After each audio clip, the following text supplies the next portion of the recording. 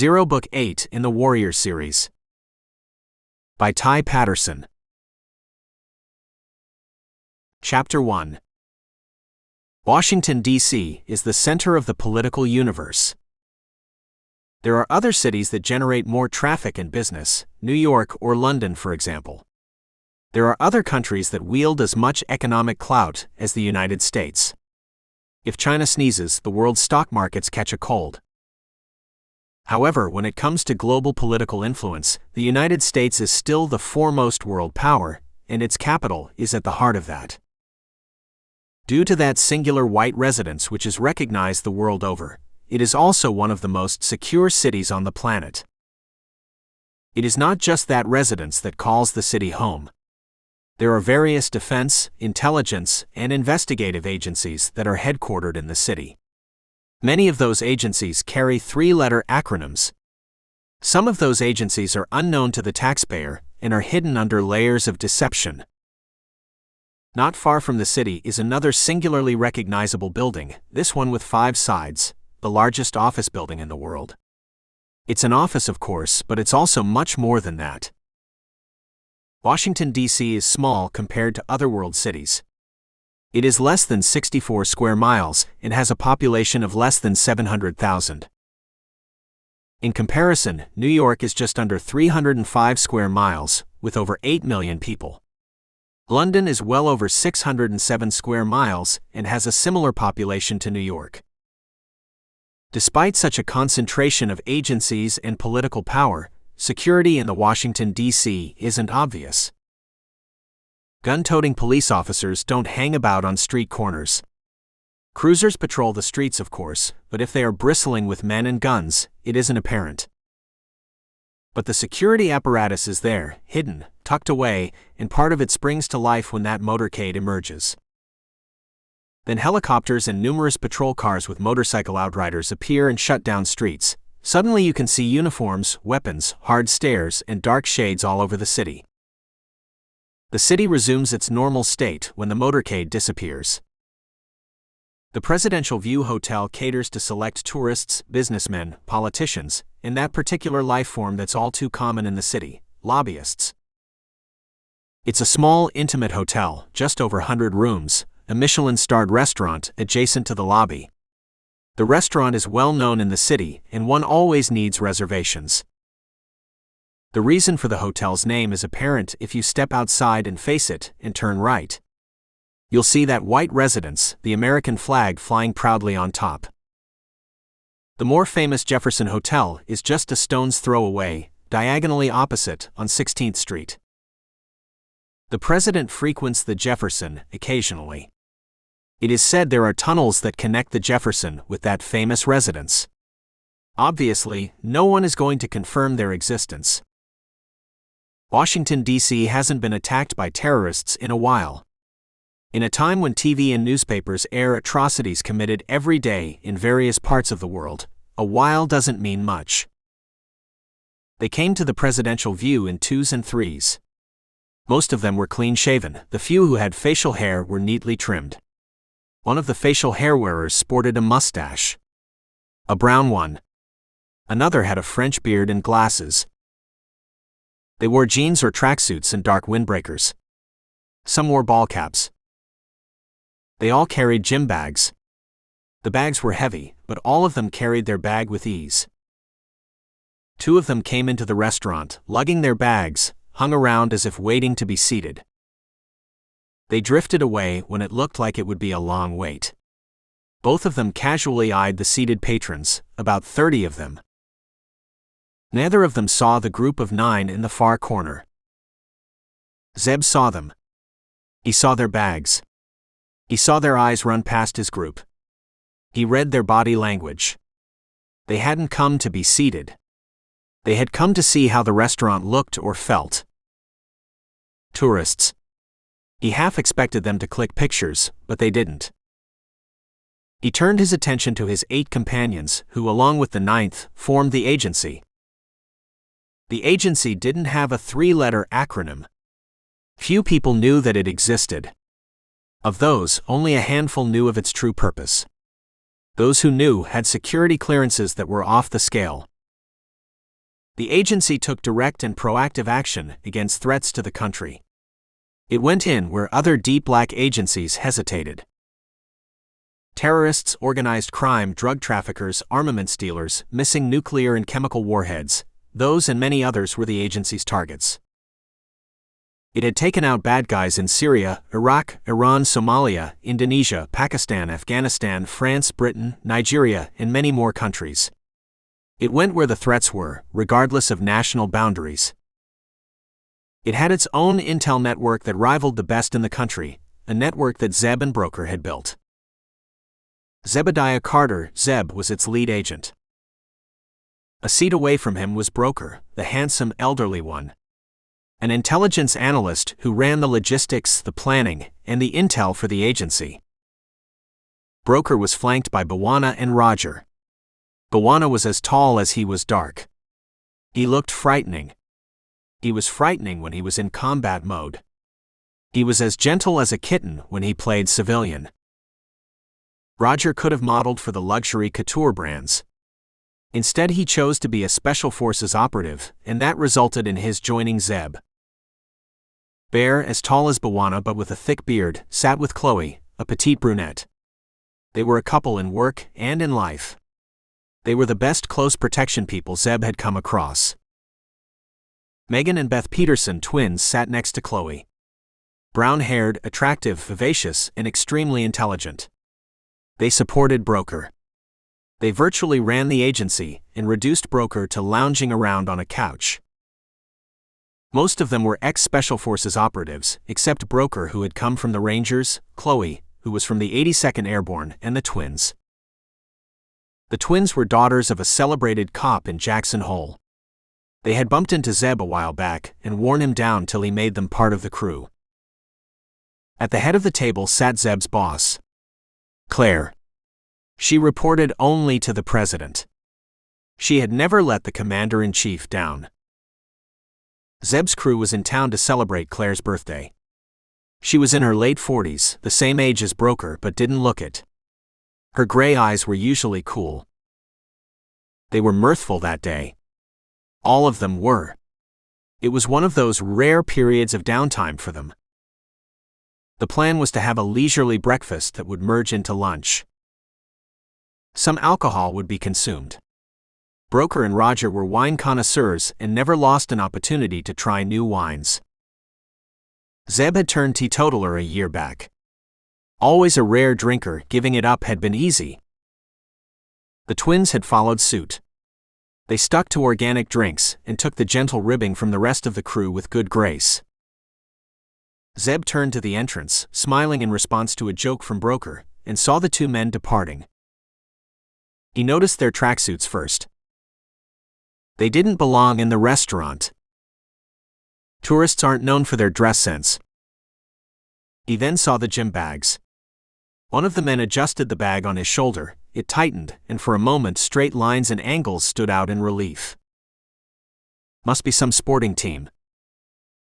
He laughed absent-mindedly at something Megan said. Sports teams don't stay in this hotel. Which kind of game requires something straight or angled? Ice hockey. Nothing going on now.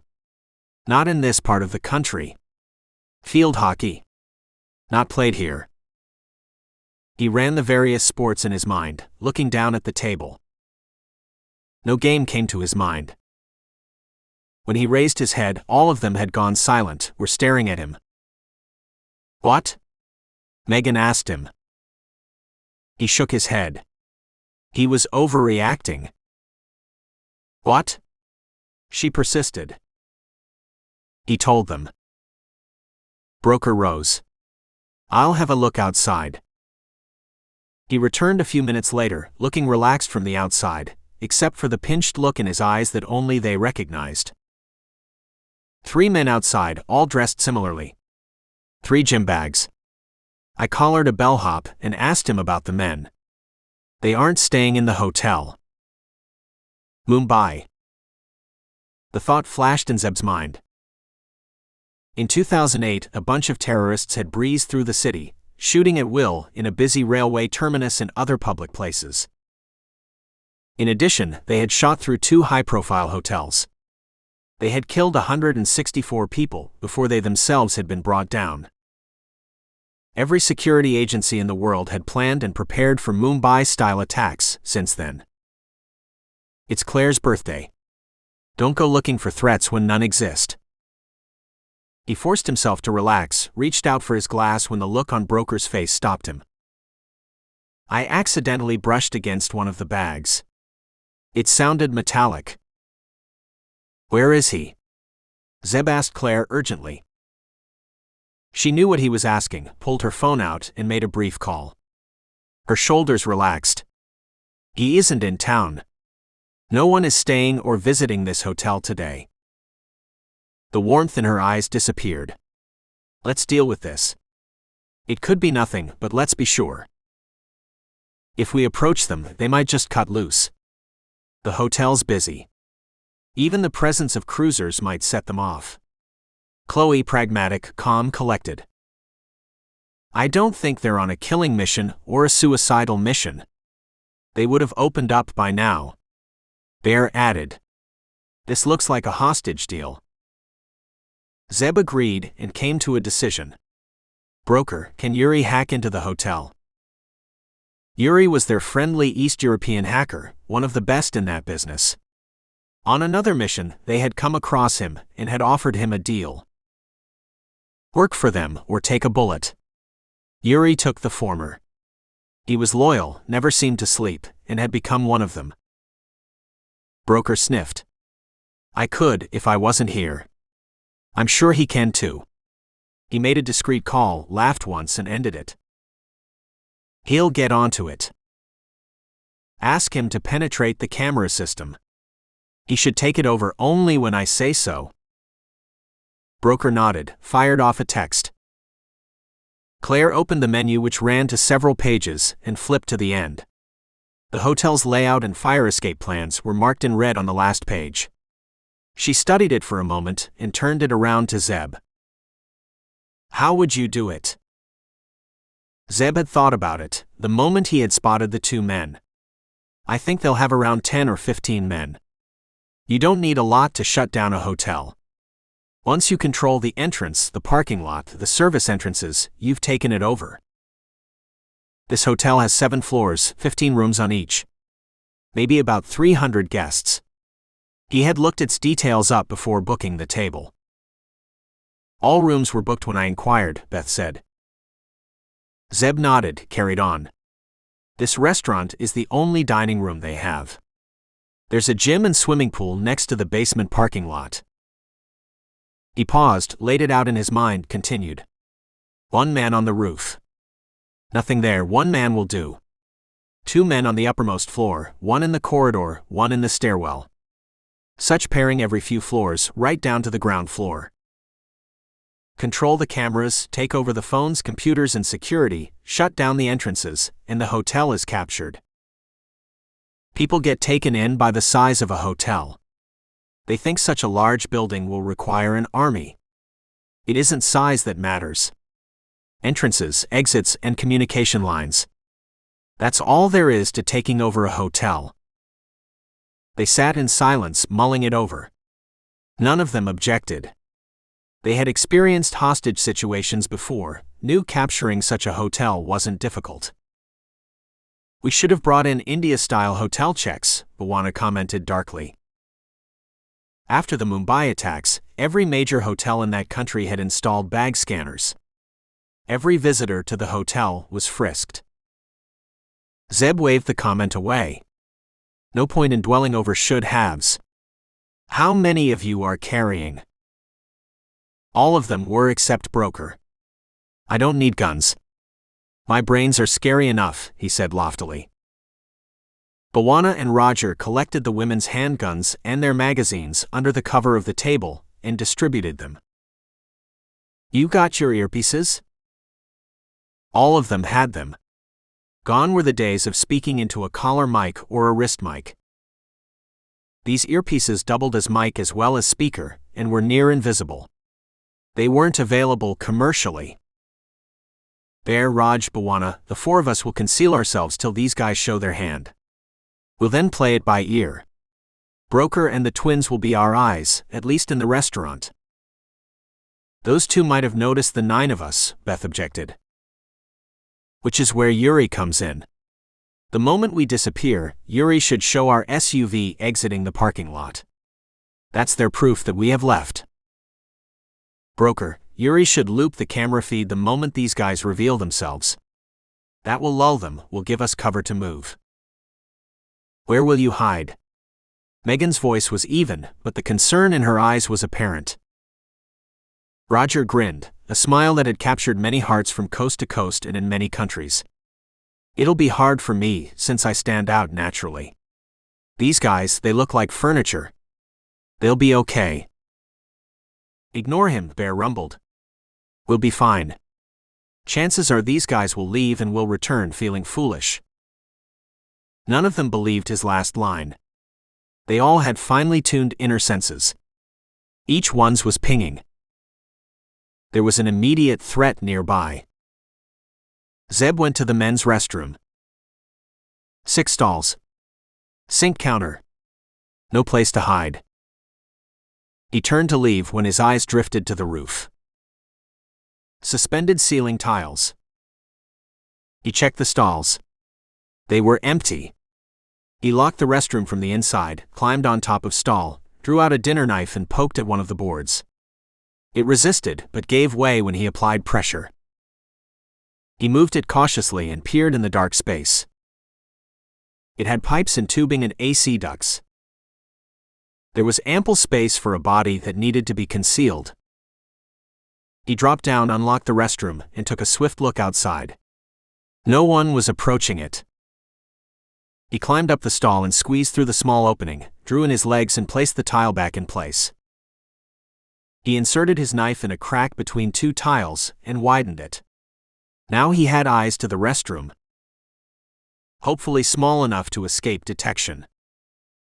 He waited. That was the easy part. He could wait for hours, days, weeks. Lie motionless for hours on end, just his eyes moving. Waiting came naturally to him and to his team. I'm in, he spoke softly. In the men's restroom. So am I, in the laundry room, on top of some kind of giant dryer. Bear. Bawana checked in. He was in a janitor's closet, perched uncomfortably on a floor-to-ceiling tool chest. The chest didn't quite reach the ceiling. Bawana had twisted himself to fit in the narrow space. They waited a while for Roger to come in, and when he did, they heard female voices in the background. Don't ask where, but my handsome self is hidden to the world. They waited. Zeb hoped the wait would be in vain, and they could resume their celebrations. Claire didn't do birthdays. The agency was her life. It was precisely for that reason that the twins had planned the surprise get-together. Minutes merged. Men entered and exited the restroom.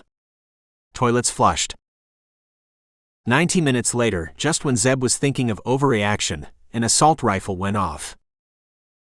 More firing followed, in different parts of the hotel. A stunned silence, and then shouting and screaming began. Rifles chattered high up in the hotel. The panicked voices died down. A burst of noise came through. From the restaurant. 2 shots sounded. More screaming, but this time it was muted, and then silence. You were right. Broker's voice was grim. Those 2 guys in the dining room, they came prepared. They lost the gym outfit and are now sporting combat trousers and black tops. They shot in the air first. Then they randomly picked 1 man and woman from the crowd and shot them. They didn't speak a single word. Just walked up and finished them. They've got control. Total control. Not a single hostage will go against them. Not here at least. Zeb knew it was unlikely other captives in the different parts of the hotel, the kitchen staff, the guests in their rooms, would offer resistance. People in a crowd behaved differently. The mob gave them courage. That courage had been stamped down brutally by the killings. There could be more dead in other parts of the hotel. The beast in Zeb came to life. It filled him. It prepared him. Unknown number of hostiles. Around 400 hostages, including guests, staff, and diners. Just 4 men to counterattack. It was 0 time. Chapter 2. They've got a jammer. My phone has no signal. Bear's voice was soft, calm even, as if he was discussing the weather. Mine's dead too, Roger checked in. So's mine. A growl. Bawana. They're professionals. You heard those rifles. They are silenced. Traffic will drown their sounds. Roger's voice came over a cracking sound. His knuckles. Zeb eased to one side and cautiously stretched out his legs. What's happening out there? They're grabbing our wallets and phones, Chloe whispered, and stopped broadcasting when one of the gunmen approached their group. Women and men are being separated. Teenagers too. Men in one corner, women in another, male teenagers in a third, female teenagers well away, Megan spoke behind Broker's back. Oh, they brought in the hotel staff. About 50 of them. The manager, waiters, cooks, cleaners, bellhops. All of them are here. They too have been separated and made to join the male and female groups. She followed Claire, Chloe, and Beth, and moved to their corner where they joined a bunch of terrified women. 3 other gunmen came inside the restaurant and shut the entrance. 5 gunmen and nearly 100 hostages in a sealed room. Broker eyed their weapons. Kalashnikovs and AR-15s. None of them is masked. That's troubling. He knew what that usually implied. He brushed it away. There was no point thinking about it. All of them average in looks. You wouldn't remember them for long. He glanced in Claire's direction and breathed out silently in relief at her imperceptible nod. She had managed to send a text message out just before wiping her phone clean. A password and a swipe activated a program that erased all data on their phones and filled it with innocuous phone numbers and messages. One of them is going through our bags. 2 are at the entrance, another is at the kitchen's entrance. That too is shut. The 5th is walking around. Beth took over from Megan, her lips barely moving. None of them has said a word. All of them look alert, competent, and dangerous.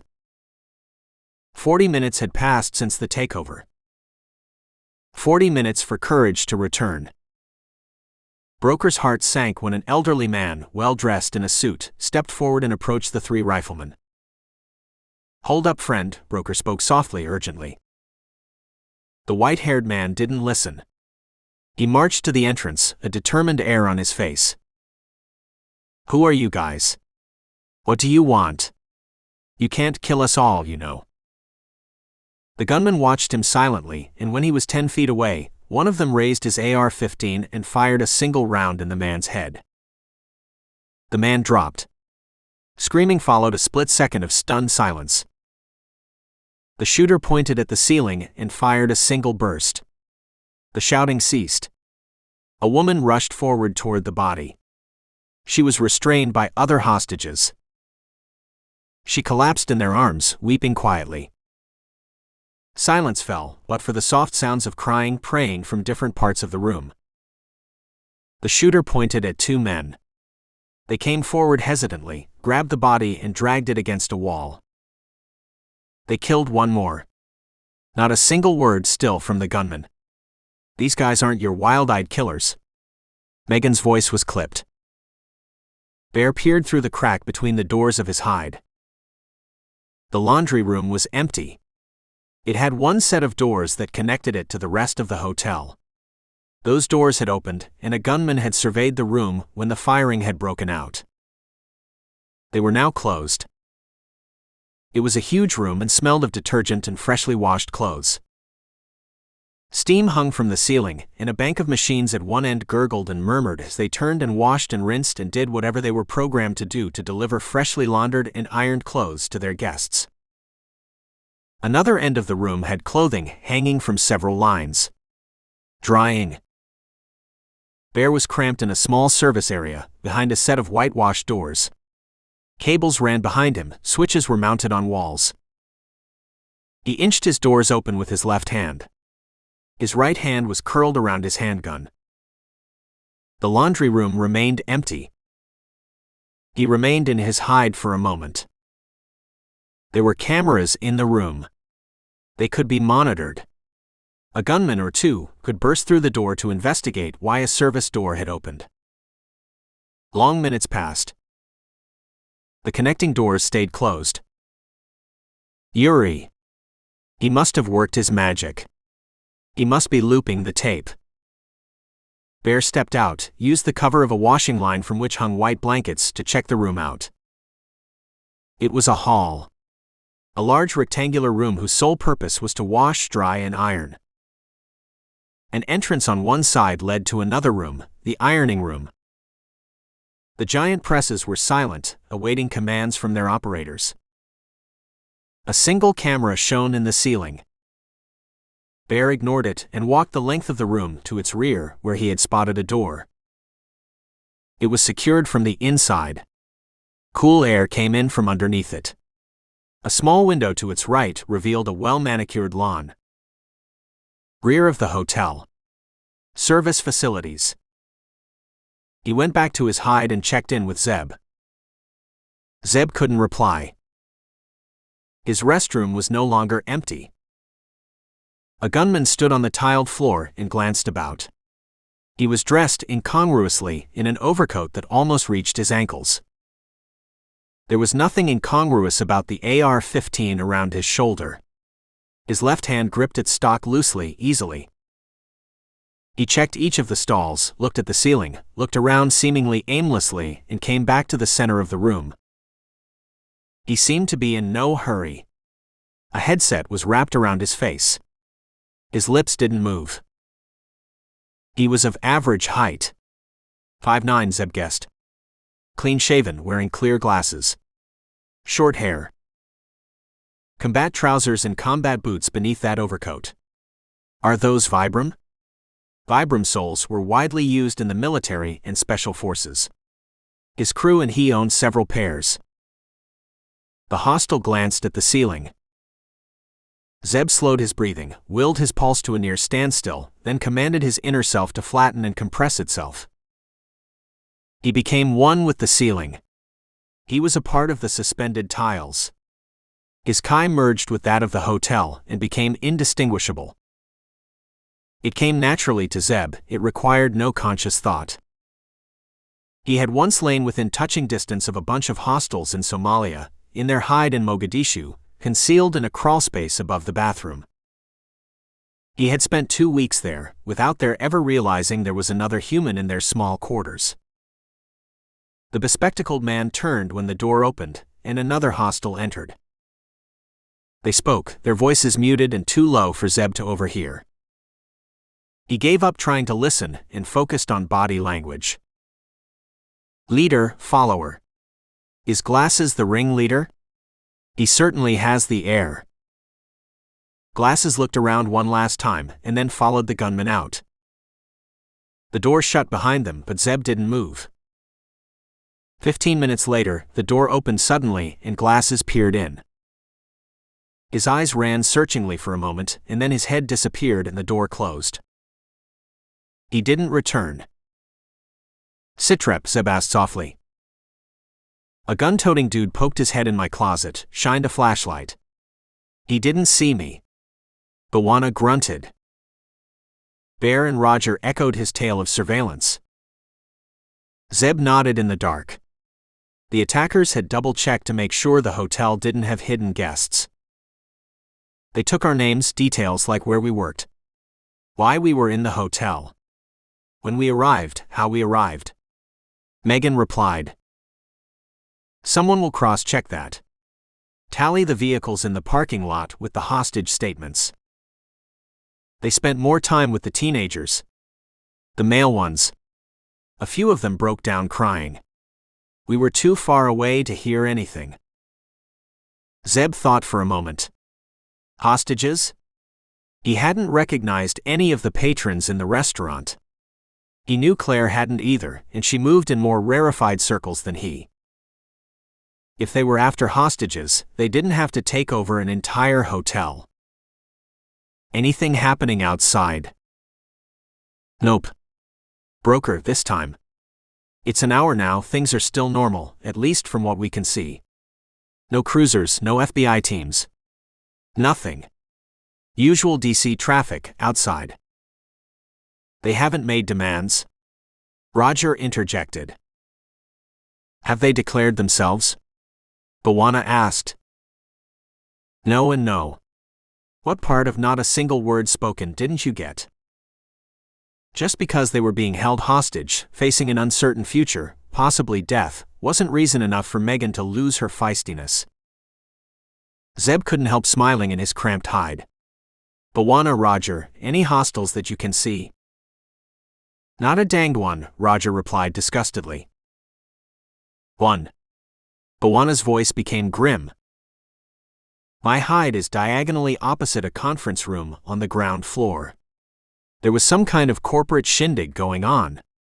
2 gunmen came in, shut it down. Sealed the room. 1 shooter remains. He paused. Zeb kept quiet, knowing there was more. Some time back he opened the door, called a woman over and manhandled her for a minute. No one said anything. They knew B'Wana well. If he had his way, the molester wouldn't be seen again, alive. Conference room could hold another 100. So 500 hostages in all. 5 gunmen in the restaurant. 2 that B'Wana's seen. 2 in the men's restroom. 9. Zeb counted silently. There will be more on the higher floors. Chloe, did your 5 leave the restaurant at any time? No. When did the 3 others join? 20 minutes after the first burst. One of those could be from the 2 gunmen I saw. B'Wana's voice was dubious. It's possible, but more likely that they have separate teams. That's how we would take over a hotel. B'Wana, can you take that guy and interrogate him? It'll be a pleasure. Broker Beth, you need to visit the restrooms and get a feel for how they are deployed. What about Raj and me? Bear's voice was almost plaintive. Wait up till Broker and Beth return. If it was us, our command post would be in the center, which would be the reception. He made his plans while waiting for Broker and Beth to make their move. They could shoot first, but I'm betting they won't. Broker can talk a mountain lion down. These gunmen shouldn't pose a problem. I hope. Broker looked across the room at Beth. I'll go first. She blinked in acknowledgement. He raised his hand casually, removed his earbud, pocketed it, and took a step forward. The 3 gunmen at the door turned in his direction. Another step. The patrolling shooter watched him. A 3rd step brought him to the center of the room. Behind him was the hostile, still going through various bags, briefcases, and purses. To his right was 1 shooter. Ahead were the 3 men guarding the entrance. Broker raised his hands. I need to visit the restroom. I can't hold back any longer. A gun barrel rose and pointed at him. Sure, you can shoot me. What'll that achieve? I'll just soil my trousers and create a stink. You could kill me. That'll get everyone restive. He was close enough now to look into the green eyes of the gunman who had shot. The eyes were flat, impenetrable. They surveyed Broker. The gunman held a hand up. Broker halted. He spoke in his headset, his eyes never leaving Broker's face. His finger was curled around the trigger. A knock sounded on the door. 3 raps, a pause, 2 more. The door opened, and another gunman entered. He was different. He wore glasses, and the 5 gunmen in the room seemed to lean toward him. Glasses conferred briefly with green eyes and approached Broker. He circled Broker once and came close. You are not scared. Why aren't you? Who are you, friend? American accent. No particular geographical influence. Native English speaker. Why should I be scared? You're not here to kill us. Glasses was amused. What makes you think that? He gestured behind his back. We have already killed. You killed for effect. If you wanted to kill us all, you could have done that quite a while ago. We could still kill you. Broker didn't answer. Who are you? Glasses asked him finally. I run an oil intelligence business in New York. I look at oil markets, analyze trends, prices, political developments, and send briefings to my clients. Glasses made a hand signal. One of his men came forward with a card. Broker's business card. It was one of the covers he used. Yuri would have taken down their consulting business website the moment Broker had messaged him. In its place, he would have inserted a bland business page. Standard operating procedure. Glasses studied the card briefly and raised his head. Broker returned his gaze. We are probably more valuable to you as hostages for whatever you plan to do. You'll get more cooperative hostages if you allow comfort breaks. You realize we'll watch you closely now. Broker nodded. Glasses signaled to another man, whispered instructions, and left the room. Two gunmen approached. One headed to the male hostages and shepherded a bunch of them to the restroom. The other kept watch. Broker joined the men, who walked slowly, darting nervous glances at the shooters. The cloakrooms were set back from a hallway that led from the restaurant, past the reception area, and disappeared down a corridor. The corridor led to guest rooms and the conference room facility. The reception area had 5 men. Glasses was in front of the desk, with a clear sight line down the corridor. 2 other men ranged near the entrance, the 4th was at the far end. A 5th was pacing in front of the reception area. That hallway will eventually lead to the kitchen, the laundry rooms, other service facilities. That's where Bear is. Funny, all 5 are wearing those overcoats. Are they concealing something beneath? Broker didn't have any more time to observe. A hand behind his back propelled him inside the restroom, where he joined the waiting line. The restroom gave the illusion of privacy. It bolstered the courage of a couple of men. They whirled around on the single gunman watching over them. They didn't complete their turn. He didn't shoot. He stepped forward and rammed his barrel in the first man's midriff. The man collapsed forward in a grunt. The gunman stepped back smoothly, turned his gun around and hit the second man in the head as if it were a baseball. The second man crumpled without a sound. There was a stunned silence in the restroom, the rest of the men looking at the bodies on the floor and back at the gunman. He returned their looks impassively, and when he gestured with his barrel, the hostages turned to the stalls. The male hostages returned to the restaurant, half dragging the 2 men. Another gunman stepped forward, corralled the women and led them away. Broker looked around casually. No one was paying attention to him. He described the men in the central lobby and what had gone down in the restroom. Beth, back from her visit, described what she had seen. She hadn't noticed anything different.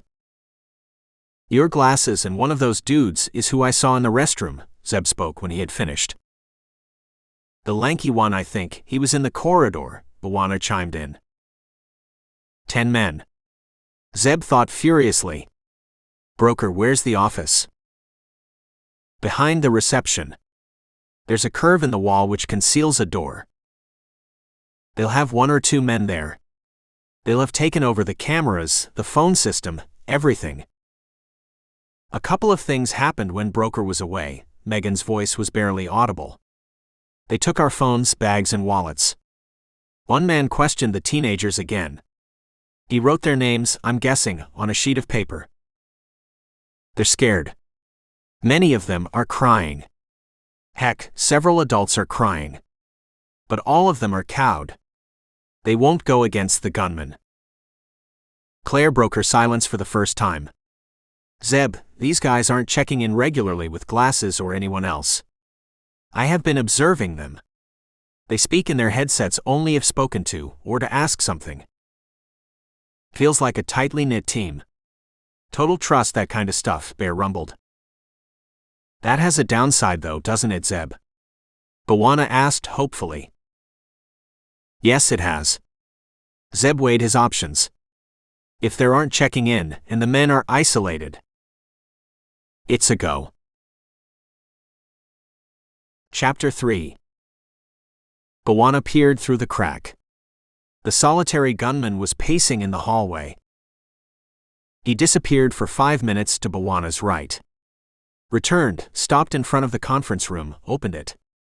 Peered in for a few seconds, and then disappeared to his left. He was alert. He never spoke in his headset. Not when in B'Wana's sight. He's got his AR-15 handgun and a thigh-holstered knife. Spare mags in those trousers pockets, I'll bet. All I have is my Glock and a spare handgun. It's enough. The hostile would be most distracted when he had his head inside the conference room. If I take him then, there's no knowing how the hostages will react. Better when he's turning around. He timed the gunman's moves. Return from the left. Pause in front of the conference room. Listen. Move down the hallway. He should have been less predictable. B'Wana waited for one circuit to be completed. The shooter had disappeared to his right on his next circuit when a thought struck him. That hallway leads to the central lobby. Anyone standing there has a clear sightline. He let another circuit complete, and for the man to disappear from his sight, to his right. B'Wana dropped to the floor and cracked open the door wider. The hallway was empty but for the lone gunman. In the far distance, the central lobby was unoccupied. He rose silently, shut the door and waited. The gunman returned. He opened the conference room door. Peered in. Shut it. Turned. B'Wana struck. He was a blur of motion. Ebony-colored speed and silent fury that hurled from the now wide-open closet. One hand went around the gunman's head and jammed his mouth shut. Another hand grabbed his throat and squeezed. One moment the gunman was on his vigil. The next he was slumped on the floor in a cramped closet, a large black man looming over him. His eyes grew wide. His mouth opened. B'Wana stuffed a wad of cloth down his throat and thrust a knee on his chest. The man gagged. B'Wana eased. You shout, you die. You talk, you live. Maybe. Bear watched through a window for a long while. No gunman came his way. Why should they? They have camera control. The cameras show nothing out of the ordinary. The hallway from the laundry room wended through the unseen parts of the hotel, linking to several utility rooms, offices, branching out to the kitchen, a staff room, generator room, and several others. Bear checked each one out. They were all empty. Beth said all staff have been taken to the restaurant. The last room he checked was the kitchen. It was enormous. It gleamed of white tile and stainless steel. Food lay on counters in various stages of preparation. Gas burners flamed, heating empty air. Bear looked around, spotted a hallway, and followed it. It led to an enormous store and freezer. The store smelled of raw vegetables. The freezer smelled of meat. The freezer didn't have meat alone. 5 bodies were hidden under strips and chunks of raw meat. Each body had a single hole in the head. The bodies were aproned, in the universal uniform of chefs. Bear snapped their pictures with his phone and notified the others. 5 dead. Possibly cooks. Zeb finally responded. Search the rest of the kitchen. Bear searched. There was nothing to be found. Nothing that wasn't out of place. I'm going up. I'm joining you, Roger replied. Up was the rest of hotel, where they figured there would be more men. Zeb came on. Go down first. Secure the basement and the gym. Bear paused. An elevator ran down to the basement parking lot and the gym. Elevators were out of the question. Roger read his silence. There should be a flight of stairs. The same stairs that go up should go down. Broker spoke heavily. They don't. There is a flight of stairs, but they are behind the office. Access is impossible. The gunmen are thick on the ground around there. Bawana broke the silence. My guy spilled. Glasses is indeed the ringleader. He is a merc. There are 18 of them spread out across the hotel. There's one in the basement, one on the roof. A couple on the 7th, and 2 more on the lower floors. He doesn't know how they are spread out in the lobby and the restaurant. They are all mercenaries and killers. Glasses is tight with a bunch of 4 other men. The 5 are like a core team. The 5 with the overcoats, Beth muffled her words in a cough. That's right. We have a problem though. They waited for him to continue. My guy doesn't know anything about the plan. He doesn't know why they are here. He has no idea of how they'll exit. All that info is with the core team. His job is just to follow orders. All he knows is that exit is in the next 45 minutes. Once Glasses orders evac, he is to bring out all the hostages from the conference room to the central lobby. To be executed. Zeb queried. He doesn't know. He confirmed there is no check-in routine. No special code for the guys to communicate with. They wait for orders from Glasses and act accordingly. That's it. That's all this dude knows? Megan couldn't hide her incredulity. Yeah. He's worked with Glasses before. Glasses has always been good to him. That's why he signed up. He has a name? Who Glasses is? Where he's from? Broker this time. The guys are a mixed bunch. Glasses is American. My dude is Colombian. Ramon Bora.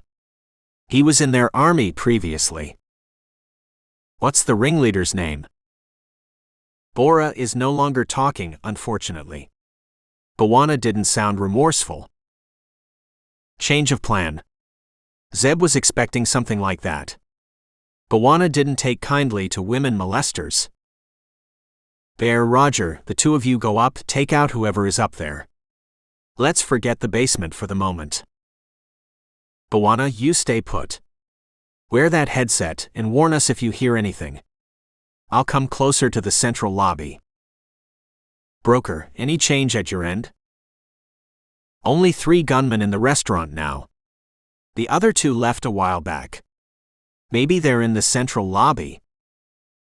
They've pulled down the drapes here, Chloe added. We can't see the street now. However, there doesn't seem to be any change outside.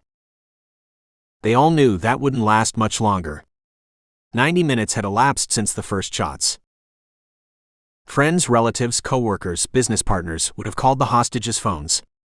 They would keep trying. Someone would raise an alarm. Once that happened, only Glasses and his core team knew what would happen. We have 45 minutes. Let's make the most of it. Zeb signed off grimly.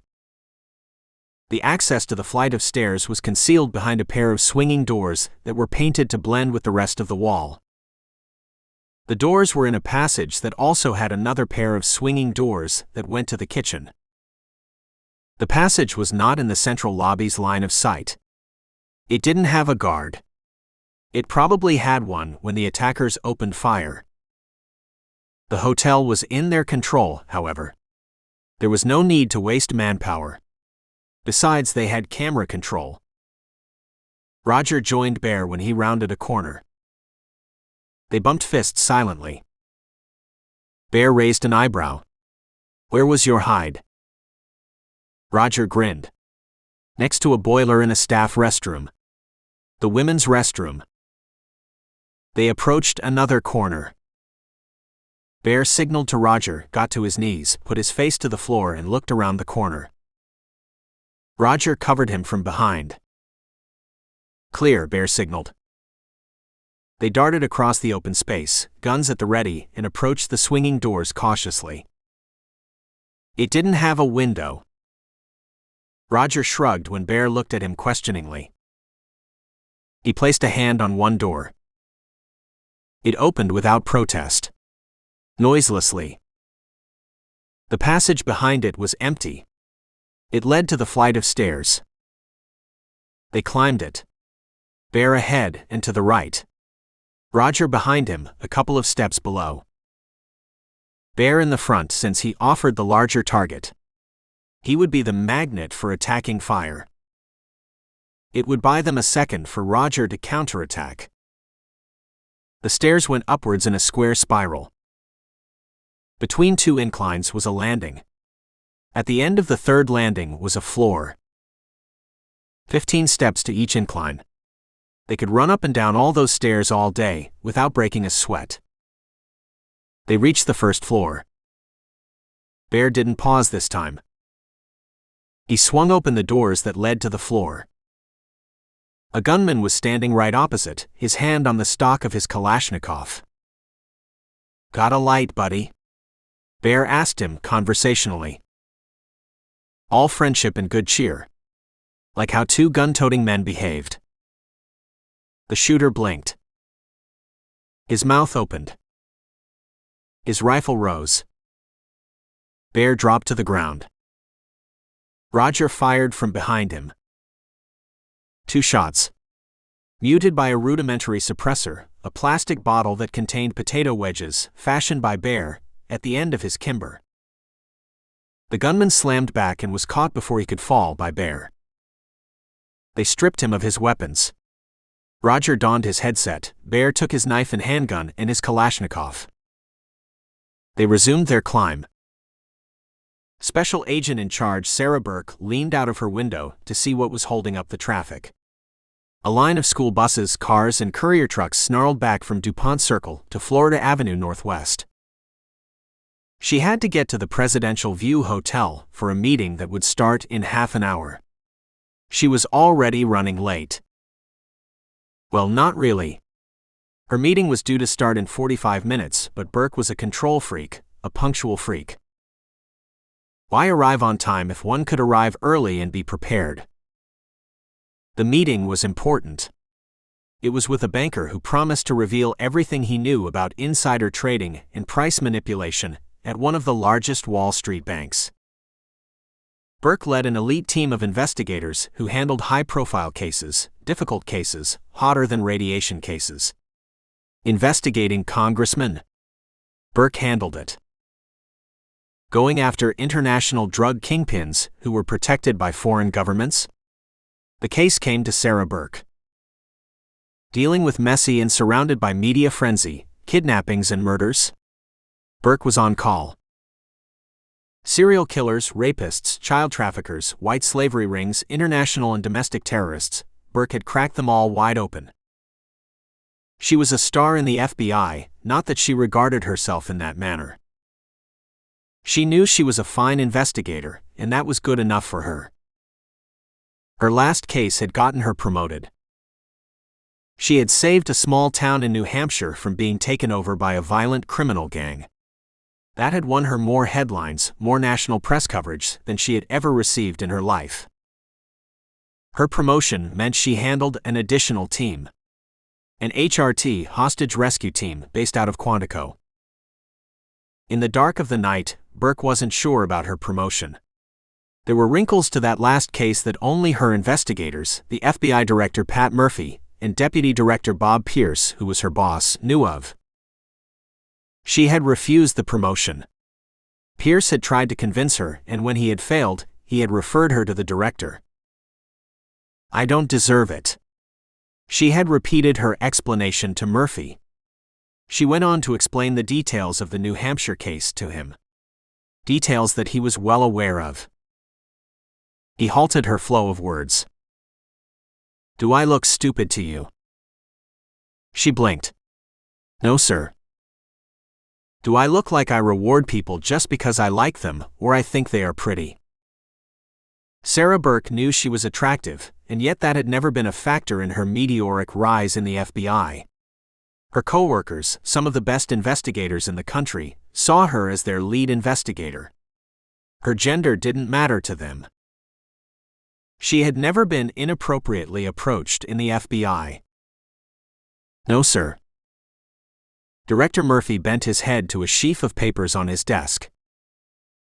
The interview was over. Burke accepted the promotion, smiled gracefully at the good wishes showered on her, met her HRT crew and bonded with them. The line ahead cleared, and she jammed the pedal before any other vehicle rushed into the gap. Finally, she circled the Presidential View Hotel twice, frowning heavily, when she saw the entrance to the parking lot was closed. In fact, the hotel's grand entrance itself was shut. Something she hadn't seen before. She parked illegally, near a fire hydrant, placed her FBI card on the dash and exited. It wouldn't save her from a ticket, meter maids ruled the world, but she could try. She approached the hotel and tried the door. It didn't yield. She searched for a buzzer. There wasn't one. Such hotels didn't have buzzers. They had doormen. The doorman was absent. In fact, there was not a single person in front of or around the hotel. She called out, feeling foolish. No one responded. She looked to her left, to her right, and stepped gingerly onto the neat lawn to her left and approached a large window. It was curtained, and she couldn't see through it. She banged on it. Nada. Frustrated, she pulled out her phone and called Mark Kowalski. Kowalski was in her investigative crew. He was her mentee. He was bright. He was sharp. He had an irreverent sense of humor. "Yo, boss. You need the traffic cleared?" She gritted her teeth. "I need the number of the Presidential View Hotel." Something in her voice stopped him from further banter. She heard keys clicking. He recited a number a second later. She tried the number. It was dead. Her radar started tingling. If she strained her neck, she knew she would see the flag on that white building in the immediate distance. A hotel as prominently located as this didn't shut down in the middle of the tourist season. She continued left, round the hotel, as far as she could go. No clues. She crossed the entrance path and went to the right. More large windows. More drapes. She banged them again. She peered through one window. She saw her own reflection. She went to the next and then the third. She jumped back, startled when she saw the face. It was a woman's face. It was tear-streaked. Her lips were moving, but Burke couldn't hear through the thick glass. She recognized the expression on her face, though. It was one she had seen thousands of times. It was blind panic. Her phone appeared in her hand as if by magic. Kowalski's number came up. Hostages at the Presidential View Hotel. Roll out the HRT. Chapter 4. 25 minutes had passed since Bear and Roger had taken out the hostel on the first floor. The airwaves were clear. No one had spoken over the dead men's earpieces. 20 minutes left. Bear and Roger upped their speed without conscious thought. The second floor was empty. So was the third. A gunman was climbing down when they turned a corner. This one was more alert. His eyes sharpened. The momentary puzzlement in his eyes fled when he didn't recognize them. His AR-15 rose smoothly. His finger curled and depressed the trigger. It slackened and the rifle slipped when Bear's throw buried a dinner knife in his throat. Roger grabbed him before he could fall, ripped the headset from his face, and stuffed a wad of cloth in his mouth. He hunched down to question him, but it was too late. Bear's knife had been straight and true.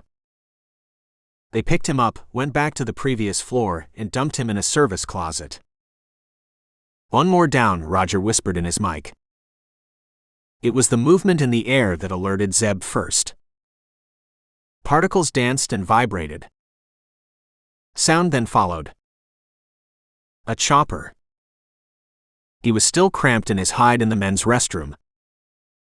The plan was for Bear and Roger to clear the upper floors and return to the central lobby. The two of them, along with Zeb and Bwana, would then take on the gunmen in the central lobby. It wasn't much of a plan. It was the only one they had. The sound grew louder, and then other sounds drowned it out. Sirens. "The cavalry has arrived," Beth and Broker said simultaneously. "What's happening?" "Keep talking." Zeb made a snap decision. The arrival of the police would distract the gunman, however briefly. He looked down one last time through the pinhole, slid back the tile he was on and jumped down. 1 second to allow circulation to return. Another second to cautiously open the door and survey the hallway. It was empty. It wasn't quiet. It felt like a crowd had gathered outside the hotel. He heard bullhorns. He couldn't make out words. The hotel seemed to tremble in anticipation. 3 men left with us. Everyone else in the central lobby. Restaurant locked from inside. Beth. Sharp, short sentences. 1 man to the right, watching the men and women, another to the left, watching the teenagers' groups, the third at the door. "Can you take them out?" A louder voice came from outside. Megan's voice came breathless. "Yeah, we can." The 3 were distracted for a second. I ran across the room and joined the younger women. Chloe and Beth have edged closer to the door. Broker is not far from the third gunman. Attack only when they are distracted. Don't approach them. Use a chair, plate, dinner knife, whatever is at hand. Hurl those at them. Plan what you're going to use. Memorize the steps. And then execute. Zeb warned them. "Yeah, got it." "We've been through this before, Zeb," Megan replied softly and patiently. They had. There had been a couple of missions where they had overpowered their attackers in precisely the same manner. They perfected their moves during training with SEAL teams, Delta teams, and other elite special forces groups. Zeb knew his crew were ready. He also knew they didn't need to be told of the danger. Taking on experienced gunmen while unarmed usually ended badly. But his crew weren't usual. "We can take them out. Give us the word. Quit acting like an old woman." Chloe's voice was tinged with humor.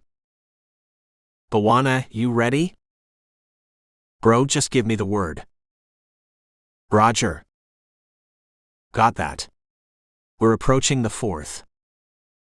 A voice came over the gunmen's headsets, and with that, events changed. "Prepare for evac. Round up all the residents. Send them down." Bear, Roger, and Bwana heard acknowledging grunts in their headsets. They grunted in unison. Bear relayed the order over their headsets. They digested it for a second, then Beth continued her commentary. "They're bunching us together. We still have our positions. These 3 guys look uneasy. But still competent." Roger queried. "Zeb, what do we do with that order?" "Perhaps the plan is to flood the ground floor with residents. Use numbers to negotiate. Or even a mass execution on live TV, and then start with their demands." Move people down from the fourth to the first. Seal them inside the first floor. Ask them to use the stairs. Those who can't walk, ask them to stay in their rooms. Another thought came to him. Bear, Roger, one of you go to the fifth floor. Seal that door so that no one can enter or exit. Won't the dudes then know something's wrong? They'll find out sooner or later. We've to prevent the higher-up gunmen from entering the fifth. What about the residents on the higher floors? Summon all the elevators to the fourth. Jam them open. Gotcha. Roger looked at Bear critically, at his beard, his bushy brows and his thick, unruly hair. I'll go to the rooms, he declared. Looks matter. They'll take you for a thug. We don't want any elderly people having a stroke from seeing you. Bear grinned silently in acknowledgement. 15 rooms on the floor. He called the elevators and when they arrived, used fire extinguishers to rig them to stay open. He then sprinted down the hallway, knocked on each door, and when heads popped out, he used his command voice. Listen up, folks. I'm the good guy. We're dealing with those gunmen. However, for your safety, you need to move downstairs. To the first floor. A babble of voices broke out. Someone cried out in relief. Roger silenced them with a raised hand. We've no time to discuss this. Those who can't move, please stay in your rooms and emerge only when the cops announce themselves.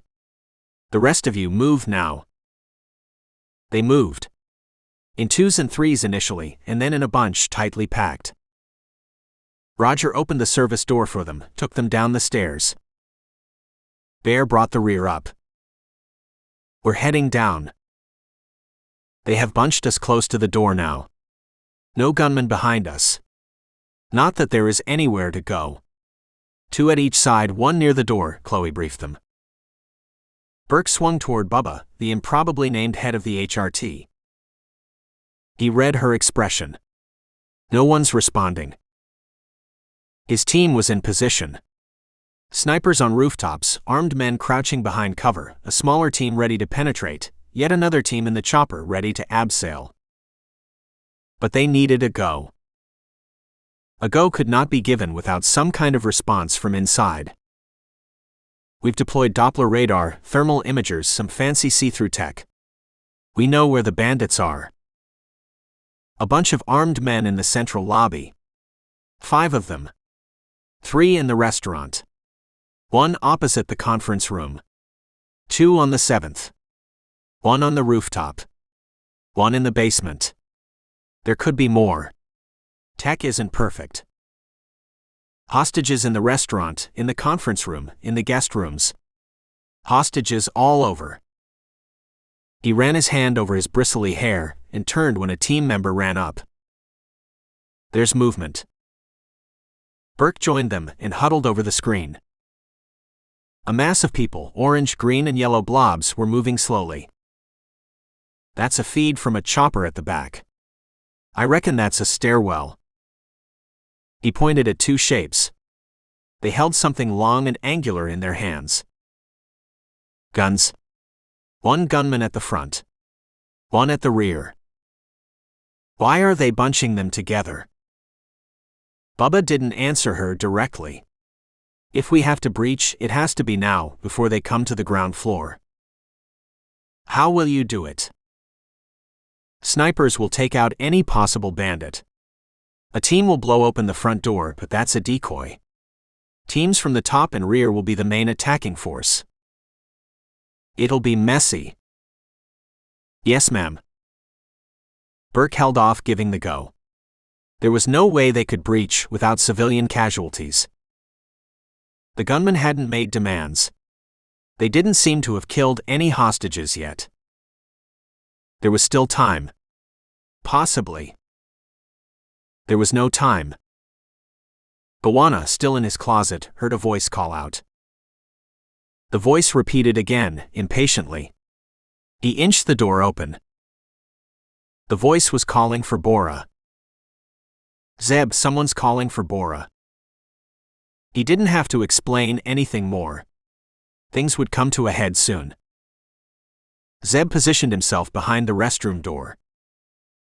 He wouldn't be in the line of sight of anyone who opened it. Bear, Roger, where are you? Nearly there. Hostages are on the first. We've sealed it. He heard a clatter and a curse. We're on the bottom landing. Bora. Where are you? The voice yelled.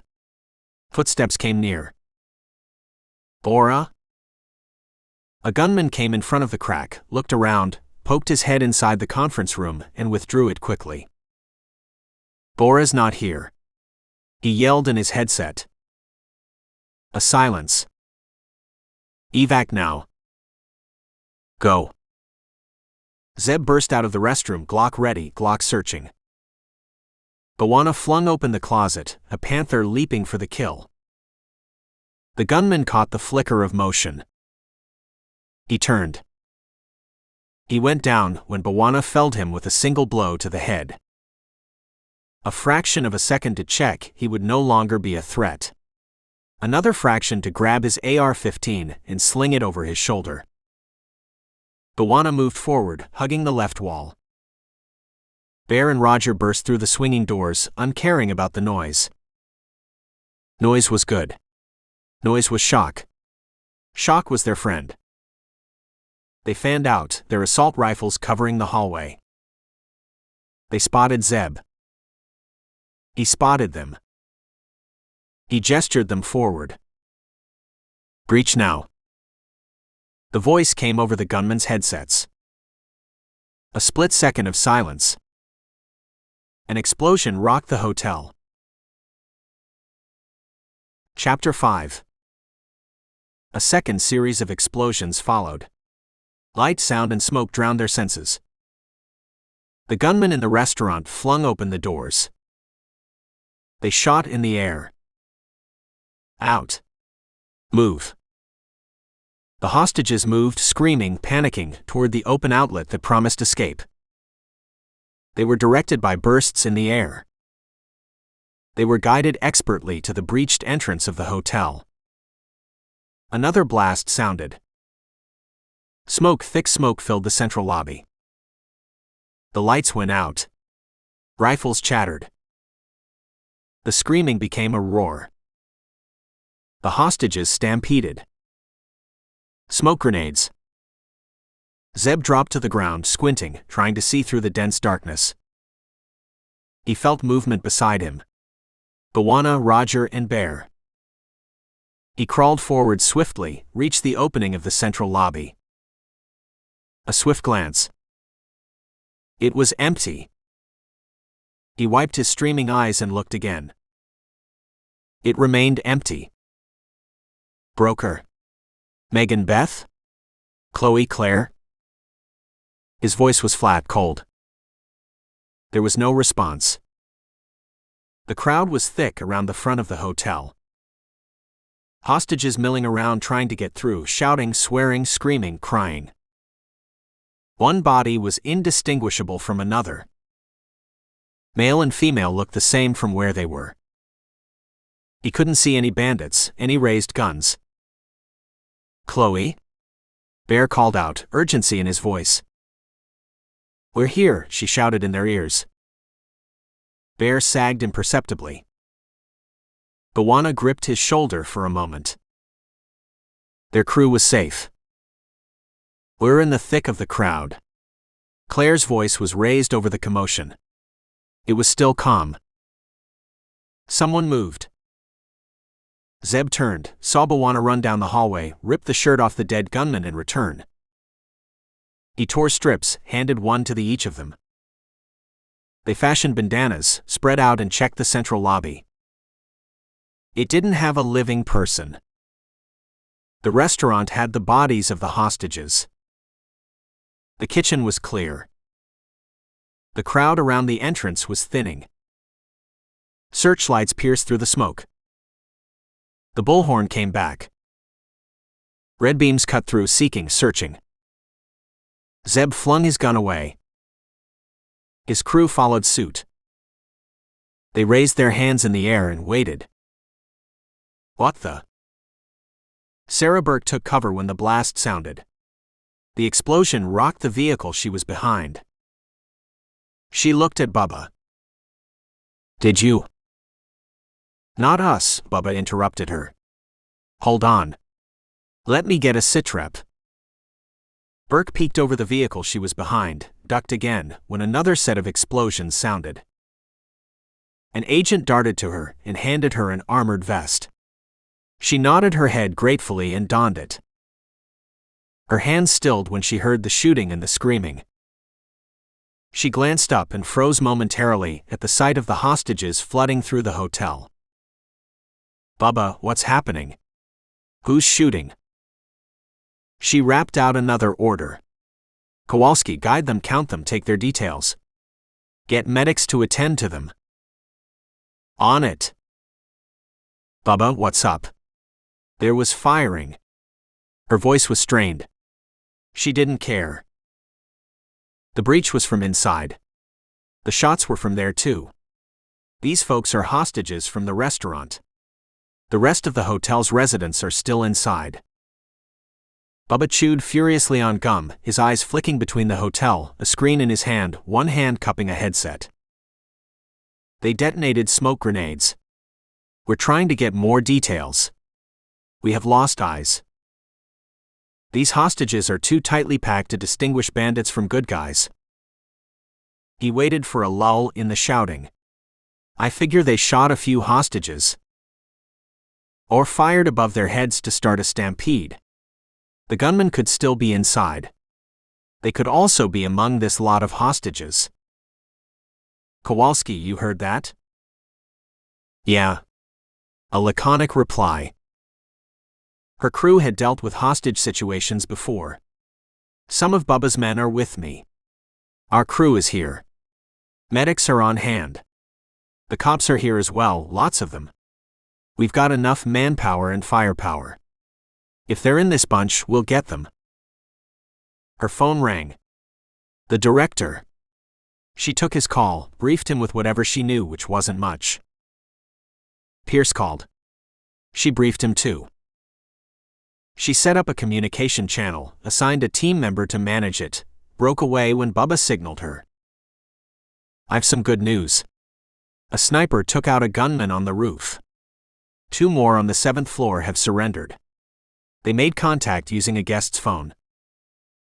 Smoke's clearing. We are getting sight back now.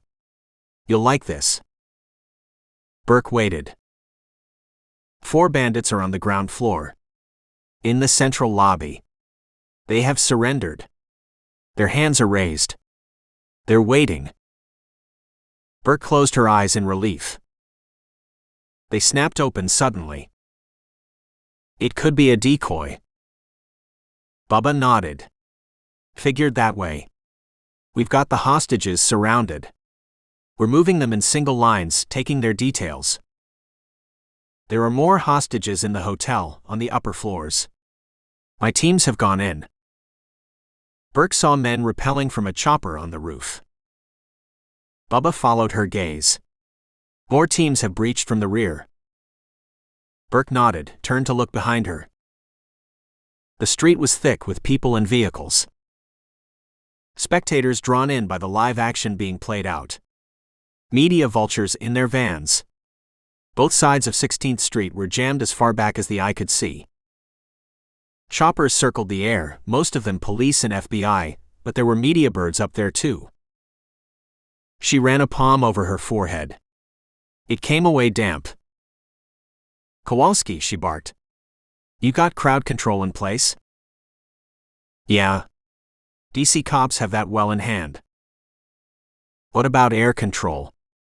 We don't want those birds running into one another. That too. Kowalski got back. It wouldn't be bad though, if those media birds tangled. A commotion caught her eye. A group of hostages milling around a cop. Gesticulating, arguing. What's happening there? Kowalski ran toward the scene. A bullhorn came on, dragging her attention back to the hotel. Bubba, ordering the men in the hotel to walk out slowly. He moved to get a better line of vision, spoke in his headset. "You got them in your sights?" He nodded unconsciously at the reply. "Shoot them in the legs if they make a wrong move." His voice sharpened. "What's that?" "7th is secure." "Great. Sweep each floor." He listened for a long while and then nodded. "Keep checking." His face was grim, his jaw hard. "What?" "We found bodies. Both hostages and gunmen." Before Burke could reply, the gunmen from inside the hotel appeared. They were masked, strips of cloth crudely covering their face. 4 of them. A surge of electricity went through everyone. The crowd seemed to move forward involuntarily. The 4 men were surrounded by cops and disappeared from her view. Burke motioned for Kowalski to join her, skirted FBI agents, vehicles, cops, and neared the 4 hostiles. They were standing in the cover of an armored FBI vehicle, away from the gaze of prying eyes and cameras. Their ease struck her. There were guns pointing at them. Their faces had been captured by the world's media, even if they were masked. DC cops and FBI agents surrounded them, but the 4 men stood casually, their hands still in the air. 3 men visible. The 4th is behind that giant. The giant was a black man with close-cropped hair, muscles bulging beneath the top he wore. Next to him was an equally tall man, thickly bearded, with the same kind of muscular build.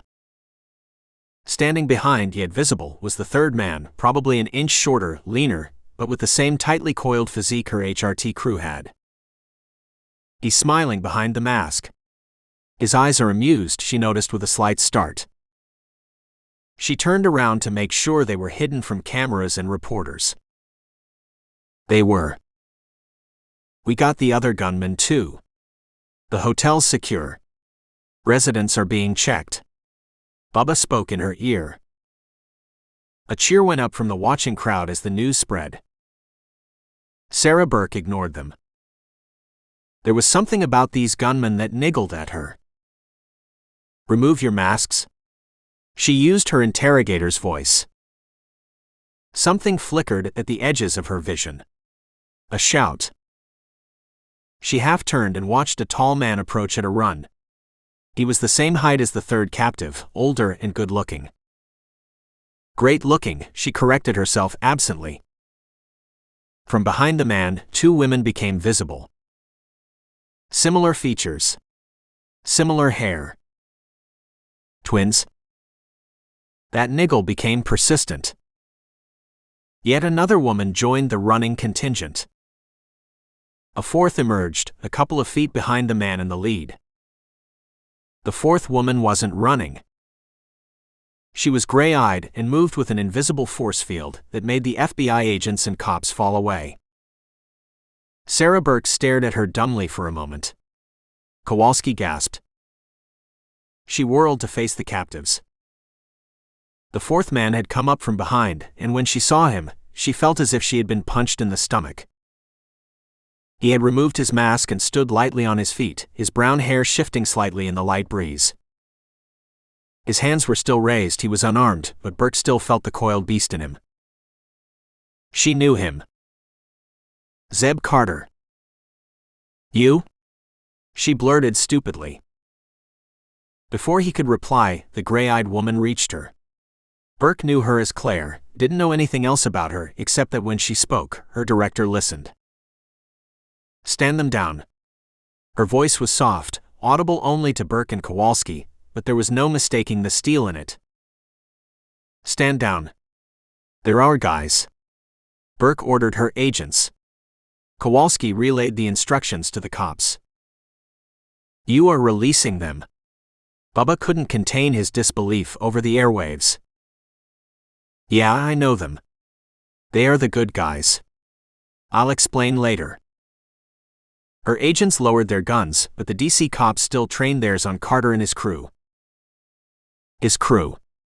Who else could they be? Who else would have that indifferent air of silent menace?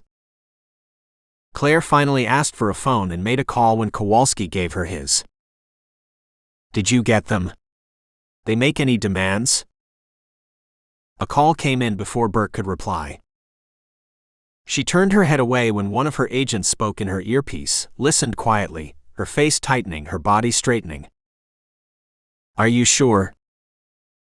Yeah. It isn't looking good. The usual politics of interagency finger-pointing has started, but luckily we weren't responsible for it. Any others? We're still tallying that up. It's a madhouse out here. Burke, gazing at the scene, agreed. There were close to 1,000 people packing in a tight square on 16th Street. Hostages, cops, FBI agents, medics, Secret Service, they had turned up too. Choppers flying low, bullhorns going off every now and then. On top of that were the media scrum and the spectators, held back by a cordon of police, but loud and vociferous with their demands. You know what to do. Double-check and come back to me. Yeah. She ended the call, jerked her head to a vehicle which was outfitted as an office, and strode toward it. Carter and his team followed her. She crossed her arms, leaned against a desk and glared at Carter once Kowalski had shut the door. Care to tell me what's going on? Carter told her in brief sentences, not a word wasted.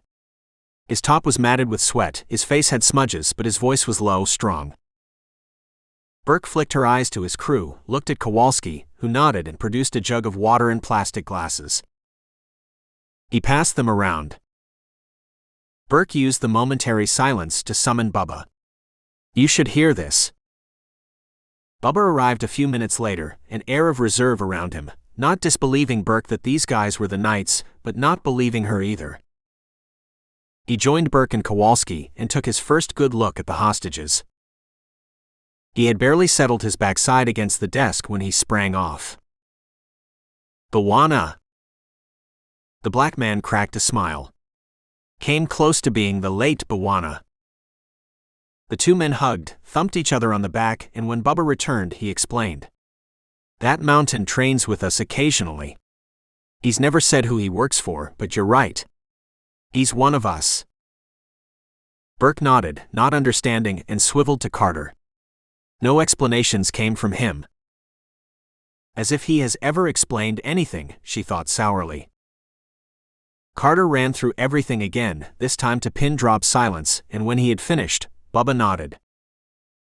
There were 18 gunmen in all. Your tally of those dead matches what my teams found. We found the bodies of the hostages in the same places you mentioned.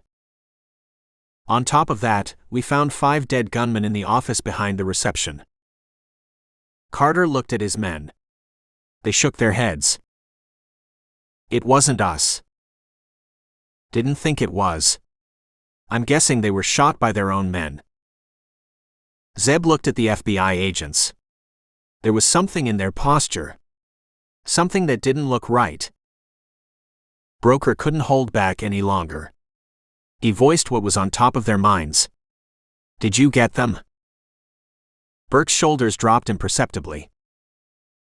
We got 3 who surrendered. They are the only ones we have in custody. Her lips thinned. We have reports of 5 cops helping the hostages, directing them. Of course. He waited for her to speak, knowing where this was going.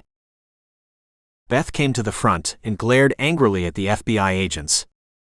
Only they weren't cops, were they? No. They disappeared in the confusion. We have raised an alert, every cop is on the lookout. You don't have any descriptions, however, and with all that's going on out there, Beth waved a hand, you don't know how they escaped. Burke inclined her head. Have they made any demands? Are all hostages accounted for? No demands were made. In fact, they didn't make any contact at all. We are tallying the hostages up still. An expression flitted over her face and disappeared just as fast. She briefed them on how she had discovered the hostage situation. We are the lead agency on this, but we'll work with the DC cops and other investigative agencies. Our role, Zeb began. We'll be covered up, Burke interjected. Luckily, your faces were covered, and your team were part of the hostages. We will have to explain the four of you, however. The media pressure on this will be hyper. Give them the truth. As near as you can, Claire's eyes were amused. That these four were do-gooders, who saw an opportunity to take down the hostages. They were army buddies, who happened to be dining in the restaurant when the takedown happened. Burke frowned. The vultures will want to know their details. Who they are, where they are from, where they served. With respect, ma'am, this is the biggest story on the planet for the media. A hostage situation minutes from the White House. Ex-army guys trying to take out the gunman. They'll lap it up and want more. Much more. Leave that to me. Claire smiled briefly. Bubba frowned as he looked at the two women. You can do that? Just who are you, ma'am, and who are these guys? He looked accusingly at Bwana. You left a lot untold, buddy. Claire's smile became a laugh. Ask Pat. Kowalski took pity on Bubba. We came across Claire and Mr. Carter on a previous investigation. That feeling of frustration you feel. We've both felt it. And if you find out anything about them, please tell us, Bubba, because we don't have a fricking clue, Kowalski said dryly. Conversation died down as they waited for Burke to finish a call. She straightened, asked a question, answered in syllables, and when she faced them, Zeb knew. This is it. This was the gunman's game plan all along. Burke's face was pale. She moistened her lips, and at the second attempt, words flowed. They have got the Veep's son. Chapter 6. How did this happen? Deputy Director Bob Pierce asked for the umpteenth time, his face red, his voice raw with anger. No one replied to him. Pierce was venting. Replies weren't required. They were gathered in a large conference room in the FBI's Hoover building. FBI, NSA, Metropolitan Police, several other agencies were gathered in it. Claire sat quietly at the table, behind her ranged Zeb, Broker, and the others. The meeting was chaired by Sarah Burke and had been immediately convened after confirmation that James Barlow, 15-year-old son, the only child of Vice President Terry Barlow, was missing. He was not the only hostage unaccounted for. Along with him was Sean Fairman, his close friend and school classmate of the same age. All other hostages were accounted for, as were the hotel staff. The hotel had 480 people, including staff, residents, visitors, and restaurant customers. 18 hostels took the total to 498. 491 were accounted for. Burke had swung into immediate action. She had arranged for photographs of the two boys to be circulated to all law enforcement authorities. Electronic sketches of the gunman were circulated, created after a hasty briefing with Zeb's team and other hostages. Dulles and Ronald Reagan airports, as well as all other airfields in and around Washington, D.C., were locked down. Bus terminals, taxi companies, and car rental agencies were shut too. Checkpoints were set up in the city to slow down and inspect traffic. So far, there were no reports of the seven. The inevitable turf wars for lead agency status ensued, but were put out swiftly by Director Murphy. Kidnapping was a federal crime. This was no ordinary kidnapping. The FBI would lead the investigation, Burke the point person. After furious consultations with various agencies and a hushed call with the White House, Director Pat Murphy had arranged a press conference and had gone public with the news. The media went into frenzy. It became furious. It turned hostile. The highest profile kidnapping in the history of the country. A siege, explosions and gunfights a stone's throw from the White House. All this, and the FBI didn't have much to go on. The Secret Service was criticized. How was it that James Barlow and his friend were unaccompanied? How was it that their whereabouts weren't known to anyone? Murphy explained that the kidnappers had used mobile jammers. that Barlow had evaded his protection team. His emails and text messages revealed that he and his friend had planned this for a while. James Barlow had wanted to spend some normal time. The media was sympathetic to the second family, but was ruthless toward the law enforcement agencies. It ripped, chewed, tore, and raged at Director Murphy. Director Murphy received his bruising with equanimity. It came with the territory. He knew the Secret Service would be investigated. James Barlow's protection detail was already suspended, pending an investigation. His own agency, the Metropolitan Police, other law enforcement agencies, would be held to account. All that would happen in the background. Finding the missing boys was the immediate focus.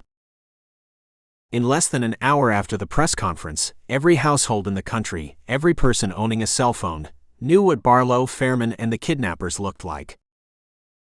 Hotlines were set up to deal with the calls, most of them crank calls. Sarah Burke was given unlimited manpower and resources. The 3 gunmen who had surrendered were led away for interrogation. So far they hadn't spoken. The 10 dead gunmen were being identified. They were photographed, printed, DNA sampled. Those details would be fed into supercomputers. Fingerprints would be cross-matched for verification. Burke didn't hold out much hope. This was a smoothly executed kidnapping. Glasses, they adopted the nickname Zeb's crew had given, wouldn't have used those with a record. A red-faced reporter asked about motives. The investigation had just started. All motives were being investigated, however. Kidnapping seemed to be the apparent one. Burke was calm under pressure. Composed under hostile questioning. Zeb watched her sum up, answer questions, assign tasks, handle those senior to her with ease. He knew she felt she had been wrongly promoted. He also knew she deserved it. If there was anyone in the FBI who could find the boys, it was Special Agent in charge Sarah Burke. She, Bubba, and her agents had made him reconstruct the events. They had interviewed him and his crew, individually, and then jointly. The Metropolitan Police had interrogated them. Their stories matched. The hotel's guests were questioned. Their accounts matched those of Zeb's team. Their guns were taken, the rounds and the dead gunmen were compared. Match. Their earpieces were investigated. Their origins were questioned. Just who are you? More than one interrogator yelled at them. Zeb stonewalled them. Claire and Pat Murphy ensured their anonymity remained. No record of their presence, no trace of their names would exist. Murphy had squeezed his shoulder once, there was history and deep friendship between the two of them. Murphy, alone in the FBI, knew of the agency and Claire and Zeb's role in it. Murphy didn't thank him for helping out, there was time for that once the boys had been found. Zeb watched the proceedings for another half an hour, and then leaned forward to whisper at Claire. She nodded. They could leave.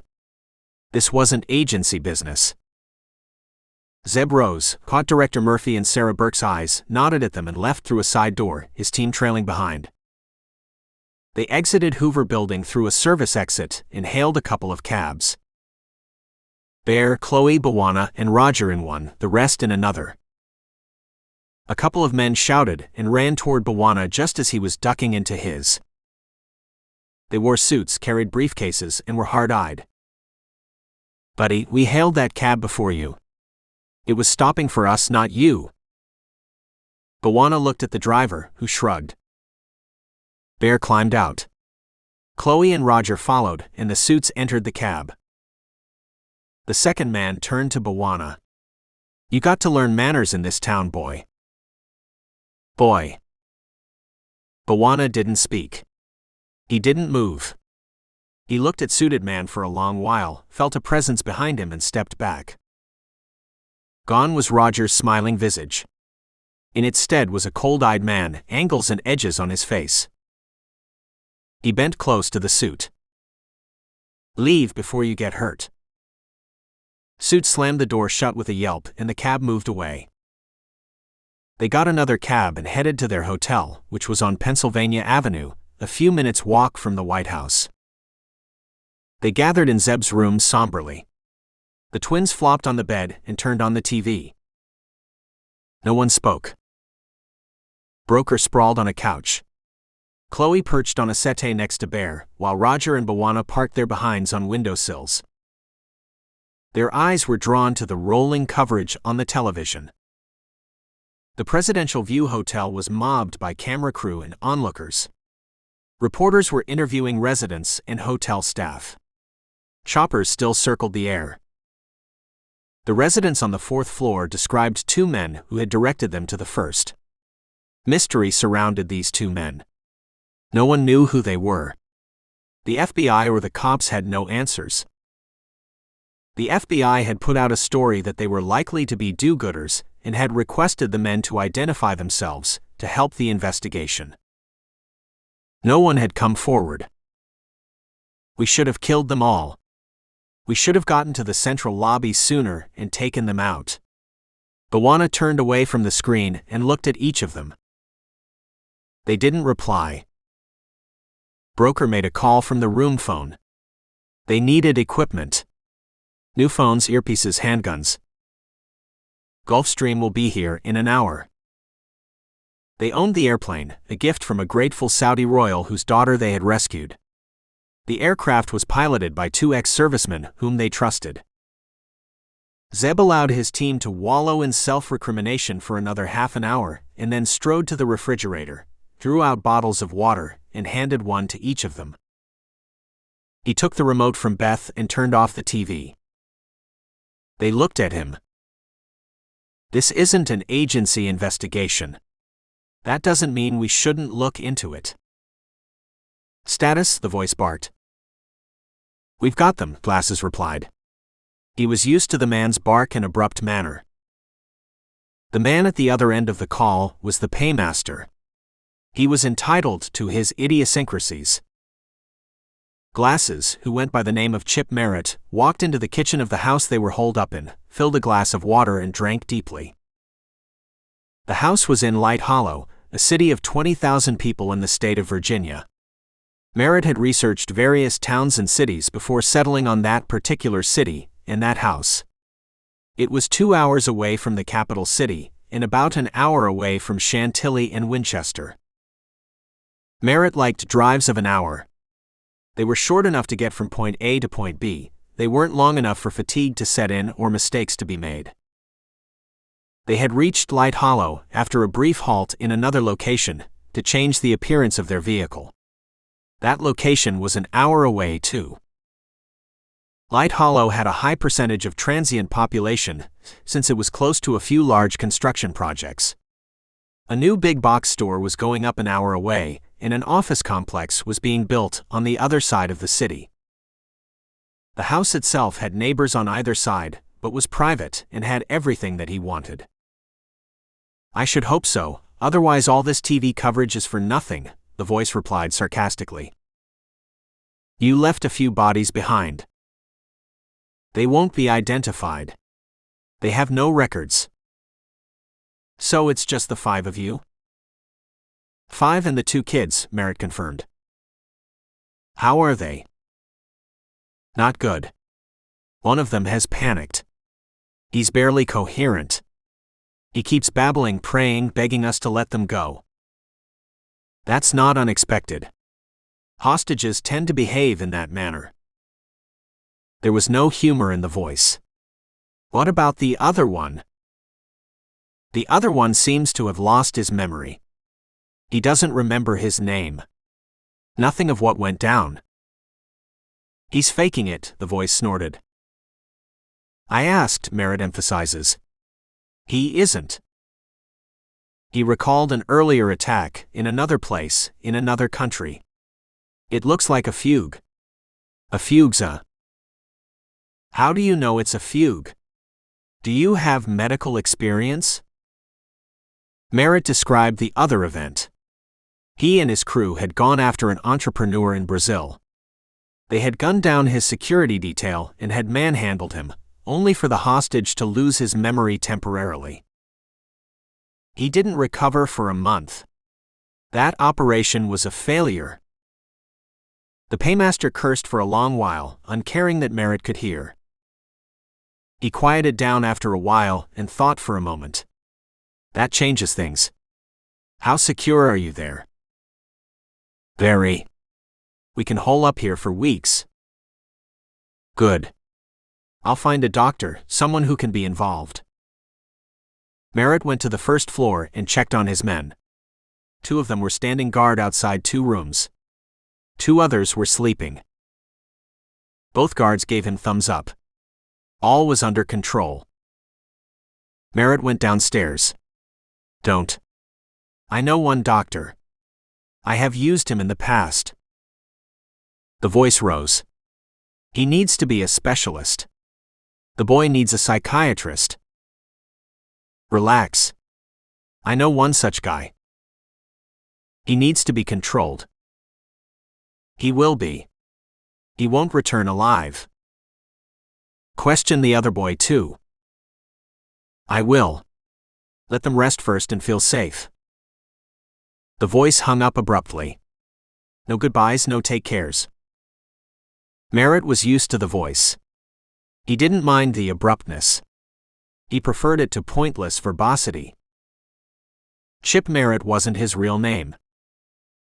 He was born Dale Johnson on a farm in Kansas and had fled his home the day he turned 18. He had joined the army and had been immediately deployed to Iraq. There, he had developed a taste for killing. His skills had gotten him into the special forces and saw him in various hotspots in the world. He then moved into the NSA and worked in a special ops group that took on missions only a handful had heard of. He concealed his killing instincts from his team. It wasn't difficult. In the heat of battle, in special ops missions, a maimed body was easily explained. Dale Johnson died in a mission in Iraq. A raging fire consumed his team's hide and attracted enemy fire. Of the team of 4, only 1 survived and made it back to the States. The 3 team members were buried quietly, the way deep black agents were. Johnson had faked his death. The fire, attributed to enemy insurgents, had been started by him. Johnson's body was an insurgent's body. John took on the identity of Chip Merritt and ventured into the private sector. He built a reputation, a legend, for solving problems for those who could afford his services. The problems almost always included extreme violence. Sometimes they involved killing. The more jobs he completed successfully, the more Chip Merritt's legend grew. He advertised initially in the dark internet, but after a period of time, he got clients by word of mouth and references. Merritt didn't go through middlemen. He had a strict policy of dealing with only the paymasters, who also had to be the clients. No cutouts. No brokers. No intermediaries. There was a risk to that, of course. His clients could finger him. Merritt was no fool, however. He had inhabited the dark world long enough to master his craft. He had enough smarts to mitigate those risks. He had killed a couple of clients who had the temerity to go against him. He had killed them slowly and brutally, and had posted pictures and videos on the dark internet. It was a message for other potential clients. More than 50 killings. Not one ping on the radar of any law enforcement agency in any country. He worked with his 4-man crew and, when necessary, hired more bodies from a close network of contacts. He usually killed all extra hires after a job. They were disposable. The less people who knew about him, the more successful he was. The Voice was the only client for whom he had executed several jobs. There was respect between the two, and when the Voice had come calling with the latest job, Merritt had leapt at it. We kidnapped the Veep's son and his friend. Right from under the Secret Service's noses.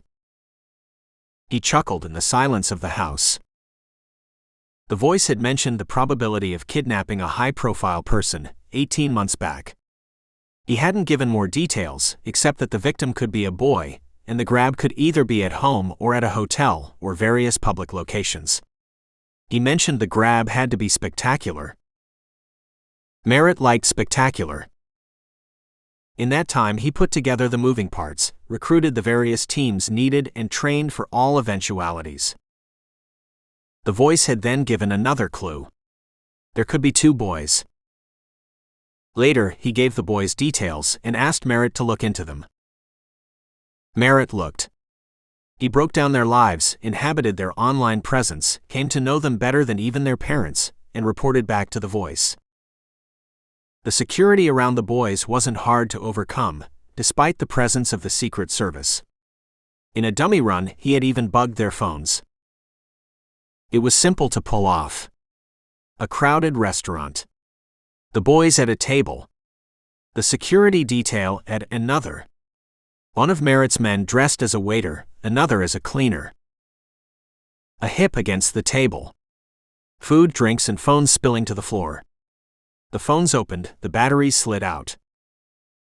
The cleaner rushed up. The security detail rose and then subsided. Clumsy waiters weren't uncommon. The cleaner replaced the batteries with bugged ones. The phones were returned. The waiter asked the boys to check the phones. The boys turned them on and inadvertently activated the bug. The bugs went everywhere the boys went. Teenagers and their phones were never apart. Merritt heard everything that went on in their lives and homes. Merritt smirked. Everyone thought they had the best security, till the time they came up against Merritt. Merritt could have grabbed the boys at any time. He planned for various scenarios and drilled his team till they could execute at short notice. He then waited. The voice said the time wasn't right. The hotel appointment came up in the boys' text messages. The boys said how they would escape the protection detail. It was an adventure, the kind of thrill boys indulged in. He informed the voice. The voice came back. It was a go. The plan had worked flawlessly. All my plans do.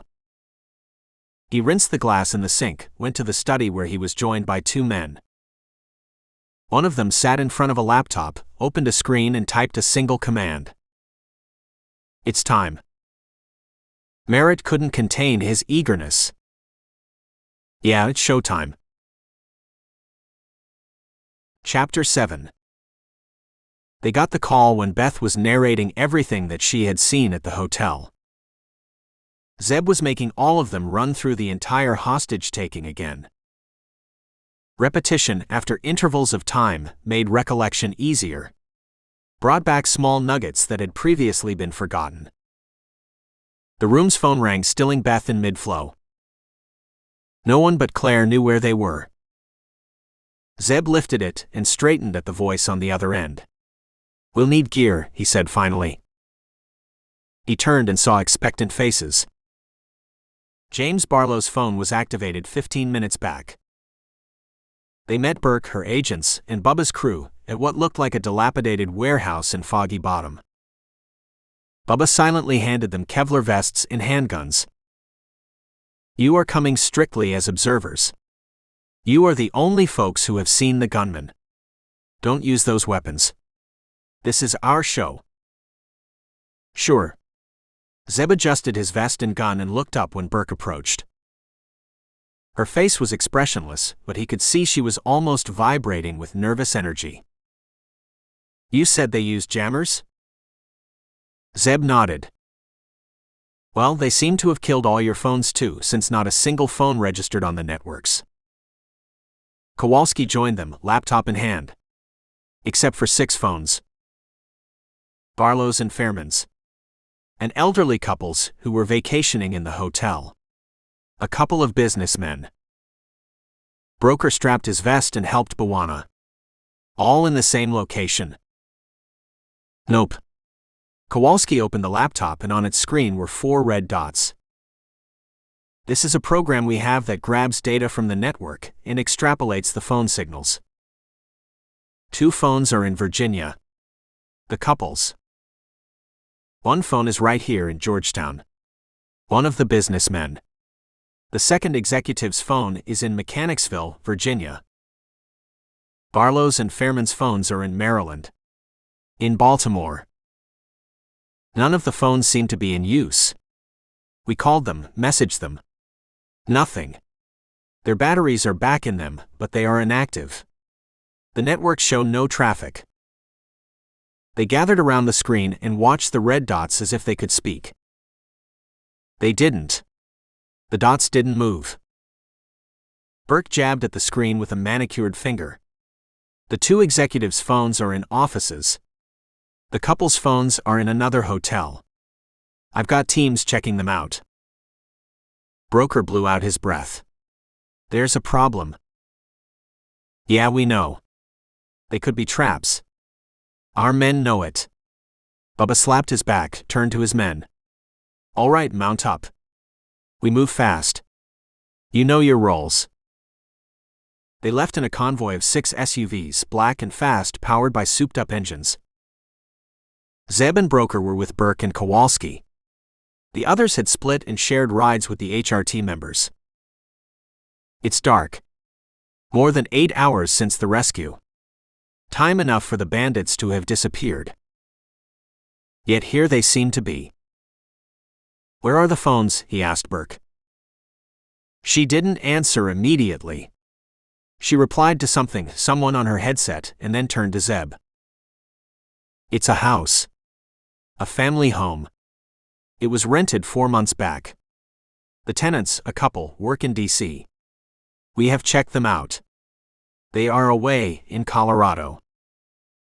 Broker rubbed his jaw absent-mindedly. His eyes had the faraway look they got when he was thinking furiously. The house is empty. Yeah. Well, it was. Looks like it has occupants now.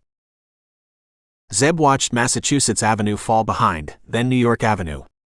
Concrete hummed effortlessly beneath them, its faint resistance easily overcome by powerful motors. You need to get a feel for the place. Have surveillance before we go in. All in place. We have a 6-man team checking the house out. It's a residential area, one of many whose sole purpose is to provide homes for commuters to D.C. She took another call, spoke briefly, and resumed when she had ended it. Small street, a dead end. 10 homes on it. Our house is at the end of the street. It has a park at one end, a garage, parking space for 2 cars. She opened her screen and brought up a maps program. One house opposite, another beside it, separated by 100 feet. Zeb pointed to the 2 neighboring houses. What about those? DC office-goers in both.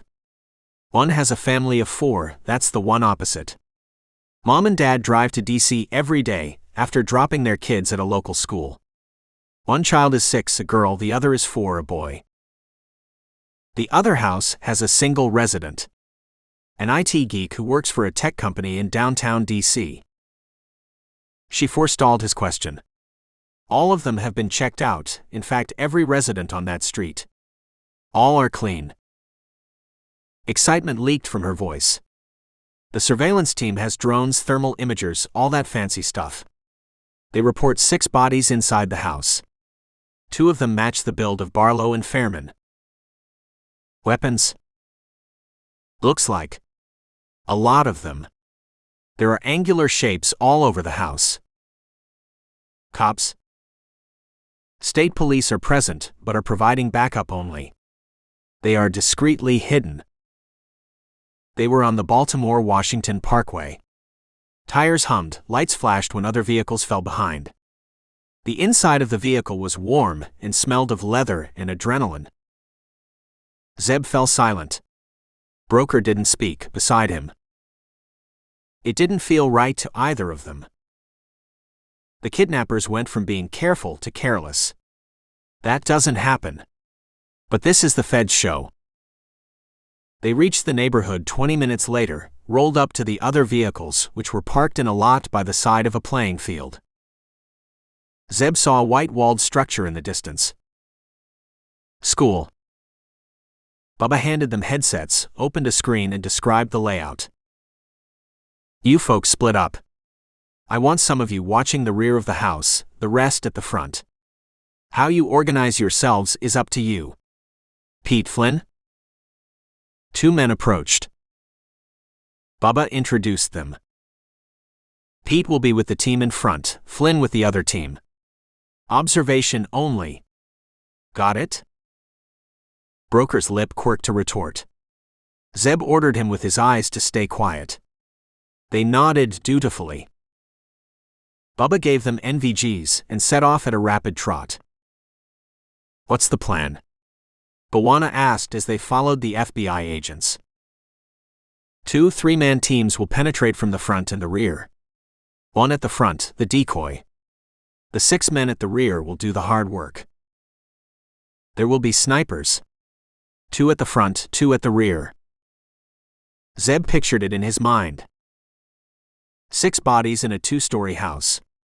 4 bodies on the 2nd story. 2 of them in a room. 2 others pacing randomly. 2 bodies below on the ground floor. You'll attack without warning? Bear, not even panting despite the rapid pace set by Bubba. Bubba didn't reply. His was a member of an elite hostage rescue team. They had taken down terrorists, kidnappers, badasses of all kinds.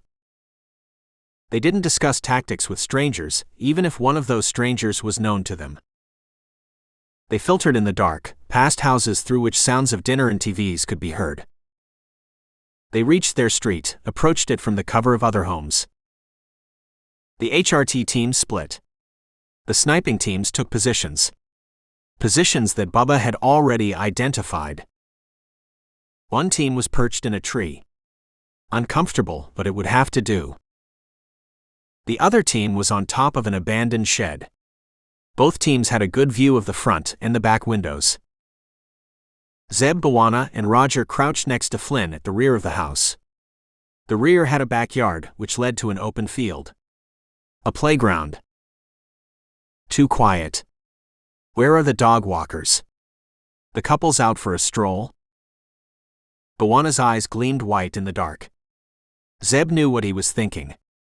Both Bwana and Roger shared his sentiments. This doesn't look right, Burke. Only one way to find out, buddy, Bubba replied, his voice cool, impersonal.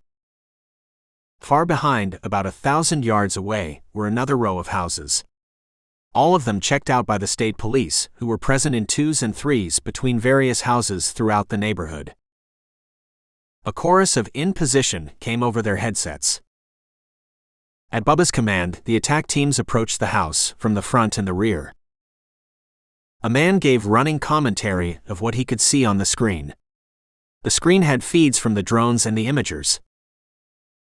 2 men at the rear unfolded a ladder silently and placed it against the wall. Go. The night burst into sound and noise.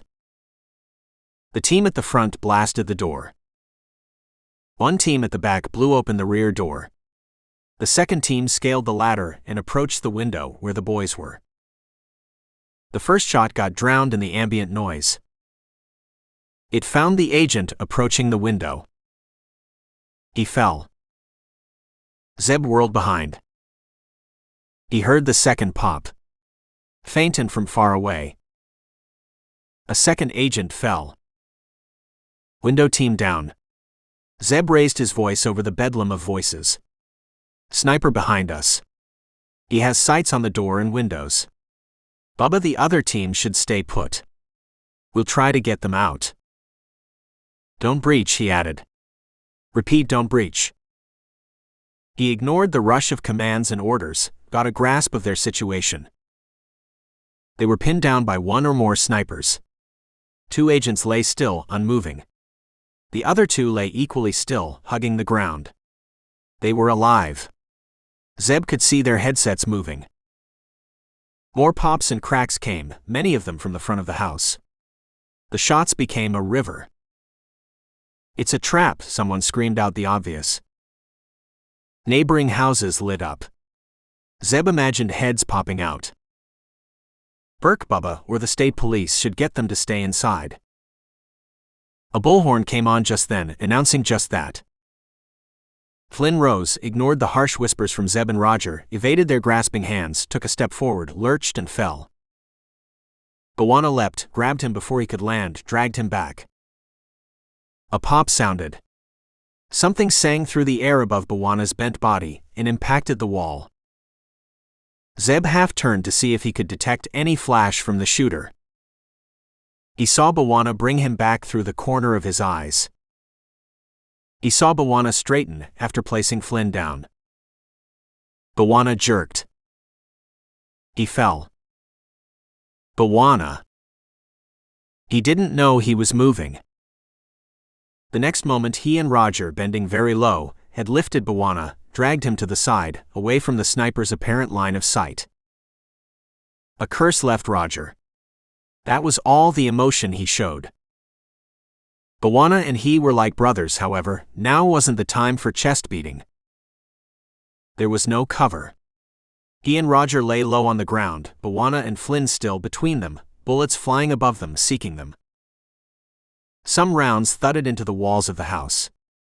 A window broke somewhere. He could hear more firing from the front. He ignored it. The playground didn't have cover. The neighboring house could have hostiles. However, the sniper seemed to shoot only at full height level. Third house. Roger nodded and, bending over, lifted Flynn and ran awkwardly.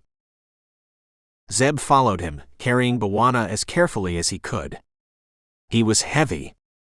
He was a giant. Zeb would have run a marathon with him over his back, if necessary. Roger hailed him from behind a dark structure. It was a garage. He ripped open Flynn's vest, examined him in the dim glow of a night flashlight. Flesh wound. Got him in the shoulder, above the vest. He passed out from the shock. Zeb wasn't listening. He was looking at Bwana.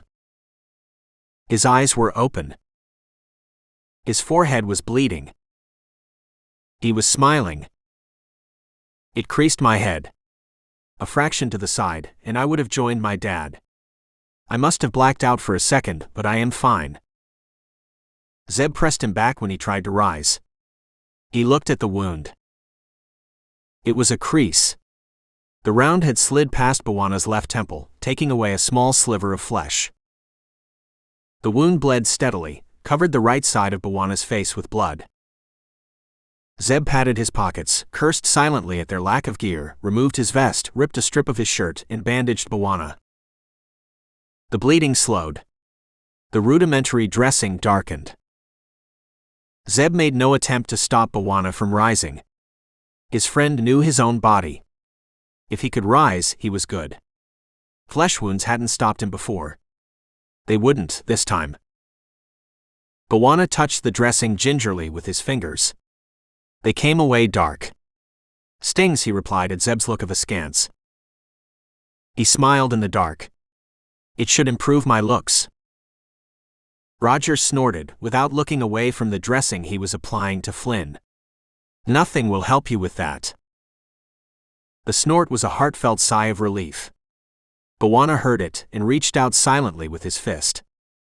Roger bumped it and turned his attention back to Flynn. They were done discussing the crease. It was behind them.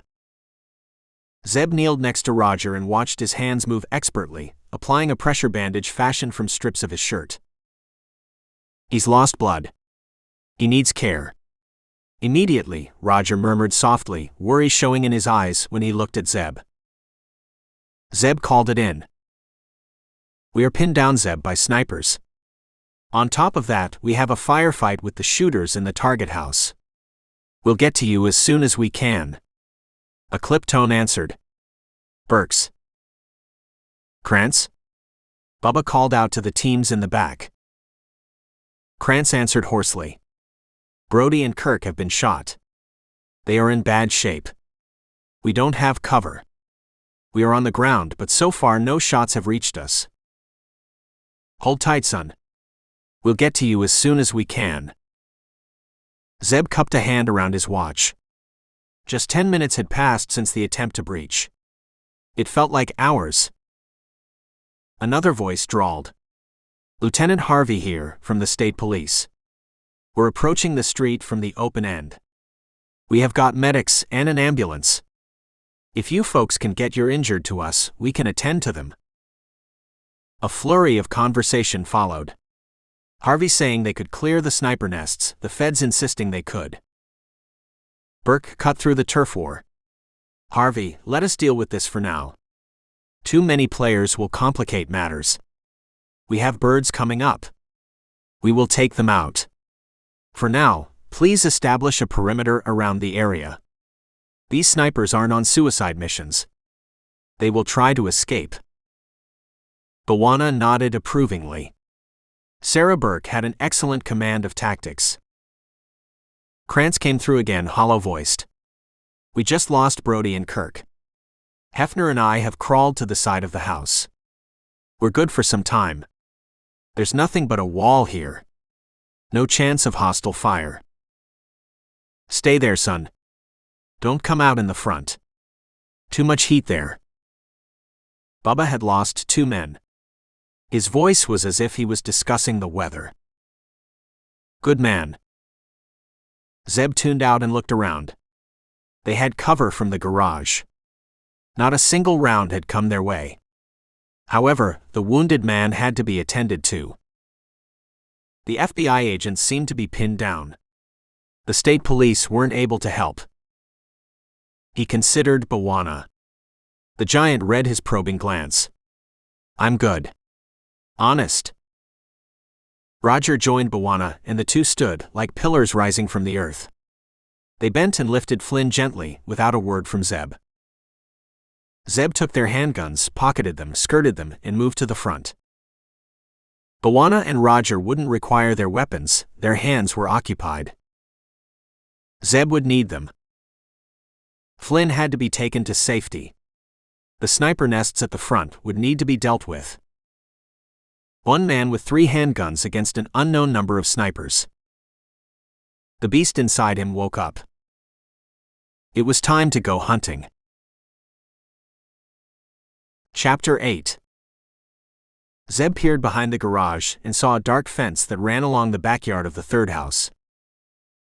Moving behind the third house. Burke acknowledged.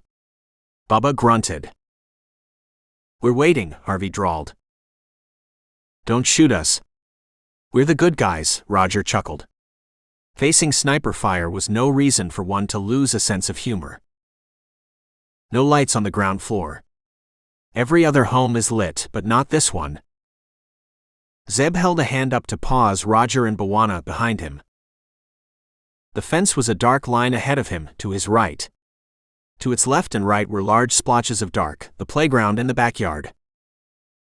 Bubba Burke, which house are your snipers holed up in? He asked urgently. The one next to our target for sure. There are a couple of snipers firing from a distance behind us. Burke's reply faded as if she had turned away, came back strongly a moment later.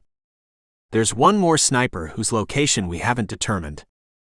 One reason we asked the state troopers to stay back. What about your drones?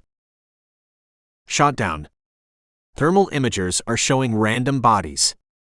There's an electromagnetic signal from within the house, it's playing havoc with our equipment.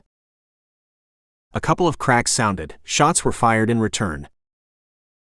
Zeb trained his NVGs on the house. He detected no movement, no bodies. The first floor was dark. His beast was stirring. His radar was pinging. It was highly likely there were shooters in the house. No other choice, though.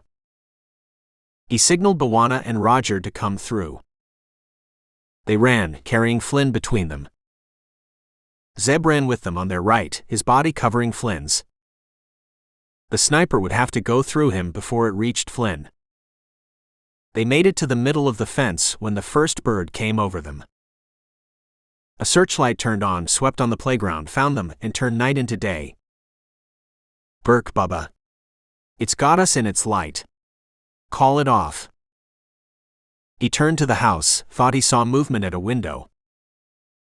It shattered, and a round embedded in the ground behind them. We're under fire. Turn that light off, Bwana growled. The light turned off, the bird moved away.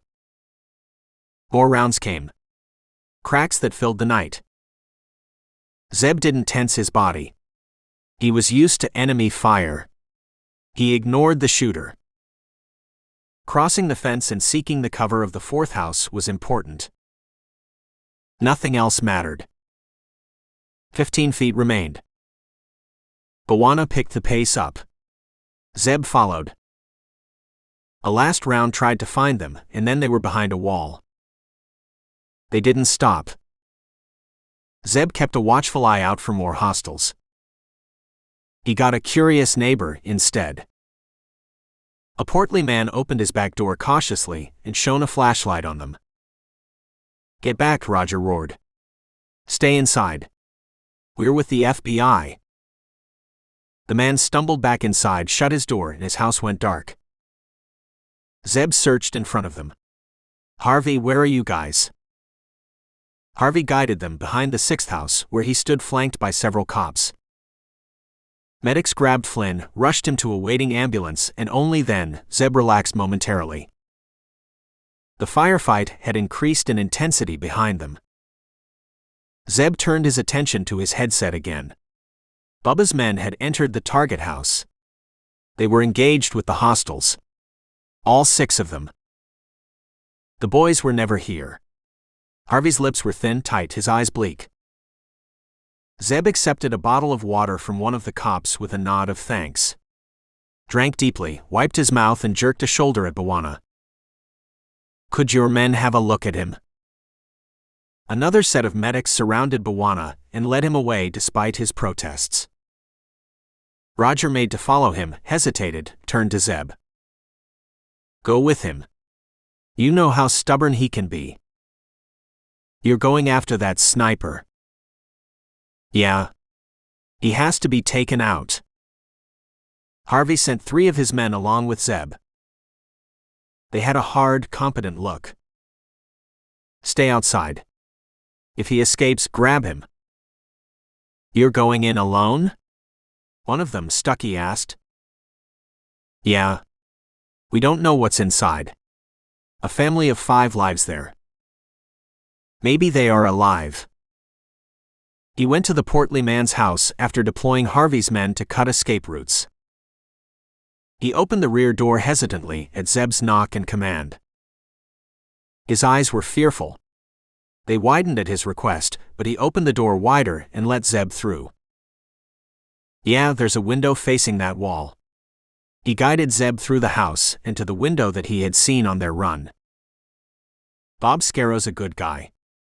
We have been neighbors for a long time. I never figured him to be involved in a shootout with the cops." Zeb looked at him bemusedly for a moment, and then the man's assumption dawned on him. "Sir, we are sure Mr. Scarrow is not involved.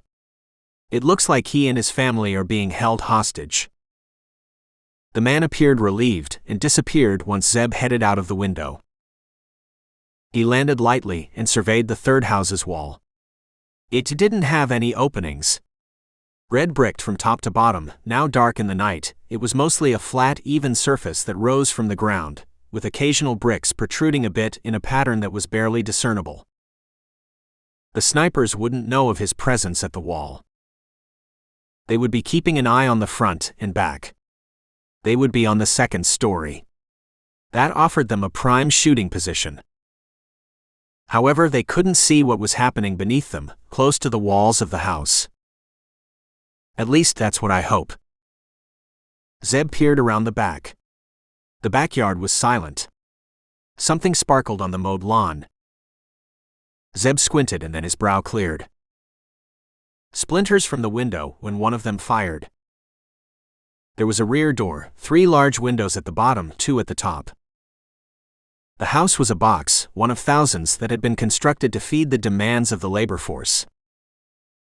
The ground floor had the living room, kitchen, dining room, a storeroom, spare bedroom, and a bathroom. The second story had 3 bedrooms, a playroom, and a bathroom. 2 exits, one at the front and another at the rear. A garage that was connected to the house by a door in the storeroom. They would alternate between the front and the back. "Bubba, I'm going into the sniper's house." "It's all yours. We're busy here." "I need a favor." "Go on." "Shoot the front windows of Sniper House, the ones on the bottom, at my command." "You heard that, Mike Paul." Confirmations came back. Zeb fell to the ground, crawled to the rear, reached the first window. He risked a quick glance. A dining table. Chairs. Nothing else visible in the dark. Now? He heard the front windows break. Simultaneously, he broke the rear glass with his handgun, surged through the opening, rolled to the far end continuously, and crouched, gun extended. Not an entry I would advocate. The dining room was still. The ground floor felt empty. He checked out the rooms rapidly. There were no occupants. He waited for the movement again. It felt like someone was pacing from the back to the front. He went to the stairs and found it was blocked. Chairs, tables, stools, and various small furniture was stacked on the steps. He couldn't go past them. If he moved any piece, the entire lot would tumble down, alerting the shooter. Bricks on the outside aren't even. They could offer footholds. He went outside and surveyed the wall. Yes, footholds were an option. He went behind the fourth house. "Roger." "Yeah?" "How's Bawana?" "Impatient." "I need you." Roger arrived 6 minutes later at a run, his face smiling. The smile turned to a grin when Zeb explained. "I've heard some foolhardy plans from you, but that's the worst." "You got a better one?" Roger thought and then shook his head. "Let's do it then." Zeb tested a few footholds. He could climb easily and reach the window of one bedroom on the upper floor. On a count of 5. Roger fist bumped him and crawled through the window Zeb had smashed. 1. Zeb leapt high and grabbed a jutting brick. His feet searched for and found footholds. 2. He took a step up. 3. Another inch up, within reaching distance of the window. 4. He was just beneath the window. Gun ready. Body poised. 5. Roger grabbed random furniture on the staircase and pulled. The entire lot came crashing down. A startled shout from the upstairs. Feet rushed. Simultaneously, Zeb powered himself up with his left hand. He smashed through the window with his left shoulder, fell inside, rose to his feet in a liquid movement, his gun an extension of his arm. Rooms empty. He snapped a glance in the hallway. A shadow was turning his way. Light gleamed off metal. Metal became a barrel. Became a rifle. It pointed at him. Someone screamed. A man roared. Zeb fired. 2 shots that sounded like one, that punched the shooter back and felled him. Someone moaned. A female voice. A shadow appeared on top of the stairs. Roger. He fell in behind Zeb. They checked out another bedroom, more rooms. Many windows were shattered. Shooting from inside through the windows at the feds. They approached the last room. Zeb lowered to floor level and looked. Another hostel. "I'll shoot all of them," the gunman shouted. He had a woman in front of him. She was gagged, her eyes wide and frightened. A handgun was jammed in her temple. The room was lit, the drapes were down. 4 other bodies lay on the floor, tied and gagged, watching him helplessly. "You take a step inside, I'll kill her." "I know that accent." Zeb took a step inside. He raised his gun hand. I'll shoot her, the man raged. His knuckles tightened. Don't. I'm putting my gun down. He moved deeper inside the room. The shooter turned around to follow his body. The woman stayed tight to him. Zeb lowered slowly, his hand going down to place the gun on the floor. His eyes locked on the shooter's eyes. Dark eyes. Dark hair. That accent. Zeb's handgun was almost on the floor. The gunman watched it. Roger stepped in the room. How's it going? The gunman whirled, his mouth opening in a snarl. His gun slipped from the woman's temple for a fraction of a second. Zeb shot him. The round tore a strip of flesh from the gunman's forehead. The woman fell from his grasp. Zeb shot him again, in the right shoulder. A third shot went through his gun hand. Zeb was on him before he could react, slamming him against the wall, disarming him, and laying him on the floor.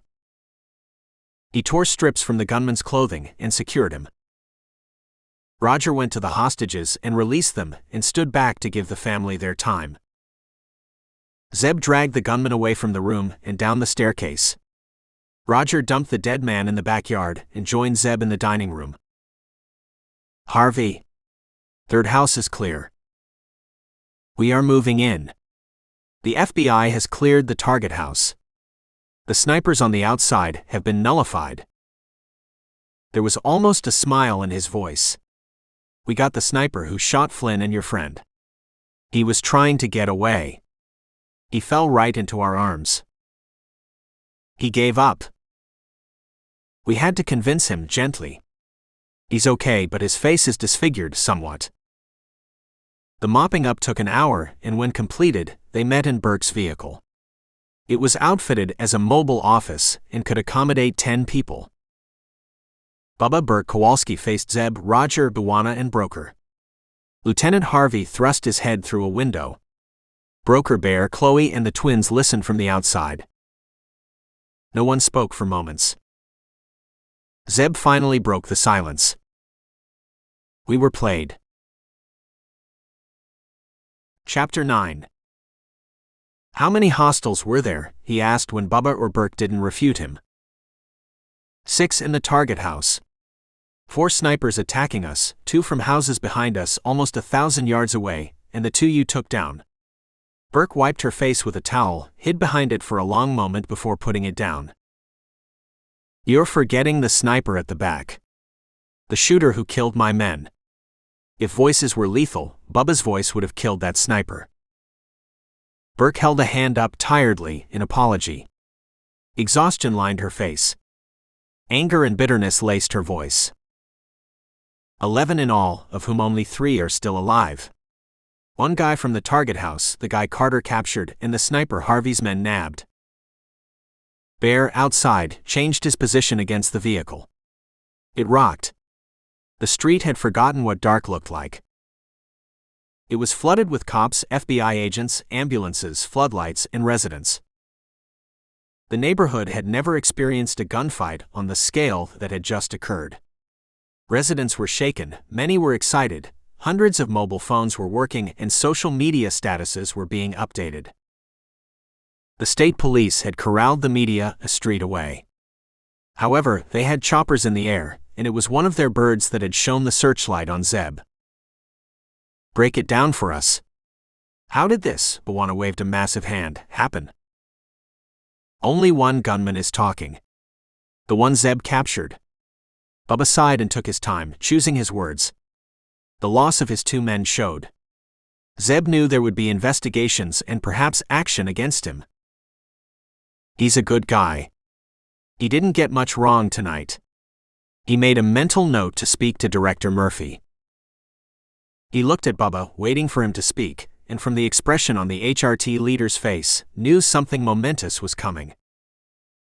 All but the snipers are a bunch of Muslim extremists. This was their war against us. Zeb heard the twins gasp. Roger didn't react. He had seen 2 of the gunmen, had heard one of them speak, and had drawn his conclusions. Kowalski closed his eyes and leaned back. His lips moved but no words came. ISIS. Zeb knew that would be the first link that would spring to anyone's mind. This kidnapping just became nuclear. Let's not make any assumptions, Burke read their train of thought. This guy said he and his fellow gunmen had no involvement in the kidnapping of the two boys. She briefly outlined what the shooter had spilled. They hadn't had time to question him thoroughly, nevertheless he had told them a lot. That he and his group were active on the darknet. They had been approached a year back to stage such a shootout. Their contact set everything up for them. He gave them the location, arranged the logistics, the weapons, sent them the two phones, instructed them to turn them on at a specific time. He told them how it would be played out by the FBI and the cops, and what they had to do. Roger frowned. Don't these kinds of attacks have a pattern? The killers kill as many people as they can, and then either kill themselves or go down in a blaze of gunfire. Those were their instructions. They lost their nerve, however. I guess we should be thankful for that, Bubba said heavily. He said all along they had just practiced shooting at targets. They couldn't kill the hostages in the house. They fired at our teams blindly, and when we asked them to surrender, were too scared to do so. They accepted they would be killed in police fire. Zeb thought about it. Something didn't fit. So a bunch of amateur gunmen outwitted us? Roger's Texas drawl echoed his thoughts. We were outwitted by this mastermind, who these shooters never met. They just interacted with him over the internet. They had a few video calls, but he was always masked. They said he was American sounding. They couldn't place his accent. Some dude approached them and they just believed him, did what he asked. He made them jump through several hoops. Made them prove their commitment. There was a hostage situation in New Jersey some months back. A bunch of masked gunmen took over a convenience store, injured the owner, and escaped before the cops got there. Bwana frowned. Way I heard it, the store owner was a vet. He did some damage which made them tuck their tails and run. Burke tucked an escaping tendril of hair behind her ear. Yeah, but those masked men were these guys. They also confessed to other holdups. They built confidence in the mastermind, and then he gave them this job. They didn't ask him to prove his credentials. They did. He executed a cop on a live video stream. Chloe shoved Broker out of the way and thrust her head in. Her eyes were blazing in anger. He did what? Trooper Jim Budgie of the New Jersey State Police based in Trenton was abducted as he was getting into his cruiser. This was last year. You might recollect, there was a massive statewide and then nationwide hunt for him. He was never found. Our mastermind proved his credentials by shooting him in the head in front of these guys. He told them where the body would be found. Kowalski handed more bottles of water. They found Budgie's body buried in a landfill near the town of Edgeley, about 8 miles from Trenton. Once they found the body, they needed no further convincing. Where are these guys from? 5 of them are from New Jersey, 3 from Virginia. They met in online forums several years back, got together, became friends, started going to the same mosque every month. They nurtured this sick desire of theirs, and then the mastermind came along. They planned to join ISIS. A knock interrupted her. A trooper spoke briefly to Bubba and left when he nodded. Flynn will recover. A few weeks of rest and he will be good as new. He held out a beefy hand to Bwana. They shook silently. None of them mentioned the 2 dead agents. Zeb watched in silence, the uneasy feeling in him deepening.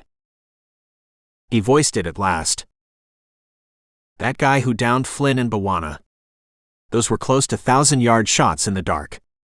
An amateur would have missed by a mile. Kowalski smiled in a night in which there wasn't much to smile about.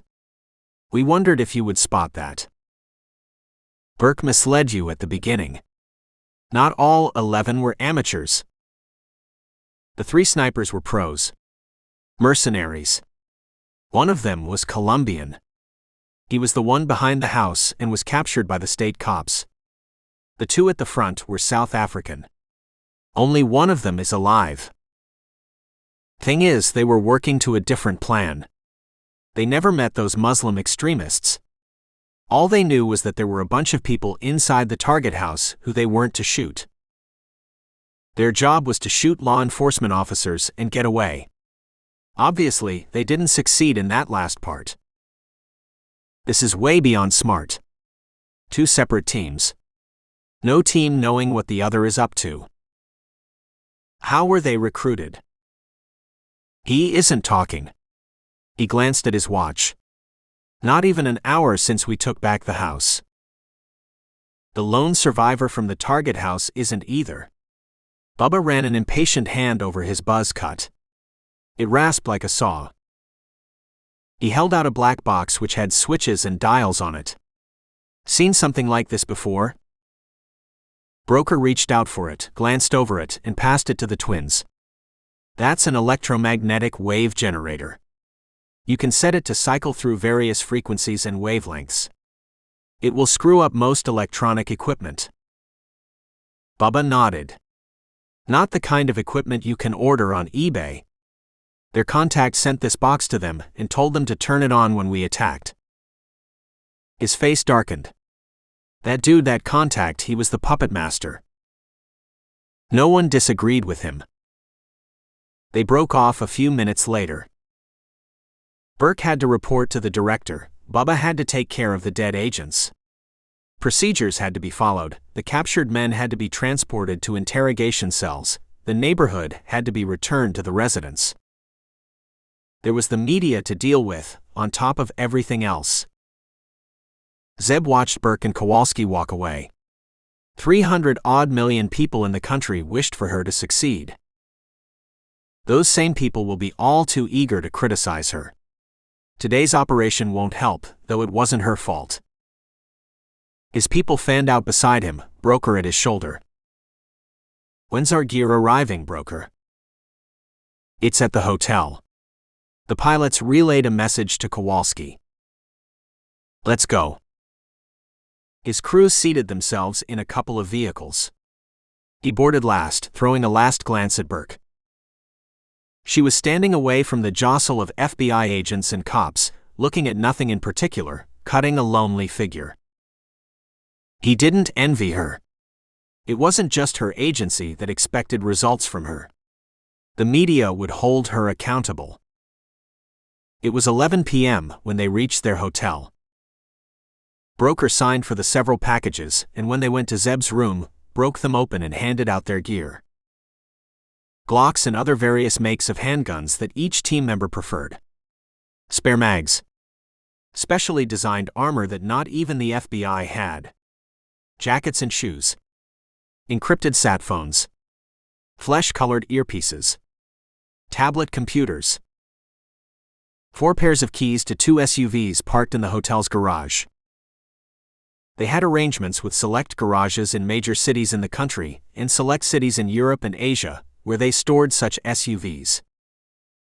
Each vehicle was equipped with armor-plated glass, steel-reinforced body, run-flat tires, an arms cache, and several other gadgets. The garages, many of them run by ex-Army mechanics, all of them vetted by his crew, dropped the SUVs in their city of operation, then took them back to be serviced and re-outfitted after every mission. Each of their jackets and shoes had GPS chips in them. Each of their phones and tablets tracked those chips. So did the vehicles. At any point, they knew where the others were, and if the chips exceeded set parameters of distance, they got alerts. Nothing like our own gear, Broker growled, as he fired up his tablet and configured their equipment. Zeb ushered them out and told them to rest well. It had been a long day. The coming days and nights would be equally long. Rest would be scarce till Barlow and Fairman were found. They had to grab sleep whenever they could find it. He stripped to his shorts, did 100 push-ups and 150 sit-ups to loosen his body. He followed it up with an elaborate martial arts routine that left his blood singing and his body bathed in sweat. A long shower, a glass of water, and he was ready for bed. Sleep didn't come easily. He thought of the sequence of events in the hotel. Glass's face popped in every now and then. He didn't look of Middle Eastern origin. The gunmen in the house, were they decoys? Or were the others? Why such an elaborate takedown to grab Barlow? He tossed and turned, rose to drink another glass of water, and stared silently at the night through his window. Traffic lights blinked red and green outside. Traffic should have been thin at this time of the night, but it wasn't a normal night. Why did they stage the event in Baltimore? An answer came just as he was drifting off to sleep. To delay us. To consume investigative resources and effort. His eyes flew open. Why? He didn't have an answer. He grappled with it for another half an hour and then turned with a sigh and shut his eyes. What else would they do to delay? He rose, dressed, and went down to the basement garage. He thought of waking his people. Let them sleep. The day has started in Ukraine. He texted Yuri. Where's Burke? Where does she live? Yuri replied several minutes later, after presumably hacking into several secure databases. She was still in the Hoover building. She had a 2-bedroom apartment in Alexandria where she lived, alone. Zeb wheeled out of the basement and headed to the Hoover building. His dark SUV blended well among the several similar vehicles parked on streets around the building. He waited for 40 minutes and straightened when he saw Burke's blue Honda ease into the street. He followed 3 cars behind, one of which was Kowalski's. Are Burke and Kowalski involved? He spoke aloud. He heard Yuri's fingers dance over his keyboard as he searched more databases, looked into camera images, and then reply, Nope. Doesn't look like it. Thought so. She's far too professional for that. Kowalski peeled away at Crystal City. 2 other cars came in between, one a Toyota Land Cruiser, the other a Ford Escape. The Toyota and the Ford changed places often on the short drive, and for a few miles the Ford dropped behind Zeb's vehicle. The Escape's windows were tinted, and Zeb couldn't see inside, but he thought he saw 2 shapes. Burke's flasher lit, and she hung a right off Landover Street, and entered a private driveway that led to a 30-story apartment block. Hers was on the 14th floor. Her Honda disappeared behind the building, the Ford and the Land Cruiser slowed. Zeb drove right past. He saw the 2 following vehicles climb the driveway, and when he turned a bend, he drove up the sidewalk and parked illegally. He climbed up a grassy embankment, sprinted across flat ground, entered the small garden in front of the apartment block, slowed when he reached the entrance, and pulled his cap low over his head. There wasn't anyone in the lobby. 3 elevators faced him. 2 were climbing. One was on the 4th floor, the other was on the 2nd. How many people would I have? 4 at least. He looked around, found a service door, opened it, and found the stairs. He climbed. 2nd floor, 3rd, 4th. On the 10th floor he found 1 gunman. Chapter 10. The gunman, brown-haired, lean, light facial hair, turned on hearing him. He was wearing a leather jacket, his right hand underneath it. He saw something in Zeb's face, and the hand went deeper inside and withdrew. Zeb saw the grip of a handgun emerge. He dived at the shooter's legs. The gunman kicked out. Zeb ducked just in time. The handgun was out now, turning in his direction. The gunman's eyes were narrow pinpoints of light. Zeb followed the swinging leg with one hand, grabbed the bottom of a trouser leg, and pulled. His grip was weak, the gunman shook loose easily. He lost a few seconds, however, before the gun could commence its descent toward Zeb. Seconds in which Zeb's other hand reached out and plunged his benchmate inside the shooter's right thigh. The gunman's mouth opened wide. Zeb leapt up and punched him in the throat and grabbed him as he collapsed and dragged him to a side. He secured the gunman with plastic ties, patted him down, pocketed his wallet and his gun and climbed. There will be one more gunman just outside the 14th floor. The other two will approach her apartment. The second gunman was more alert. Zeb sensed his presence even before he saw him.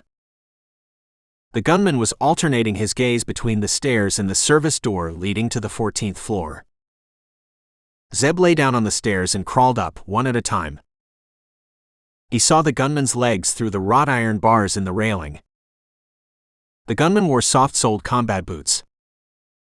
The boots shifted. A pair of bushy eyebrows peered down at Zeb's barely visible eyes. The eyebrows rose. The eyes became wider. The gun straightened. Zeb shot him. The suppressed sound was large in the confined space of the stairs. Zeb hoped it wouldn't penetrate to the floor outside the landing door. He caught the shooter as he was falling. He didn't bother with ties. The shooter was beyond troubling him. This is the B team. The A team will be on the floor. The A team was approaching Burke's door in the hallway. There were 6 apartments on the floor, 2 next to the elevators, 2 opposite, and 2 on each side of the rectangular hallway. Burke's was on one side of the hallway. The hallway was carpeted and absorbed the sounds of the 2 gunmen. They flanked each other, had their guns out, and were approaching Burke's apartment in the dimly lit corridor. Zeb was prone, had opened the service door an inch, and got a good view of the hallway. The door might creak. They might hear it and turn. They might shoot, which might bring Burke out and into danger. He could call out, but that would have the same effect. I can shoot them both from behind, but chances are one might turn back and shoot. He raised his eyes and ran it along the walls of the hallway. There wasn't anything on the walls. He turned to look at the landing he was on. Something red caught his attention. A fire axe. An extinguisher. An alarm and a fire hose. He looked through the crack again. They were almost at Burke's door. He levered off the floor, grabbed the extinguisher with his left hand, smashed the glass on the alarm and set it off. Its loud wail broke the silence. He kicked the door open. The gunman had stopped just as one was knocking on Burke's door. They whirled around, crouching. He threw the extinguisher at one of them and dropped to the carpet. A hostile fired at the approaching red missile. Zeb fired at Burke's wooden door. The second hostile spotted Zeb. He yelled at his companion. They sprang apart, flame spat, a round went high above him. Zeb shot one gunman in the leg, a second shot went in his shoulder. The shooter lost his gun. He slumped against the wall, out of action. The second gunman took his time. His arm was straight, his body crouching, offering the smallest possible target. Burke's door opened. The gunman panicked. He tried to ignore the open door, and his first shot went wild. He threw himself to the carpet, triggering fast and wild, then he stopped when Zeb's rounds found him in the chest. Burke's door opened wider. A shotgun emerged and then her head poked through. The shotgun pointed at the first gunman. He moaned softly. It went over the second. He was beyond speaking. The shotgun moved up the carpet and found Zeb. "Burke, don't they teach you to not let strangers follow you home?" Her eyes widened when she saw him and the bodies in the hallway. "There are a couple more on the stairs." The shotgun in her hands trembled for just a moment, and then her game face returned. "How did you know?" Zeb didn't reply. He turned back and looked at the other apartments on the floor. "Your neighbors don't ignore gunfights at their front door?" "None of them are home. On vacation or work trips." He nodded absently and bent over the bodies and searched them. His hand stilled as soon as he saw the earpiece in one of the gunman's ears. He raised his head and spoke urgently. "Grab your phone and laptop. Wear shoes. We are out of here in 5 minutes." She looked at him in shock, her mouth opening to protest. The words died when she saw his face and saw him load his Glock with a new magazine. She turned, went back inside the apartment, and was out in less than 2 minutes, a duffel bag in one hand and her armor over her t-shirt. Zeb summoned an elevator in silence, his ears straining to hear anything out of the ordinary. Sarah Burke watched him out of the corner of her eye. His face was expressionless and gave nothing away about what he was thinking. His movements were almost languid, even when in the heat of action. "You get any sleep?" she asked, and then bit her tongue. "Nice, Burke." He was held hostage. He organized a counterattack when inside. He was then in Baltimore and subdued a few more gunmen. Now he's here after saving your ass. "Sleep?" "Sure, he got lots of it." Carter didn't answer. He watched the elevator's indicator light move up. He didn't wait for it to approach. He indicated the stairwell and strode away without a word. She followed him down, mimicking his silent movements, glanced once at the dead shooter, paused at the sight of the second gunman who was still alive. "This will be a ton of paperwork." He looked at her, and she hurried. She saw his Glock was in his hand and removed her sidearm, a Glock 22, and held it down by her side.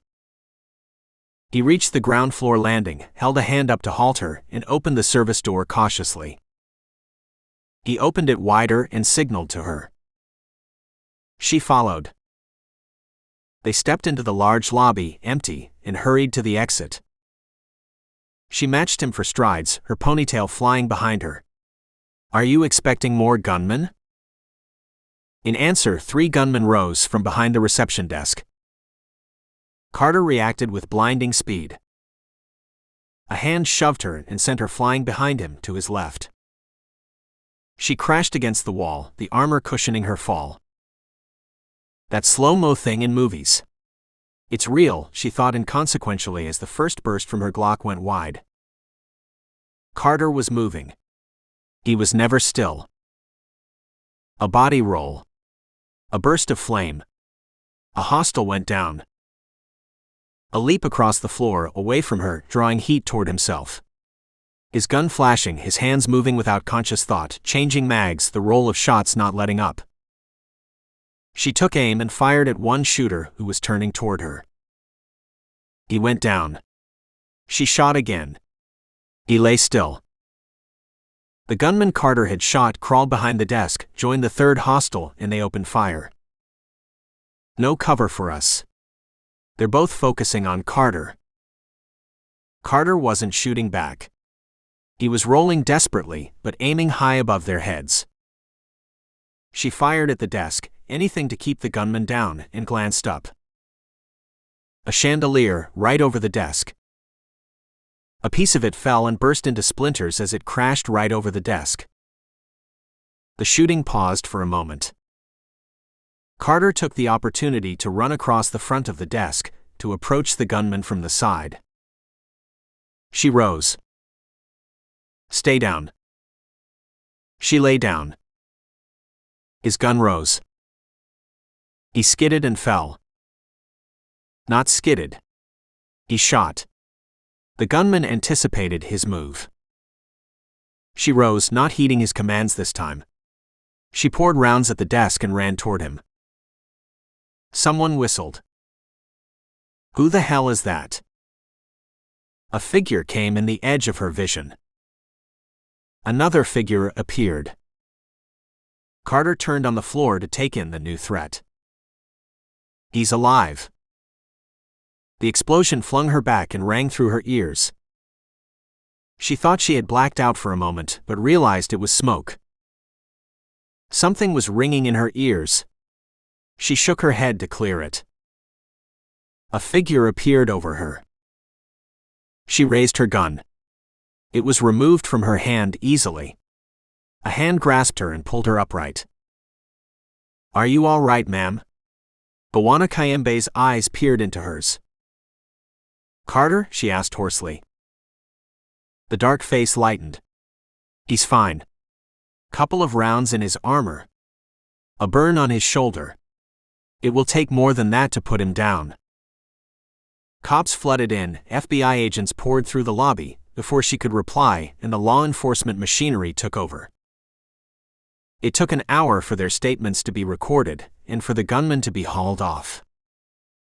Only one remained alive, the one Carter had knifed on the stairwell. The men behind the reception desk had been killed by the Barrett Bwana had fired. Roger had thrown the flashbang that had stunned all of them. Bwana had completed the job. He shrugged at Burke's questioning look. Desperate times, desperate measures. She managed to smile and turned to meet the chief of police of the D.C. Metropolitan Police Department. He asked questions, she answered, and then Deputy Director Bob Pierce arrived and the FBI took over. Outside, the 5 a.m. sky was streaked in orange. Inside, flasks of coffee were handed out. Burke, ensconced in a thermal jacket, headed toward Zeb, who was being attended to by a medic. He was bare from the waist up, his shoulder was being dressed. She went closer and drew a sharp breath when she saw the old marks on his chest and back. Bullet wounds. Knife scars. Someone handed her a fresh water bottle. "Roger." She thanked him silently, and they stood and watched his friend button his shirt. Pierce cleared his throat. "Someone care to tell me what went down?" Carter told them about his hunch that the Baltimore incident was a delaying tactic. That whoever was behind the kidnapping would try again. Taking Burke out, what could be more delaying than that? "You could have called us or the cops once you spotted the gunman." Pierce's eyes were narrow. "I don't like vigilante action," his body language was declaring. Carter looked embarrassed for the first time since she had known him. He tossed his phone at Pierce. Tried. It ran out of juice. He had forgotten to charge it. He described the events as they happened, Burke corroborating those she had been part of. Pierce turned to Bwana and Roger, who stood silently beside their friend, theirs arms crossed over their chests. "How did you guys get here if his phone was dead?" "We've got trackers on our gear." Roger pulled out his phone, swiped screens and showed the display to Pierce. Its chime, indicating Carter was on the move, had woken him up. He had roused Bwana, and the two had arrived as soon as they could. Pierce looked at Burke. She nodded. The events made sense. She needs to stay somewhere else. Have protection around her. Carter broke off and thanked an agent who handed him his Benchmade. "Yeah, we'll take care of it. Maybe you folks should move your base yourself." Pierce was more relaxed now. "Maybe it's Claire's presence." Burke had spotted her come inside the lobby and stand quietly, away from the bustle. Her eyes had flicked once in acknowledgement of Pierce's hand wave. Even still, and even at a distance, her presence was a force field. Maybe Pierce knows these are her men. Not vigilantes, exactly. They broke an hour later. "Sleep now. We'll meet at 11. Burke looked at the 3 men who had saved her. They acknowledged her and left with Claire. Kowalski came to her side and watched them depart. "I'm glad they're on our side." "So am I." The voice was satisfied. It came through the encrypted phone call that was bounced from server to server across the world before it came to Merritt's phone. "Your men did well. The feds will be wondering what exactly is going down." He asked about the boy's condition. Merritt told him. It was still the same.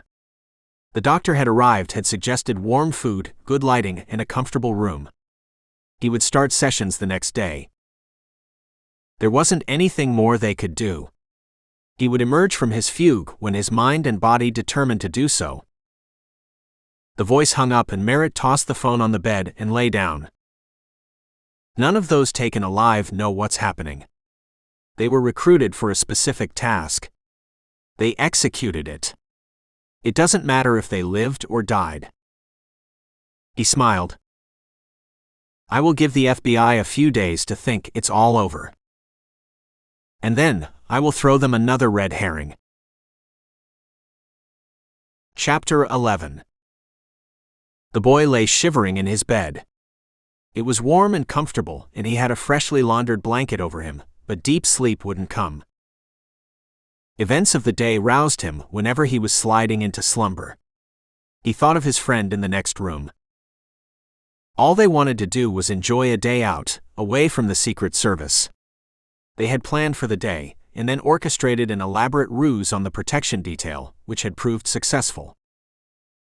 His friend knew how to give them the slip. He had done so several times.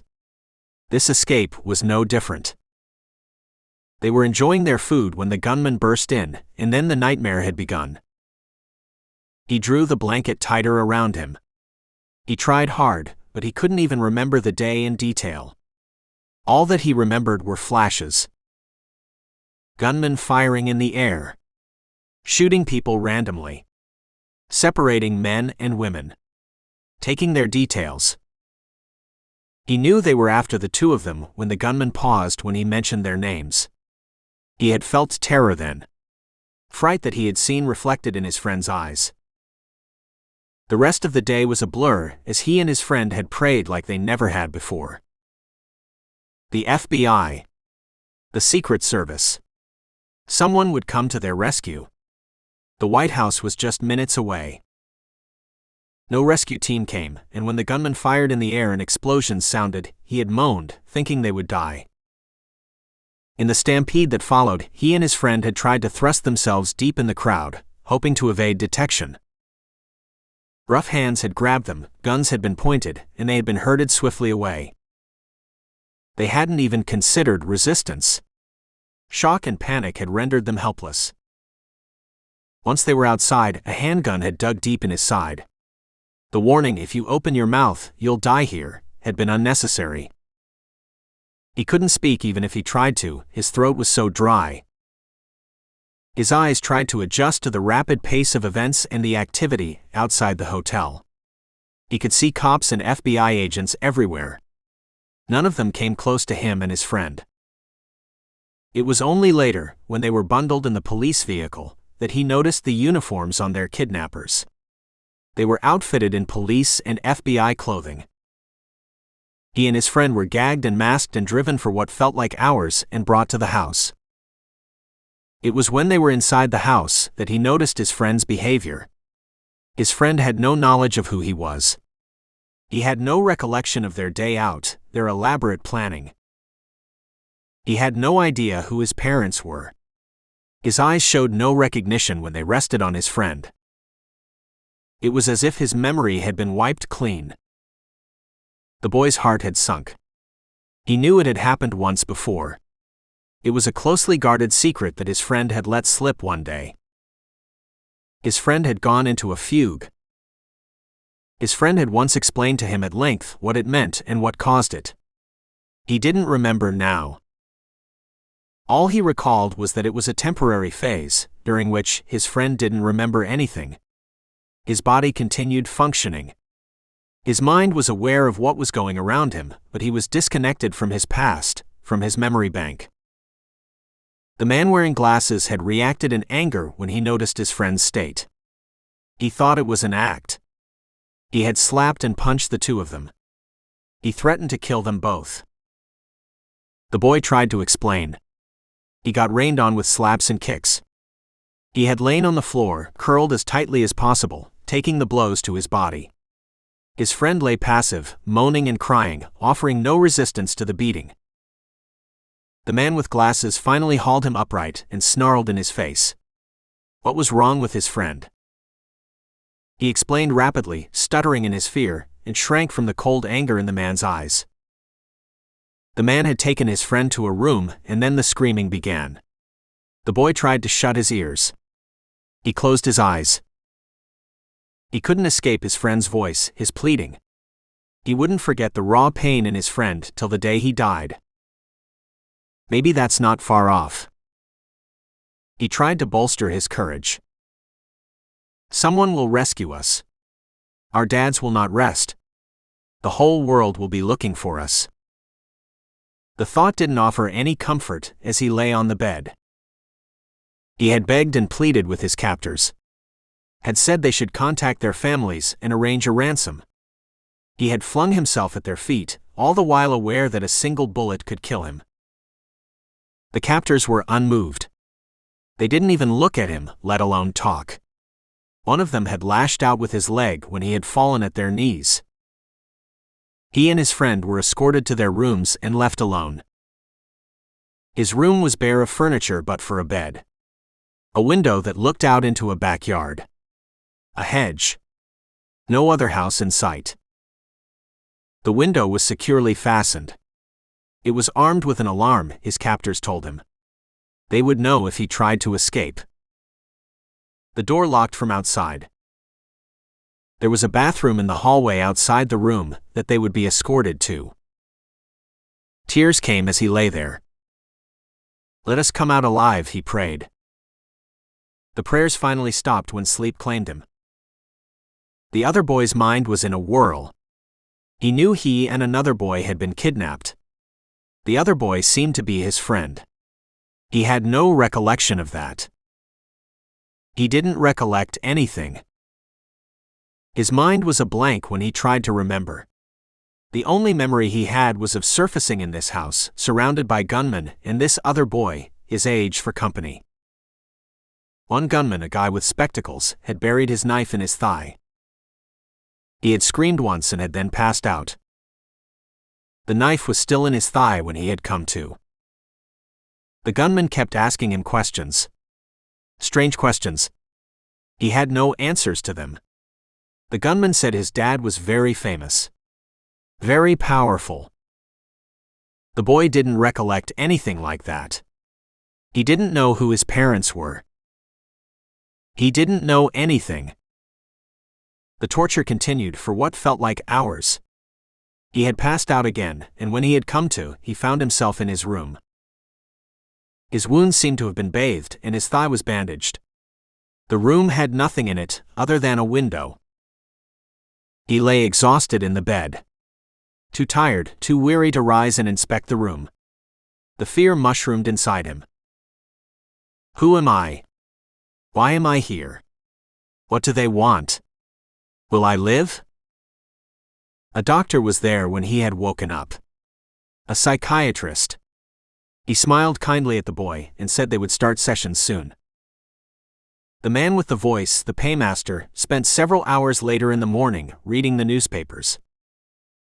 Every newspaper in the country carried large headlines about the hostage incident and the Barlow and Fairman kidnapping. Newspapers across the world had similar headlines. One French newspaper called it the most significant political attack since the Kennedy assassination. A British newspaper called it as horrific as 9/11. The man was pleased. Merritt told him he had aggressively questioned the boy. He didn't remember anything. The fugue was a complication. However, now that the boys were in captivity, events were in control. He mentally congratulated Merritt on a well-executed operation. Merritt could have grabbed the boy any place.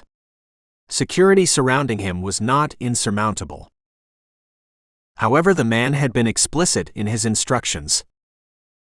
The kidnapping had to be spectacular. It had to grab the world's attention. It had to convey a message to a few select people. Kidnapping the boy alone would have grabbed world headlines. When Merritt had told him of the window of opportunity to grab both the boys, he had clenched his fist in elation and had given Merritt the green light. "Boys kidnapped despite Secret Service protection," screamed a headline. The man was confident the message was received. He turned on the TV just in time to see the vice president make a statement. He had aged a decade in less than 24 hours. His wife beside him couldn't stop crying. The president patted him on the shoulder and stood aside for the VP to read out his words. The second pair of parents came on and read a similar statement. The man muted the TV. The words were the usual phrases that were made by thousands of such parents and ended in a plea. A request to the kidnappers to return the boys. A knock on the door of his study sounded. The man called out. A butler came in, bearing his coffee. The butler was an English import. No fakes for the paymaster. He thanked the butler graciously, sipped at his coffee that was at the exact temperature he liked, and followed the rest of the news. The Baltimore gunfight, the attack on Sarah Burke's building. Director Pat Murphy came on TV and mouthed strong words. The man snorted. It was obvious Murphy knew nothing. No one did. The man rose, went to a bronzed mirror in his study, and patted his patrician hair in place. He was proud of his fine features and, despite being in his 60s, still looked youthful. He could trace his ancestry back to the Mayflower. Power and prestige radiated from him. And so it should. His butler announced that his car was waiting. He made his way outside his mansion in Virginia, admired the fountains in the enormous front garden for a moment, and seated himself in the Lincoln town car. He had a Rolls-Royce Phantom, but for this meeting, the town car was most appropriate. They met in a downtown hotel in Washington, D.C. There were 6 of them, all white, all male, all in their 60s. They all had full heads of hair, and their faces were young and belied their years. Some of the finest plastic surgeons had worked on them. They called each other by their first names, a familiarity bred of friendship and shared interests. They shook hands, helped themselves to the beverages in the conference room, and when the man called the meeting to order, they settled down. The man was their leader. It wasn't a formal title, but due to his experience in such matters, the mantle had fallen on him. He took a look around the table. The 6 of them were wealthy, extremely so, and had long stopped counting their money. They owned businesses all over the world: oil companies, mines, retail chains, real estate developments, technology businesses. You must have watched the news, the paymaster asked them. They never communicated by phone or email.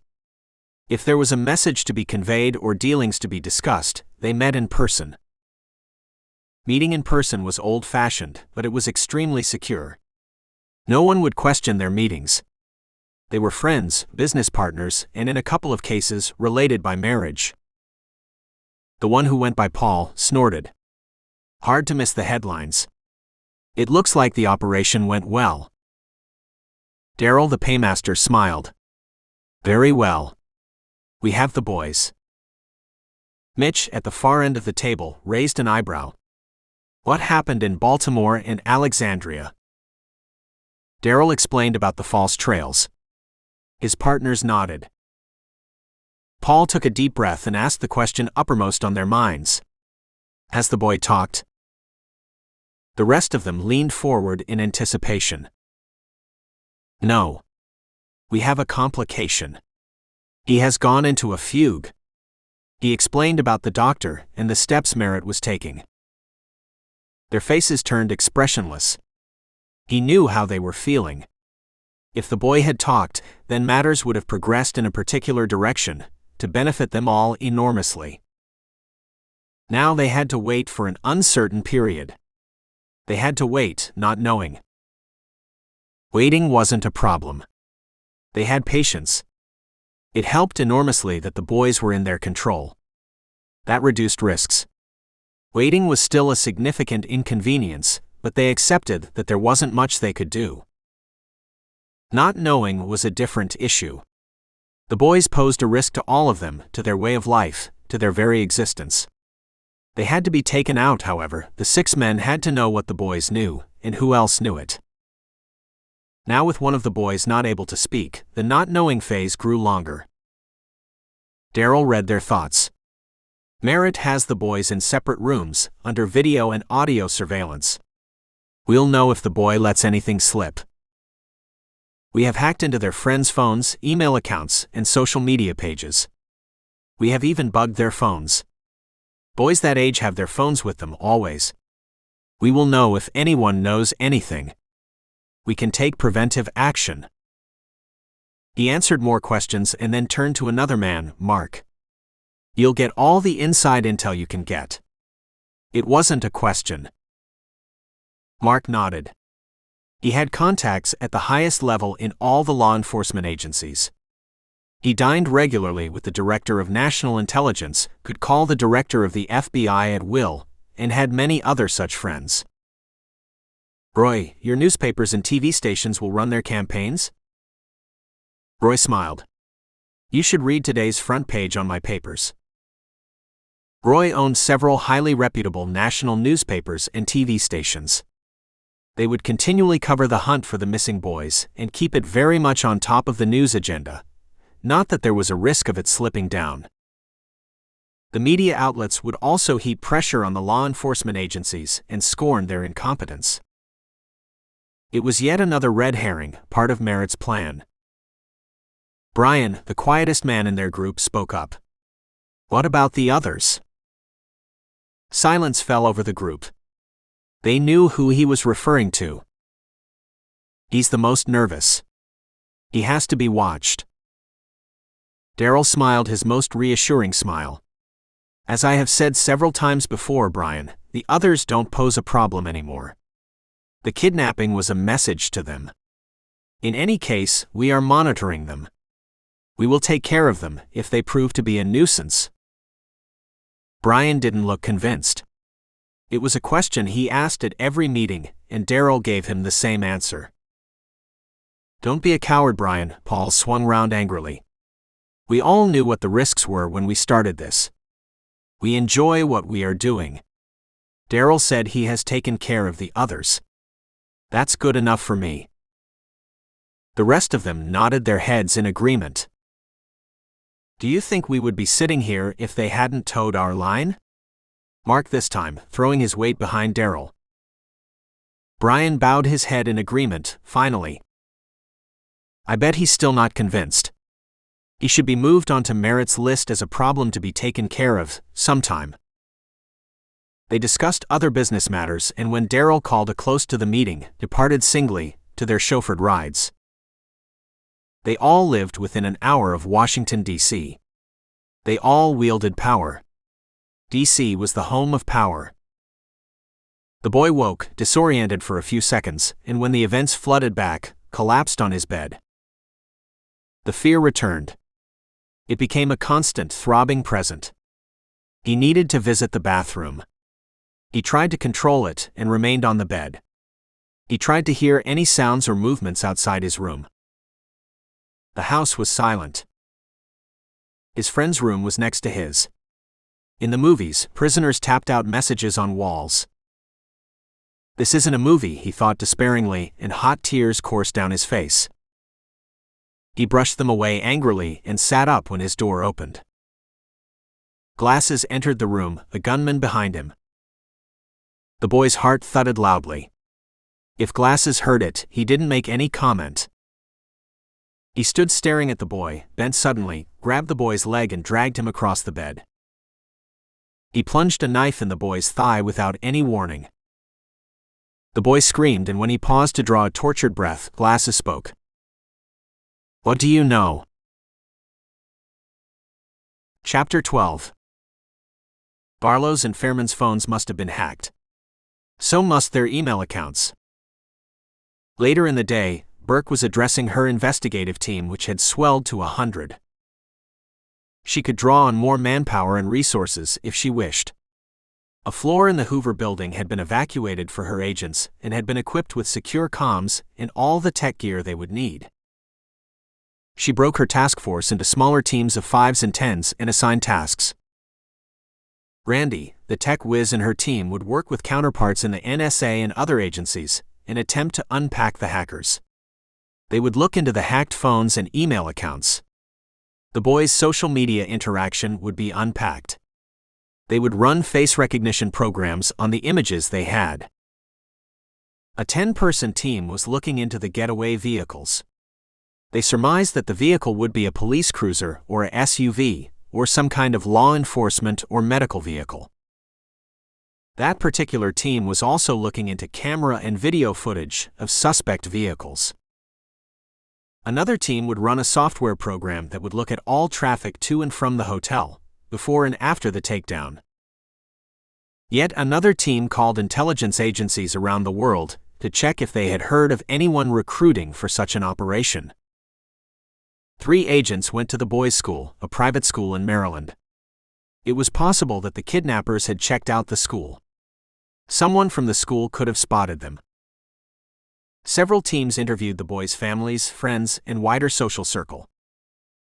In a rare moment of cooperation, interagency turf wars and ego tussles had been stowed away to be brought out for lesser missions. 4 interrogation teams would question the gunmen in custody. There were 7 surviving hostiles, 3 from the hotel, 3 from Baltimore, and 1 from Burke's building. So far, all gunmen from the hotel in Baltimore were singing from the same hymn book. That they had been contacted on the darknet a year back and had been promised a significant bounty. They didn't know who their paymaster was. The men from the hotel mentioned Glasses, but they had met him only twice, and he had never revealed his real name. They knew Glasses as Bob, no last name. All of them were American criminals who were into heists, kidnapping, and violent assault. 2 of them had killed. They had never been arrested. Not even once. They boasted about the jobs they had done, proud that they had slipped the law enforcement radar. They didn't know if Bob was Muslim. They weren't. Money was their religion. The feds expressed skepticism at their lack of names and the lack of detail. The gunmen swore that was how it was. They had participated in drills with the other gunmen, but in their world, real names and details were never shared. They came together for a job, executed it, and got paid. They had worked for various private security outfits and had long crossed the divide to execute illegal jobs. They mentioned how they were contacted by Bob. It was yet another board in the darknet. They gave them the name, their login details. The board was like a job site. People like the gunmen listed their availability, specialities, and rates. Those like Bob posted jobs. Once they went through a verification process, which included references, Bob met them and introduced them to the rest of his crew. All went by single names. They hadn't met any of them before. They all stayed in the same motels, in single rooms, and didn't fraternize with one another. Bob gave them only parts of the overall plan. Only 4 men close to him knew what the overall plan was. The interrogators didn't believe them. One gunman laughed. "You can polygraph us, dude. You can waterboard us or rendition us and let someone else work on us. You won't get a different answer." That dude compartmentalized everything. We only knew about our own part of the job we were to execute. We didn't know anything else. One of the agents bunched his fists at the insolent answer, the other calmed him down with a hand on his shoulder. That Bora dude Bawana interrogated said the same thing, Broker recalled, as he sat in on the interrogation. His ears pricked at the mention of drills. "Where did you practice these drills?" "Several places," one gunman replied. They trained to take over different kinds of buildings and deal with different security setups. Houses, hotels, offices, warehouses, they trained for all eventualities. 1 month back, they focused on taking over a hotel. Bob found one in Boston that looked vaguely similar to the presidential view. They trained for 2 weeks on that structure. The gunman gave them dates. "How did you know about the security setup at the hotel?" The prisoners shrugged. Bob had those details. Dealing with the security was the job of the 4 dudes Bob was close to. Those 5 guys alone knew everything about the job. "We came several times as guests, stayed in the presidential view and checked it out," one gunman added. He gave dates. Broker leaned back in his chair. "You know Bob killed many of your men. He probably would have killed you if he had the opportunity. As it is, he left you behind." It made no difference to the prisoners. They were alive. So what if the others were dead? Broker tried another approach. Do you now know what you were involved in? Who you guys kidnapped? Like anyone told us. You see a TV here. Still the insolence. You guys helped kidnap the vice president's son. He watched the men's faces go blank for a moment, and the color drain from each one of them. This was beyond polygraphs, waterboarding, and rendition. The Colombian and the South African snipers knew each other. They had worked with Glasses on a previous job in Indonesia 2 years back. Glasses and his 4 men bombed a nightclub. The sniper's job was to shoot the escapees. Glasses and his 4 men. Broker pursued that comment. Yeah, those 5 were tight, the South African answered in this guttural accent. His name. He told us to call him Bob. How did he recruit you? The Colombian shrugged. In their world, there were job boards where requirements were posted and applications were made. Then followed up with verification and references.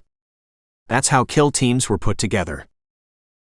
He mentioned a name for the website that had got him together with Bob the first time. It was different from the one that the hotel gunman had named. The South African mentioned the same name and the same process. They both thought Bob was American. No, they didn't know if he was a Muslim. Religion was never discussed during their time together. They too confirmed they only knew part of the overall plan. Their job was to rain down fire on any cop or anyone else who approached the target house.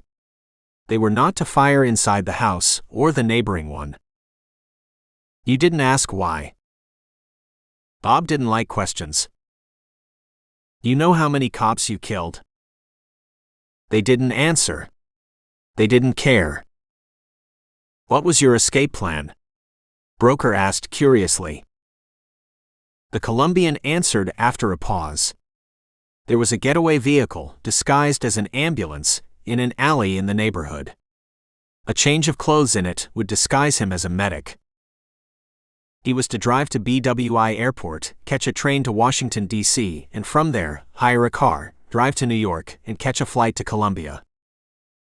The South African had a similar escape plan. They gave details, the FBI agents recorded them. The details would be checked later.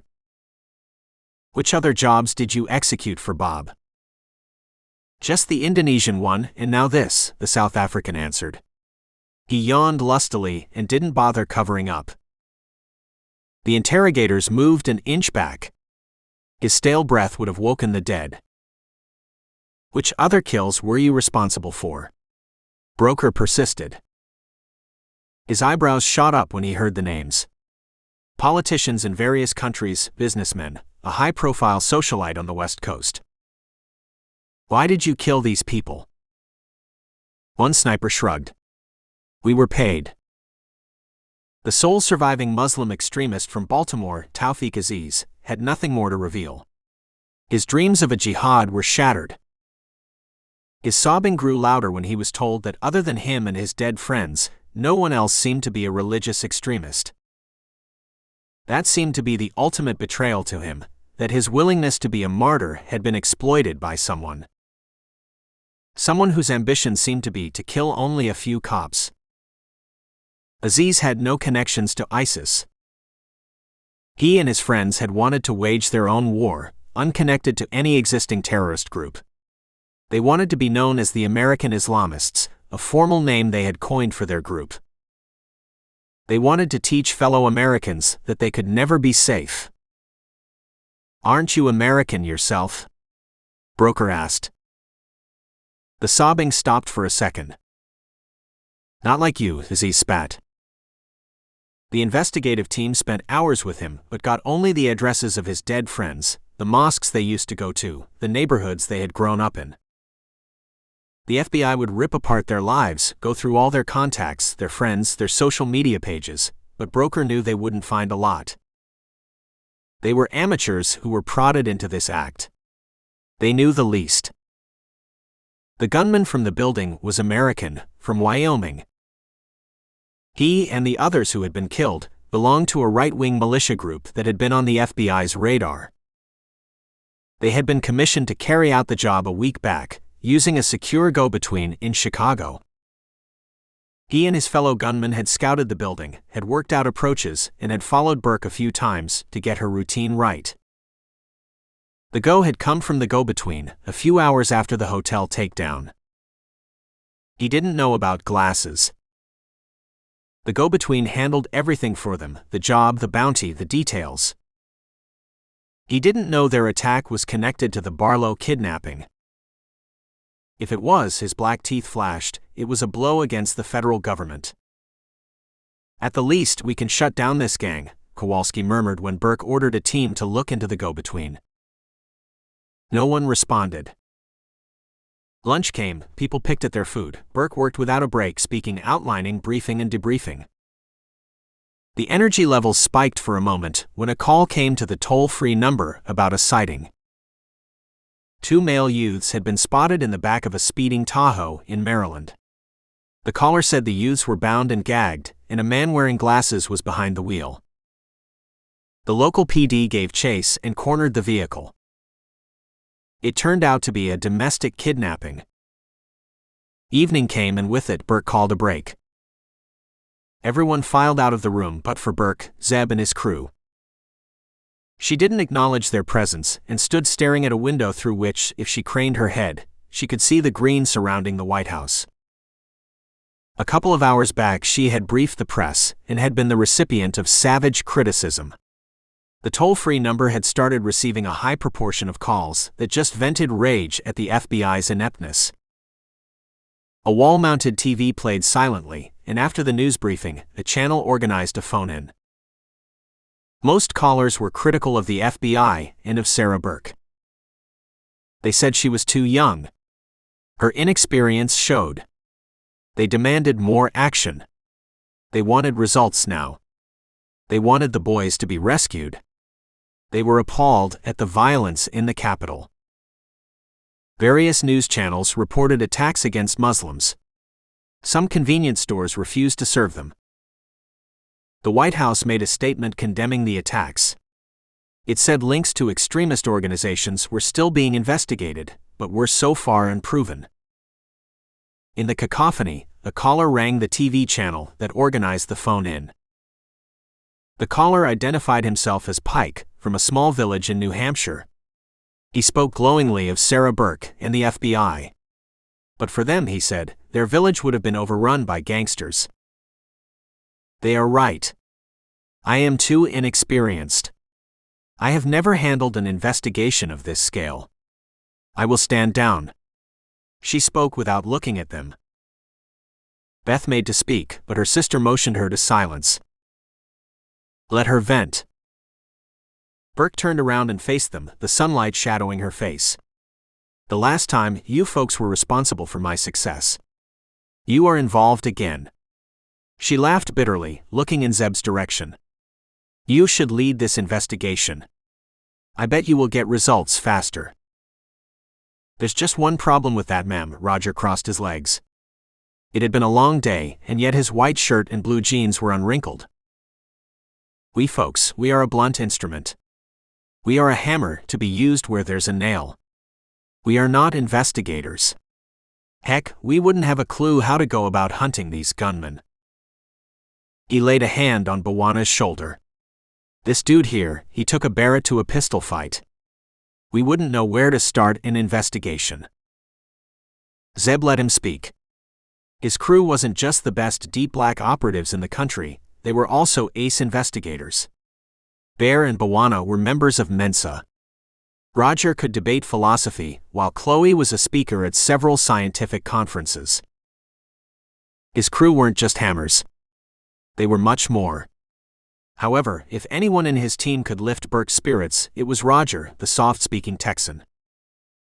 Burke let Roger's words wash over her, and a ghost of a smile flitted on her lips. I can see why you are successful with women, Roger. Her eyes rested briefly on Broker and then moved to Chloe, who was sitting next to Bear, dwarfed by his size. You see any of us leaving this room? Burke frowned, not getting her. Chloe waited and smiled when the light dawned in Burke's eyes. We believe in you. Chapter 13. Dinner came and went, but still the task force was at it, chasing down different lines of investigation. Folding beds and mattresses had sprung up on the floor for those who wished to stay in the office. At 9 p.m. Zeb rose. Abruptly for him, but to an onlooker, he was sitting one moment, the next he was upright. He spoke to Burke, and she nodded. He looked at his crew, and they joined him, and filed silently past the agents and went to the elevator. The car wasn't empty. Director Murphy was in it, going down. They joined him. You're leaving. To our hotel, Zeb answered. Murphy nodded. No more explanations were necessary. Zeb and his team didn't have any official standing in the investigation. They would end up hampering the task force. They would be more effective from the outside. Zeb turned to Bear and Chloe when they were on the sidewalk. You got enough sleep? Yeah, why? It might be worth keeping an eye on Burke's house. Burke would be residing in Georgetown, in a safe house that the FBI owned. Zeb knew this time there would be agents watching her, but none of them were in the same league as Bear and Chloe. The couple peeled off, after high-fiving the rest, and went to a dark SUV. You got your gear set up? He addressed Broker and the twins this time. Got everything in place. Let's do some real investigating. Megan flexed her fingers and led the way to their hotel. You think we'll find them? Bear and Chloe were in their SUV, hunched down, invisible in the night and in the darkness of their vehicle. It was parked in a line of residences' vehicles, wedged between a Durango and an Explorer. The FBI's surveillance vehicle was obvious. It was parked right outside Burke's door, 2 agents lounging in it. Burke's temporary residence was a 2-story townhouse with a gated entrance, steps to the front door, a light glowing on its porch. Bear was in the driver's seat, Chloe curled beside him, his arm over her shoulders. He knew what she meant. Will we find them alive? If anyone can, it's us. He didn't know the FBI, but he had immense faith in his team. Chloe snuggled closer and peered up at him. They had gotten close in Afghanistan, long before they had met Zeb. Zeb had never once commented on their relationship. He had accepted it and supported it, just like the others had. The twins ribbed her affectionately about it once in a while. It was all good. They had chosen a life in the shadows. It was one they wanted and enjoyed. However, she also knew it could end one day, violently. So long as Bear was with her, the end didn't matter. Every day was a beginning. Burke arrived at 11 p.m., dropped off by a FBI vehicle. She bent her head down, spoke to the agents in the surveillance vehicle, laughed, and disappeared inside the house. The lights came on and turned off an hour later. A couple more hours passed. Cruisers drifted past the entrance of the alley occasionally. One of the FBI agents got out and stretched his legs. A dog walker came back, glanced curiously at the agents, and went inside his house. Chloe was asleep on Bear's shoulder. It itched, but he didn't move. He would happily sit uncomfortably for hours if it meant she could sleep undisturbed. He kept scanning the front and the back of their vehicles, his eyes moving in practiced sweeps. The rear of the house didn't need surveillance. It backed up against more houses. There was no entrance at the rear. The first man entered the alley just as the clock moved past 2 a.m. He stood, weaving unsteadily, bottle in hand. He approached Burke's house. An agent stepped out and spoke softly to him. The drunk turned. The drunk whirled, spinning swiftly, the bottle coming up in a hard arc. The agent was prepared. He ducked, slammed the drunk down, and removed his gun. More men poured in. 5. Moving swiftly, silently. The agent shouted something to the one inside. The second agent fumbled with his comms, flung his door open. It crashed back on him, caught him on the chin. He sagged back and lost his gun. Two men surrounded the single agent and attacked him with bottles and knives. They disarmed him easily and kept him at bay. Three others leapt over the gate. They were pulled back like a giant vacuum. Bear and Chloe had moved when the second lot of men had appeared.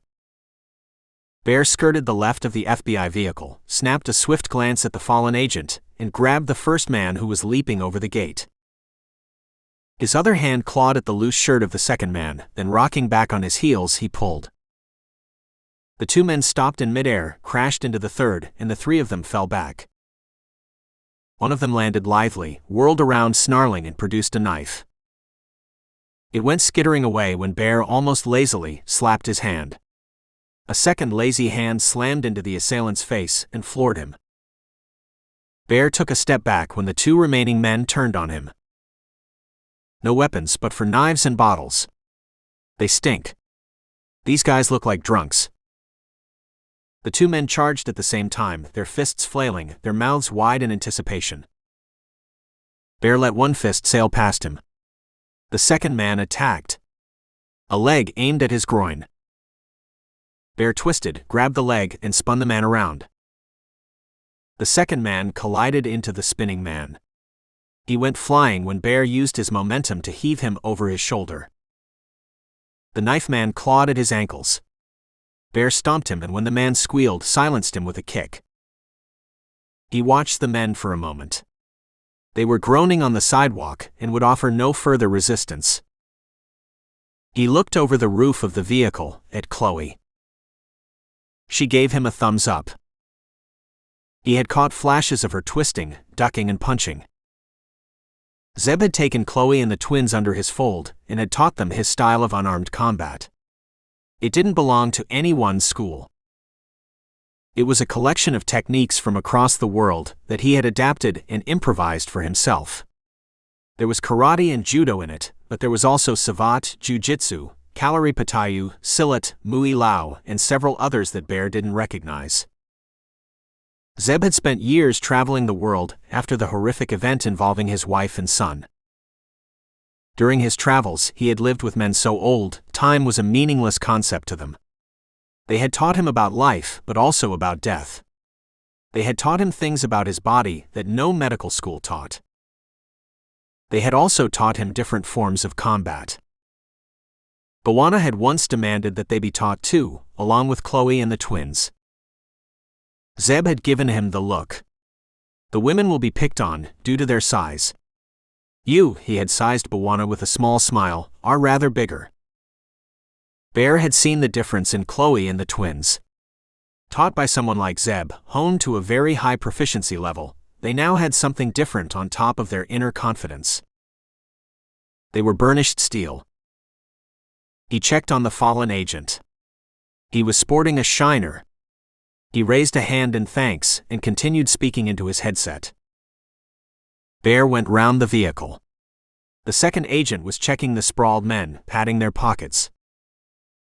He raised his head when Bear approached. Thank you. We would have been in trouble if you two hadn't shown up. Where were you guys parked? We saw you pass earlier but thought you had disappeared. Bear grinned. That was the point. Chloe picked a knife by its blade, with her thumb and forefinger. These men don't seem to be your usual hitmen. They look like drunks. Guys who sleep on the street. Yeah. The first cruiser rolled in silently, its lights flashing, before he could answer. Two more followed, and the alley filled with cops and FBI agents. The attackers were hauled away after a brief discussion with the agents on watch, leaving the four of them in the alley. A cruiser stayed back, two cops in it. How did they know? Chloe asked the agents. They shrugged. Something Burke will think about, no doubt. 4 pairs of eyes swiveled to Burke's house. It was still dark. She had slept through the attack and the ensuing commotion. One of the cops approached them and grimaced. These guys sleep on the street. A couple of them are regulars near the metro entrance at McPherson Square. Way their story goes is, they were approached at 10 by a man who threw bills at them. They were told there would be money, food, and an unoccupied house. Maybe a guard or two outside, Chloe completed for him. Yes, ma'am. Something like that. They didn't know anything about a woman inside. They were to break in, and if successful, there would be a reward. They could keep the money they found. Obviously, the man was wearing a hoodie. They wouldn't recognize him. You got that right, ma'am. The cruiser wheeled away after a promise to increase the frequency of patrol. The FBI agents turned down the offer of a stationed police vehicle. They would look after their own. One of the FBI agents brought out a coffee flask when the cops had left and handed it around. You both staying? Chloe swallowed a mouthful of beverage and nodded. Yeah. Till it lightens up. I figure this was just to throw a scare. Bear knew she thought it was more than that. It's a message. They know about us. But why send a message? You have a leak, Zeb said bluntly. Burke was on a video call with them the next day. She in her office, they in Zeb's room in their hotel. 36 hours had passed since the abduction. No progress had been made. Zeb had already lost count of the press conferences Burke had sat in on. Her face grew pinched at his words. She shot a glance behind her, even though she was alone, in a closed, soundproof office. It could be a random troublemaker. Someone from my past cases. I have a long list of folks wanting to do me harm. Zeb didn't reply. Threats and hate mail came with the territory Burke operated in. The attack, though, was too coincidental. He could see it in her face, she too agreed with him. I have 100 agents checking out stuff. The Metropolitan cops are involved. Virginia State Police are in the investigation, as is the Maryland State PD. NSA, Homeland Security, a truckload of other agencies are involved. There's a clearinghouse for sharing info with everyone. The mole, if there is one, could be anyone, anywhere. She blew hair out of her eyes in frustration. I can't double-check on everyone. Well, I could get our internal affairs, or even another agency, to look into us, but that would be a nightmare. Such an investigation cannot be contained. Everyone would be looking at one another in suspicion. She paused and something entered her eyes. A plea. What should I do? His reply surprised her. Nothing different. You are pursuing lines of inquiry that our mastermind will expect. Assign your most trusted agents to those lines that look promising. We could use this mole to our advantage at some point. She pondered his suggestion and liked what she heard. They discussed her stay. The FBI's safe house was no longer safe. Broker could create aliases for her and move her around different hotels every night. Bear and Chloe would stand watch at night. She protested. Zeb overrode her. He had already spoken to Murphy. The director had agreed. She tried thanking them again. She had started the call with thanks, had cut it short when Megan murmured sotto voce, "Move on, babe." Zeb ignored her and ended the call. He looked around at the eldest person in the room. Broker. What are you doing? We're working. Some of us have to. Megan answered instead of him. She, her sister, and Broker were hunched over computers, typing furiously. He walked over and watched over their shoulders. They were sending commands to Werner, their proprietary artificial intelligence algorithm that resided in a supercomputer in their office in New York. Werner had been developed by a pair of Stanford graduates and had attracted the attention of the NSA and the DIA. Zeb and Broker had outbid the two agencies, and after acquiring the software, Broker and the twins had enhanced it substantially. Werner talked to numerous highly classified databases in the country and several internationally. Werner was better than anything any law enforcement agency in the country had, Broker was fond of saying. Zeb had no reason to doubt him. The NSA had a standing offer for Werner and upped its price every year. That was proof enough. What are you asking Werner to do? Run facial recognition programs, search for patterns and anomalies in the boy's phone and social media correspondence, run a check on abandoned hotels in Boston, check camera images there, Beth answered shortly. Won't the FBI do that? They don't have Werner. Broker waved an imperious hand and cut short any further questions. Go away. We are working. Zeb went to Bwana and Roger. They were sprawled on the bed, watching him. Bear and Chloe were curled on a settee. They too were watching him. What are you guys working on? Chloe tossed aside the magazine she was flicking through. We're watching you work. Bwana snorted. Doesn't look like work to me. A rare smile crossed Zeb's face. I've been figuring things out. And? Bwana propped himself on an elbow and looked expectantly. This guy knows us too well. The sounds of typing stopped. Chairs squeaked as the twins and Broker turned. Roger sat up on the bed. He could be one of us. Chapter 14. Us? Beth asked in confusion. There are only 8 of us. 9 if you include Claire. How could he be one of us?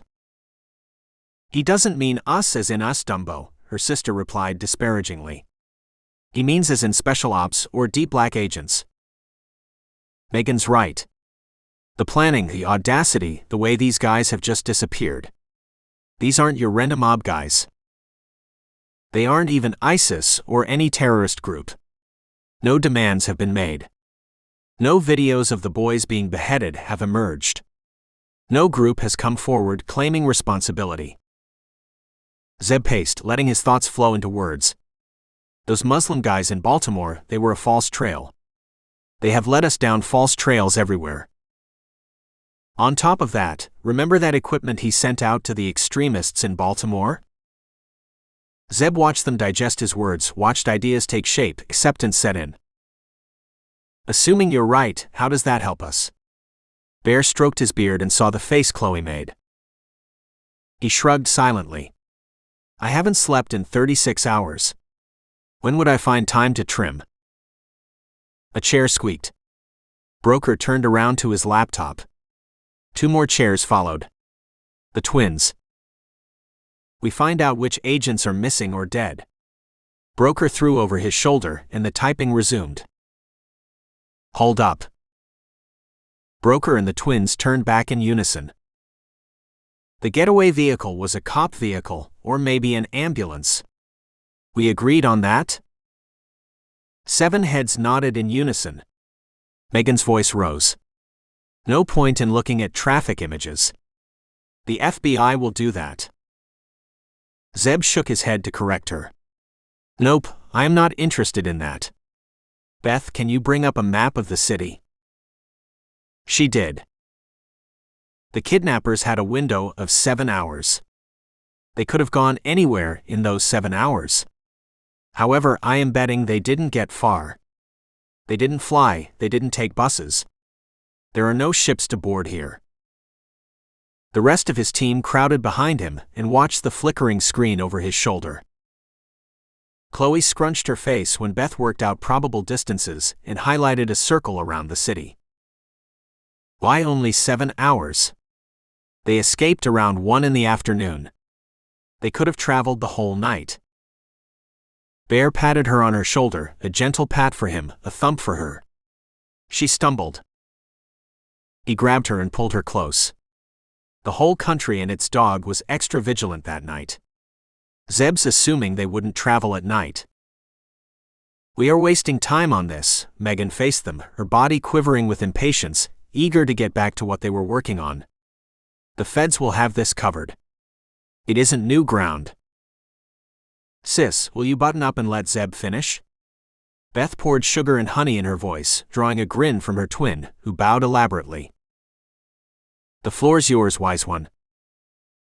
We aren't looking for getaway routes in that radius," Zeb resumed when he had their attention. "We want homes where a cruiser or an ambulance was parked. Homes from which number 911 calls were made." "Of course," Broker breathed silently and attacked his keyboard without a further word. "You've got your uses, wise one," Megan threw back over her shoulder, her fingers flying on her computer, her hair dancing on her shoulders. 3 hours later, Zeb was in Eldersburg, Maryland. It was a small town 50 miles from the capital, just over an hour's drive. His team had trawled the internet, analyzed social media posts, thousands of photographs, 911 call records, and had narrowed down 50 homes in the radius. A cruiser or an ambulance had been often seen in front of those homes in the 3 months leading to the kidnapping. Not a single home belonged to a cop or a medic. The homes had no connection to law enforcement or the medical care business. Bear, Chloe, and the twins were checking out a home in Annapolis, Maryland. Bawana and Roger had gone to Fredericksburg, Virginia, to check yet another house. The house Zeb was interested in stood on a rise, separated from street level by dirt drive that wended through grass and shrub, and ended at the home.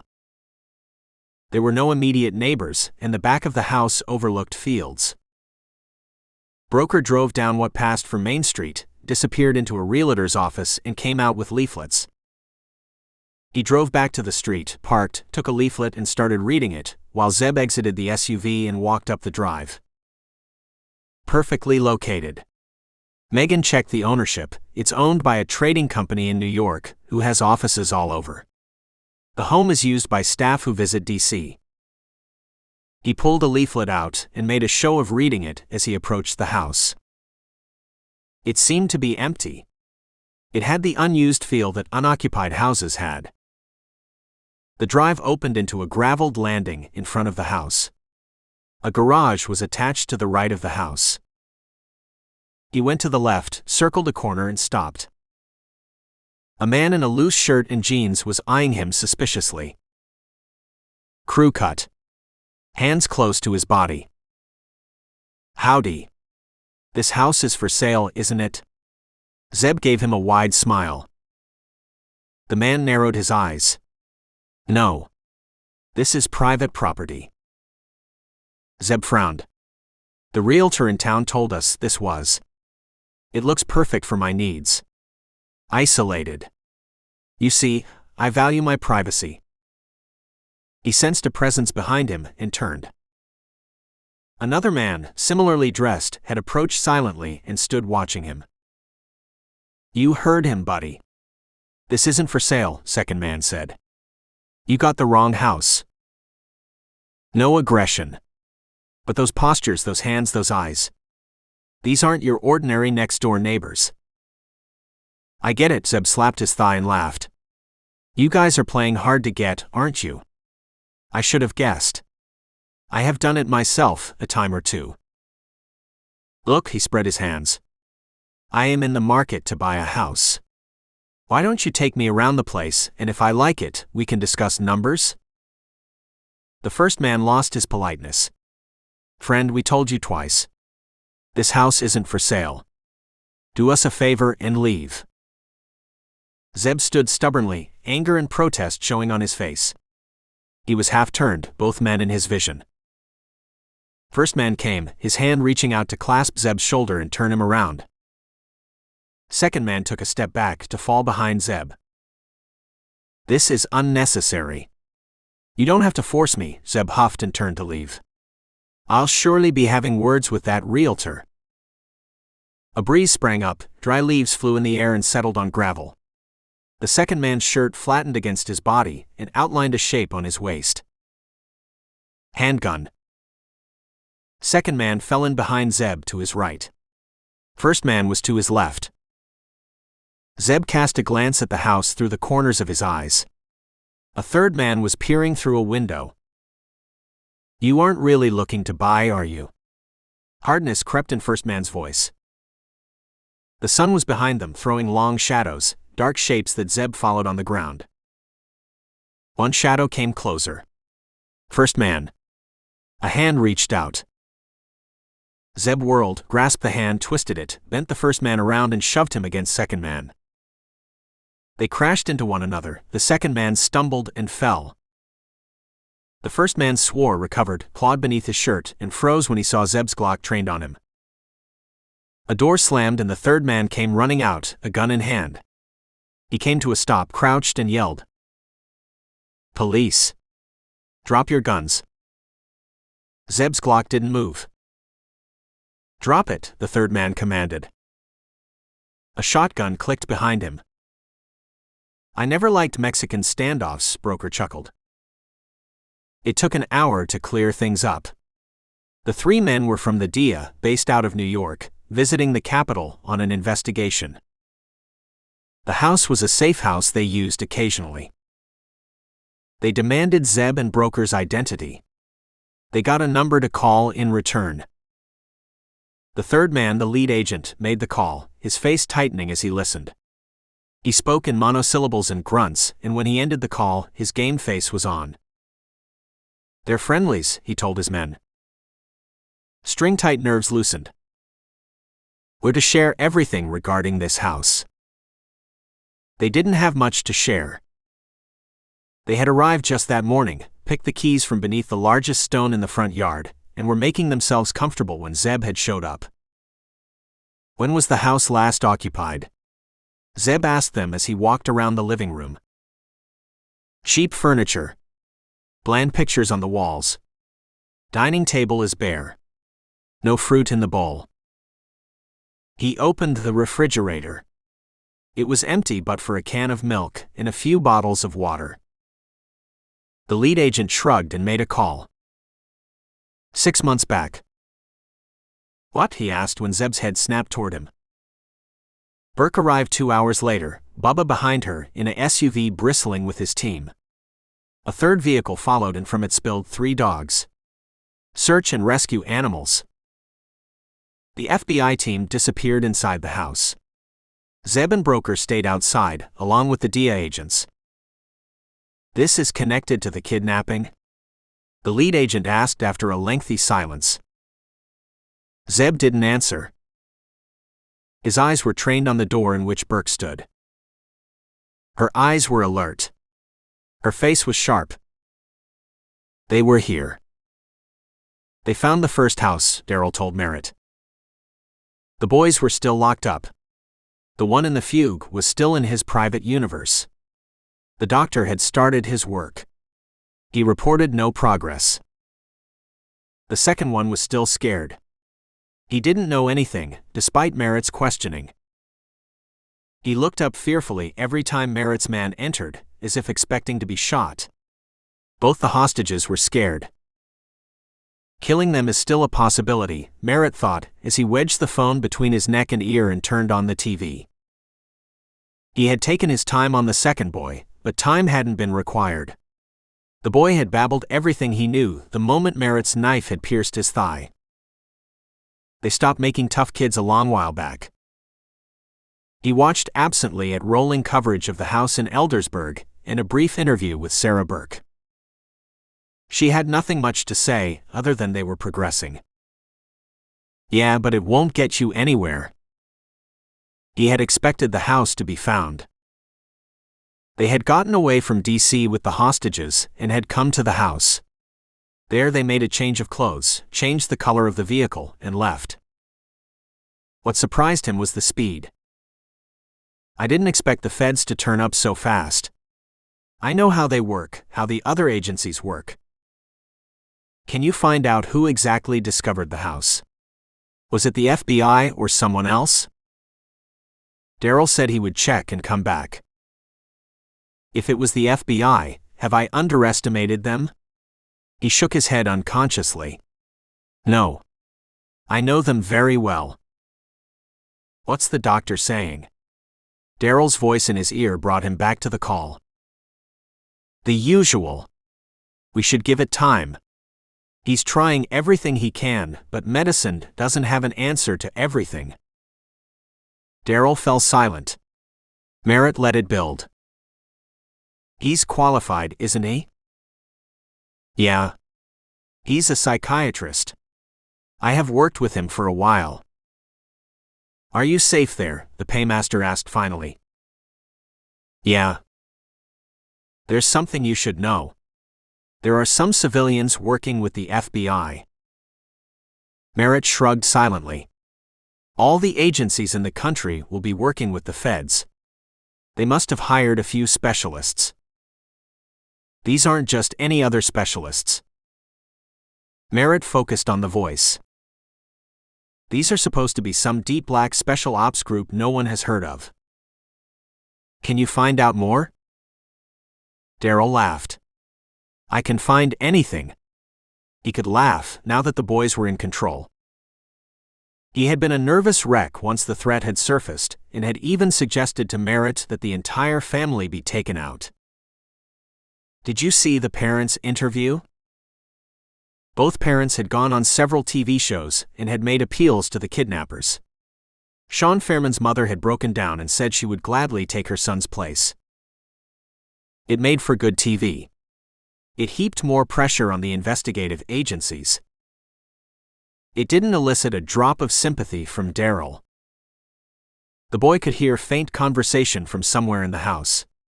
His leg throbbed, his body ached, his mind was in a constant state of fear. Glasses had inflicted such pain on him that he had fainted a few times. Glasses had started again when he came to. He now knew what his friend had faced. The boy didn't know anything. He told Glasses repeatedly, but the gunman had continued, until he had finally believed the boy and had stopped. A doctor had then rushed in and had attended to the boy. He should have killed me, the boy thought dully. He couldn't cry anymore. He was cried out. He didn't even know what day it was. It was just a rolling state of gray routine. He woke, was escorted to the bathroom, returned to his room, and lay there all day. Meals were brought to him. No one spoke to him. He had tried once and had been hit several times. He saw his friend's room when he visited the bathroom. He knew the doctor was attending to him. He could hear faint conversation from the neighboring room, every now and then. Does my friend know something? Was it why we were captured? Did he see something? Or did they capture us because of our ability? He always had that ability. He hadn't given it any special attention when he was young, thinking everyone was like that. As he grew older, he realized what he had was quite unique. He got bullied several times when he was at school, when flashes of his ability were noticed by other kids. He didn't report those incidents to his teachers. Neither did he mention them to his parents. He didn't want a fuss to be made. He didn't tell them of his ability, either. Why did I hide it from them?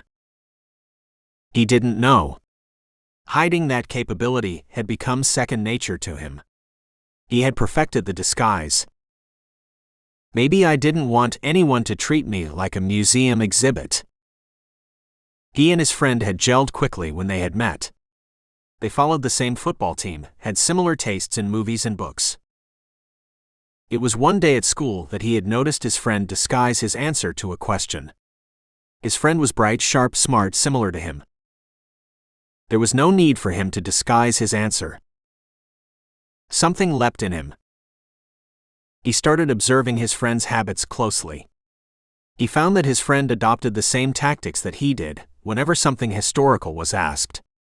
Something that needed reciting. Maybe he has it too. One day, when they were alone, playing with a baseball bat and ball, he had narrated a piece of poetry he had seen a while ago. His friend had stopped. The ball had smacked him in his chest. He had ignored it. His friend narrated the rest of the poem. From then on, the boys became closer. They became like twins. They shared their stories and experiences. His friend, too, had hidden his ability from his folks and teachers. In his case, the urge to be normal was greater. He, too, had been bullied. He, too, didn't want to be seen as an object of interest. They both knew they would have to reveal their abilities at some point. They had decided to wait for a year or two more. A month back, his friend had sent him a text. He wanted to discuss something. He had messaged back suggesting they meet. Meetings in their circumstances were always elaborate. The families had to be told. The security detail had to be informed. Last-minute changes were a nightmare. They both had always wanted to evade the constant security. Be normal. Like normal kids. This could be the opportunity to give them the slip. He had suggested a breakfast meeting. His friend had snorted in laughter. Like adults? The idea had appeal, though. He told his friend how they could escape unnoticed. They planned, and when the day came, the plan worked perfectly. Look where it got us. Chapter 15. How can a safe house have police vehicles in front of it? Broker asked quietly.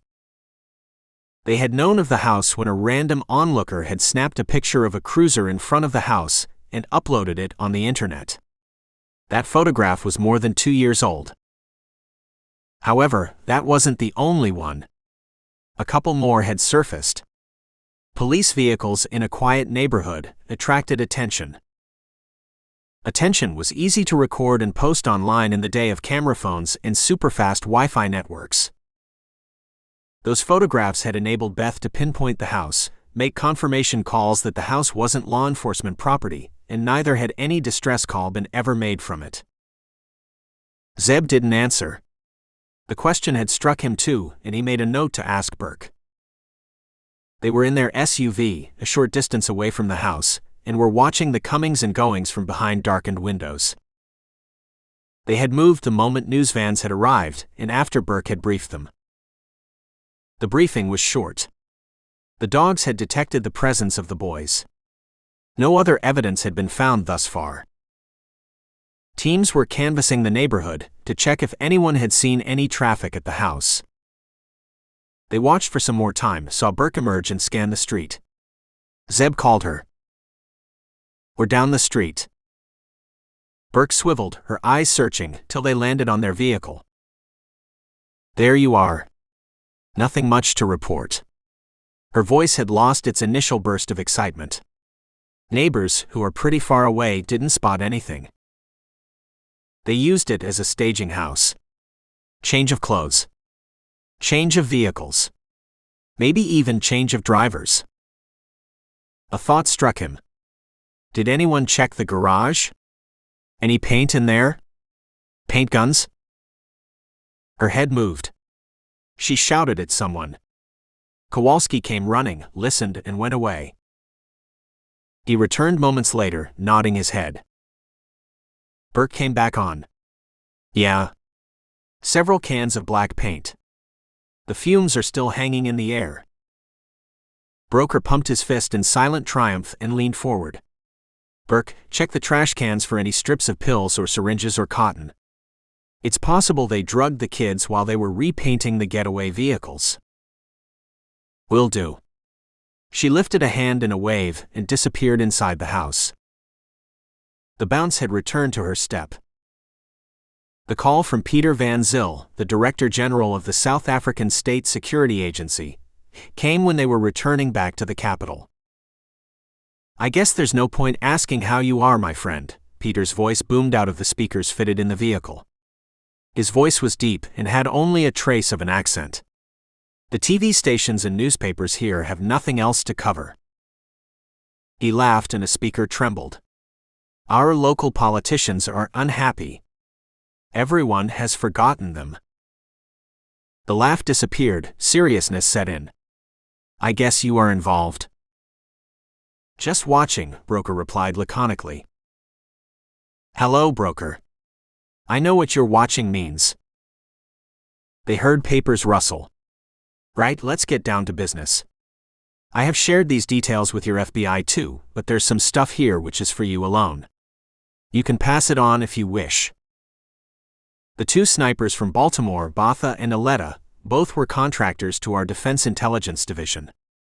They were used occasionally, when the DID didn't have or didn't want to use internal resources. He cleared his throat. They were also used when special messages needed to be conveyed. Broker looked at Zeb. They knew what those messages could be. There was a time in the country's history when violence and brutality was adopted by the state to quell domestic or foreign enemies. Botha is the live one, isn't he? Yeah, Zeb replied. Is he singing? He has, but he hasn't revealed anything much. Broker didn't hide his disgust. We want him here. There's an outstanding warrant for him for several unsanctioned kills. Broker chuckled. You're joking, aren't you, Peter? There's no way you're getting Botha. He will be tried and sentenced here. Zeb held a hand up to silence Broker. Peter, what is it? We kept tabs on Botha and a letter and many others like him. There are rumors that they both worked with Russian agencies and Russian mobs. A cup clinked on a saucer. They heard him take a sip. Van Zyl loved his tea. I made some calls like you asked. Zeb had called the intelligence heads of clandestine agencies all over the world. Many of those agencies owed him favors. Many of those heads knew him personally and considered him their friend. Most of them had come back with scant information.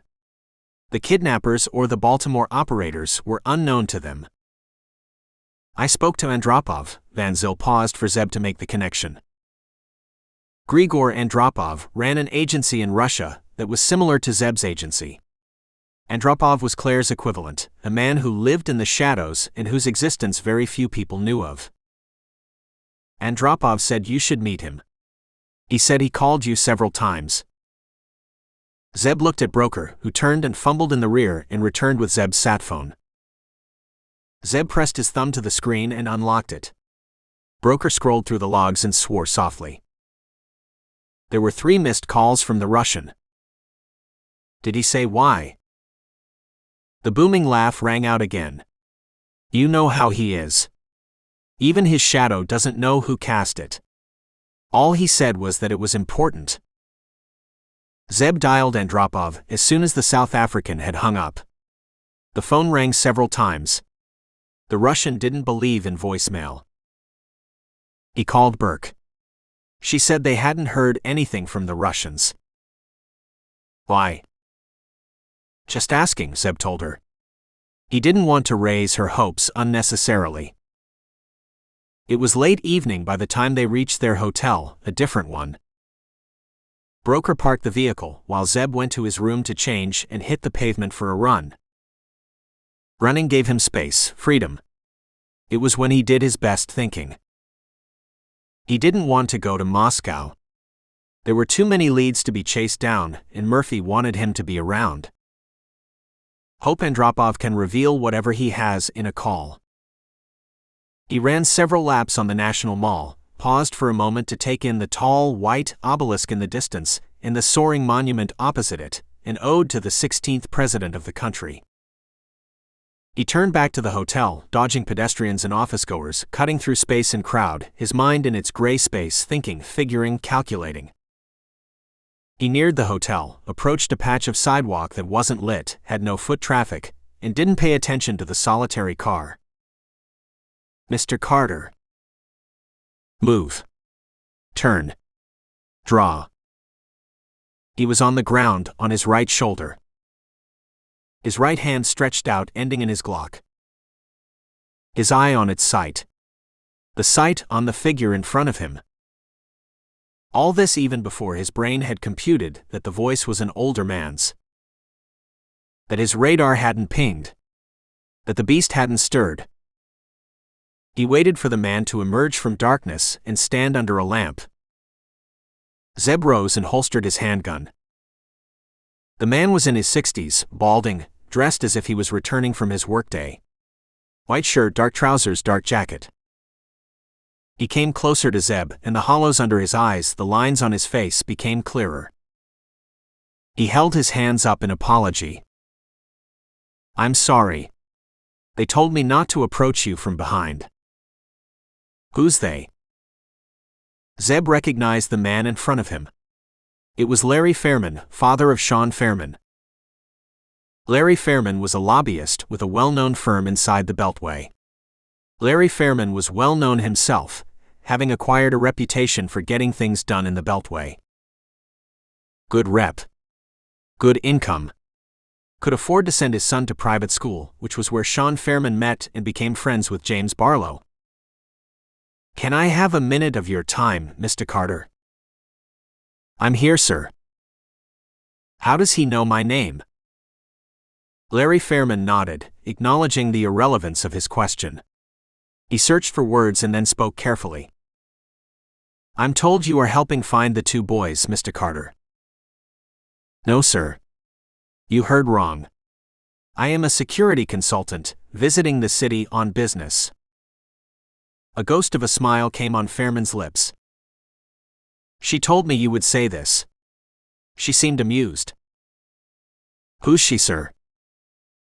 "Claire." She didn't give a last name. Neither did the prince. Why would Claire speak to him, let alone say that? He read the expression on his face. "Mr. Carter, I helped the royal family of Saud on several matters. The prince reached out to me when..." He broke off, looked away, composed himself and began again. "We spoke when the boys were kidnapped. It was a long call. He said he knew what it felt like. His daughter had been kidnapped once. He said she was rescued by some Americans." He backtracked when he realized what he had said, but I pinned him down, took advantage of our friendship. He said he could not reveal who the Americans were, but he gave me Claire's number. "Claire took your call?" "She did, Mr. Carter. When she heard who I was, I spoke. She listened. Like I said, she was amused when she gave me your name and where you would be. She said it wouldn't do anyone good if I let slip where you stayed to anyone. Or revealed her number. She wasn't amused then." "Sounds like Claire. Broker will have to get her another secure number." "I asked your friend. A big man, African American. He said it was probably best to wait for you here when you returned from your run." "Do you know what I do, sir?" "I can guess, Mr. Carter." He raised his hands reassuringly. "I am not here to spill any secrets of yours, Mr. Carter." "Why are you here, sir?" Larry Fairman didn't answer. He half-turned as a door thumped and a figure rose from the car and emerged. It was an elderly woman as old as Larry Fairman, her white hair framing her eyes which were tired. She came forward slowly and gripped Larry Fairman's arm. "Madeline, my wife, Mr. Carter. We had our son late, Mr. Carter, as you might have guessed." Her voice was low, soft, and exhausted. She patted her husband's arm. "This was my doing, Mr. Carter. You have to forgive Larry. I forced him to drive up, park here, meet your friends, and wait for you. We met Sarah Burke. She's a good woman. Director Murphy, he's a good man too. We met several other people. All earnest people. All working hard. They are all working to get the missing boys back. I wanted to see you too. Larry told me you are not part of the investigation, but I am a mother, Mr. Carter. A mother in such times does not act rationally. I told Larry, I want to see Mr. Carter. Even if he is not involved. I just want to see him.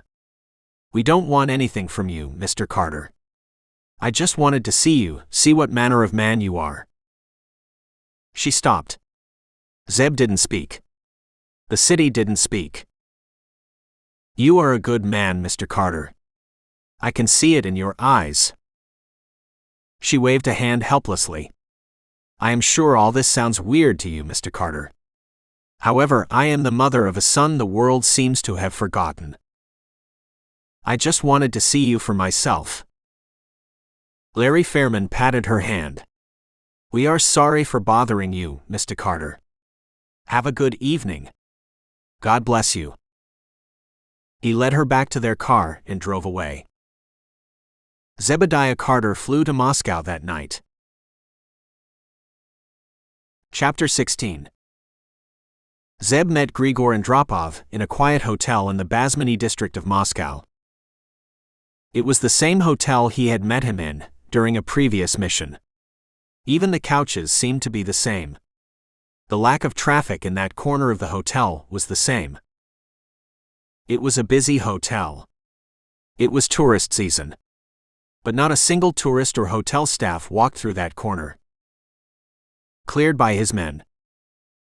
Andropov was an inch taller than Zeb, had green eyes and short hair that had started to gray. He hugged Zeb close, held him for a long time and patted him on his back.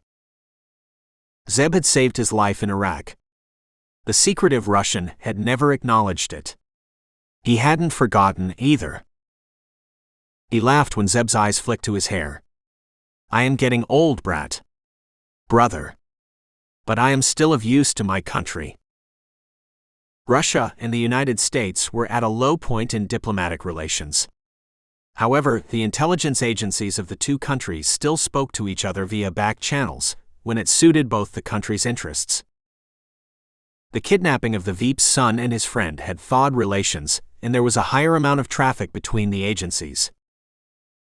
"You are looking good, Grigor." Grigor flicked the compliment away. He was looking good, but appearances were merely a tool to be used in his business. The spymaster looked behind Zeb, and seconds later a waiter came rushing with a silver tray, flask, and 2 cups. Zeb was sure the service wasn't available to other patrons. His agency probably owns the hotel. Grigor poured for the 2 of them, handed a cup to Zeb, moved to the couch to sit alongside Zeb.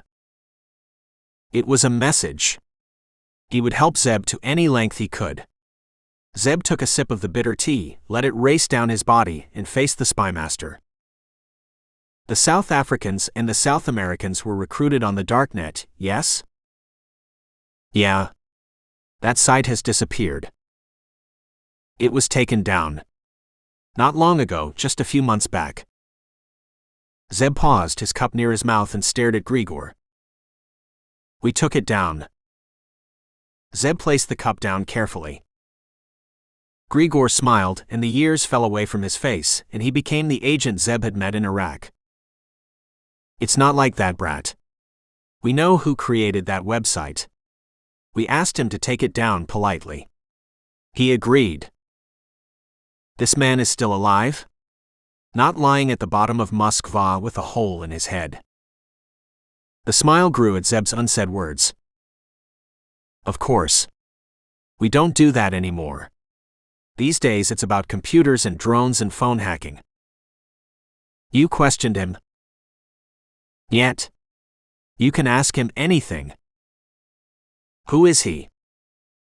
The smile dropped. "You have heard of Vitaly Belov?" Zeb ran the name through his mind.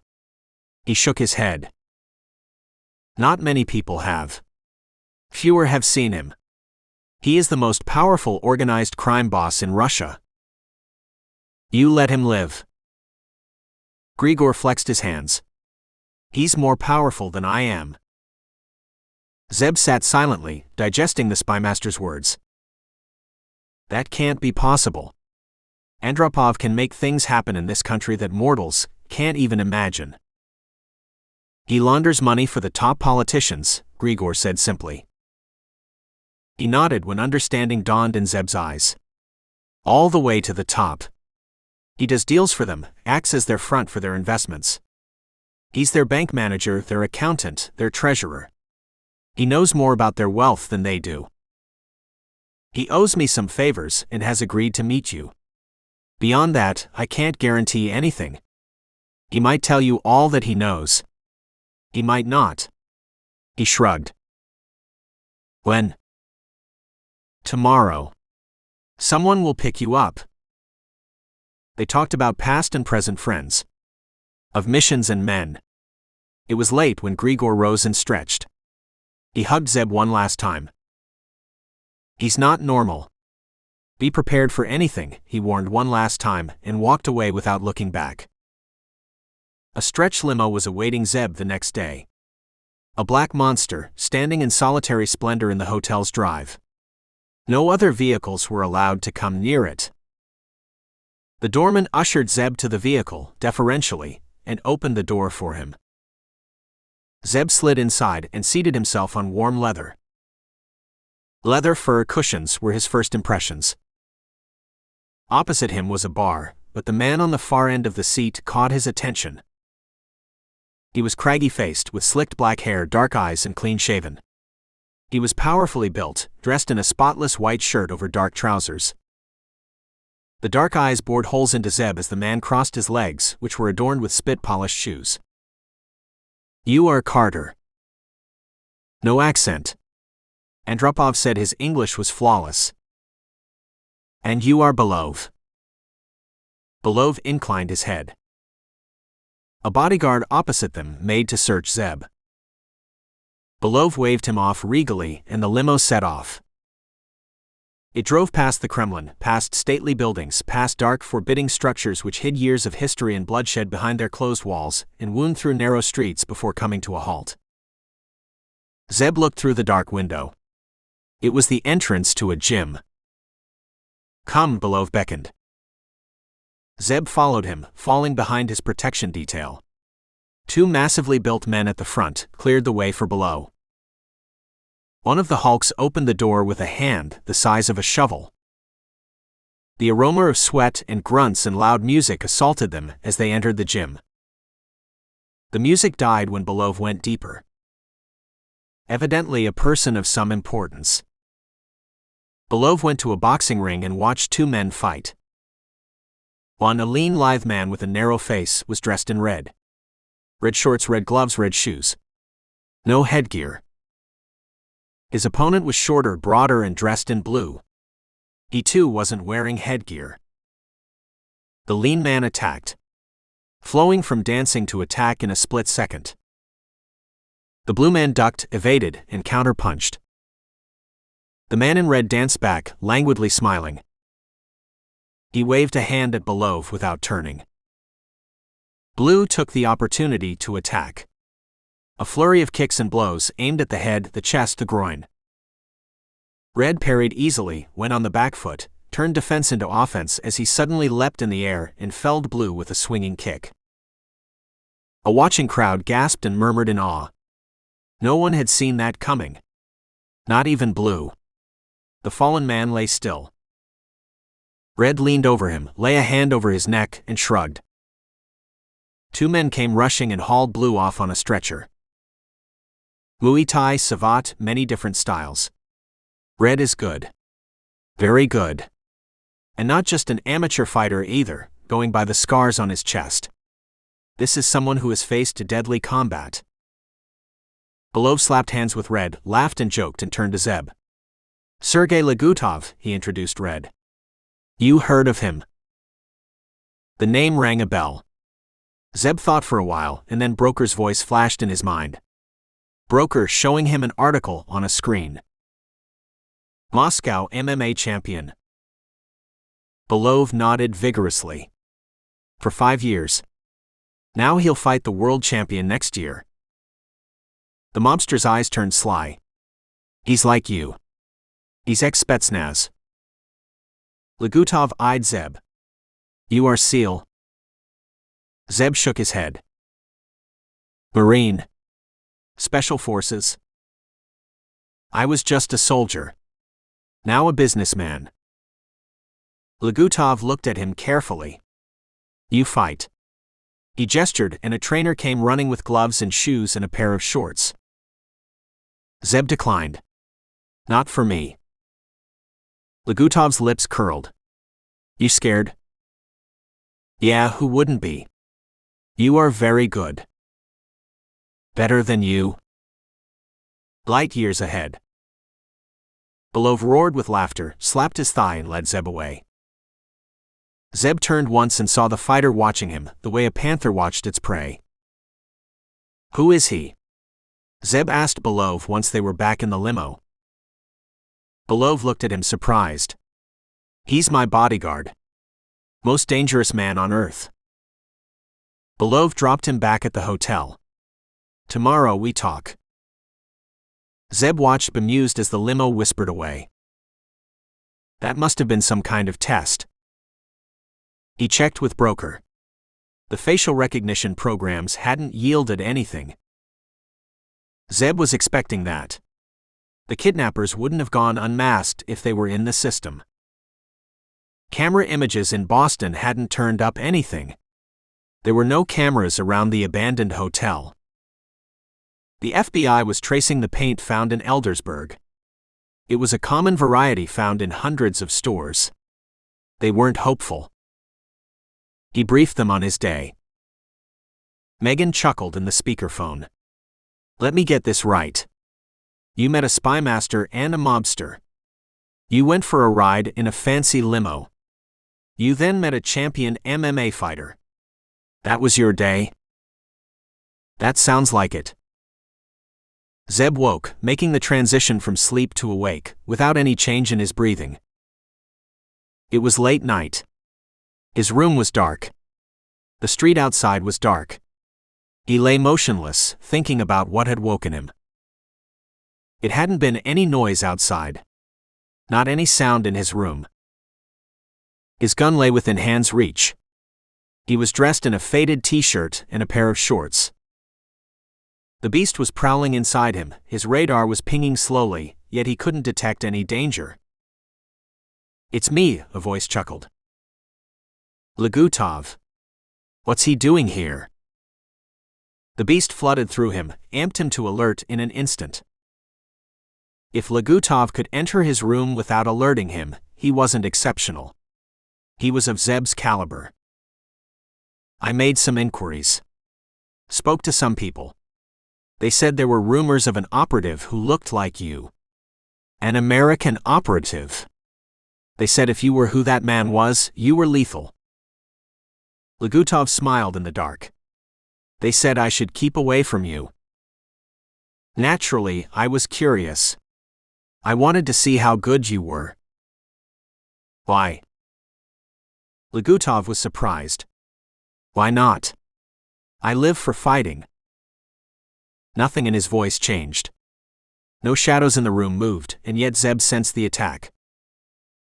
He flung himself out of the bed, rolled away from it, and rose to his feet.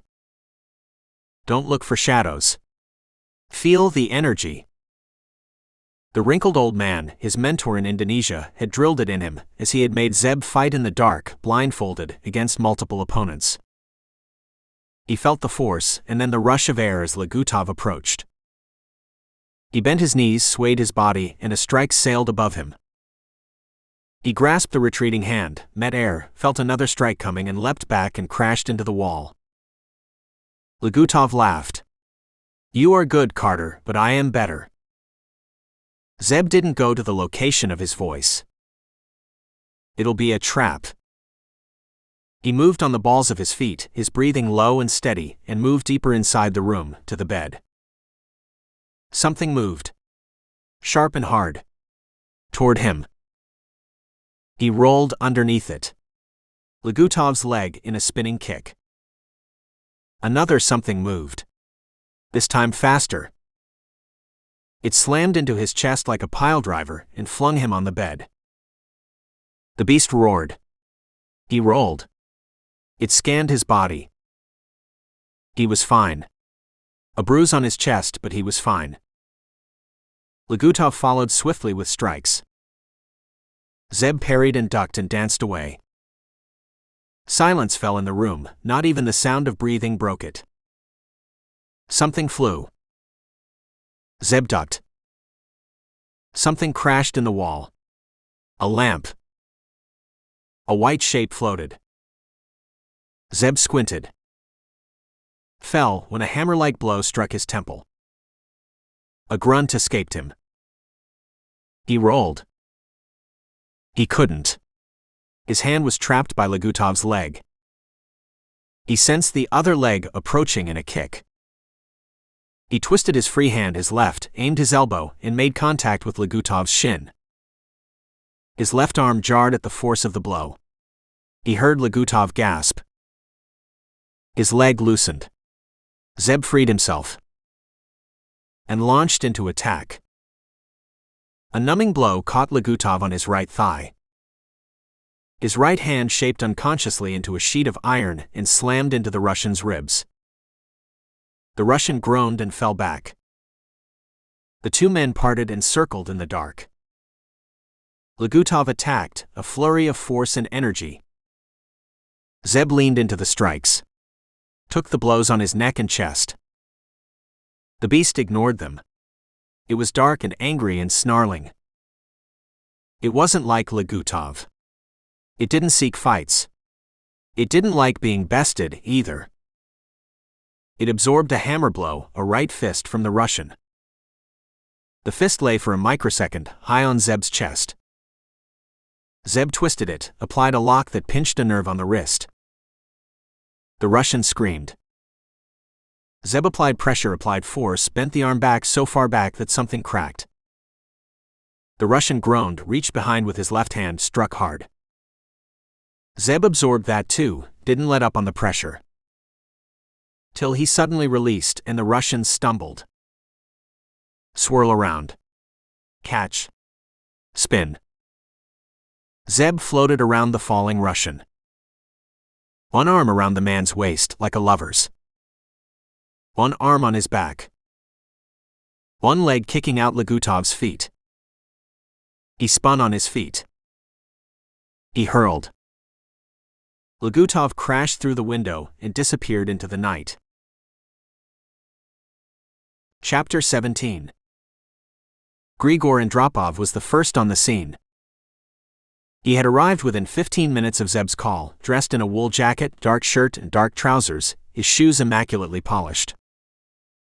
It was late at night, not much moved on Moscow's streets, but that wasn't a reason for an old spymaster to lower his standards. He didn't look at the body, initially. He held Zeb by the shoulders and looked him up and down. "You're okay." Zeb nodded. He was jacketed and holstered. There was no telling how Belov would react. "What happened?" Zeb told him briefly. Andropov raised an eyebrow when he had finished. Legutov was a rising star. He was widely predicted to be world champion. He was also a hothead. He picked fights for no reason. In bars. Nightclubs. He circled the body once and then surprised Zeb by kicking it. He raped teenage girls. Several of them. It was never proven, it never became public, but we knew it. He was protected by Belov. We asked Belov to drop him, but he didn't listen. Zeb looked down the narrow street at the side of the hotel. "Where are the cops?" "They won't come." Andropov smiled, reading his searching glances. "Juice. He's got as much juice as Claire has." Belov made them wait for an hour. In that time, not a single hotel employee or guest had stepped into the street. No traffic had passed either. Zeb didn't see Andropov's men, but he knew they were present. They had a tight grip on the scene. Belov's limo purred silently and came to a halt 100 feet away. The two large men stepped out. One of them held the door open for the mobster. Two other hoods emerged. They had the hard look of gunmen. Belov too was dressed in an evening suit, an ivory cane in one hand. Must be a Russian mobster thing. The higher up you go, the more refined your dress and accessories. Belov and Andropov exchanged hugs. They aren't forced. Cordial. Andropov stepped back while Belov approached the dead man. The four goons curved behind Zeb. "Just in case I decide to hoof it." Zeb crossed his arms. It gave the perception that he was wary. Defensive. It also brought the Glock closer to his gun hand. "If it comes to that, I will go down, but so will Belov." He was sure gunplay wouldn't be involved. Belov finished his study and came to him. What happened? It was the first time he had looked Zeb in the eye, ever since they had met. Zeb repeated the evening's incidents. Belov didn't speak for several moments, and then he sighed. "What do I do with you?" "You should thank me." 6 heads turned in his direction as if he had lost his senses. He was a liability to you. He was no longer effective as a bodyguard. All this championship nonsense had gone to his head. You are one of the most powerful men in Russia. No harm in stroking his ego. That comes with unwanted attention and enemies. With him around, you couldn't have kept a low profile. As long as he was around, the pressure on you to give him up to the police would have risen. Belov's eyes flickered at Zeb's implication. That Zeb knew of Legutov's criminal activities. Did you see the mob outside the gym yesterday? The reporters, the fans? How long do you think it would have taken for his activities to surface? Zeb shook his head. Legutov was a liability. I am sure that thought crossed your mind several times. Legutov is in the past. He will be forgotten soon. My country is going through a tough time. I am sure your help will be appreciated. He felt Andropov nod approvingly. It was the right tone to adopt. Zeb had perused Belov's file that Megan had sent earlier in the night. The mobster owned casinos and hotels in the U.S. He was suspected of money laundering, and some of his known offshore accounts were being watched. Those accounts and properties could be seized if Belov was suspected of withholding vital intel. Belov got the message. What do we tell everyone? How did he die? Zeb looked up at the window through which the fighter had fallen. Belov followed his glance. He tried to fly.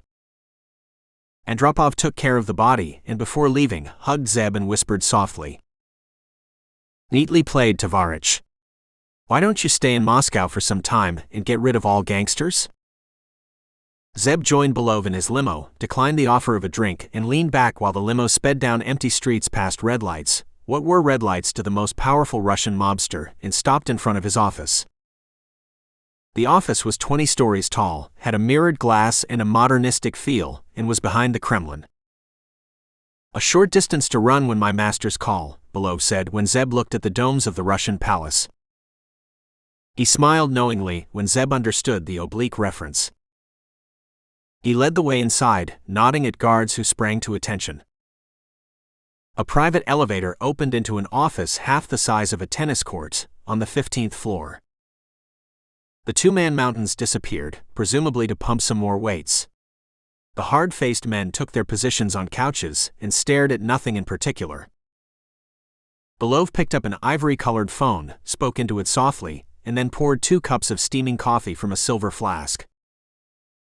A young man entered the office carrying a laptop. He had long flowing hair, a thick brown beard, and wore a loose Grateful Dead t-shirt. It was nearing dawn, however. If Belov was awake, so was the rest of his organization. Oleg, Belov introduced him to Zeb. He didn't mention a last name and didn't introduce Zeb in return. Oleg plugged his laptop, typed furiously in it, looked at Belov for confirmation, and when he got a nod, turned the screen toward Zeb. Zeb leaned forward. It seemed to be a message board. Its name was blanked out. That is where the South Africans were hired. Oleg set the website up for people to post jobs, others to respond. I thought it was taken down. It is down, Belov replied dryly. What you are seeing is a static page. Oleg went into technical details, spoke of Tor, the dark internet, and used other terms that Zeb was sure the twins and broker would understand. They didn't matter to him. He was interested in the buyer's identity. Belov sensed his impatience and cut Oleg off. All job posters went through a verification process. They had to prove who they were. How was that done? A video call with Oleg. Those can be faked, can't they?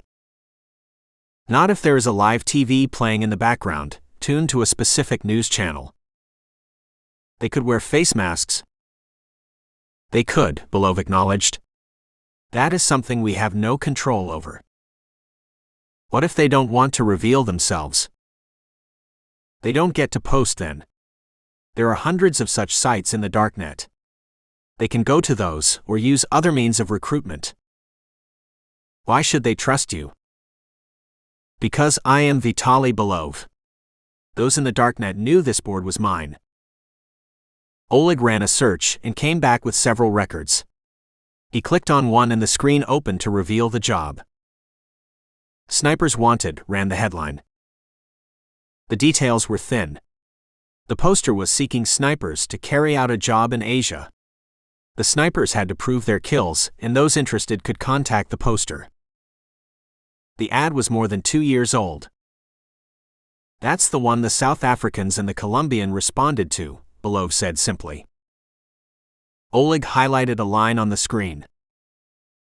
The job poster's name: Chameleon 8362. Oleg went to a directory, scrolled through several files and clicked on one.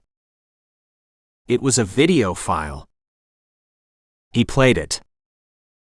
A dark room came up, a TV in the corner with a Russian channel playing on it. Zeb sucked in his breath when a man came into view wearing a t-shirt and jeans. It was who the snipers called Bob. Zeb knew him as Glasses. Chapter 18. Zeb slept for 8 straight hours on his return to D.C. He had returned with Bob's email address, bank account details, and the video file. He had put a nervous-looking Oleg in contact with Broker, the twins, and Yuri. The 4 of them would extract every available detail from Oleg. No one will touch you, he told Oleg. Oleg looked unconvinced. He means it, Belov told him in Russian. Duh. Andropov is my reference, Zeb replied in the same language with a Muscovite's accent on top. Belov and Oleg stared at him in astonishment, and then Belov chuckled slowly and burst into laughter. You are a sly one, my friend. Legutov didn't stand a chance, did he? Belov dropped him back to the hotel, signaled for his protectors to leave him, and when he was alone with Zeb, spoke carefully. How friendly would your government be if someone of my position was to give up all secrets? Zeb settled back in the limo and considered Belov. You have power. You have unlimited wealth. You are untouchable. Why would you give all that up? You will be a hunted man if you cross the line. Remember Litovenko? Belov nodded. The former FSB officer's poisoning by radioactive material and subsequent death, while living in London under asylum, was well known in intelligence circles. I have a daughter who asks me why we don't have a normal life. I tell her this is normal. However, she is 11 years old. She knows what normal is. Belov will be a treasure trove of intel. Any intelligence agency in the world will scoop him up. I will talk to the right people. Belov recited a phone number and smiled in thanks when Zeb memorized it instead of writing it down. It's secure. No one else has access to it. He stopped Zeb when he was exiting. We never had this conversation. Zeb shook his hand.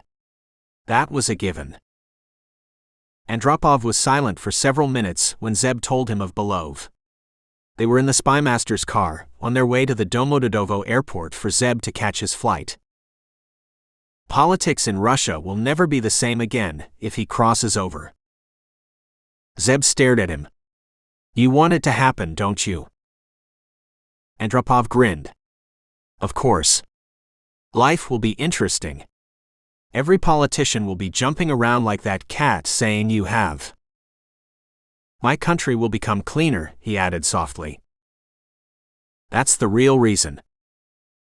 Broker had rented several rooms in the hotel and had outfitted them as temporary offices in the 2 days that Zeb had been absent. He found the twins and the older man huddled around a conference phone after he had freshened up. Yuri, Beth mouthed silently at his inquiring look. We heard you turned down the opportunity to be Moscow's MMA champion. Megan smirked when the call had finished. Beth swung around, her flying hair almost knocking off a paper cup. Oh yeah, tell us about that. How did you wriggle out of that? Zeb glossed over the details but told them about Below's offer. B'Wanna's eyes widened. He wants to defect. That still happens. More than you imagine. A lot of it happens at the low level or is unreported. Ever since Litovenko was killed, no one wants to create more targets. Bear gingerly took a sip of whatever was in the paper cup. Chloe had started him on some new age drinks which he consumed stoically. The things one did for love. I read, he said defensively when all eyes turned toward him at this explanation. Zeb brought them back to the investigation. Any clues in that video or in the login details? The feds are running down the voice print and comparing it with everything that the NSA and other agencies have. Broker crossed his legs, which were adorned in some kind of high-end brand of jeans that Zeb didn't recognize. He recognized the shoes though. They were Louboutin, and Broker wore them when he was feeling positive. Over the years, the NSA had sucked phone calls, email messages, text messages, any kind of internet communication from the ether, and had created a huge database against which any voice print could be compared. The NSA wasn't the only agency at it. Several other national and international agencies had their own databases. All those databases were now made available to the FBI. Werner is running those prints too. In addition, we are looking at where else Chameleon 8362 popped up on the darknet, and the IP address of the job posting. You can access the darknet? Zeb asked as he watched the mute replay of the video call. Broker didn't deign to answer. Zeb was tech-savvy. However, he had a habit of asking inane questions which were beneath Broker's dignity. Zeb's eyes narrowed as he took in the video again, ignoring the wash of voices. He dimly heard threat vectors and IP masking and tunneling and other terms being discussed. He leaned closer to the video, over Megan's head, a wisp of her hair tickling his cheek. She squeaked, startled, and moved away. He didn't pay attention. He watched Bob, it was easier to call him that than Glasses, talk briefly, and then the video ended. He played it again, unaware that the others had fallen silent, watching him. He played the video twice more, and then straightened and let the world enter his bubble. You saw something. Chloe's voice sharpened as she leaned forward too, trying to spot what he had. That TV behind him, Zeb explained. What of it? She demanded. It's a Japanese model. We thought of tracing down its purchase, but it would be impossible. Not the TV itself. Zeb waited, giving them time to figure it out. They crowded around Megan, who played the video, brought up another program that ran the segment in slow-mo. The TV ran silently. Bob entered the room. Bob turned toward the TV and pointed at it. He turned back to the camera and spoke into it. Ignore him, Zeb told his people. They focused on the channel, a news channel. Headlines floated at the bottom of the screen, in Russian. They were all fluent in Russian. The weather came on. Megan sucked in her breath. Other exclamations followed. It's a regional channel. A local Moscow channel. There's something else. They turned back to the video. Beth screamed a moment later. It has the cable operator's logo.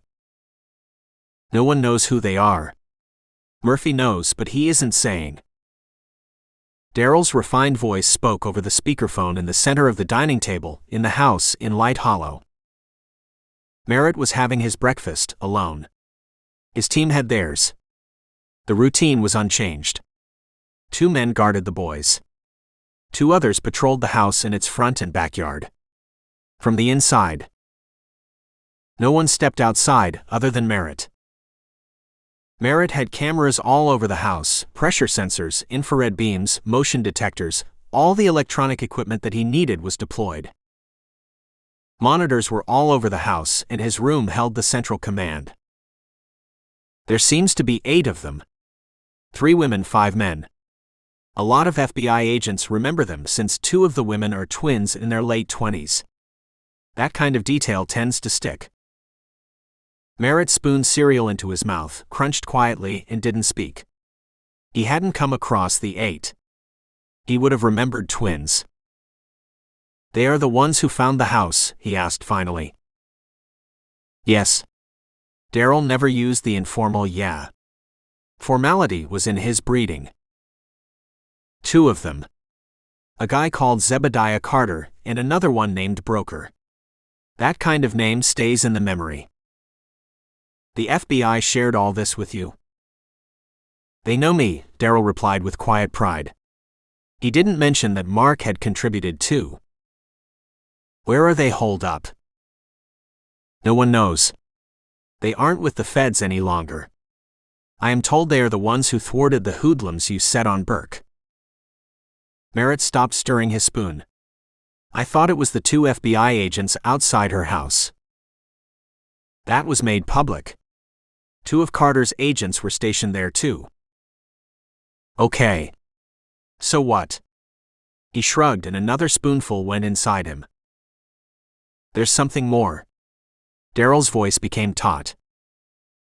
Merritt eyed the phone as if he could see the patrician face. I overheard something when I was in the restroom. This isn't anything I could verify. Carter and his people were in the hotel. Carter was his usual impassive self, Broker was smiling slightly, the 2 large men were looking bored, but the women, especially the twins, seemed to be bouncing as if on springs. Burke had received a call from Broker, a request to meet, half an hour back. He hadn't disclosed the reason. She knew they were pursuing the investigation, their way. She hoped they would share whatever they found. Of course they would, Burke. He shared the video. Besides, remember Eldersburg? Kowalski and Randy flanked her, followed by several other agents, as Carter's team took seats. Carter and the 2 large men with him, she always forgot their names, leaned against a wall. Got anywhere with the voice prints? Broker asked, a hint of amusement underlying his words. Come on, Broker, it's not even a day since you sent that across to us. Burke clicked her tongue impatiently. Randy went into an explanation of petabytes and exabytes of data. Broker waved him off. He removed a USB stick from his pocket. Can we plug and play this? An agent took it from his hand, plugged it into a laptop, fiddled with a remote, and a screen appeared. We have seen this. Several times. We have analyzed it to pieces. Nothing new to be seen, Kowalski declared when Bob's video came up. Describe what you see, Broker steepled his fingers and asked in a bored voice. Kowalski looked at Burke. She shrugged. Go ahead. Kowalski broke down the video, frame by frame, and when he had finished, waited expectantly. Broker chuckled. We suspected you wouldn't spot it. None of us did either, except for Zeb. Spot what? Burke asked in mounting irritation. Why the cable provider, on the TV? A split second of silence, then Kowalski and Randy dived for the remote. Randy got to it first. He thumbed it, fast-forwarded it, and paused when the TV came on. He cursed when his eyes narrowed on the tiny red symbol on the bottom right of the TV screen. You got a name? He asked Broker, his eyes frozen on the TV. Broker gave him the name. Randy, Kowalski, and the rest of the agents rushed out before Burke tasked them. You'll talk to the cable operators people. They sure as hell won't roll over at the initial request. You'll go to the FSB, and they'll drag their feet. She looked at Carter in silent acknowledgement of the truth in his words. You got a better way. Is this room recorded? She hesitated, remembering a time when Carter had confessed to a killing in an unrecorded room.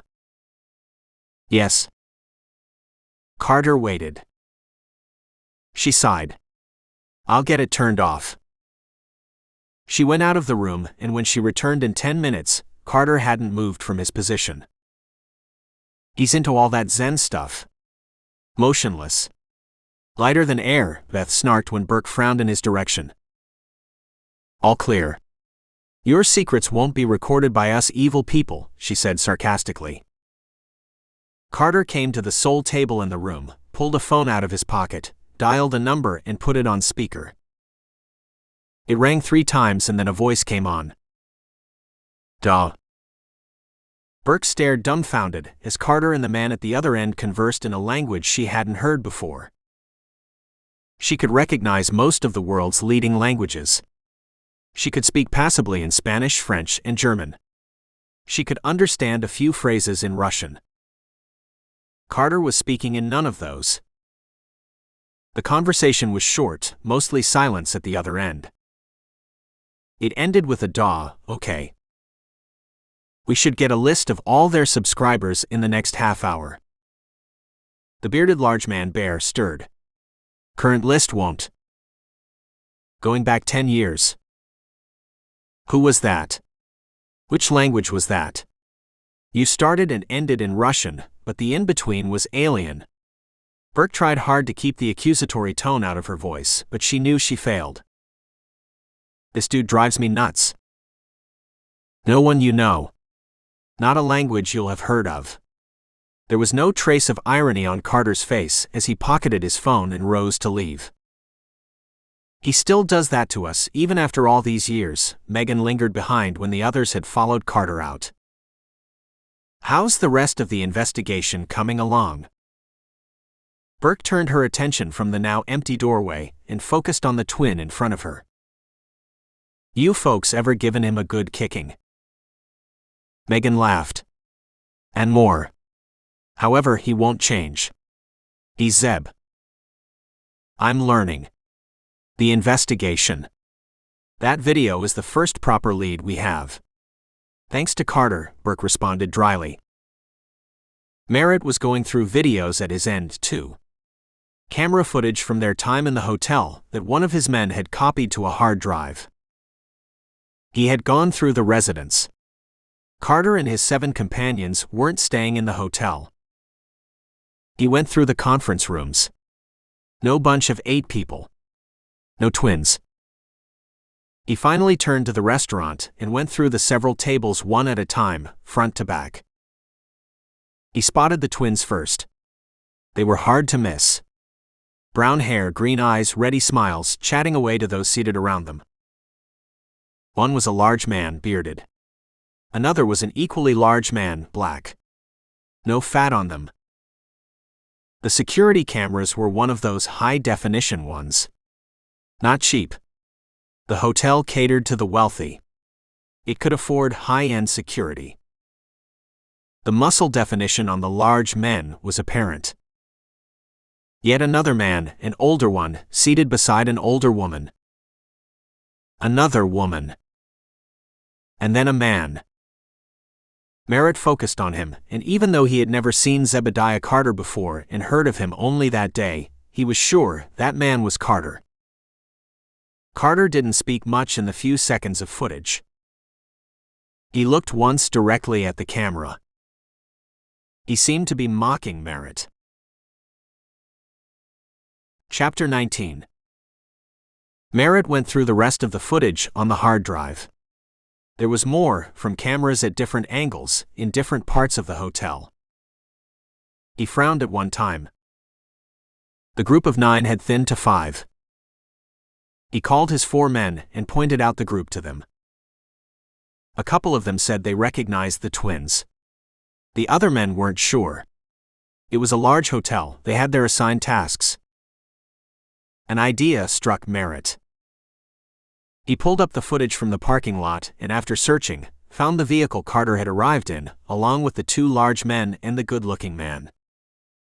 His hand stilled on the mouse when he saw the same vehicle exiting the basement, a few minutes before the takedown began. He left the hotel. The others remained. Yet Darryl was insistent Carter was there. Unless. A cold feeling gripped his belly. He shouted at one of the men, Pico, the one who was the tech whiz. Pico came running. Merritt pointed to the image of the vehicle exiting the parking lot. Can you figure out if that footage is fake? Andropov delivered in 2 hours.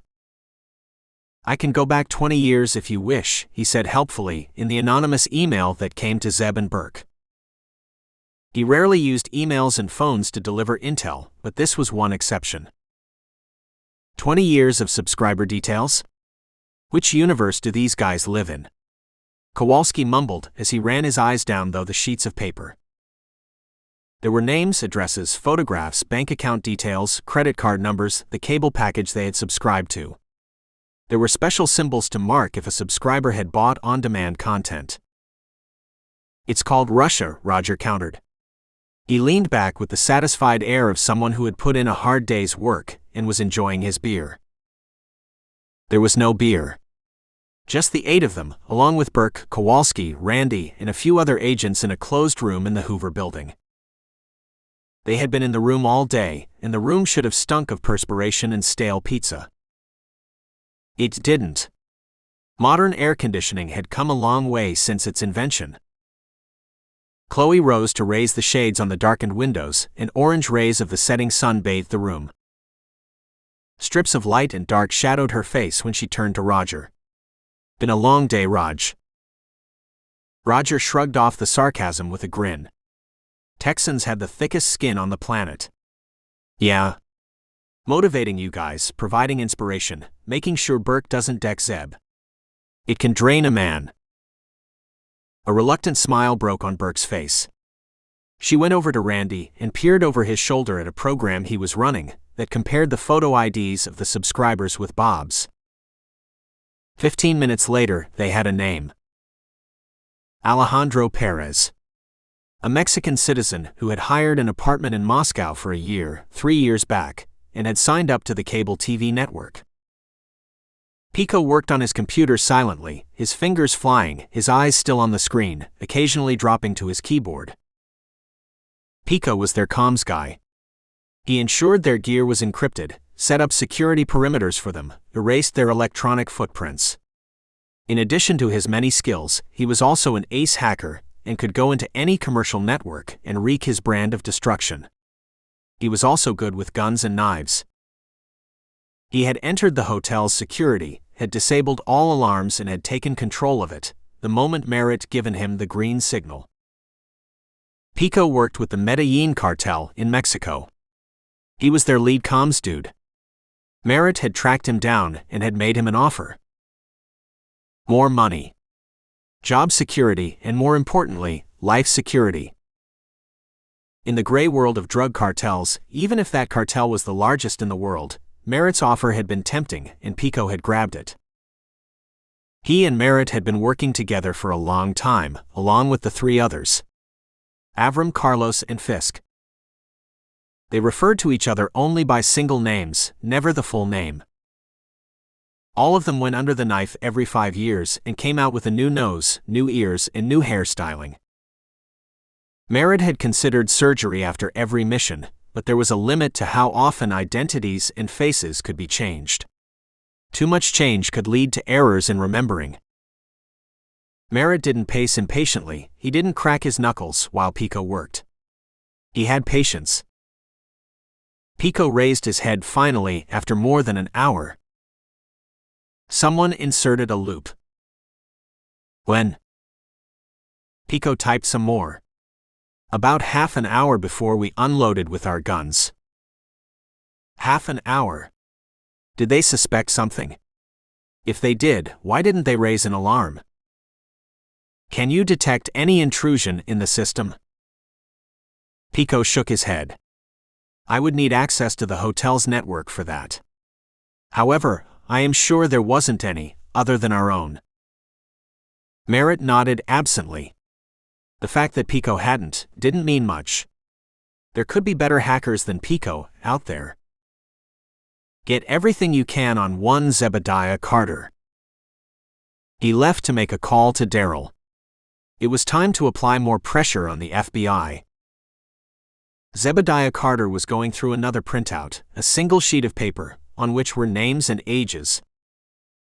It was a list of missing agents in the last 15 years, a list that Broker had cajoled from various covert agencies, and in some cases, he had just hacked into. Broker had a very liberal interpretation of classified. Burke noticed the crowding around Zeb and drifted over. She had returned from another media briefing, and her pale face said it hadn't gone well. It was nearly a week since the kidnapping and the killings. The FBI had no meat to throw at the media. They were hungry. They were angry. So were the 300 million people in the country. Got something else? She asked, her eyes on the single sheet. Zeb turned it over when she tried to read it upside down, and got a frown. Something we are looking into. We'll tell you if it has teeth. She doesn't like it. However, Broker's methods will compromise her. She doesn't need to know right away. Way to make friends, Zeb, Bear chuckled when she marched away, her back stiff in annoyance. Zeb ignored him and resumed scrolling through the list. Why 15 years? Why not 10 or 20? His age. Megan replied promptly. Bob looked like someone in his early 40s. An agent gone missing 15 years back would have ample time to build a new legend, take on assignments, and make a name for himself. Smart. But then that's why we took them on. We have a problem, don't we? He mused. Broker nodded. We'll need files on those men. Burke won't be able to get them. I can, but it'll take time. Zeb rose, his crew rose with him. Leaving? Burke called out. Yeah. He turned back to her. Alejandro Perez. Can Randy run face-altering programs against his image and then run facial recog? The altering programs would throw up different likenesses of Perez to take into account cosmetic surgery. Those likenesses could then be searched for in various databases, such as airport arrivals, port terminals, wherever such databases were maintained. Burke gave him a scornful look. Grandma. Eggs, she retorted and shut the door behind them. Claire listened silently, her face giving nothing away when Broker told her about the list. They were in her office, 15 minutes away from the FBI's. It was plain and bare. A wooden desk, a laptop, a phone, a few chairs, and nothing else. There were no awards or certificates on the wall. No photographs of her with presidents or politicians. She reached out to the phone and made a call when Broker had finished. She didn't ask any questions. Her laptop was tuned to a news channel which was replaying Burke's media interview. They needed results. She spoke softly, her eyes seeing but not seeing the men and women in front of her. Bawana and Bear made her office seem small. They leaned against the wall, their arms crossed, listening impassively. She put the phone down. You'll have them in 4 hours. If you don't, call me. Zeb turned to leave, halted, and patted his pocket when his phone buzzed. It was Burke. He glanced at Claire, she nodded. Take it. Her voice rang in the office, even though it wasn't on speaker. They have made contact. Chapter 20. Call me Bob. The voice on the speakerphone in the FBI's office was hollow and metallic sounding. Zeb and the rest were back in the Hoover building, Claire along with them. The conference room was packed with federal agents and personnel from other agencies. Murphy and Pierce were present, their eyes on the speaker as if they could see Bob. Burke was playing back Bob's call that had come to the toll-free number. The call was genuine. Not a single person outside the room knew that Bob was how the snipers and the hotel gunman had identified the ringleader. Now that I have your attention, here's what will happen. I will call you in precisely half an hour. That'll give Special Agent in charge Sarah Burke time to gather everyone in the investigation. It'll save her briefing all you folks over and over again. Bob hung up. Murphy turned off the speakerphone with a stubby finger and glanced at the clock. 10 more minutes. No one moved. No one spoke. Bob called precisely after 10 minutes. Burke, are you there? Yes, who are you? What do you want? We'll get to that second part. As to the first, I am Bob. That's enough for you. I am sure your agents are running down every Bob in the country. A word of advice. Don't. You'll waste your time. You'll do it in any case, since you need to be doing something. There was utter silence when he stopped speaking. He resumed. I am also sure you'll try to trace this call. Good luck with that. Burke, I liked your press conference. A brave face in front of the wolves. You should get a commendation just for that. He laughed. The sound rang in the room. Burke leaned forward. Bob, are the boys alive? Are they in good shape? Of course they are alive. What good would they be to me if they were dead? A chuckle. Zeb saw Burke raise her eyes to three men. They shook their heads defeatedly. Linguistic experts would be my guess. Bob's voice is coming through a filter. That will kill any accent. How are James and Sean doing, Bob? I bet they're scared, a white-shirted man seated opposite Murphy spoke. His voice was pleasant, warm, designed to relax listeners. Bob went silent again. It lasted for a second. Who's that? Burke, I bet it's one of those fancy negotiators you folks have. Get him off the line. Right now or else I'll end this call and you'll never hear from me again. Murphy waved a hand in resignation. The man left. 5 others followed him. Negotiating team, Beth mouthed at Zeb.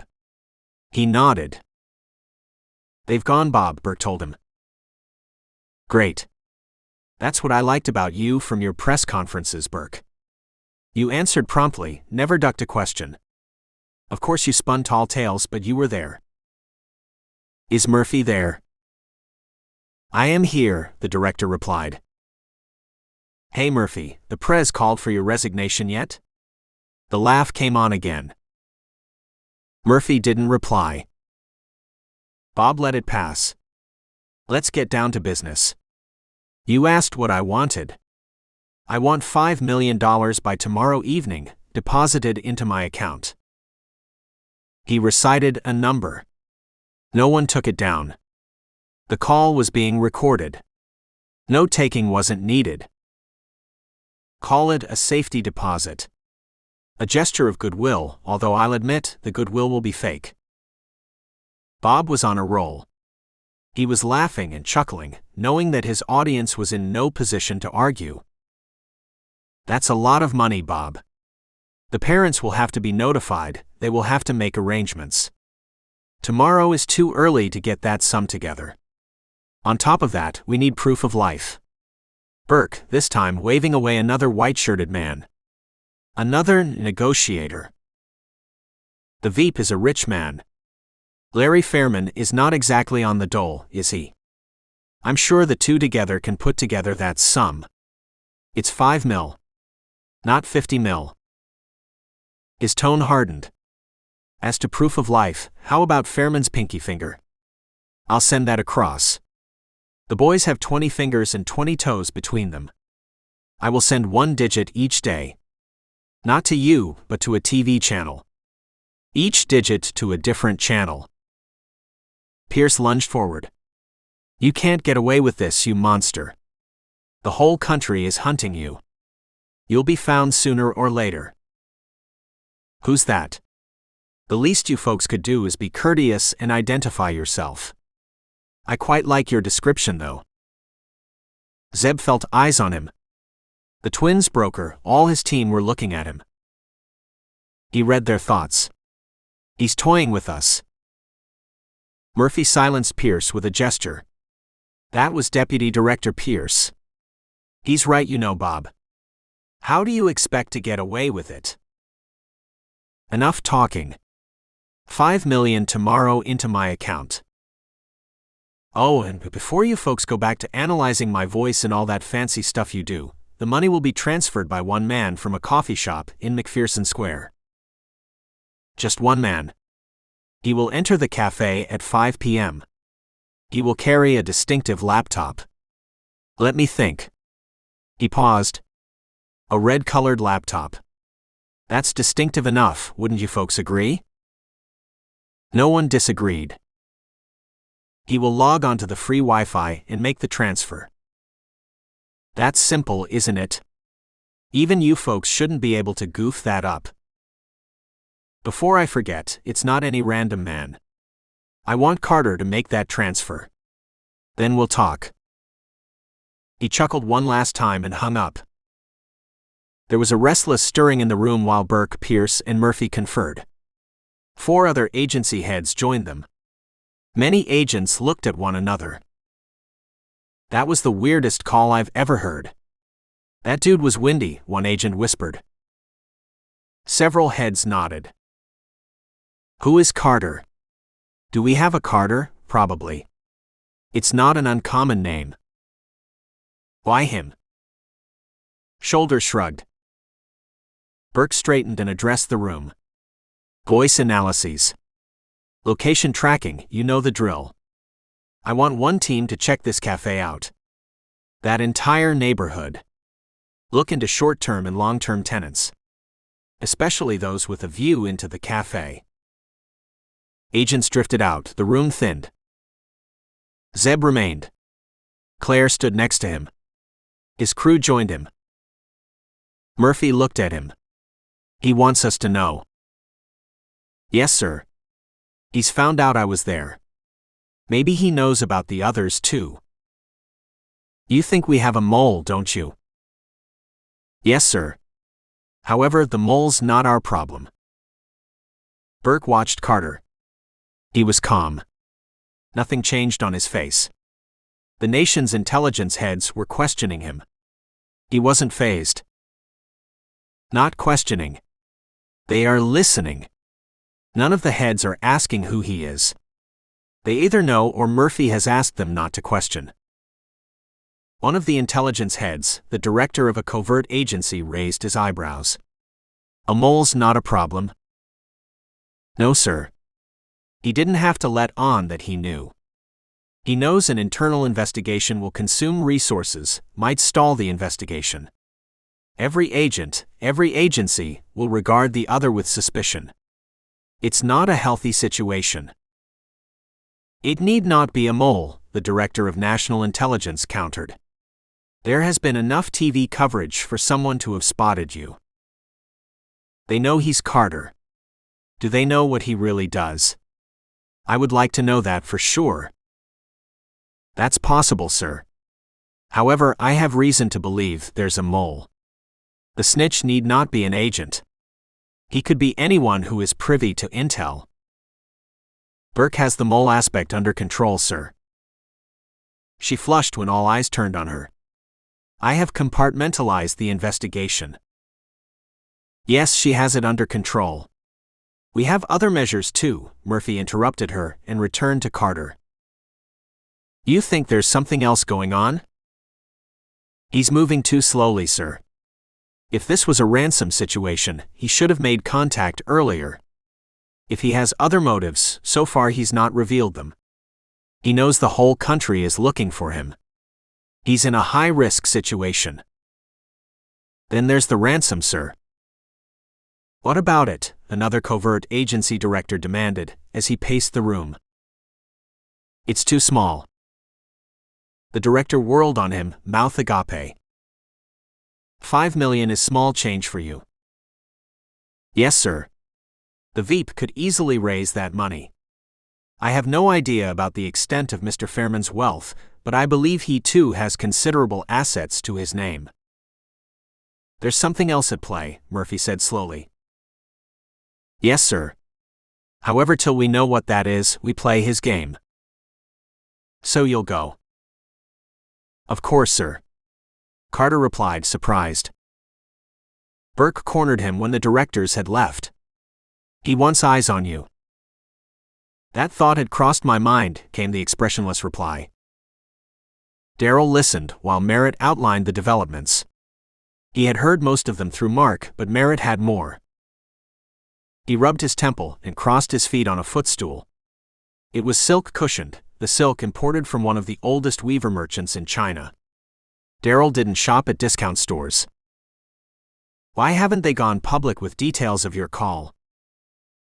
They don't want to turn McPherson Square into a circus. They might think I'll be there. How are the boys? No change. The one with the fugue is still a zombie.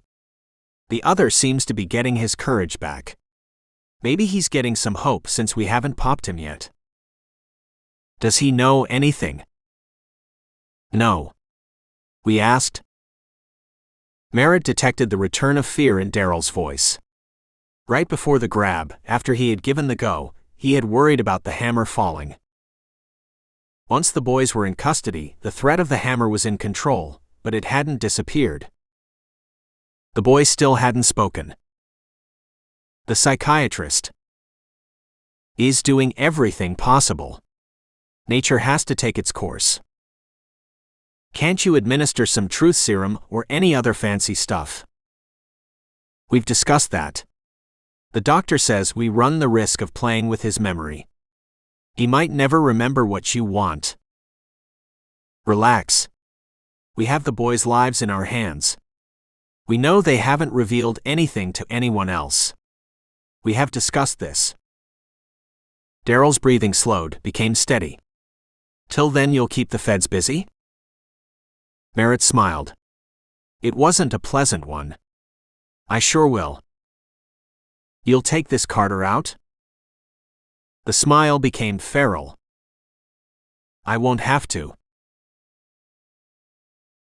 Chapter 21.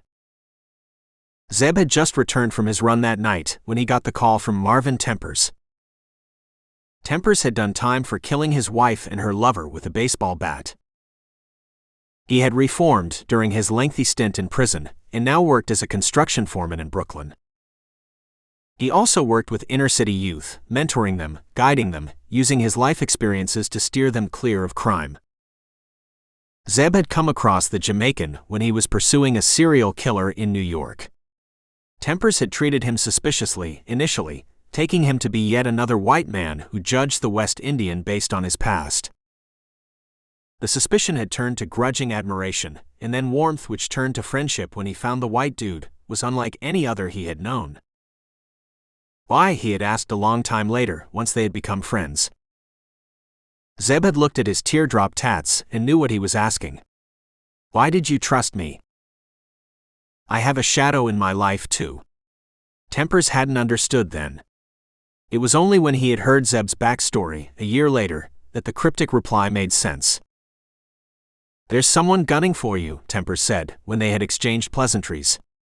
His West Indian accent was warm and soothing and brought to mind images of crashing surf and coconut trees. Tempers was a changed man, but he still had an active underground network and passed information to Zeb. You have some friends in Chicago. They have been told you're in D.C. A squad is coming. Watch your back, buddy. Zeb thanked him and stood for a long while in darkness. Rivera's in Chicago. No one else in that city has a beef with me. Louis Rivera headed a gang in Chicago. At one time, it had been the largest one in the city and ruled criminal enterprises with an iron hand. Zeb had cut the gang down, destroyed large parts of its business, and had publicly humiliated the gang boss. He'll never learn. Criminals never do, which is why they have a short shelf life. He found his crew waiting outside his bedroom the next morning. We're coming with you, Megan said fiercely. To breakfast, he asked, nonplussed. Sure. She rolled her eyes. To the coffee shop. Nope. We don't even know if I'll be going. There's the money to be arranged, formalities to be done, the feds have to agree. You're behind the curve, Zeb, Burke called. She said you weren't picking up your phone. You're going. You're still not coming. They argued with him. They threatened. They cajoled and pleaded. He didn't change his mind. Look, Bob isn't going to try anything there. No need for them to know of Temper's call. Burke will have the place surrounded. There will be snipers, covert agents, undercover police. She'll have hacked into the system. She'll have bugs. The baristas will be fed agents. Not even a speck of dust will escape notice. It's the safest place to be. He'll come after you. He won't. With this amount of heat, he will not come out of hiding. They kept up trying to convince him till he held a hand up. Look, he won't try anything today. It's too soon for him. Broker surprisingly supported him. Zeb's right. Any attack will come later. Today is about making the FBI dance to his tune and getting a look at Zeb. Megan rounded on him angrily. That's an assumption we all are making. We could be wrong. We aren't. Zeb climbed into the SUV, powered it to life, and drove toward Burke's office. They found organized chaos at the Federal Building. Burke whisked him to a room where he was fitted with a pinhole camera and a bone phone. The device used bone conduction technology and was invisible even to close surveillance. So it's a go? Zeb asked Burke as she watched him being outfitted, her arms crossed. She could have passed for a FBI recruitment poster, but for the shadows under her eyes. Did you doubt it? She laughed without humor. He hadn't. They didn't have a choice. Randy came up with a laptop, its lid bright red, and explained what he had to do. He had to open an encrypted funds transfer application that would move funds from one account to Bob's. Whose money is this? Randy shrugged and looked at Burke. She made a face in a don't ask gesture. Federal money to bait Bob. There were still a few hours to go. Burke disappeared with her team. Broker huddled with the rest of his crew and went over dead agent files that Claire had sent. They would look at the back stories, look at their photographs, whittle the list down to the most probable ones, and then dig deeper. Zeb rose, feeling uncharacteristically restless. We are missing something. It didn't come to him. The job of watching Zebediah Carter came to Marty Solano. He called himself a professional watcher. He usually hung out in Ronald Reagan Airport and photographed VIP guests and sold those pictures to media outlets. He also worked with criminal gangs who asked him to look out for their targets. Marty didn't know who Carter was, nor did he care. He didn't even know the target's name. He got a message from a familiar criminal network. It ordered him to station himself in the cafe and capture a man with a red laptop in glorious high definition. Marty didn't know that Merritt, the most wanted man in the country, was behind the request. Merritt had made use of Marty through various cutouts in the past. One such cutout had made contact with the watcher. Marty dressed in a suit, an American flag pin on his lapel, a burnished leather briefcase in his hand, and strode inside the store at 3 p.m. He grabbed an empty table, opened a laptop, plugged in an earpiece, pulled out his phone and began a lengthy call. He rose occasionally, paced, ordered drinks, all the while lobbying for a farm bill with a non-existent person. Those who overheard his conversation took him to be a senator's staffer. He looked the part. He spoke the lingo. At 4:30, a brown-haired man entered the small cafe, went to the counter and ordered a drink. He was carrying a slim laptop in his hand. Red-colored. Marty's heart leapt. This would be easy.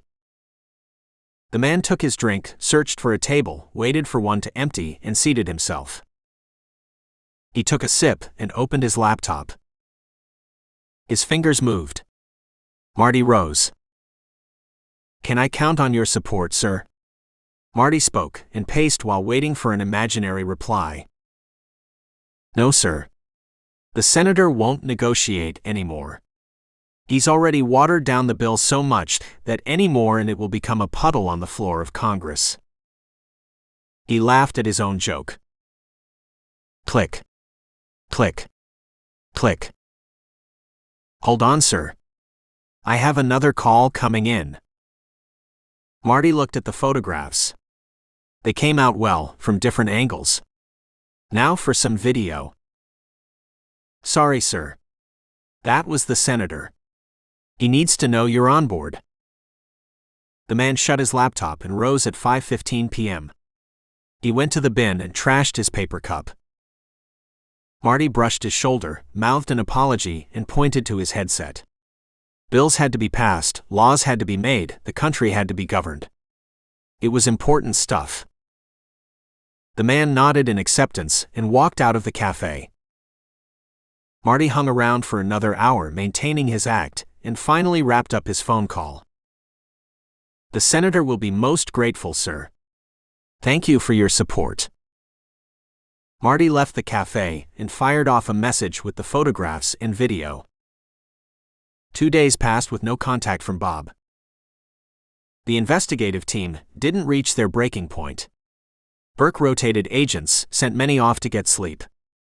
The replacements chased down leads, which were getting thinner. The FBI got nothing from the cafe. Burke agreed with Zeb's theory that Bob had not gone in for electronic surveillance. He probably had a watcher stationed inside or outside the cafe. The FBI had checked out the patrons in the cafe. All of their identities held. They were looking into pedestrians and onlookers outside the cafe. The facial recog on Alejandro Perez didn't get them anywhere. It had been a good call on Zeb's part, but Perez or Bob or whatever his real identity was, hadn't turned up on any database. Meanwhile, both pairs of parents went on TV and made another plea. Director Murphy faced the media for the umpteenth time. All he could say was that the investigation was progressing. The $5 million disappeared into the offshore account, and a team was liaising with the bank, using threats and persuasion. The bank revealed a shell company. It was owned by yet another shell company. Boxes within boxes. The money stayed in the offshore account. Zeb went for his run late in the evening on the third day. He went from a slow jog to a rapid pace that he could maintain for miles if he had to. He had occasion to, several times in the past. His blood pumped in exhilaration, his feet floated as if on air. He ran through darkened streets and past solitary street lamps. He circled parks and ran down the mall. He turned back to the hotel and entered the stretch of darkness where he had met Larry Fairman. A few cars were parked, dark and silent. In. Out. In. Out. His breathing was steady, his eyes were constantly moving. He passed the first car. His left foot landed. Then he was flying over the empty street, his body inclined in a tight, narrow line. The Glock appeared in his hand. The front doors of a car flung open. Tubular shapes burst through its windows. Trigger brake. A window burst. A barrel disappeared.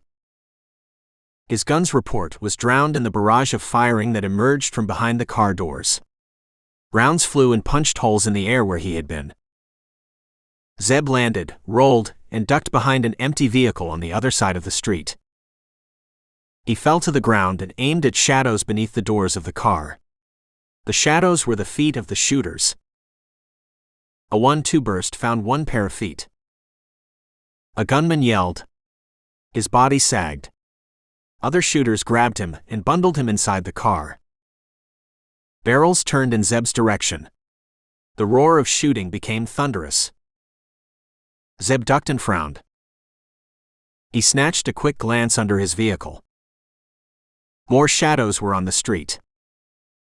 Behind and ahead of the vehicle. All of them were firing into the gunman's car. The roar reduced and then stopped. A voice shouted, "Stay inside your homes. Don't come out on the streets." Zeb recognized the voice. He rose from behind the vehicle, the Glock casually held, yet alert. Bawana turned his head, his teeth gleaming white in the darkness. "You're not the only friend Marv has. The cleaning up took hours." The street to the side of the hotel was closed down by cops, and they began their investigation. They questioned Zeb and his people. They tried to take their guns, but Burke stopped them. They argued with her, calls were made, and finally they acquiesced. Yellow tape was strung out, and half a mile of street became a no-go area. No shooters survived. There were 5 of them. 2 behind each door, and 1 who had shot from inside the car. 2 of them were black men, a couple looked white, and the 5th looked Hispanic. They sported gang tats on their bodies. Zeb recognized the ink. Rivera's gang. Burke came and stood next to him and watched the forensic team photograph the scene. You know the shooters? Nope. I know which gang they belong to. Rivera's in Chicago. Her head swung to stare at him. The same Rivera. Yeah. Burke knew of Rivera. She knew of his trimming down the gang. Footsteps sounded behind them. The twins, along with Chloe, approached. The men were behind them. Beth looked at him searchingly. Zeb wore armor beneath his sweatshirt.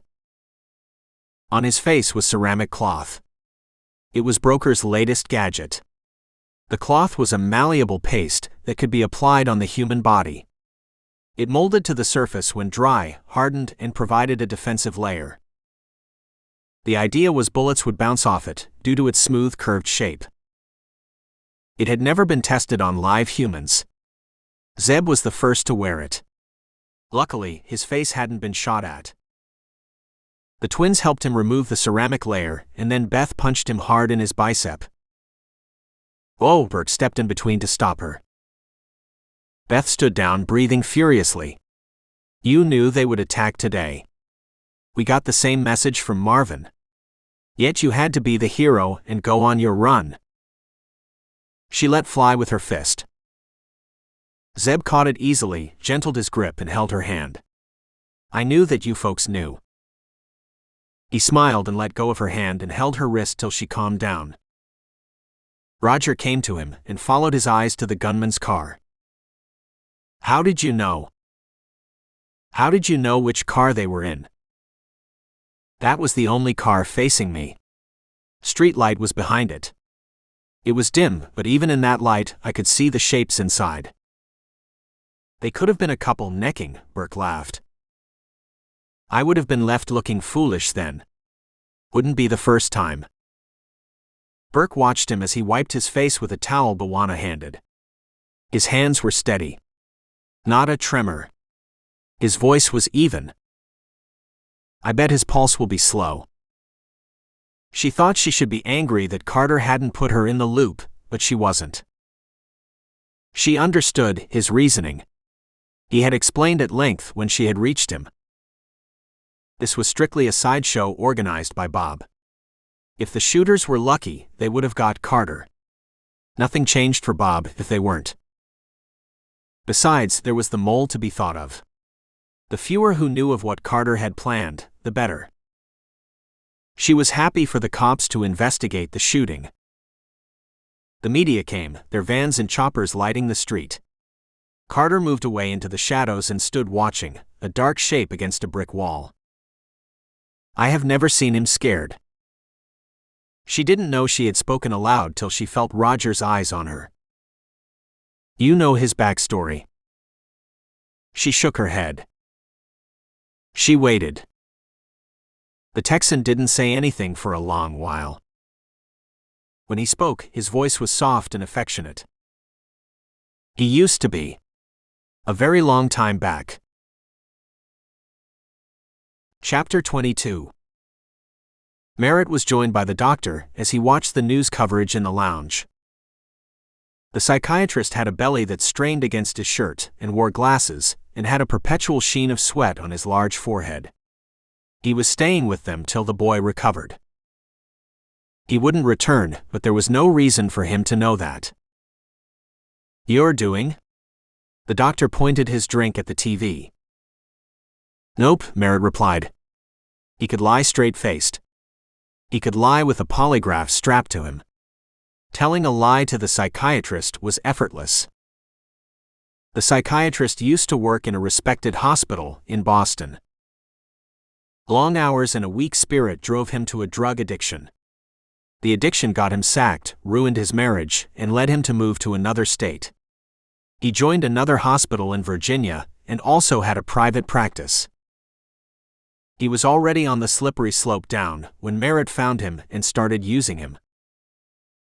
Merritt watched for some more time and then left the TV to the doctor. He had more pressing concerns. They know about the Moscow video. That was a mistake on my part. His contacts in the Moscow underworld had alerted him to the development. His snitch didn't know who from the feds had gone to Russia. Just that someone had been there and the video had been shown. He stripped down his 9mm and brought out a Hoppy's cleaning kit and started his elaborate routine. The mechanical activity and the smell of gun oil helped him think. They can analyze the video all they want. They won't get anywhere. Dale Johnson didn't look like Alejandro Perez. He went through the entire operation and tried to pick holes in it. He could have lain low after grabbing the boys. The diversion tactics weren't required. They help in consuming the FBI's resources, heaping pressure on them. Never a good place to be in for an investigation. He liked diversions. It appealed to the darkness inside him. The cold professional in him approved, so long as the diversions didn't jeopardize the plan. We're good. Even if, by a leap of faith, they stumble on Dale Johnson, that will lead them to a dead end too. He put the gun back together and racked the slide. Dead ends and deaths everywhere. Marty was feeling pleased. Pleased was an understatement. He was floating on air. Those giant airliners at Reagan had nothing on the way he felt. A cool $150,000 lay in his bank account for just walking around in a cafe and snapping pictures and videos. It was the day after the cafe surveillance. The day was bright.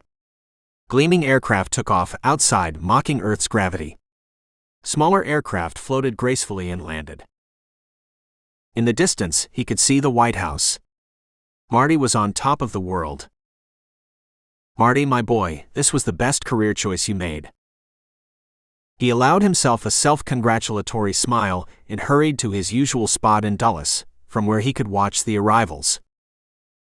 A congressman had been caught doing stuff with his girlfriend while his wife was away. A tabloid newspaper wanted Marty to confirm his presence in the city so that they could ambush him. Marty snapped a newspaper open in front of him, adjusted the pinhole camera on his hat, checked its feed on his phone, and waited. He felt a presence next to him. He moved. The presence moved with him. Marty shifted some more, his eyes not leaving the trickle of people coming out. The person bumped his shoulder. Marty bit back an oath. Tourists. Watch out, buddy, he warned without looking sideways. This job isn't healthy for you, Marty. The person next to him spoke. Marty froze. In all his years as an information gatherer, that's what he called himself, not one person knew his name. Not even his clients. He had a false one for them. He turned his head slowly. The laptop man. Laptop man removed Marty's hat, examined it, and separated the camera from the lining. Marty didn't stop him. His heart was thudding. His mouth was dry. Laptop man held his hand out silently. Marty didn't move. He raised his eyes and looked into laptop man's eyes. They were brown. Cold. So cold that he shivered. He handed over his phone, his fingers trembling. Laptop man pocketed it without glancing at it. So long, Marty. Rivera was negotiating a drug deal. His city needed powder. His supplies were running low. Like any civic-minded gangster, he was making arrangements to ensure the city would not run dry. It would not do for his retail consumers to go without their fix. Rivera would fix that. The suppliers were East European. They had powder. Loads of it. High quality. Their price was high too. Rivera was haggling with them in the supplier's warehouse, a large structure that once used to be a meatpacking factory. The East Europeans' hoods ranged behind their gang bosses, their hands on AKs and Uzis, their eyes never leaving Rivera's men. Rivera's men were behind him. They too carried guns. Gunplay wouldn't be involved. This was about business. Still, it never hurt to have guns around. Rivera was driving the price down successfully, he thought, when a phone rang. He carried on. It wasn't his gang's phone. They knew better than to let phones ring when Rivera did important stuff. The phone rang again. He felt the East Europeans' eyes on him. My phone? His phone rarely rang. He made other folks' phones ring. He patted his pocket, pulled the device out, and stared stupidly at the ringing icon. There was no number on it. It continued to ring, relentlessly. Rivera thumbed the call, reluctantly. Hello? You never learn, do you? The voice made Rivera go weak. His face had paled and averted it from the suppliers. It won't do to show weakness, he thought dimly. I could have killed you. I let you live, thinking you were too stupid to make a move against me. You proved me wrong. Here's a lesson. Walk away from that deal you are negotiating. Your offshore account hasn't the funds to cover it. The call ended. Rivera kept looking at the phone. He felt blood pounding in his ears in anger and humiliation. He had no reason to doubt the caller. Carter always made good on his statements. He walked away from the deal. Zeb joined his crew in their office. Bawana and Roger were going through dossiers sent by the NSA. Broker was reading another lot of files. The twins attacked another pile. They had narrowed the list of missing or dead agents to 20. All 20 were dead. The faces of those 20 had a few features similar to Bob's. Cosmetic surgery could work wonders on a person's face. It couldn't do anything about some characteristics that a person was born with. The distance between the eyes. The distance between the ears. Zeb acknowledged the looks of his people by producing Marty's phone. Chloe took it and handed it to Beth. It hadn't been difficult to identify him once they went over the footage in the cafe, and lengthier calls were made to various politicians. Rivera? She asked. He'll live. For now. They went back to their folders, Beth to the secrets in the Watcher's phone. 3 hours later, they took a break. Somalia. Iraq. Nigeria. Italy. Afghanistan. China. Pakistan. Serbia. The 20 agents had lost their lives in various parts of the world. Their deaths were meticulously recorded. The reports were extensive. There were interviews, there were photographs, there was subsequent verification. There were DNA records in all but 7 cases. They focused on the 7 cases. Let's talk to their case officers, Zeb told them. It would be difficult to organize. The deaths were old. The case officers could have retired or died, or they could have moved on. Claire could cut through the red tape, though. Megan reached out for a phone when another one rang. It was Burke. Bob would be calling in 45 minutes. Chapter 23. Bob called right on time. His dry voice filled the room, which was crowded with the same faces. Thank you for the $5 million, Burke. It will be well spent. I hope you didn't have to jump through too many hoops to arrange it. How are the boys, Bob? She ignored his mocking tone. As good as 2 kids in captivity can be. Which means they are alive. For now. Her fingers tightened on the side of the table. The parents want to arrange an exchange. They want you to name your price. Who said this was about money, Burke? Bob acted surprised. If it was, wouldn't I have asked for more than a mere $5 million? What's it about then, Bob? Director Murphy didn't mask his impatience.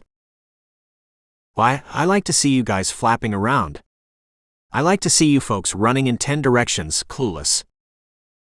You folks are the most powerful agencies in the world. Look how helpless you are. Bob gloated. Burke felt the weight of a stare. She looked around. Carter. Let him speak, he mouthed. She turned back and held back her words. Bob spoke for another minute, humiliating the agencies. You know, I could record these calls and send a tape to the large TV stations. I wonder how many of you would still have a job after that. He chuckled. Faces blanched and looked at one another. Relax. I won't do it.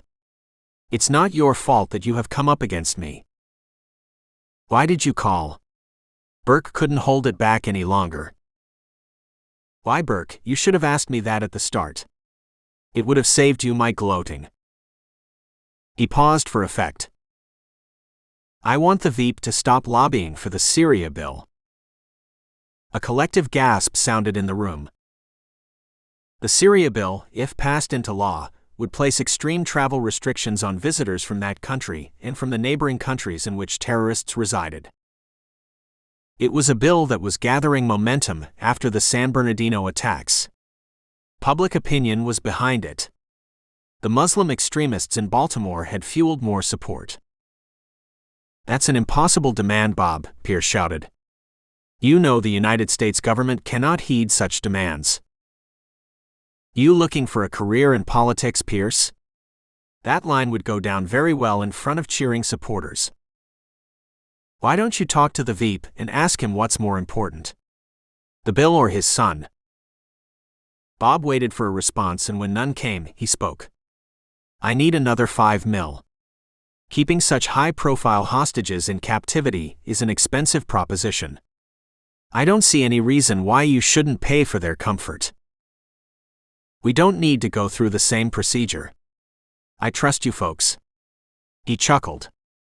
Besides, I know what Carter looks like now. The Veep isn't going to do that, is he? Chloe asked Zeb as he drove them back to their hotel. He skirted the horde of reporters and broadcast vans and curious onlookers, squinted against camera flashes, and picked up speed. Nope. This is another red herring, Bwana grumbled before Zeb could reply. What I don't get is why he's doing this. Yeah, these demands he's making aren't deliverable. He knows that as well, Bear agreed. It's almost as if he's buying time. For what? Roger asked in frustration. He's in control of the narrative. He had no reason to call, other than to make demands. His monetary demands aren't significant. Zeb halted at a light, listening, not saying anything. There's something. He searched for the wisp of thought that had troubled him for days. It remained elusive. The light changed. He moved forward. He fell in behind a SUV. In front of it was a school bus. Kids' faces peered at them. A young girl stuck her tongue out at them and giggled precociously. Beth waved at her. Another vehicle came to their left and kept pace with them. Zeb glanced sideways. A mom. 2 kids in the rear. 2 boys. 2 boys. Something fell into place. But it was still incomplete. He slowed to match the mom's speed. He drove automatically, leaving it to the conscious part of his brain to drive safely. He heard Megan call out, asking him why he was slowing. What's it about the boys? The mom glanced at him and sped away. Mom. I am the mother of a son the world seems to have forgotten. He stopped right in the middle of traffic, the swearing, cursing, and furious honking of other drivers not registering. Megan called more urgently. Beth, seated next to him, turned to him. She said something. He didn't hear. Are the boys alive? Are they in good shape? He didn't answer. He broke his silence. What?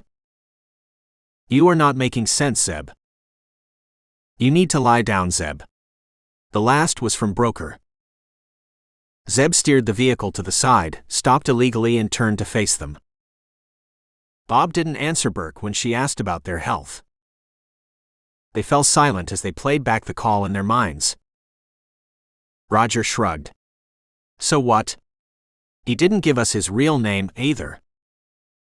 Where are you going with this, Zeb? Chloe quietly cut through the chatter and protests. We might have been looking in the wrong place. Cale School was an exclusive private school in Northwest Washington, D.C. Its 60-acre lush green campus was dotted with pristine white buildings, a deer park, football and sports fields, an Olympic-sized indoor swimming pool and gym. It was the most exclusive school in the Washington metropolitan area. The rich and the powerful sent their kids to the school.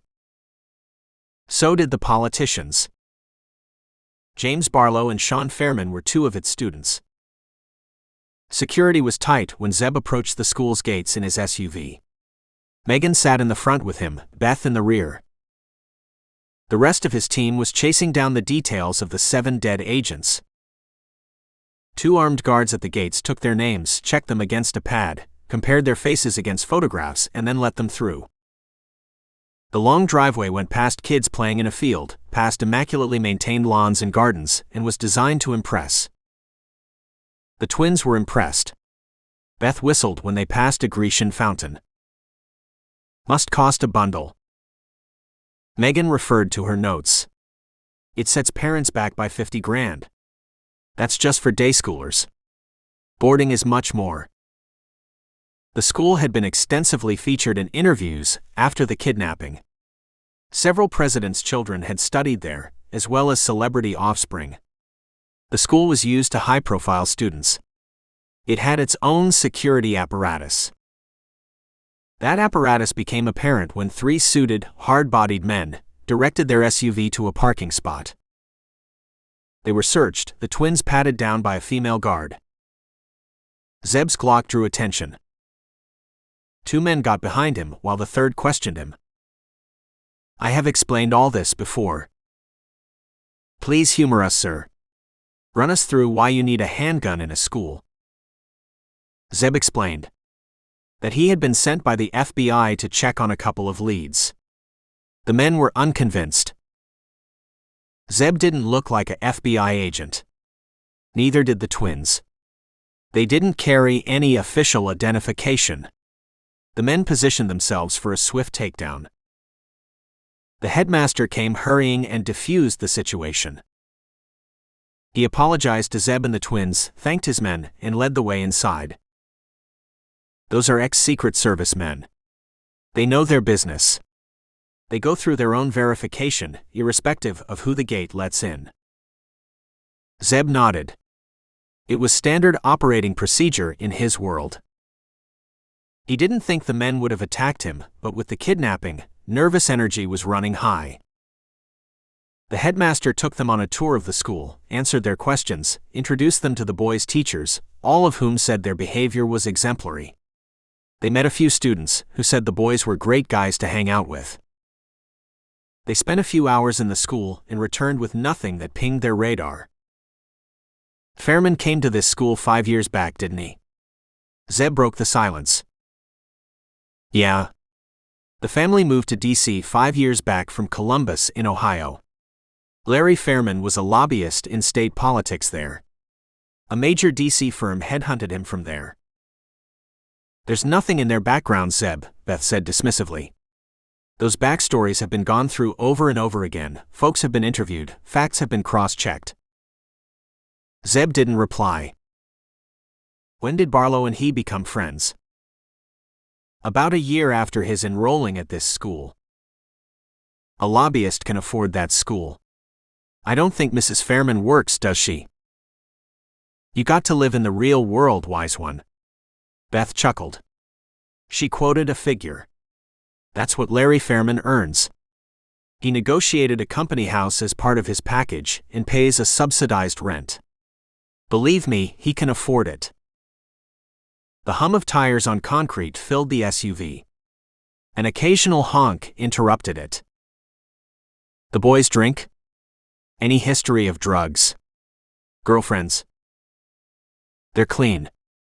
No girlfriends. Zeb flashed his turn signal, hung a right and accelerated, closing the gap with the traffic ahead. The city moved on, even though it was the center of the most intensive manhunt in the country. The world hasn't moved on for two families. The Veep had stepped down from official duties for a week, but had now resumed them. Some media channels had asked him if that meant he had given up hope. Thousands of people had condemned the interviewers.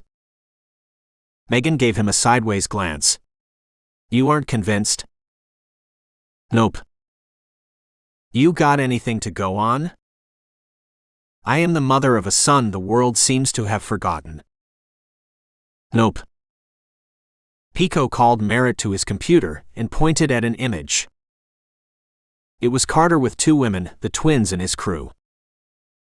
They visited the school today. Merritt's face was expressionless, but inwardly he tightened. Carter was everywhere. Pico had inserted a tunnel in the school's security system and got a constant feed. It was one of the precautions Merritt had insisted on. He patted Pico's shoulder and praised him warmly. Good work, Pico. Keep an eye out on happenings there. Merritt went to his room, shut it, and called Daryl. Daryl listened, agreed, and cautioned. It has to look like an accident. Anything, as long as no connection is made. None will be made. You have someone? One of the best. Chapter 24. Broker was on a call when they returned to the hotel. He motioned Zeb over and covered the phone. General Amin, he whispered. The general headed ISI, Pakistan's secret service, and was a good friend to the agency. Relations between the ISI and the American intelligence agencies had been strained following the killing of Osama bin Laden. However, Zeb and Claire had maintained their communication, and Zeb had helped the ISI in a few missions. Those missions had enhanced General Amin's reputation and had consolidated his standing in the country's volatile political establishment. Al-Salamu alaikum, Zeb greeted the general in Urdu. How are you, my friend? Amin replied. They spent a few seconds catching up while Broker scribbled on a sheet and thrust it at Zeb. He says the agent's death in Karachi is genuine.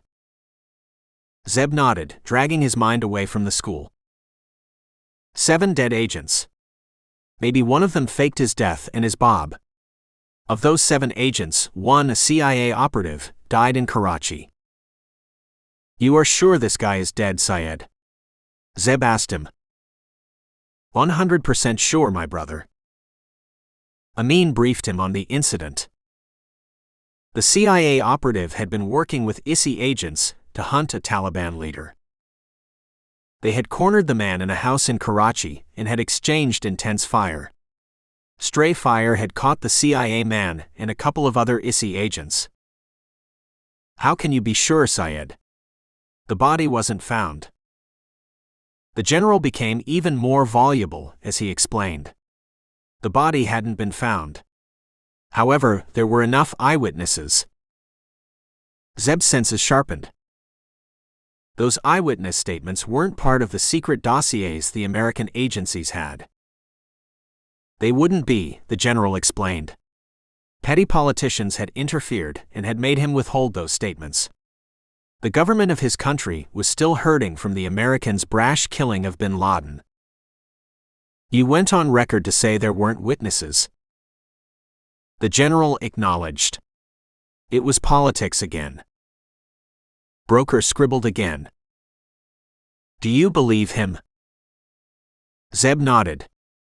Amin owed him too much to lie to him.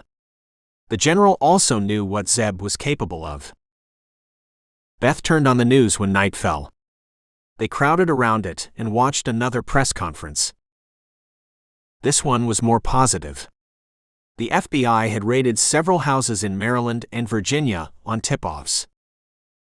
One house had a large marijuana stash. Another had busted a child porn ring. No trace of the boys had been found.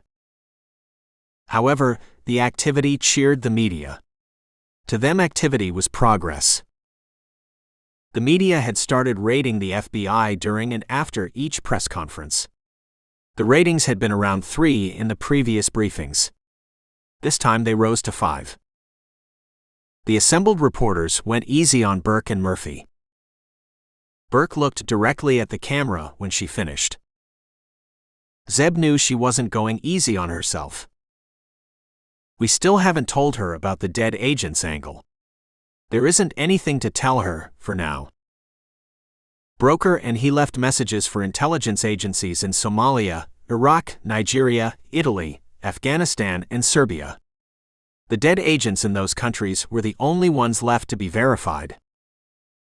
They had gone through the rest of the agents' files, had spoken to all those involved in the subsequent investigations, and were satisfied that the files had everything. 6 agents remain. Let one of them be Bob, or else this investigation is back to 0. He showered when he returned to his room, something about Sean Fairman still nagging away in his consciousness. Sleep wouldn't come. That was unusual. Over the years, he had trained himself to sleep whenever he wanted to. He rose restlessly, opened his computer, and went through Fairman's file again. Larry Fairman had worked in Columbus, however. His wife and Sean had lived in Amherst, a small town of barely 15,000 people. Dad spent the working week in the large city and joined his family on the weekends. Sometimes his family joined him during school holidays. He looked up Sean Fairman's school in Amherst. It was a community school that catered to the neighborhood. He went to the school's website. It was like hundreds of such schools across the country. Good, hardworking teachers, hardworking parents who took pride in their local school. He looked up the file that the twins had made on the Fairman and the Barlow families. It went deep, looked at every event and incident in their life or in the neighborhood and community they had lived in. Nope. Am I relying too much on my gut instinct? It has never let me down. He paced, went to the window and looked out. The city was slumbering. It wasn't as active a city as New York, where he had his home. Yet D.C. was one of his favorite cities in the country. It was the one city that gave a sense of space and freedom. The absence of high-rise towers had a lot to do with it. A rumble came through the window. A school bus passing, presumably to ready itself for the run in the morning. That reminded him. He went back to his laptop and looked up the local newspaper in Amherst. He went to its site and started reading editions. Marriages, deaths, local events, politician visits, school expansions. He read that one and moved on when he had finished. He went back to the previous year, and then to the earlier year. He was about to shut his laptop and hit the bed when the article jumped out at him from a mass of news coverage. Boy killed in hunting accident. The boy studied in the same school as Sean Fairman. Zeb took the Gulfstream to Cleveland very early in the morning. He didn't wake his friends up. Hopefully this won't take much time, and I'll be back in a few hours. He could have called the police in Amherst or the school. But there was no substitute for talking to people, seeing their faces, gauging their expressions. The flight took an hour and a half, and the car rental at Cleveland Hopkins International Airport took another half hour. He plugged in the coordinates to the school and started a drive that ran parallel to the bottom shore of Lake Erie. He reached Amherst just as school buses were rolling in the small city. He slowed to let a bus go ahead, waited at a junction and stopped at the first diner on North Main Street. On the outside it was aluminum sheets, giving it a box-like feel. Inside it was warm cream and dark leather, genuine leather, couches around red tables with strips of white table napkins. He stopped, and a passing waitress chuckled. "That's the reaction we want. Seat yourself anywhere, sir. I'll come to take your order shortly." The "sir" made a difference. Zeb tipped generously whenever "sir" or "ma'am" was used. He seated at a table that looked outside, helped himself to coffee, and opened his laptop. "I'll go to the school first, ask about Sean Fairman, and then inquire about the dead student." Geraldo Storms was based in Columbus, 2.5-hour drive from Amherst. Storms had received a package from Merritt the previous night. He didn't know it was Merritt. It was his cutout sending him the package. It was a job. He had to take out a teacher in Amherst. Such jobs paid for his living. Storms was a freelance killer, and now that the economy was growing, so was his business. During the recession, he had to make do by taking on smaller jobs. Blackmail, threats, violence, and occasional robbery. Those jobs shamed him, for Storms considered himself to be a killer of the finest kind. One who left no trace behind and made the deaths look accidental. He could have had a flourishing career on the East or the West Coast. He had lived on the West Coast in Los Angeles and had worked with different gangs. The gang culture didn't sit well with him, however. All that posturing and gun-toting and random shooting. Killing was an art. Killing without leaving a trace and making it look natural was its highest form. He had tried explaining it to a gangbanger once. The hood had stared at him as if he were from another planet. "What good is that, man? No one will know you killed." He had called his buddies over, and they had a laugh at Storms's expense. Storms left the city in a week and made Columbus his base. It was close enough to the largest cities, and large enough to give him business in the surrounding states. Storms checked the package. It was an urgent job. He normally didn't take such jobs since they had a higher risk attached. However, this job seemed straightforward. The teacher was in her 50s, lived alone in a house near her school. She had no relatives, no pets, had a few friends who she met over the weekend. She came home every day during lunch break. The package had her home address, her school address, and all other details that Storms would need. He looked up her home in a maps program, checked out various views and angles, and told his cutout that he would take the job.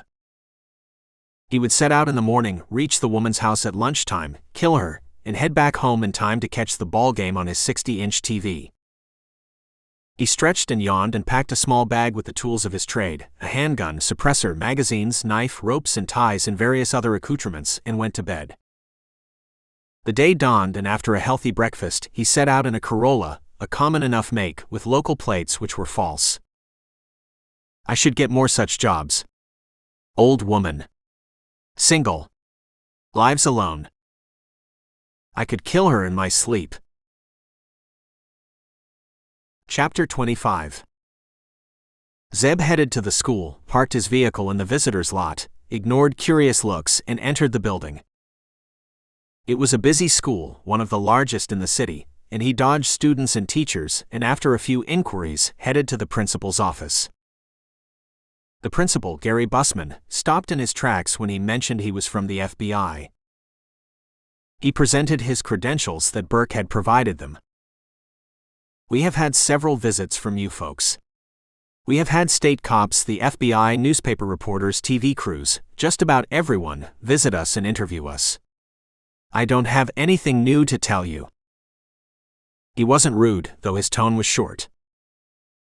A teacher bobbed her head in, he waved at her, and she went away. Zeb looked at him, and then at the wall behind him.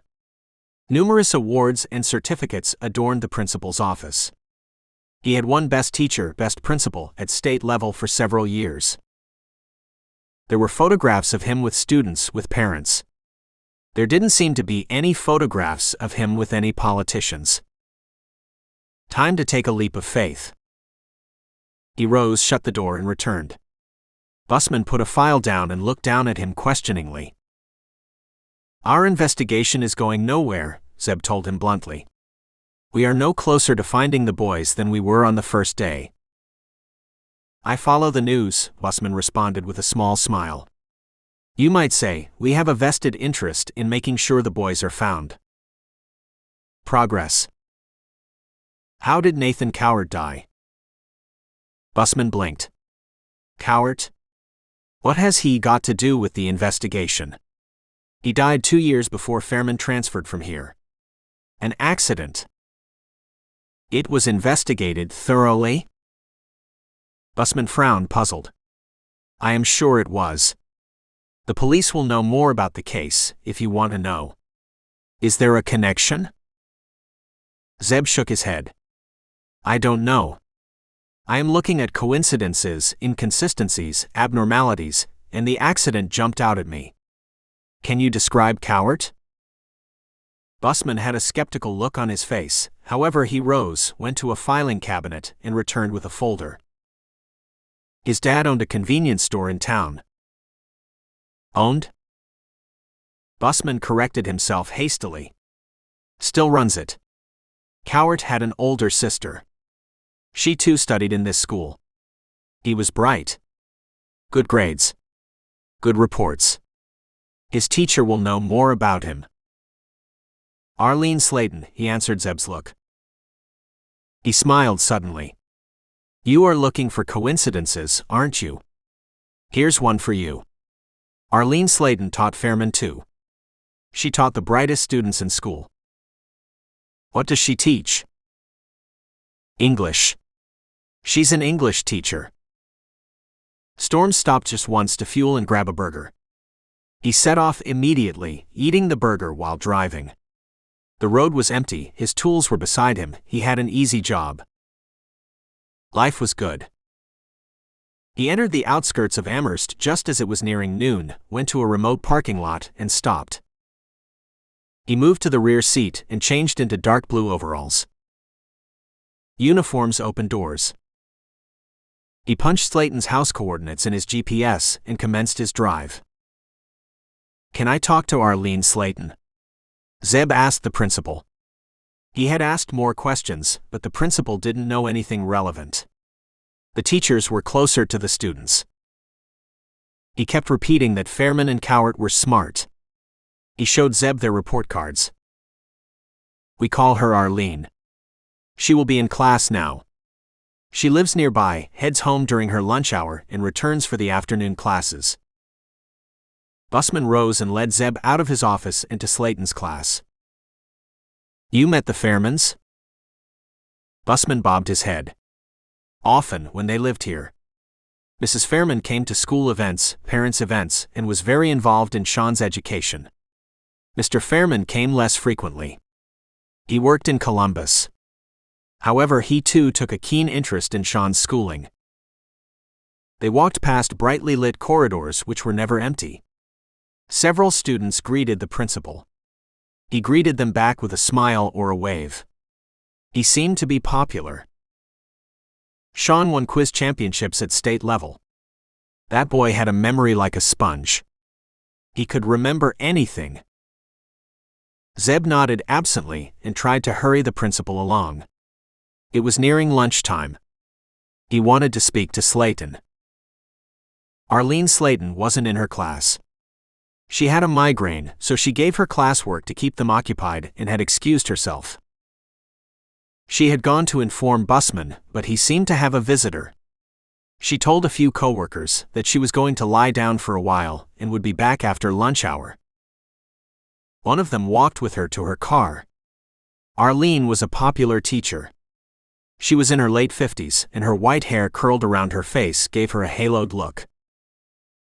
Her migraines were well known in school. They didn't come often, but when they did, she had to lie down. Storms drove up the street once and looked at Slayton's house. It looked neat and inviting. It had a concrete drive, a neat lawn, a single garage, and had dark tiles. A 3-bedroom house, Storms recalled, from the package he had received. The street was quiet. The nearest neighbor was 100 feet away and shared the lawn. Not many cars on the street. A few on the driveway. Slayton's car was a red Ford Fusion. It wasn't in the driveway. He drove on. He would circle the neighborhood and return. Arlene Slayton wasn't in her class. Busman asked her students. They said she had gone home early. The usual problem, sir, one girl grinned. Migraine, Busman explained. She has them occasionally. He paused uncertainly. Maybe you should wait in my office till she returns. She isn't very conversational when she has these attacks. Arlene Slayton mopped the perspiration on her forehead with an arm and peered ahead. Her home was barely a 10-minute drive, but on such days felt like it was hours away. Thankfully, this time of the day, the roads were empty. She sighed gratefully when her home appeared in view, and turned on her flasher, even though there wasn't any vehicle behind her. She turned in her driveway, exited, and leaned against her car for a moment for the blackness to recede. She opened the door and hurried inside to the bathroom. She ran the tap and bathed her face in cold water, held her fingers to her temple, wiped her face with a towel, and headed out. A bite and a brief rest in a dark room, and I will be good as new. She walked slowly to the kitchen, poured herself a glass of water, started to drink it, stopping when the doorbell rang. Storms gripped his bag in his left hand and rang the doorbell with a knuckle. He put on a smile when an eye appeared in the peephole. Arlene Slayton opened the door. Is Arlene Slayton? Storm smiled wider. I am from the water company, ma'am. There are some reports of a leakage on this street. I need to run a few tests. The teacher looked him up and down, and behind him. How long will it take? Not more than 15 minutes, ma'am. He shifted his feet to convey his impatience. The longer he stood outside, the greater the risk of being spotted by someone. Where's your van? Storm bit back an oath. Don't need one for such tests, ma'am. He drew out a card and gave it to her. You can call my office and verify, ma'am, but it'll be quicker if I run these tests. I will be out of here in no time. The teacher stood uncertainly and then opened the door wider. Jackpot. He stepped in behind her, slipped on thin gloves, and shut the door behind him. One arm went around her throat, one hand cupped her mouth. This really won't take much time, ma'am. Zeb sat in a chair in a corner and detached his mind. He ignored the occasional glances from the principal. Coward and Fairman were smart. Barlow was also smart. All three had good grades, good report cards. What of it? Millions of kids are smart. He chased the thoughts around and after a while rose. I'll drive around the neighborhood. I'll be back just before she returns. The principal, who was with the teacher, lifted a hand in acknowledgement. Clean wide streets. Large playgrounds. Good community. Most of the residents worked locally or within an hour's commute. A random thought struck Zeb. How did Fairman and Barlow become close? They go to the same school, but live in different social circles. He made a note to get the twins to investigate. He circled the neighborhood and drove down Arlene Slayton Street. Her car was in the driveway. There was another car on the street driving slowly, approaching him. He caught a glimpse of the driver, a man in something blue. The driver waved. Zeb nodded in return. He went down other streets, killing time, and when the lunch hour was ending, he headed back to the school. The parking lot was crowded. Didn't see that many vehicles earlier. He entered the school and immediately felt the tension. Something's up? He headed to Busman's office, crossed groups of teachers and students who were whispering. Gone was the noise. Gone was the laughter. Busman was with several teachers. He looked at Zeb over their heads. Arlene Slayton is dead. Chapter 26. Dead? Zeb repeated, trying to gather his thoughts. She died of a heart attack. A teacher called her to query her on a student. She didn't answer. Arlene is normally very prompt in answering calls. The teacher then set out to her home, knowing Arlene had a migraine. She found her on the floor in her kitchen. Busman's fingers shook as he spoke. He clasped his hands when he felt Zeb's gaze on them. The group of teachers had turned around to look at Zeb. One of them started sobbing softly, another hugged her. Zeb excused himself, ran to the parking lot and drove to Slayton's house. It had an ambulance and police cruisers in the driveway. Cops and medics bustled about. Neighbors stood on the pavement and watched. Cameras and mobile phones clicked. So it's true. Why wouldn't it be? The way Busman described it felt unreal. Zeb parked his vehicle several houses away and walked to the dead teacher's home. A police officer stopped him and asked him politely to stay back. Zeb tried to explain. The police officer was unimpressed. He drew out his credentials. The cop shrugged. He was joined by a burly officer. "What's up, Flores?" "Nothing, Chief. I was asking this man to stay back." "Stay back, sir.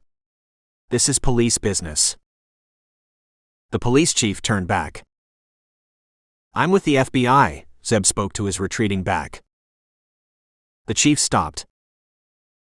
Zeb's crew was eliminating the possibles from the dead agents list. 6 of them remained. Bawana and Roger took Somalia and Nigeria. Bear and Chloe went after Italy and Serbia. Broker and the twins took Afghanistan and Iraq. Bawana spoke several African languages fluently.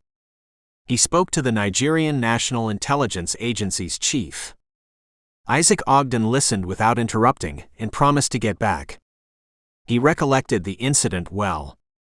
A dead American agent, however covert, always made a splash. Italy was quickly ruled out. The killing of the agent had been extensively covered, and an eyewitness was still alive. An eyewitness who hadn't been listed in the files with the American agencies. The witness had come forward subsequently. By then the agent's file was closed. The day dragged on. They knew Zeb had left for Ohio. He had left a message for them. They took a short break, exchanged notes with Burke, and went back to their calls. By the end of the day, their throats were hoarse from speaking, explaining. Somalia had been ruled out. So had been Nigeria and Serbia. Afghanistan and Iraq remained. Those were still active combat zones. Those were proving the hardest to verify. Has Zeb called? Megan asked, stifling a yawn. Nope, her sister replied.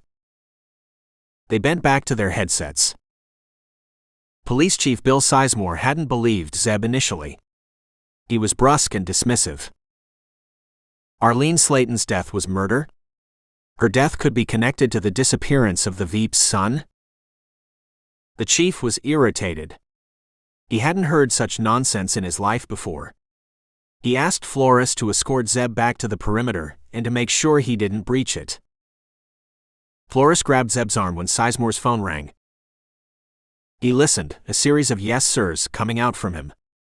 He motioned for Flores to release Zeb, put his phone away, and jerked his head to the house. Zeb followed him. You have connections, buddy, Sizemore spoke just the once. Wayne, Mr. Carter here is with the FBI. He says there's a possibility Mrs. Slayton could have been murdered. Wayne, a white-coated man with a handlebar mustache, rose, turned, and stared. Several cops and medics looked at the police chief and the man behind him. Zeb explained. The disbelieving looks didn't disappear. However, when the cops turned back to their jobs, there was a difference. They treated the house as a crime scene. Flores and other cops were dispatched to interview neighbors. Ask them if they know of or saw a white Toyota, a man dressed in blue inside. Sizemore squinted at him. How do you know this, friend? Zeb explained again. Sizemore sized him up, rubbed his chin thoughtfully, and nodded at Flores, who left with several other cops. The house had no markings. There was a smudge on the doorbell, but it wasn't identifiable. There were no strange prints, no fibers that didn't belong. The house was sterile. Slayton's body had no markings. Wayne said. He went into medical terms. Zeb tuned him out. He gestured at the body. May I? Go ahead, Wayne gestured back. Zeb turned the body on its face and examined the neck. He then examined its back. He asked if Wayne had light filters. Wayne had them. Zeb had the kitchen shades pulled and when the room darkened, lighted the flashlight and screwed on a filter. He examined the body again, turned it over, and examined the legs, knees, and calves. The body had been found just inside the kitchen door. To its left, at eye height, was a cabinet in which were neatly arranged glasses and plates. Zeb rose and studied them. The glasses were stacked on top of one another. One was askew. He looked around the kitchen again. Everything was in its place, except for another glass, half full of water on the sink. Neat freak, he recalled Busman describing Slayton. You got something for us, friend? Sizemore asked. You had a killer in town. Zeb replied. Storms reached his home in time to catch the ballgame. He messaged the cutout that the job was done. The message reached Merritt, who conveyed it to Darryl. Great. Anything from the boy? Nothing. Merritt scanned the local news in Ohio. There was just one line about the death of a teacher in Amherst. Heart attack. The teacher was deeply loved by her students, and several of them gave short interviews. Storms is good. The killer was good. I haven't seen such a clean kill in a long while. Zeb was alone in Slayton's house.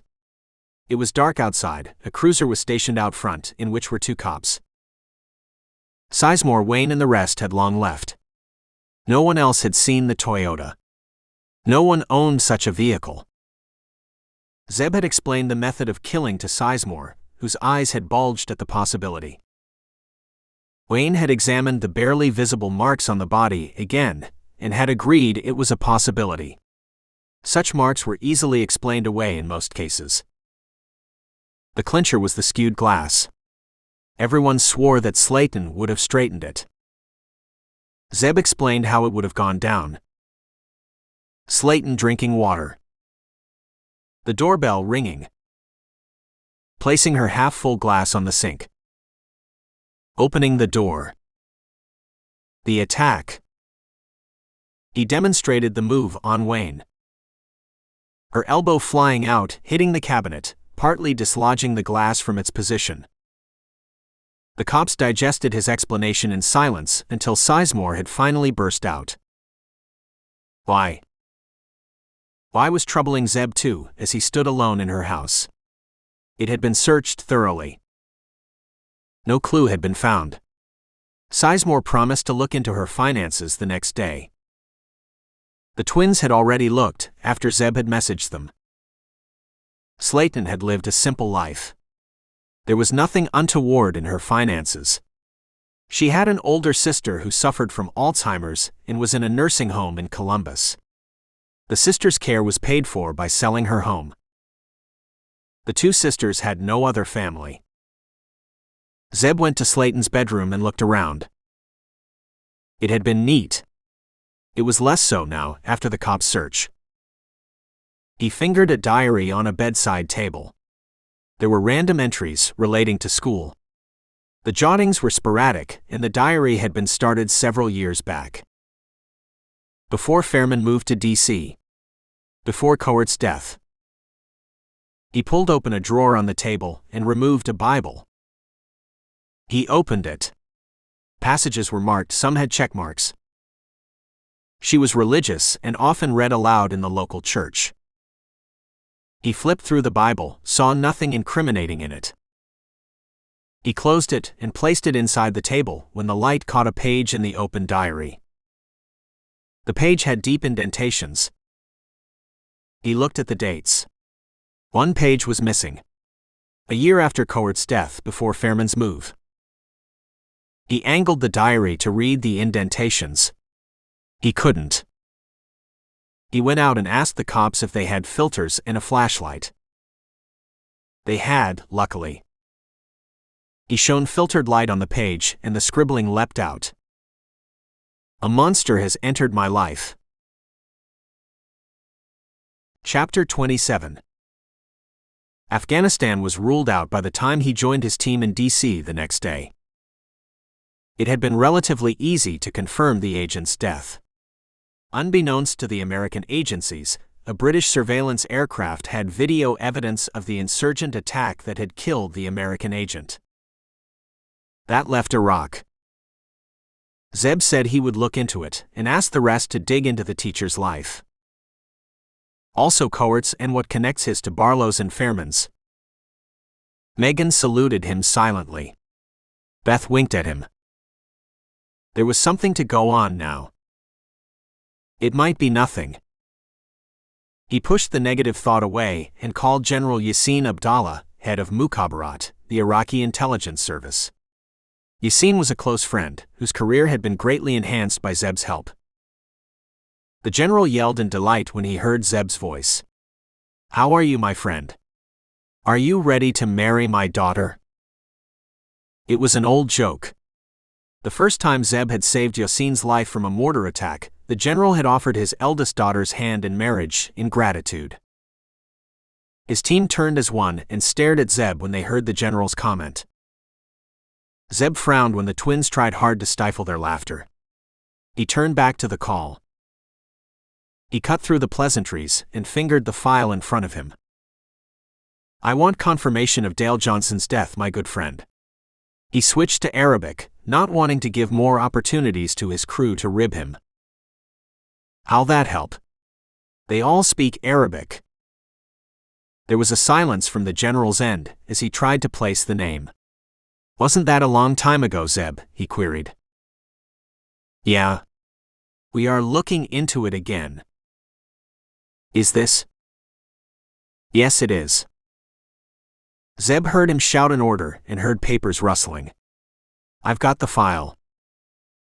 He went quiet as he read through Johnson's file. The Mukhabarat had investigated Johnson's death along with the Deep Black Agency and maintained its own records. "He died, Zeb. It was conclusive. One of your agents walked away and gave an account. He's dead now. He was interviewed several times and his story stacked up. He died of cancer some years back. The other bodies weren't identifiable. They wouldn't be when you have an intense fire sweep through a camp." Zeb didn't reply. "You want me to investigate again?" "No. That will take too much time. Assuming he's alive, what would you look for?" A lighter clicked and a puff sounded. The general loved his cigars. Another missing body. The staffer in the general's office had been around for more than a decade. He had survived political purges and mass assassinations. He had seen the overthrow of despots and the invasion of Western forces. He had followed the rise of terrorists and insurgents. He had seen it all. No one saw him. He was as good as invisible. He was in his 60s and had started working in the Mukhabarat as a clerk. He had cleared the rigorous security checks and had slowly moved up the ladder. Head clerk. Aide to a colonel. Record keeper for a secret assassination unit. In the last years of his working life, he was now aide to General Abdallah. He had been courted by Western forces, by Russian intelligence, Chinese and North Korean spies. He had turned all of them down. It was too dangerous. He liked that his head was attached to his body. However, the text message that appeared one day on his personal account was something he hadn't been able to turn down. It said there would be $10,000 waiting for him in a plastic bag, buried in the sand, near a milestone on a highway. There was. The text message disappeared of its own volition. It had come from a blocked number. There was no more contact for 2 years and then another message. this time with a request. Would the staffer be kind enough to message a number if anyone asked about the Dale Johnson file? There was another $5,000, this time buried under goat dung. The staffer liked this form of business. He could keep his head. He could keep the money. There was a risk that the demands would escalate, but he could cross that bridge later. He was a survivor, after all. He had brought the Johnson file to the general and had hung around for a few seconds. Without bidding, he had brought the general his black coffee, exactly the way he liked it. Strong. Hot. Bitter. The general had smiled absently in thanks and had waved him out, but not before the staffer heard the man at the other end. Someone called Carter. He messaged the number he had stored in his memory, and as he went back to his job, he mused. Intelligence agencies could build the most secure systems. They could have all kinds of fancy software to prevent leakage. They could be laid low by simple, human avarice. Nathan Coward had a phenomenal memory. Busman was on the phone to Zeb. He was still shaken by the teacher's murder. It told in his voice and in his delivery. The confidence was gone. He spoke slower. He could recollect passages from months and even years back. He could remember stuff that had happened when he was young. Stuff that others wouldn't remember. He was bullied for it. This was before my time. Treated like a freak. You know how it is, especially in a small town. Arlene took him under her wing, spent a lot of time with him and his parents, and gradually Nat came out of his shell. Then the tragedy happened. Zeb listened, aware of Megan and Beth sitting next to him. One twin rolling a pencil idly, another inspecting her nails. They too were listening. Memory. Smart. Something loosened and fell into place in his mind. There was no thunk.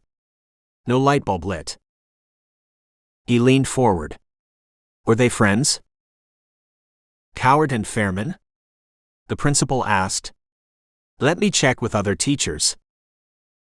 They heard his muffled voice. A chorus of replies came. Yes. The boys were close. So were the parents. Busman hung up after a few more minutes. Zeb reached for the phone. Megan beat him to it. She punched a number. It rang twice and a gruff voice came on. Sizemore. Chief, this is Zeb. A question for you.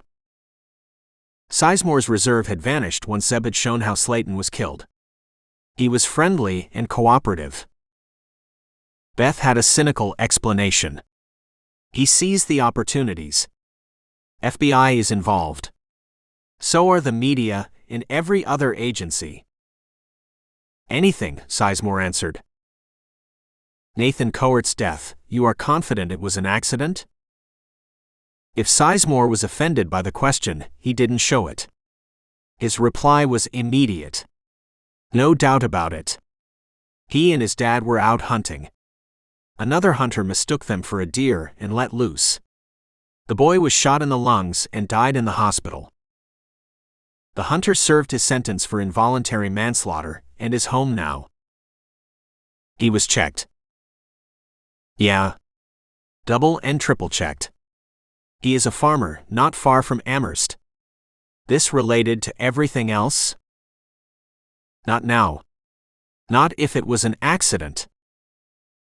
It was. Zeb rose and stared blindly out of the hotel window. The media's presence was still strong, even though it was 2 weeks since the kidnapping. Police presence was thick and visible. Perversely, tourist traffic had risen sharply, and there was a constant crowd of onlookers outside the hotel, which had reopened. A mug of coffee appeared in front of him. What are you thinking, wise one? Megan teased. I am not yet ready. I have a germ of an idea, but it needs to be tested. Bob hasn't called. That's unusual. Bob was busy. Merritt had received the message from Baghdad with equanimity. I have prepared for that eventuality too. He called his men together. Carlos and Fisk were on guard. They secured the boys' rooms and came to the room where Merritt, Pico, and Avram were seated. Merritt briefed them on developments. On Carter. On Baghdad. On his calls to the FBI. We need to get more men. Some of them will come here, the others will go to the other 2 locations. Things will come to a head now. The countdown has already started. No one questioned him. None of them was perturbed. They had worked together for a long time. They had full faith in Merritt's abilities. Carlos and Fisk went back to guard duty. Avram and Pico made calls to the select men Merritt had identified. The boy heard movement outside his room, heard a lock shoot home. The movement faded. He had lost weight. He had hollows under his eyes. He couldn't sleep well. He didn't know how his friend was doing. He knew the doctor spoke to his friend regularly. Did he get his memory back? Is he okay? He bent double as panic and fear stabbed him suddenly. He opened his mouth and drew gasping breaths till his pulse slowed and the piercing agony lessened. He thought of his folks and his friends.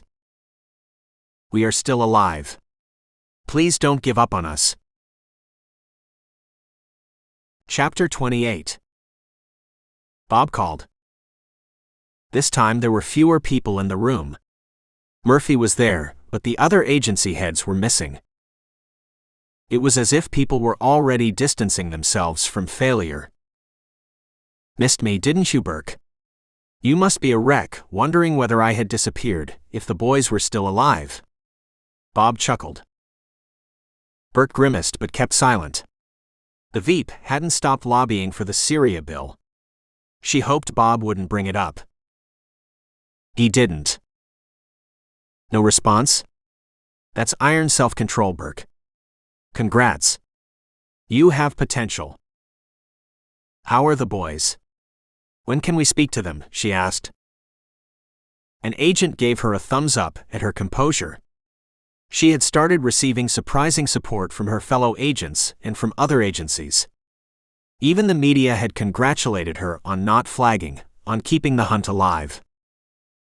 Phone-ins were flooded with praise for her briefings. She didn't have much progress to report, but people admired her courage for saying so. All that's good. But Bob's still at large, out there. Fairman and Barlow are still missing. The boys are missing their families. That should be obvious, I hope. They are wondering why the cavalry hasn't arrived, the front door busted in, and why I haven't been riddled with holes. Bob broke off in a loud peal of laughter that no one else joined in on. How's that coming along, Burke? The investigation, I mean? Any closer to breaking down a door? You know, I was thinking of calling one of those talk shows and introducing myself. It would make for great TV. However, it would also increase my risk. I am not stupid. You will agree on that, won't you? Burke didn't reply. Murphy rubbed his eyes slowly, his hands knuckled into fists. Bob sighed theatrically. You folks aren't much fun to talk to. How's a guy to have a conversation? All right, I will give what you want. Burke raised her head. Murphy stopped rubbing. You folks remember Kelly McCoy? Burke raced through her memory, drew a blank. Her fellow agents, the director, gave her similar looks. Who's she? I knew that was the response I would get. I knew you would forget Kelly. Bob's voice rose in rage. He's angry, a voice analyst looked up from his machine and whispered at Burke. That's obvious. I'll give a hint. A baby. He fell silent, giving them some time to think. An agent snapped his finger, came forward, and scribbled on a paper. Veep. Affair. Son. Campaign. Burke stared at the words as distant memories came back. She claimed to have an affair with the vice president? She didn't claim. She did have an affair with him when he was a senator. Bob raged. She had a child by him. It came out when he joined the president's campaign trail. He denied everything. That's what politicians do, don't they? The paternity test failed Bob. He wasn't the father. Burke read out what the agent wrote. Of course it would fail, stupid. He rigged the test. He had enough clout and enough money to buy out a country. A paternity test was nothing to him, Bob thundered. He slammed his fist on something. It sounded like a gunshot. An agent flinched. I am sure the vice president will disagree with you. Keep calm, Burke. Let him lose it. You keep it together. What has Kelly McCoy got to do with your kidnapping? Everything, Bob screamed. She lost that child when he was 5 years old. Did the media report that? No. They were sucking up to the vice president. Did Barlow know his child died in poverty? That Kelly McCoy had to resort to doing tricks to feed his son? I bet he didn't. He was lapping up his win. Bob's voice dropped to a whisper.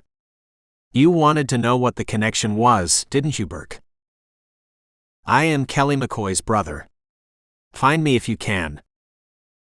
He puts up a great show, Chloe commented once they were alone with Burke, after her task force had dispersed to verify Bob's story. He had made another demand for $5 million, which the two families were making arrangements for. At this rate he'll drip feed them into bankruptcy, Bear said grimly after Burke's strained call with the two mothers. What do you think? Could this be personal? The stuff that he told us about McCoy, all that's true. She rushed on before Megan and Beth protested. Not about the rigged test, though I think there were enough allegations about that too. It was a dirty campaign, Broker agreed. The president had won by the narrowest margin possible in an election that had polarized the nation. It's possible. I wonder why he waited so long, though. Zeb wondered. Don't forget, Bob has planned this for a long time. Who knows what else he has in store? Beth reminded him. They waited for Zeb to respond, and when he didn't, Bawana looked heavenward. Lord, you left him out on that conversation, Gene, didn't you? Avram watched as Merritt turned off the phone, wiped his face, and drank a glass of water. Acting was a tiring business. You don't think all these calls will increase our risk? Merritt swallowed deeply, refilled the glass, and emptied it a second time. He wiped his mouth with his hand and turned to the gunman. We are already high risk, buddy. If the boy hadn't lost his memory, all this wouldn't have been needed. We would have extracted the info, killed both of them, and we would have disappeared. Avram poured himself a glass, and the two stood silently watching the TV. Director Murphy was in a briefing, suggesting a new lead. They were investigating it. How much of that was true? Merritt chuckled. All of it, except the paternity. That kid wasn't the Veeps. There is a brother. He has been missing, presumably dead, for years. The feds will chase their own tails once again. He patted Avram on the back. Relax. I've planned this for a long while. All eventualities will be taken care of. What do we do with the doc? They could hear the faint sound of the doctor snoring, even though a story separated them. Merritt's smile wasn't pleasant. He will die here. He peered out of the front window for a moment, and then turned to his fellow gunman. I'll be going out for a while to prepare those other two locations. Avram nodded and shut the door behind him. Merritt went to the garage and started the white truck and backed it out slowly. The rack on top had a boat, which was securely fastened by tie-down straps to the rails. Merritt repaired small boats. The garage was converted into a large workshop, fully stocked with tools. Boats lay on the floor or stood against the wall, in various states of repair. Light Hollow was 3 hours away from the coast, and a few eyebrows were raised when he started his business. Less competition, he countered. The flow of boats to and from his garage had quelled any further doubts. The cover was good. It gave him all the excuse he needed to move out of the house at will, to create a racket inside the garage, to have people, customers, move in and out of the house. He had built the cover over 2 years and had gotten to know the neighbors well. One of them, Greg, a baker, waved at him from his garden. Merritt returned the greeting. Merritt was a good neighbor. So what if he was a killer? He drove for an hour and reached Chantilly in Virginia, and after rolling down largely empty streets, he turned into the driveway of a 4-bedroom house. The house was very similar to their Hyde, except that it was empty. Merritt jumped out of the truck, unlocked the house, turned on the lights and turned on the most important device in the house. An internet router. He logged onto a laptop and sent a few random emails to a dummy account, making sure the emails had keywords. Kidnap. Boys. Vice President's son. He created several other messages and timed them for scheduled delivery. He left the house, went to the next house in Winchester, and repeated the actions. It was evening when he reached his Hyde. Greg was watering his lawn this time.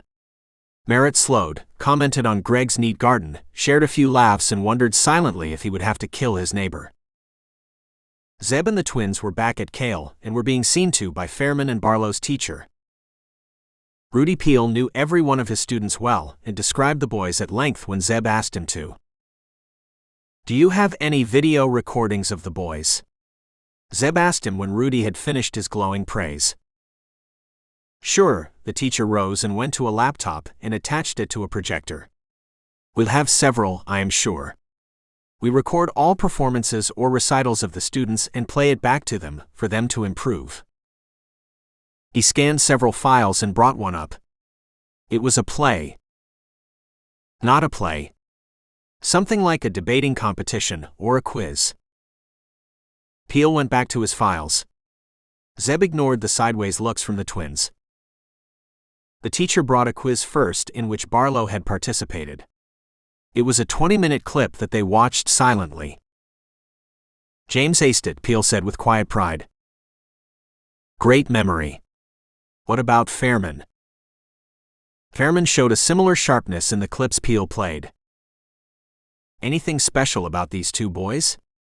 Zeb asked the teacher when he had put away his equipment. "They were outstanding students, great friends." Peel looked at Zeb as if to confirm that that's what his visitor wanted to hear. Zeb nodded, thanked the teacher and left. Behind him he heard the twins praise the teacher effusively and follow him. What was that about? Megan narrowed her eyes at him when they were in the SUV. He didn't reply. How easy is it for young kids to conceal their abilities? For fear of being bullied or being mocked at. Horses surged beneath the hood when he turned the key. Not difficult at all. Aren't we going after Kelly's brother? Beth asked when Zeb maintained his silence.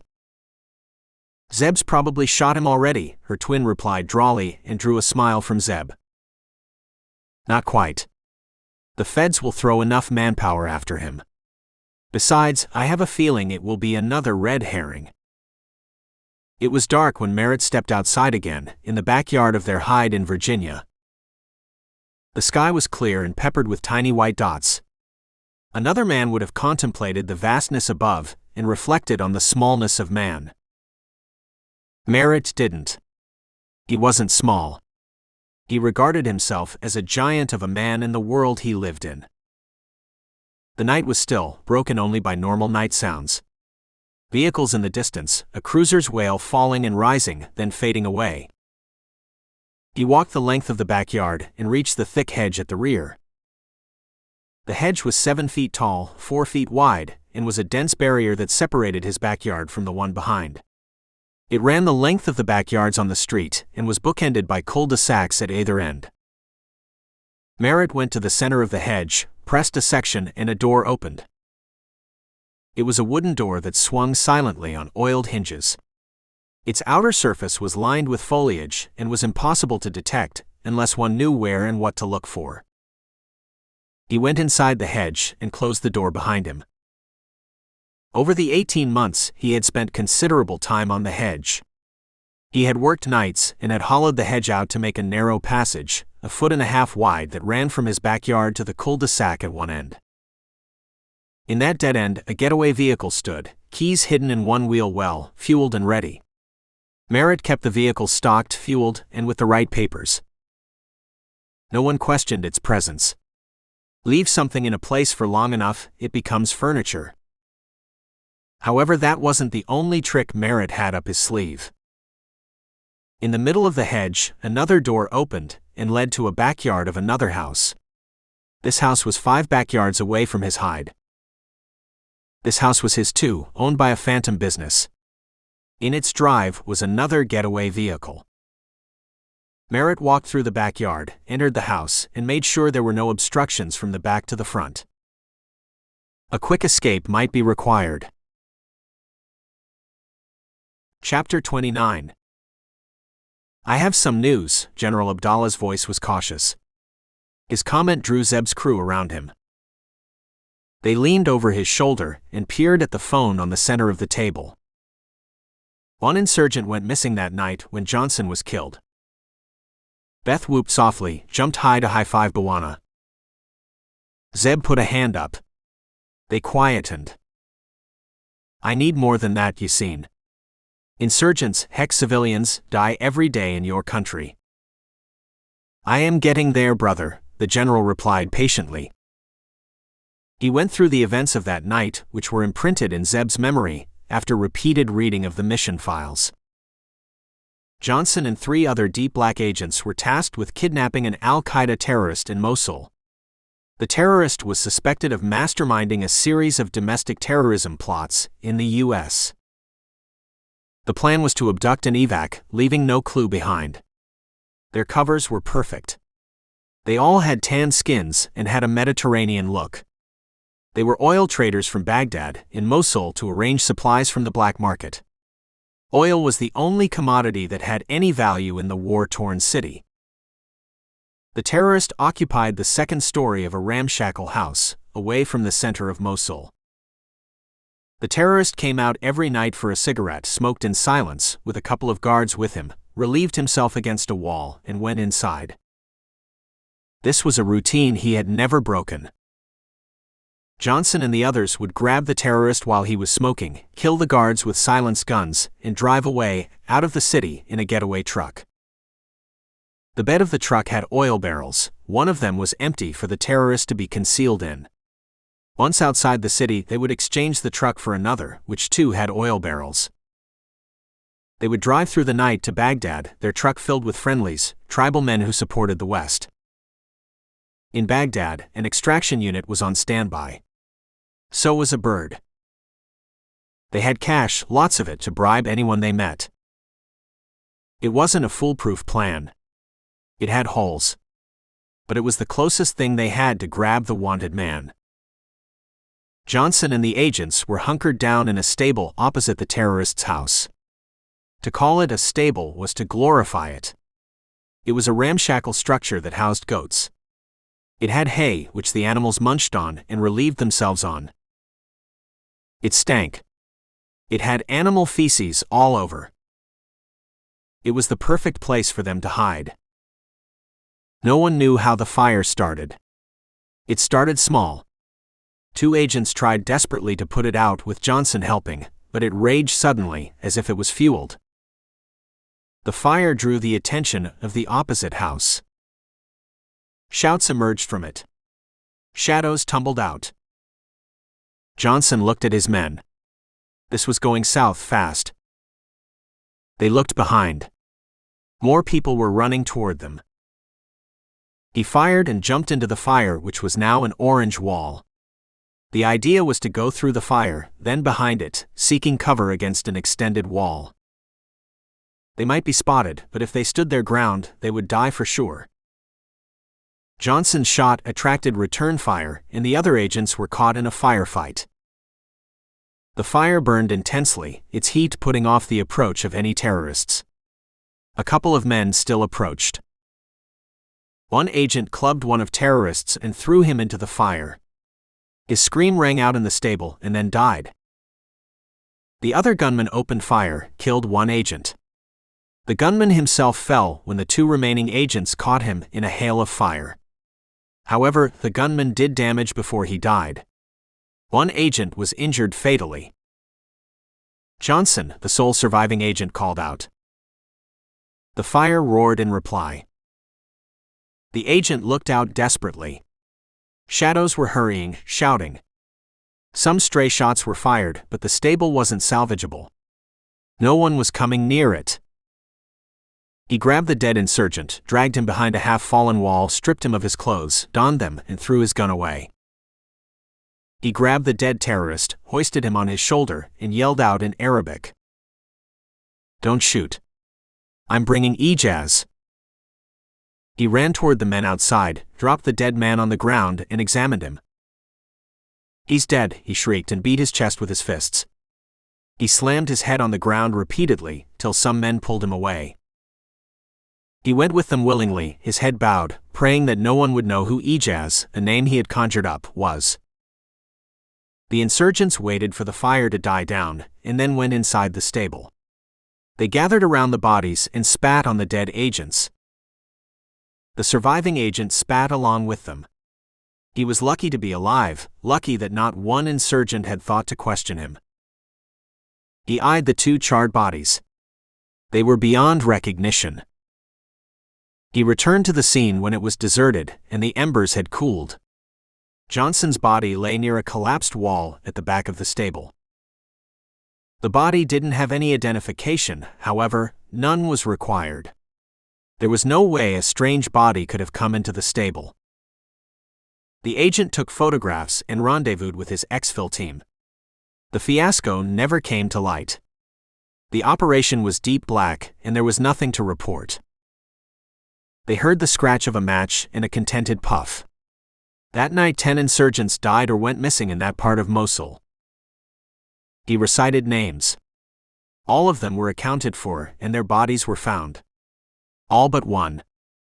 Samir Najaf, an insurgent, was on patrol a couple of buildings away. He was never found. Another puff. He was similar in build to Johnson. Surely he was searched for? Chloe questioned. He was, the general confirmed, but not for long. The Western forces were pressing hard that night, and all able men were required to fight back. Why wasn't this ever reported to the American authorities? It's war here, my friends. A terrorist turning up dead or missing isn't really big news. No one really made the connection between the burned body and Najaf. Bear raised his hand as if to signal a question. Chloe rolled her eyes and gestured at him. Go ahead. How come Najaf still remembered? This was a long time back. They heard a soft tapping sound, the general dislodging ash from his cigar. Najaf was the sole son of a goat herder. His father is now in his 80s but has never given up his search for his son. Everyone in Mosul knows him. He goes around with a photograph of his son and asks random strangers if they have seen Najaf. He is regarded as a harmless old man who has lost his mind. The insurgents see him as a source of entertainment. He was more than eager to tell the story of his son's disappearance when my man spoke to him. It's possible, Zeb thought. But it's still tenuous. We need more. Need more, Buster thought as he looked at his fast-dwindling stash of powder. Buster had spent his life on the streets of Manassas. He slept in doorways, under cardboard boxes, and during the day shuffled through the city, rummaging through trash cans for food. Occasionally he did the odd job, mowing lawns or helping folks move, and made some money. His burned through his earnings fast on drinking and on his drug habit. He shot up in lonely alleys and drifted through life in an alcohol and powder-induced haze. His hands trembled as he stared at the last few baggies in his possession. He needed more. He stumbled to his feet, knocked down a trash can, didn't bother to set it right, and wandered off in search of his source. His source was Dr. Beldwin. Buster had his head buried deep in a trash can in the parking lot of a big box store when he had heard the car drive up. It was night, the lot was nearly empty, and Buster was shrouded in darkness. He raised his head groggily and looked at the car. Its dome light turned on, and the driver turned and searched for something in the rear. Buster shuffled closer. The driver was alone in the car and was wearing one of those white coats. Buster squinted his eyes and saw there was something dangling off his neck. It was one of those cards that had a person's name on it. The driver brought out something that Buster immediately recognized. A syringe. He went closer. The driver didn't look up. He was just a couple of feet away from the car when the driver rolled up a sleeve and shot himself up. Buster's eyes popped out. This dude was getting high right in front of him, like he had no care in the world. He tapped on the window and showed his teeth when the driver dropped the needle, startled. He tried the door handle. It was locked. The driver tried to start the car. It didn't. Buster grinned wider. He smashed the window with a large fist. He didn't feel pain. "Open it," he shouted. The driver tried his car again. The engine refused to cooperate. Buster hit the window again. It trembled. The driver rolled down the glass an inch. "What do you want?" Buster pointed a dirty nail at the syringe. That was the moment Buster's life had changed for the better. Doc Baldwin was just like him. So what if he went about treating people? They shared the same addiction. "I'll report you," he had told Baldwin the moment he had read the card around his neck. Buster knew where the doc worked. Heck, he had spent many a night in the shadows of that hospital. Baldwin said he wasn't a normal doctor. He was a mind doctor, a psychiatrist. It didn't make a difference to Buster. A doctor was a doctor. They came to an arrangement. Doc Baldwin would write prescriptions for Buster. He would pay for those too. Buster would keep quiet about his addiction. The agreement worked, till the day the doctor disappeared, and Buster was left without a supply. Buster stuffed the remaining baggies in his pocket, along with a syringe, and got to his feet. He walked, his mind whirling, and reached the hospital. A guard frowned at him but didn't stop him. He went to the desk and asked for Doc Baldwin. The woman behind it eyed him carefully and asked him to repeat the name. Buster controlled his impatience and repeated the name. She clicked on something and told him the doctor was away. When would he be back? "Sorry, sir, we don't give out that kind of information." "Why not?"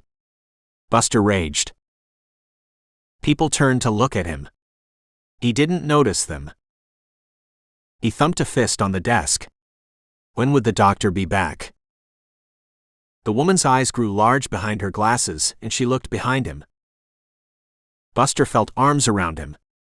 They tightened and dragged him away. "I want Dr. Baldwin," he shouted.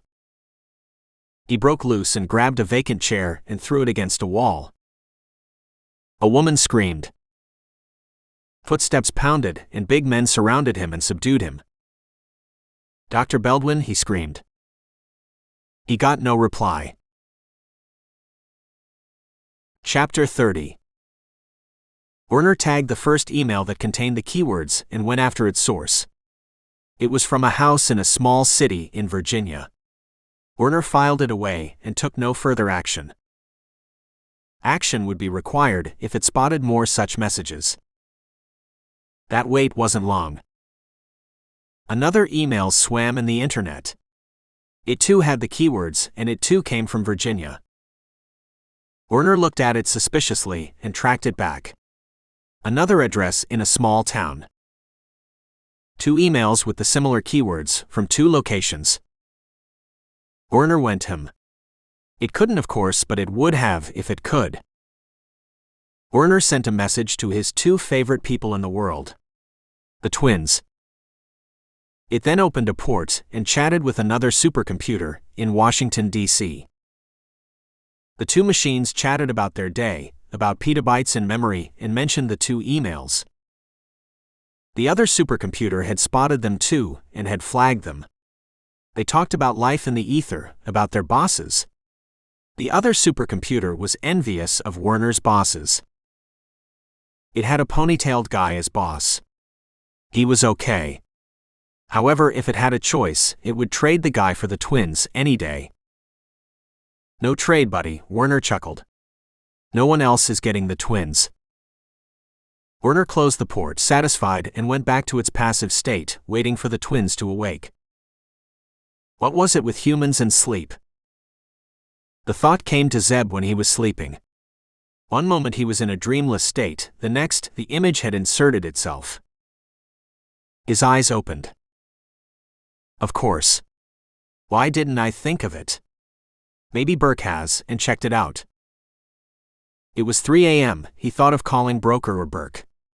He thought better of it. Both of them would curse before hearing him out. Broker's would be colorful. Burke's would be polite. It could wait till the morning. The morning came with a banging on his door. We got a house in Chantilly, Beth started. And another in Winchester, Megan completed. Zeb listened as they broke it down for him. Werner's flagging the emails. The keywords. Who's in those houses? Werner's looking into them. Megan was bouncing, her hair flying, her eyes shining. Her sister was in a similar state. Their war room, a conference room in the hotel, was buzzing with energy when they entered. Broker was typing, Bear was on a call, Bawana and Roger were huddled over another phone, Chloe was on another computer. I have another idea, he said when his crew put their phones down. They looked at him expectantly. The additional men had arrived. Merritt deployed 6 of them to the house on Chantilly, another 6 in Winchester, and took 4 men in his hide. All 14 men were hard, well-recommended, and used to close-quarters fighting. All knew that they might not survive whatever transpired. They were generously paid for the risk. His hideout now had 11 people, including the doctor and the boys. The 4 men, reinforcements, came at night, one at a time. Their instructions were clear. They were never to step outside. He ordered another truck and a rundown boat from an online site. He would have to pick the truck up from a dealer's yard, and the boat would arrive in a week. Merritt was making preparations for exfil if he had to. The men in Chantilly and Winchester would be diversions. They would be cannon fodder, not that they knew it. He and his inner team and the boys would leave in a week's time to New York State. The boys would be concealed under the boats. He hoped it wouldn't come to that. That the boys' memory would return, in which case he would kill all of them except his inner team and depart. The boy heard the men arriving. He could feel the house swell with the numbers. He was feeling better, irrationally. He had seen his friend earlier in the day, when he was escorted to the bathroom. His friend's door had been open a crack, and through that narrow space he had seen him. He had been lying on his bed, staring at the ceiling. He seemed to be intact. The second thought that gave him hope was the arrival of the men. That many aren't required to kill the 2 of us. They're preparing for a showdown. In the privacy of his bathroom, he prayed for his friend and himself. He looked at the opaque window. We are alive, he shouted in his mind. There was a tape from the nightclub bombing in Indonesia. It showed gunmen entering, shooting in the air, and escaping, before the venue exploded. The digital tape had been caught by the security cameras and had been stored in servers in an office far away from the venue. Zeb stopped Megan as she played the video file. Can you rewind? Go back 10 minutes. She paused and went back, played a few times, rewound a few times till he was satisfied. The tape wasn't the best in quality, however, the images were clear enough. A mass of heaving people. flashing lights. A viewing platform that ran at the top, on which were more people and dining tables. The DJ's corner in which a figure bobbed and swayed. The first gunman entered and fired. Megan turned down the volume at the sound of shots. More gunmen poured in and surrounded the crowd. A few gunmen disappeared. The mass of people screamed and broke. They were turned back by firing and were contained by the ring of guns. One gunman spoke. His voice was drowned out by the torrent of voices. The gunman who had vanished returned. More firing in the air, and then the gunman exited. The crowd stood uncertainly for several minutes, and then a flash of fire. Zeb made Megan go back to the scene of the speaking gunman. "Can you eliminate all the background noise and get his voice?" A silence in the room while they considered his implication. Broker swore softly and moved swiftly to his computer. Megan looked at him with something in her eyes. Beth bowed low. "You truly are the wise one." Normally the cops would have just hauled Buster away and locked him up for the night. They knew him well. He would be back to his somnolent state after a good sleep. Buster wasn't worth any paperwork. However, the hospital wished to file charges. It was insistent. It had a reputation to protect. Buster had assaulted an employee. The weary police officers heard the hospital administrator patiently, and then corrected him. He hurled a chair against a wall. "No one got hurt. We know Buster, sir. He's no harm. He'll apologize when he's sober." The administrator grew voluble and red-faced. The police officers sighed inwardly and started taking statements. Their computers recorded the statements, and the system took over. The hospital issued a press statement, assuring the public that its patients were safe. The incident came to Werner's attention. Addict out of control in a hospital. Seeking a psychiatrist.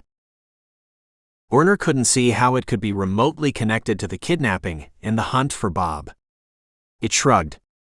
Its role was not to reason why. Humans were peculiar. Just that morning, Megan had tasked it to be on the lookout for any random event in the states surrounding Washington, D.C. Werner dutifully logged the incident and went back to reading up on gravitational waves. Now that was something. Zeb read the message from Werner and didn't pay it much attention. No one did. They were listening to the twins explain what they had done with the recording from the nightclub. The twins had run the video file through some fancy software and had erased layers of noise. They went into technical detail, and when they saw Zeb's eyes, they stopped. "You are lucky you have us," Beth said witheringly. Megan muttered something that suspiciously sounded like Neanderthal and played the file. Nothing had changed except a low level of noise. "We couldn't strip it out completely," Megan explained. The lack of noise made the crowd's dancing look jerky. Beth skipped ahead to when the first gunman entered. The shots were loud. The crowd broke and fell back when the other gunman arrived. "Stay where you are. We'll shoot anyone who runs." The speaker's voice was clear enough. Beth played the line several times, looking at her friends. "That's too small a segment," Broker voiced dubiously. "Agreed. However, we missed this in the original file since there was lots of surrounding noise." She forwarded the file to several minutes and pressed play. "Don't leave the nightclub for half an hour. Anyone who exits will be shot. I repeat, don't leave the nightclub for half an hour." Zeb's crew leaned forward as one. Megan held her hand up to stem their voices. Her eyes were shining as she brought up another program, loaded Bob's recording in Moscow, and the nightclub file. The program analyzed the two voice imprints and came back quickly with a result. 55% match. Megan whooped and bumped fists with Bawana and Bear. Beth jumped in the air and screamed aloud, "Yeah!" Zeb sat motionless, a small smile playing on his lips. "Call Burke," he told the twins when they had calmed down.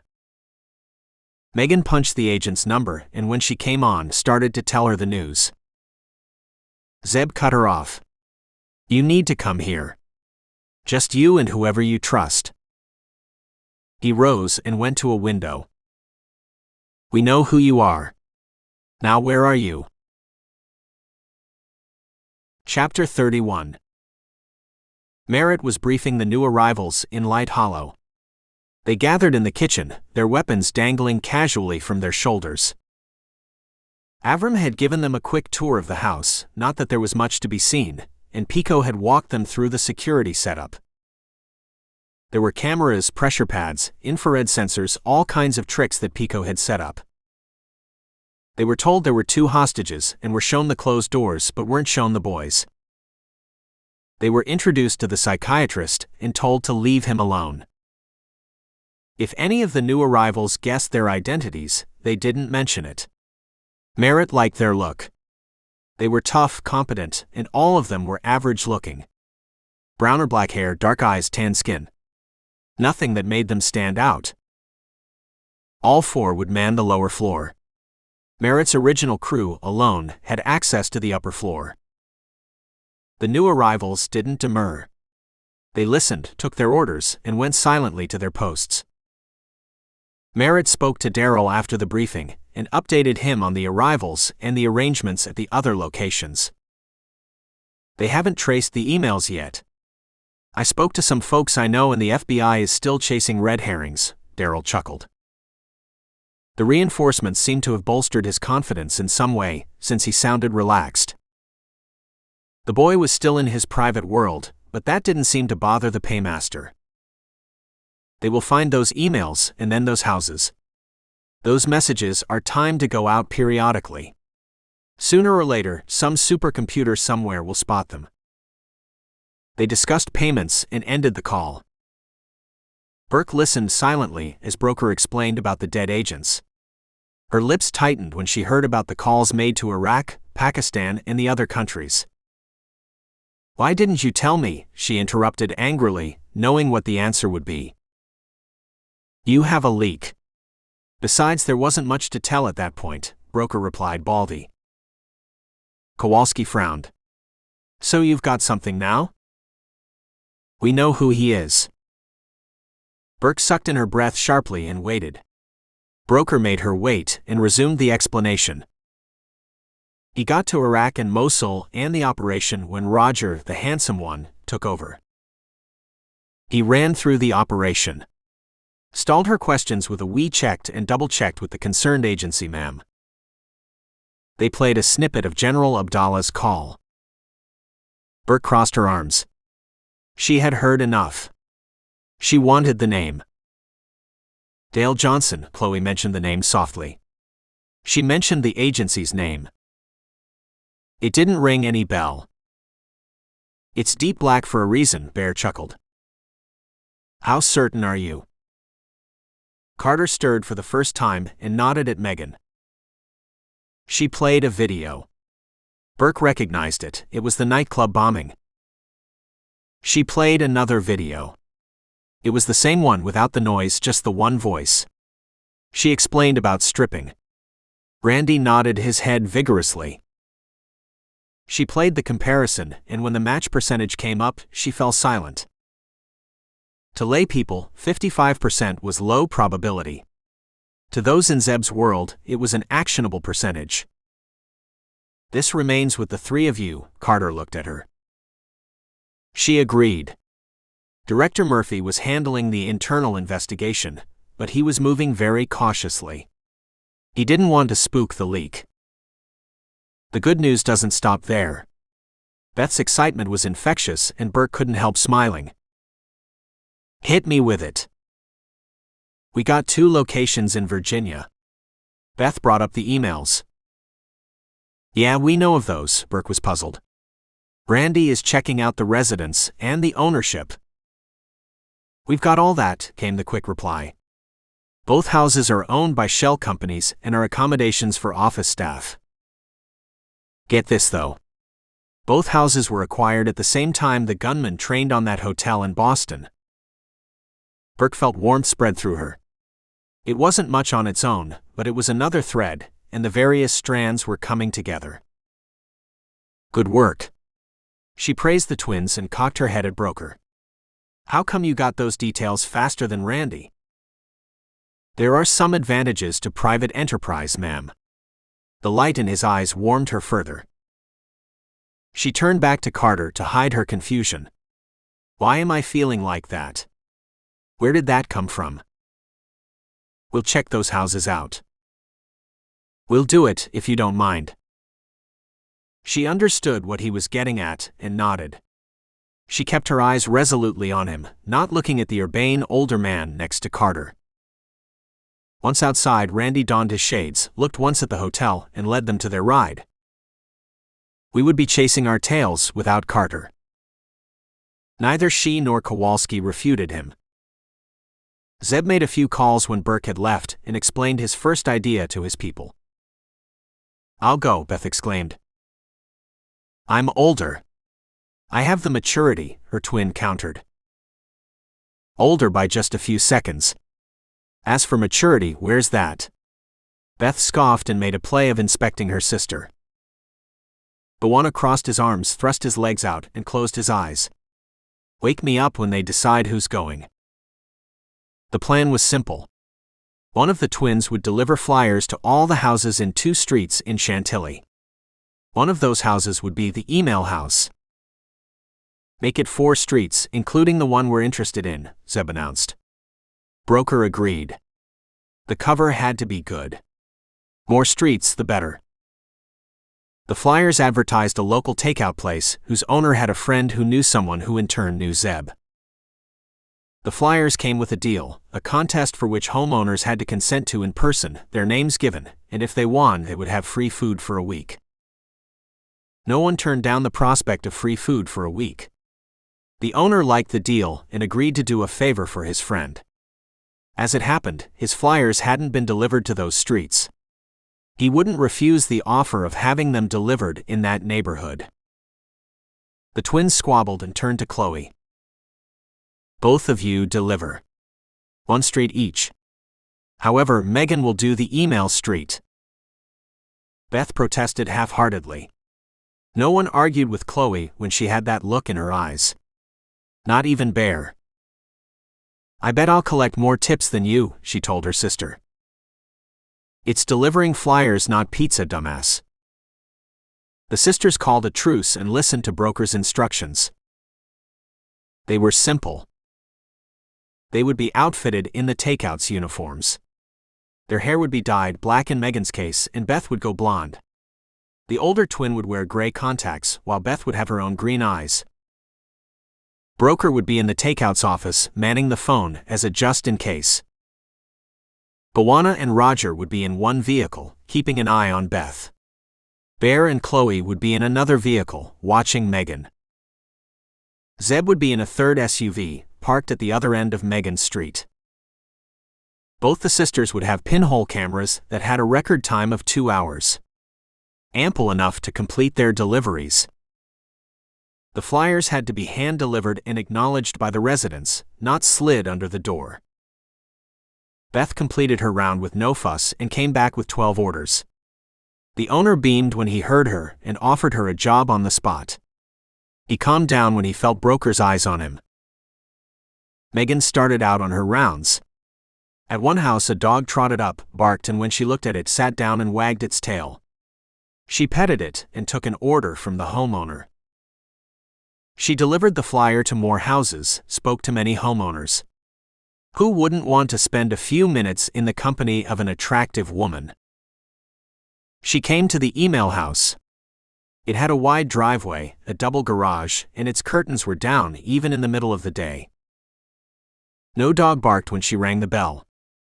Nothing happened for several minutes. She waited patiently and then rang again. She then felt eyes on her but kept her head down, fingering the flyers in her hand. The door opened an inch and a swarthy face showed. She hoped her face gave nothing away. The man looked familiar, but she could be wrong. She gave him her brightest smile. Hey, I'm sorry to disturb you. I am from the takeout around the corner. We have a special offer for the great people of this neighborhood. She fell into her practiced spiel, making sure her eyes didn't stray from his face. She swung her body subtly for the camera to get the best angle. She was also wearing a voice recorder that detected the slightest trace of any ambient noise. She thrust the flyer out at the man and stood poised, pencil and pad in hand. Short nails. Rough hands. Calloused fingers. The man read it for a few seconds, jerked his head back when a voice sounded from inside. Her heart leapt. At least one more man. The offer applies to all the residents in the house. Shall I make that 2? 3? Can I have your name, sir? Something changed in the man's eyes. He handed the flyer back. Sorry, not interested. Are you sure, sir? There are no strings. We'll deliver food for a week. There's even a menu you can order from. The man's lips twisted in a smile. He shook his head. No thanks. All righty. You have a great day, sir. She felt his eyes on her through the window as she left. She turned right, ignored the 2 vehicles parked on either side of the street, and went to the next house. An ambulance was parked in front of one of the houses, and medics were helping an elderly woman inside. She gave them a hand, handed all of them flyers, and went to the next house. The twins took a couple of hours more to finish their deliveries, and then walked back to the takeout. They gave the owner the filled-out forms, he thanked them, and gave them several boxes of food. The orders have already started coming in, he couldn't stop smiling. Broker drove the twins back to the hotel, and when they had joined the rest, he spoke. A few calls came in to verify the deals were genuine. 2 of those were from blocked numbers. He shrugged his shoulders. Couldn't trace their location. Megan described the man and all that she had seen in the house. Broker removed the camera and recorder, plugged it in his computer, while she narrated.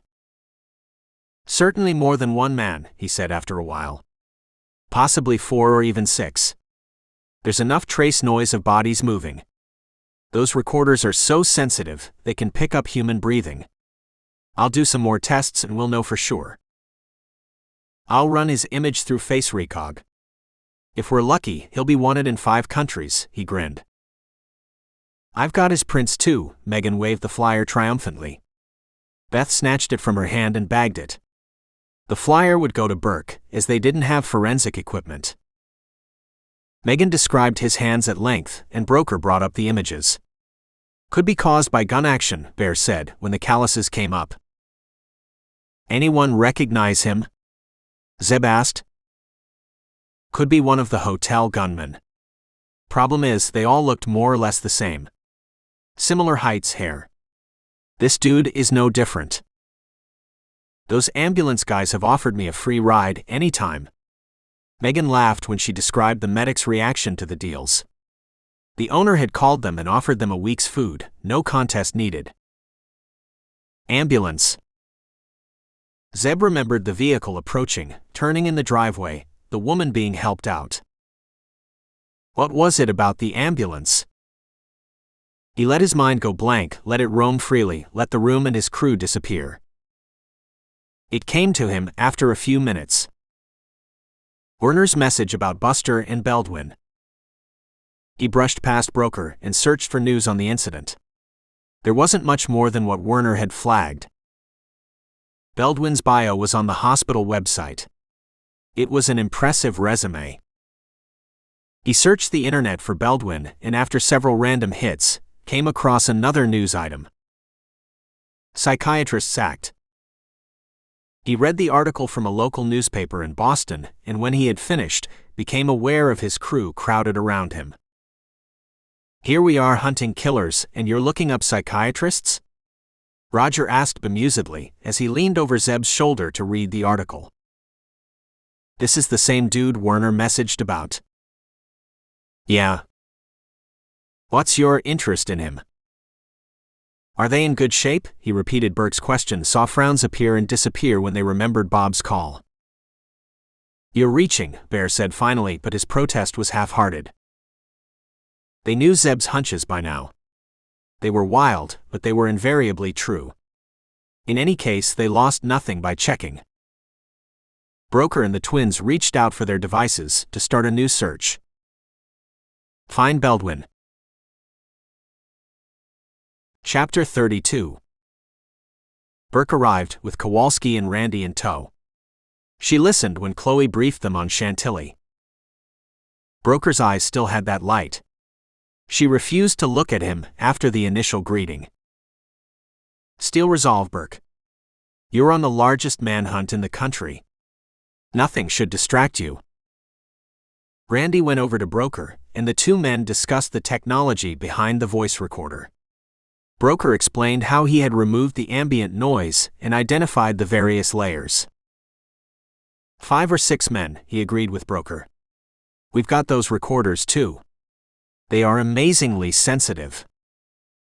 Beth handed her the baggie. That flyer has his prints. So far, our face recog hasn't got us anything. She handed a storage device which contained the camera's recording. Burke thanked her with a smile and turned to Carter. You'll do a similar run in Winchester? Yeah, but we'll have to use some other ploy. Broker will think of something. It'll have to be soon. Tomorrow. We'll run a drone over the Chantilly house and see if we can get more visual. Kowalski, can we do that tonight? Sure thing. There's one other development. Chloe's tone caught Burke's attention. Anything unusual? Merritt cradled his phone on his shoulder as he commanded the email servers to send another batch of messages. Nope, one of the men from Chantilly replied. It's quieter than a grave here. Merritt nodded unconsciously. He had chosen all the neighborhoods for just that. Make sure just one of you goes out for the food run. Yeah. There's a takeout nearby. We might go there. A woman came offering deals today. Merritt stopped what he was doing. His voice sharpened. What time? Describe her? His shoulders relaxed when the gunman described a dark-haired, gray-eyed woman. Not Carter's women. I know that takeout. It has a few women working in it. Carter was on his mind a lot. He was following the news bulletins, and Daryl's briefing kept him clued in. It was apparent to him that the FBI's investigation was going nowhere. They had busted down doors in several states, only to come away empty-handed. They had arrested several people, only for those to be quietly released. They made appeals. The parents made appeals. The president made an appeal.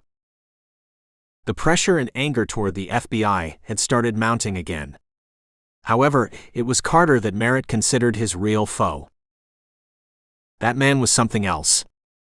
Daryl had finally gotten a nugget that Carter probably worked for a no-name agency. Merritt had thought of that already, and it made sense. That was why there was no trace of him on the internet. It was why it was he who had made the connection to Eldersburg. You have the takeout's number. Merritt's man gave it to him. It didn't hurt to double-check with the takeout. He ended the call and dialed the number. Broker had set up a call routing so that all calls to the takeout also got routed to their war room. The calls got answered by the takeout's people, and Broker occasionally listened in.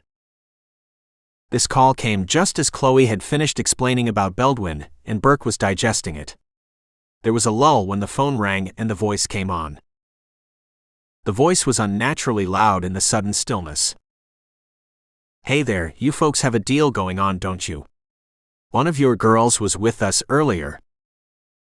All heads turned as one to the phone.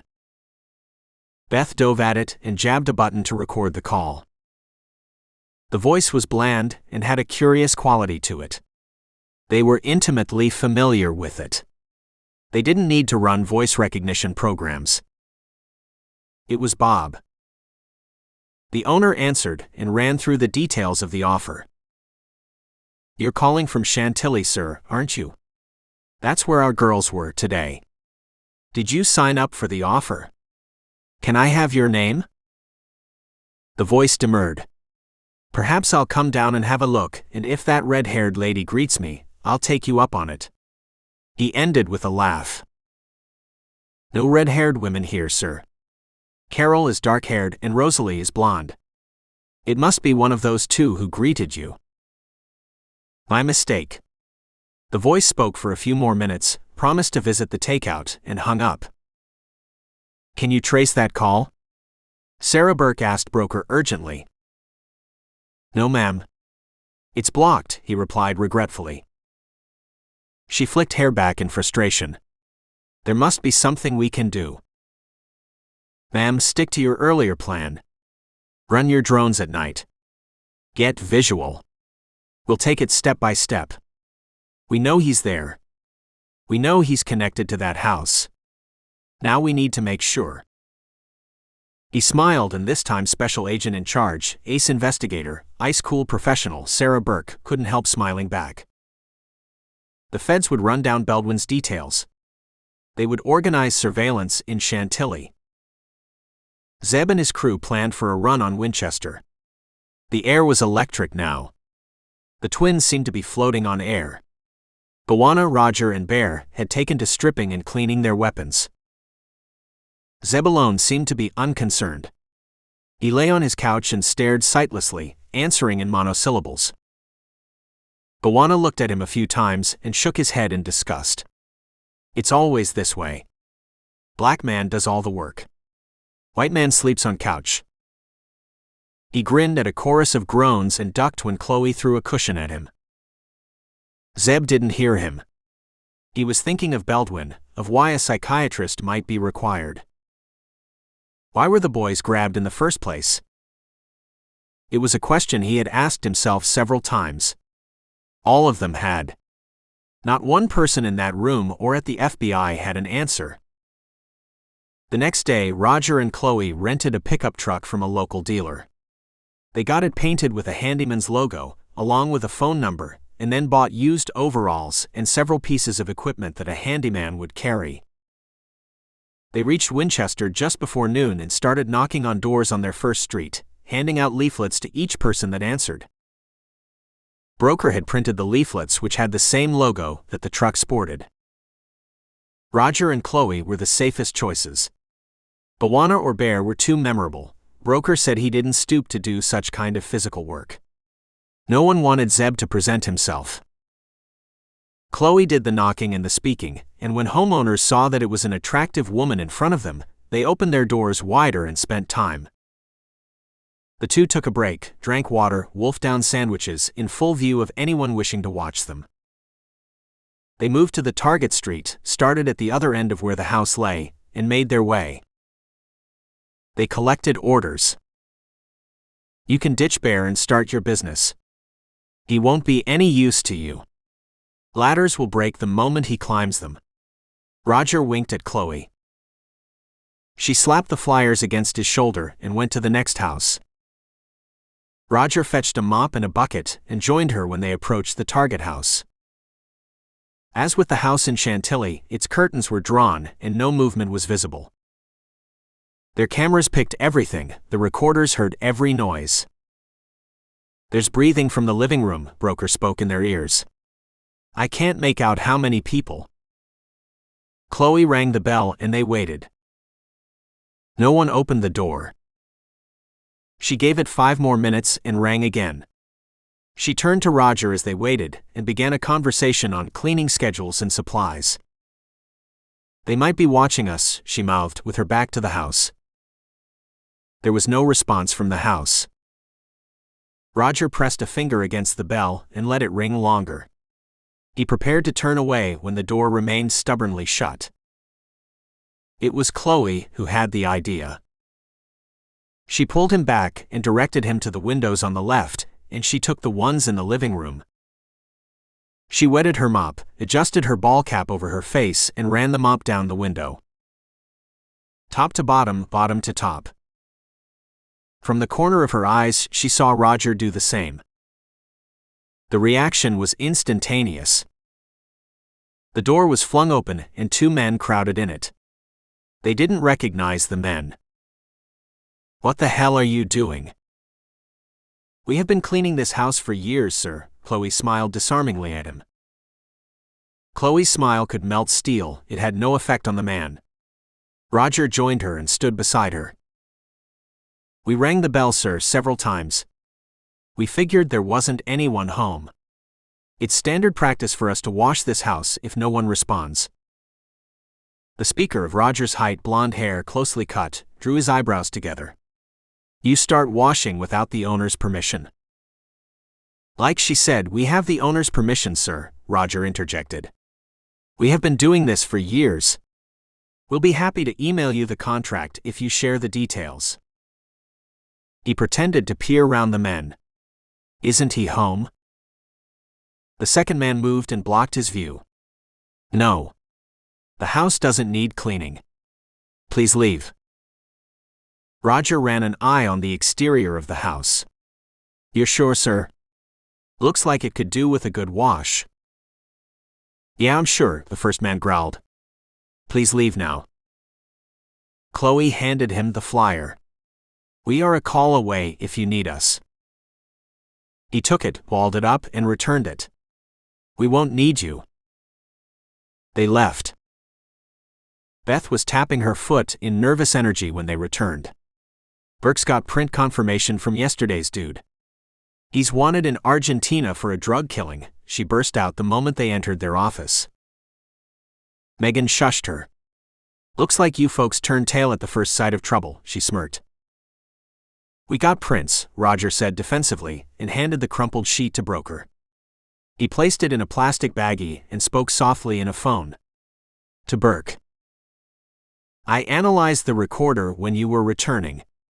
This time there was interference, however there are several bodies in that house." "The first man was packing," Chloe added when she had finished describing the men. "Maybe the second one was too."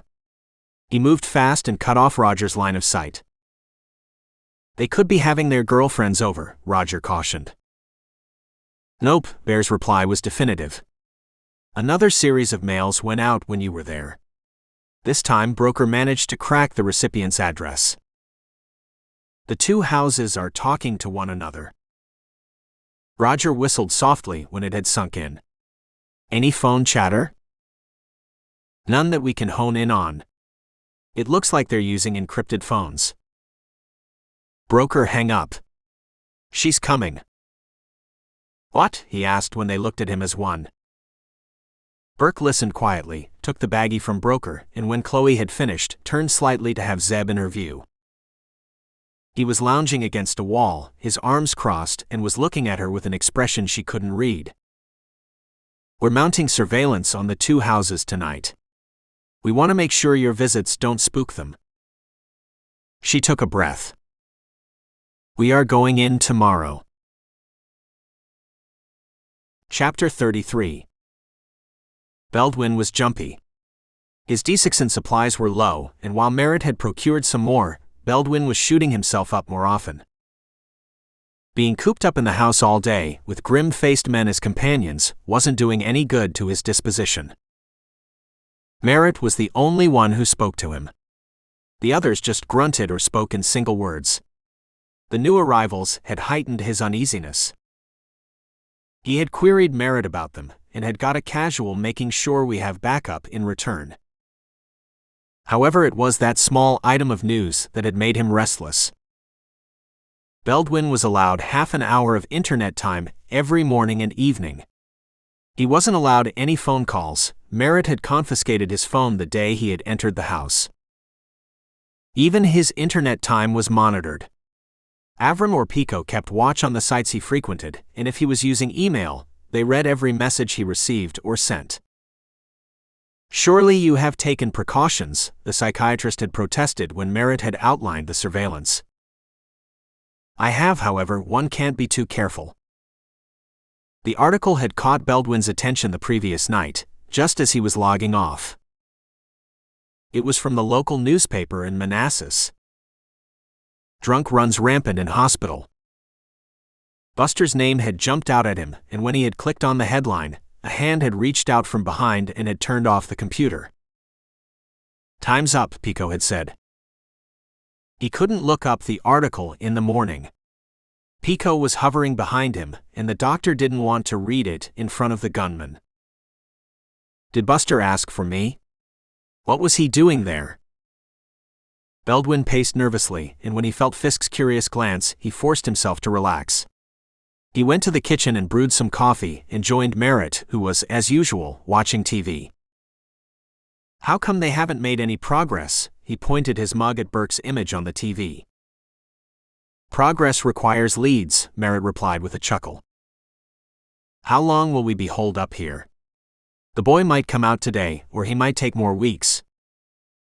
Merritt nodded in acknowledgement. "I've been thinking that."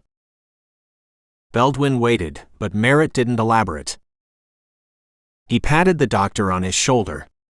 "Relax, Baldwin. Everything is in hand." He exited the kitchen, leaving Baldwin alone. Not alone. His laptop's here. Baldwin darted to the door and peered out.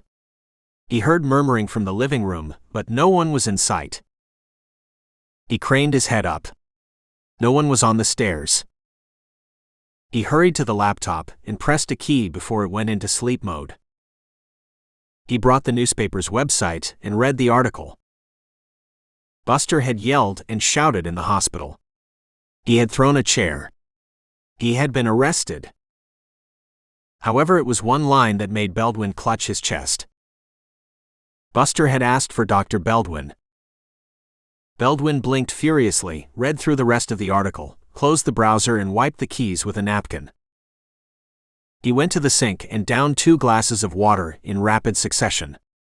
The cool liquid brought a semblance of sanity, and his mind started working again. He had taken a leave of absence from the hospital, and all his regular patients were covered. His official emails were diverted, and another psychiatrist was taking care of them. How much has Buster told the cops? Does the hospital know? Have the cops or the hospital tried to make contact? He hadn't checked his email in a few days. Now, he didn't want to read them with a gunman over his shoulder. Merritt returned, sat at his laptop and clicked the keys. Through his rising panic, Baldwin had an idea. "I'll use his computer again the moment he disappears." Zeb waited. His team waited. They were used to long hours of nothingness. The twins had a hard time getting used to the waits when they had first joined the crew. Zeb and the others trained them, made them think of time as yet another inconsequential object. They had a tough time accepting the concept. Now they were as patient as the rest of them. They were waiting for developments from Burke's end. That the FBI was going in was confirmed. The second set of prints hadn't yielded any hits. However, several international agencies had yet to confirm. The search for Baldwin had become a dead end. His residence had been checked out by a couple of agents. No one had seen the doctor for more than a week. His phone showed no activity. Broker hacked into his personal email, it showed no recent activity. The past emails were innocuous. The hospital in Manassas said he was on an extended leave of absence. They had a contact number for him, but he wasn't answering that. They said they used his work email to send him any information. There was nothing in his work emails to indicate where he had gone. "It's not unusual," the hospital said. "Our staff is obliged to give us only a phone number and an email address when they are on vacation." The hospital was aware of Baldwin's troubled past. It also said the psychiatrist was clean now and was highly respected, and they couldn't afford to let him go. They pored over his sacking in Boston, spoke to the hospital there, and spoke to his ex-wife. They confirmed his addiction to prescription meth. "Search for prescription meth purchases," Zeb suggested. The twins searched. They got a few hits from pharmacies across the state. Burke's people were looking into those.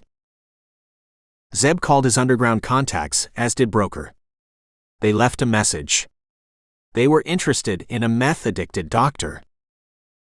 They waited for calls to be returned, for Burke to make progress.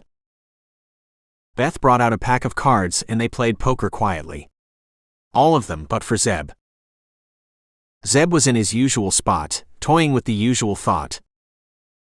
What is it about the boys? Evening came and with it a text from Burke. Going in hard at 1 a.m., Doppler and radar drones confirmed 6 bodies in each house. Weapons detected. The poker game went on. The twins were leading. Broker's phone rang, as did Zeb's. Broker rose, picked up his phone and tossed Zeb's to his friend. Both calls were from their underground contacts. There were several doctors, including a few psychiatrists, who were addicted to meth and who bought from a select few dealers. Not one of them fit Baldwin's description. Zeb rose and sat at Broker's laptop and brought up a map of Boston. He marked the hospital and the doctor's residence and brought up a list of pharmacies in a 5-mile radius. He figured Baldwin could have bought from stores in his former city. Megan turned around and looked at his screen. Did that? Called them. No purchases for more than a year. He entered another search parameter, pharmacies in and around Chantilly and Winchester. Surely Baldwin wouldn't be so stupid. He wouldn't buy close to his base. He changed the parameters to search for all pharmacies in Virginia. A long list came up. Chain stores, small independents, the list ran to hundreds. He would go where there would be minimal records, less cameras. He ignored the chain store pharmacies and printed out the independents. Did that too, Megan smirked from behind. He crumpled the sheet and threw it in a bin. Who would know Baldwin? The doctor didn't have a social life. He had lost his friends when his addiction had been exposed. He wasn't in any relationship. Buster. Did you speak to Buster? Nope. Chapter 34. Bubba had 2 teams organized, 15 people each. He went over plans with them in detail. Hit hard. Hit quickly. Hit both places simultaneously. Hit from the front. Penetrate from the rear. Take down a sidewall. Flashbangs and snipers from choppers. Shock and surprise. It didn't matter how good the hostiles would be. His men were better. Drones had recorded the right number of bodies. A chopper had flown once, high above, but hadn't got anything much. There were plainclothes agents on the streets, none of them reported any movement. I don't want a repeat of Baltimore, he told his men. They nodded.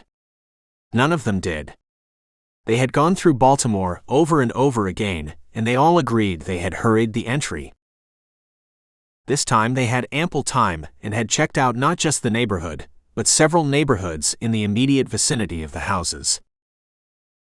They checked out residents. Agents disguised as health inspectors, utility company servicemen, and in various identities, had double-checked several houses in the neighborhood. All residents were genuine. The neighboring houses were scrutinized even more closely. No hostiles were hiding there. There were no snipers in the neighborhood.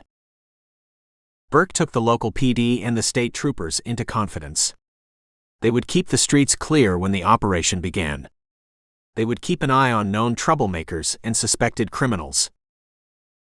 She went through a mental checklist. Everything was ticked off. She asked her task force to identify holes. They didn't find any. She joined Bubba and stood quietly as he briefed his men. One house is a decoy and one isn't, he told her when he had finished. She listened silently as he went through his plans. Those other dudes are joining us? Burke knew who he was referring to. Nope. They have helped us enough. Baldwin wasn't getting enough time with the laptop. He had sat through his permitted time and had randomly gone through several websites. Fisk hovered behind him, coming close several times. Baldwin shrank inwardly from his stale breath but kept a game face on. This confinement getting to you? The gunman grinned at him, displaying bad dentistry. Baldwin shrugged. Hopefully, the boy will wake up soon. Fisk nodded absently, pushed Baldwin's hand away and moved the mouse down. Checking on me. I need alone time. I need to know what's going on at the hospital. His allotted time ended. Fisk shut down the laptop and took it away. Baldwin rose from his seat, stretched casually, and darted a glance at Merritt's laptop in the kitchen. No one approached it. Zeb took the 14th Street and exited on the I-395 South. Bawana and Roger were with him, as were the twins. They were heading to Manassas to talk to Buster. Burke had called the local cops and had smoothed their way. A cruiser had located Buster. He was sleeping on a park bench. What do you think y'all get out of him? Burke had shouted over the roar of a chopper. No idea, Zeb replied. The twins asked him the same question when they hit VA 234. Buster is an addict too. We don't know how he knows the psychiatrist, Zeb explained. Let's ask him. Zeb drove into the city, made his way to William Street, and parked behind a cruiser. A cop got out when they exited, greeted them, and pointed in the direction of the park. He's sleeping it off in there. You'll find another cop near him. The sounds of kids squealing and laughing came from within the park. Families strolled inside, some were seated next to picnic hampers. Is he dangerous? Zeb asked. Buster. The cop laughed. Nope. That chair, that must have been because he was low on meth. He thanked the officer and joined his crew, who was waiting for him impatiently. Baldwin hung around the kitchen, kept himself busy brewing coffee, making sandwiches. He checked on the boy a few times. He didn't show any signs of improvement. He still spoke randomly without any connection to his past. He turned and faced the wall after Baldwin started with his questions and gave him the silent treatment. Baldwin stared at him for a few seconds. The boy stank. His room stank. He felt a momentary pang of pity. He squelched it and exited the room.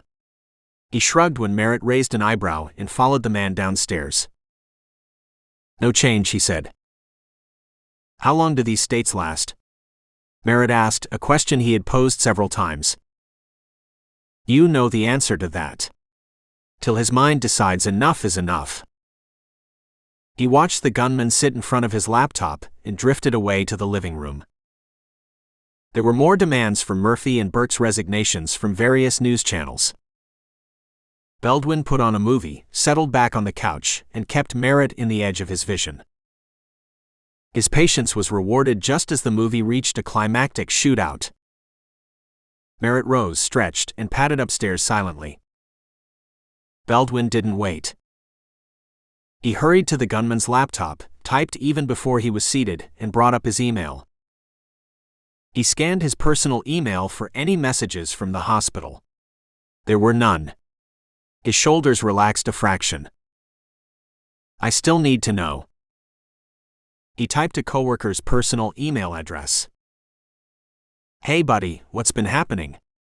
I'm giving a crack at living off the grid. Didn't work, did it?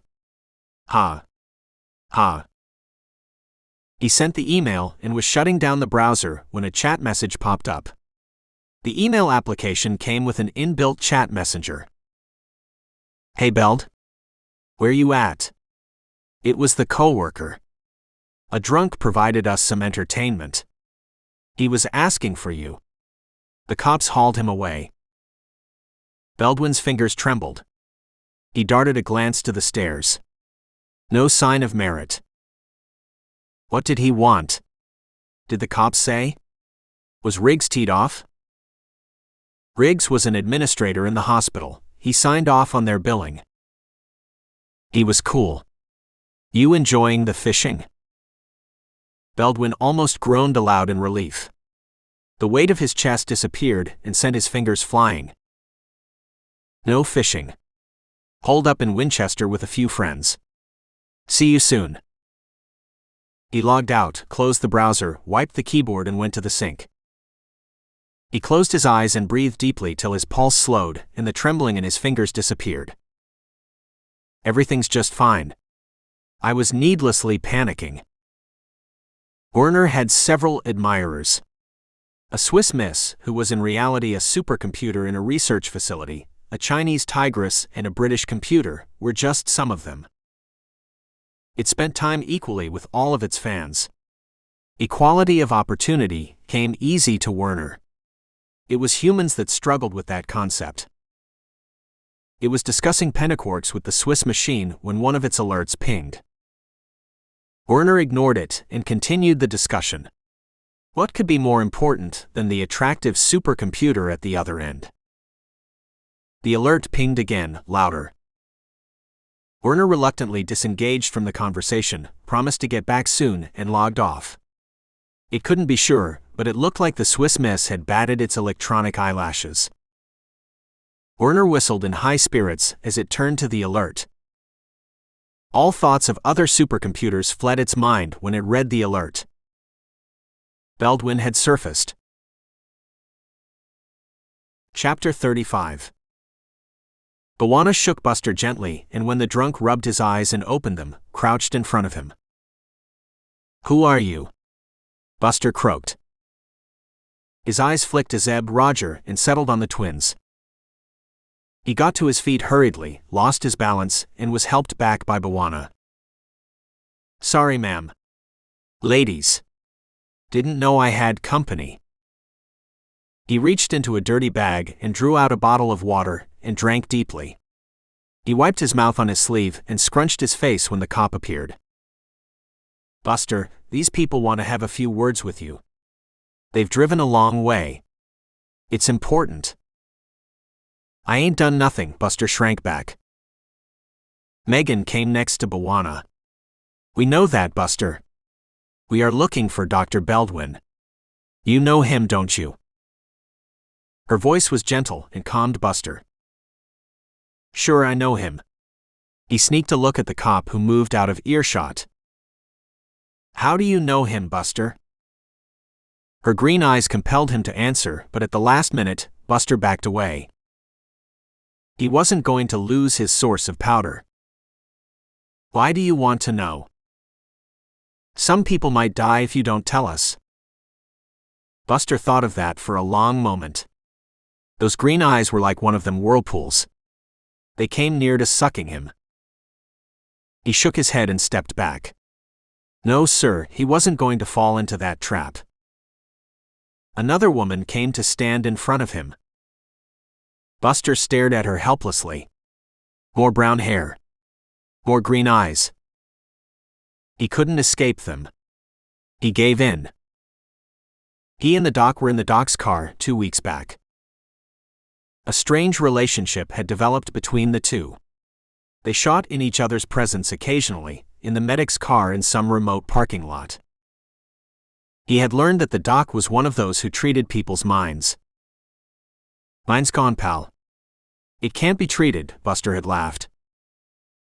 They talked sometimes, stuff that made no sense to either, but gave some kind of comfort to each other. That evening, Doc and he were floating. Buster had told him of this new trash bin he had found behind a takeout. It was always full. It was like the motherlode to him. The doc had nodded as if he agreed. Buster warmed to that. The dude was a stand-up guy. He knew the importance of a full trash can. The doc mumbled something. Buster was playing with an orange sun that was revolving in front of him, and he didn't pay attention. The doc spoke louder. Buster turned slowly toward him. He felt light, yet his body was heavy, like one of those oil tankers in the sea. The doc's head was on his chest. "You saying something, buddy?" "Decoys." "That's all I remember, ma'am," Buster said apologetically. Megan asked him more questions, however it was clear Buster didn't know anything more. They thanked him, asked the cop to take him in for his protection. The police officer protested. That wasn't how things worked. Zeb made a call which resulted in more calls, and the cop's phone rang. He took Buster to his cruiser. Zeb belted himself, waited for his friends to seat themselves, reached out to the dash when his fingers stopped. His phone rang. It was Broker. His voice was taut, tense, sharp. "Hold up a second," Zeb said. He put it on speaker. "Go ahead." "Baldwin is in Light Hollow." 400 brake horsepower flooded through the SUV and sent it racing down William Street and carried it out of Manassas as Broker ran it down for them. He has masked his IP address and is no doubt server bouncing. Track every house down in Light Hollow. On it, Zeb, Chloe replied. However, this may not be Light Hollow, Virginia. There are several other Light Hollows. It is.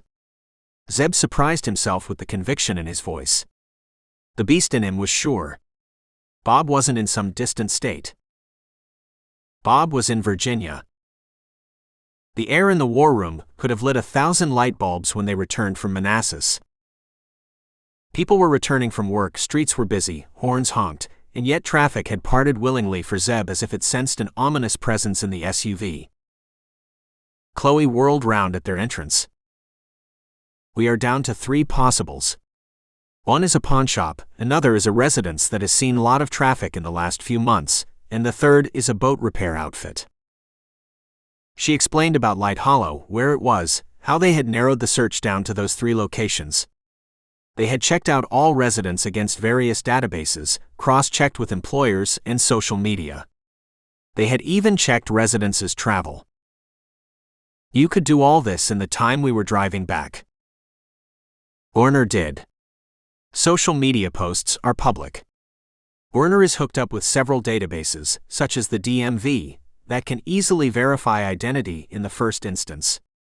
The rest is a matter of digging into more databases. Chloe and the twins would have heaped scorn at Zeb's query, normally. The thrill of the hunt had wiped that impulse out.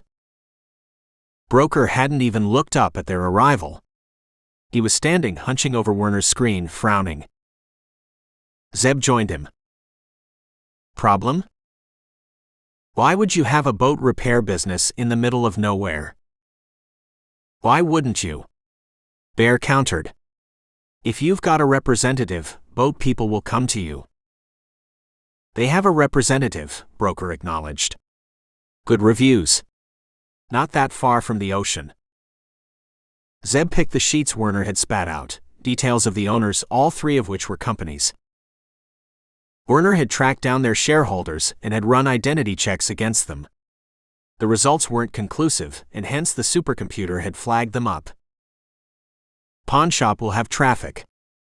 Lots of it. Will Bob want traffic? Residence and marine repair are quieter places. He smelled gun oil and turned to see Bear and Bawana were back to cleaning their weapons. 9 p.m., 4 more hours to hard entry. Check the reviews, he said suddenly. Broker narrowed his eyes, trying to guess what he was leading to. The reviews, Zeb repeated. Who posted them? Where from? Light flooded in Broker's eyes. He typed. The twins pulled up 2 other keyboards and followed suit. What about Burke? Roger voiced a thought that had been running in Zeb's mind. Shouldn't we tell her about Light Hollow? She can put more resources. Yeah, there's that leak, isn't there? Roger answered himself after reading Zeb's face. Zeb got a large printout of the repair shop and laid it out on a table. It was a residence whose garage was converted to a large workshop. A driveway fed the house as well as the garage. Lawn. Backyard. Hedge at the rear. Neighbors, though at a distance. Wide street in the front. Enough turning space. A garage like that will have spray paint equipment. Covert entry will be a nightmare. Roger pointed to the front of the house, at the lack of cover. What about the other house? Bear wiped his hands on a rag and approached the table. Zeb laid out 2 more sheets. The house as well as the pawn shop. The house was smaller. The pawn shop had lots of glass in it. Windows. Display cases. Not that one. Bob will want closed walls, not glass cases, Bawana said finally after they had studied the 3 layouts in silence. It can't be the residence either. Too small. Bob will have his 4 men with him and the 2 boys. Baldwin too. That's a lot of people in that one residence. My money's on the boat repair outfit. No one disputed him. Roger cocked an eyebrow at Zeb, but before he could speak, Beth drowned him out. It is the boatyard, she yelled. Megan shushed her, turned around and explained. All those reviews are from the same few IP addresses. None of those reviewers are real people.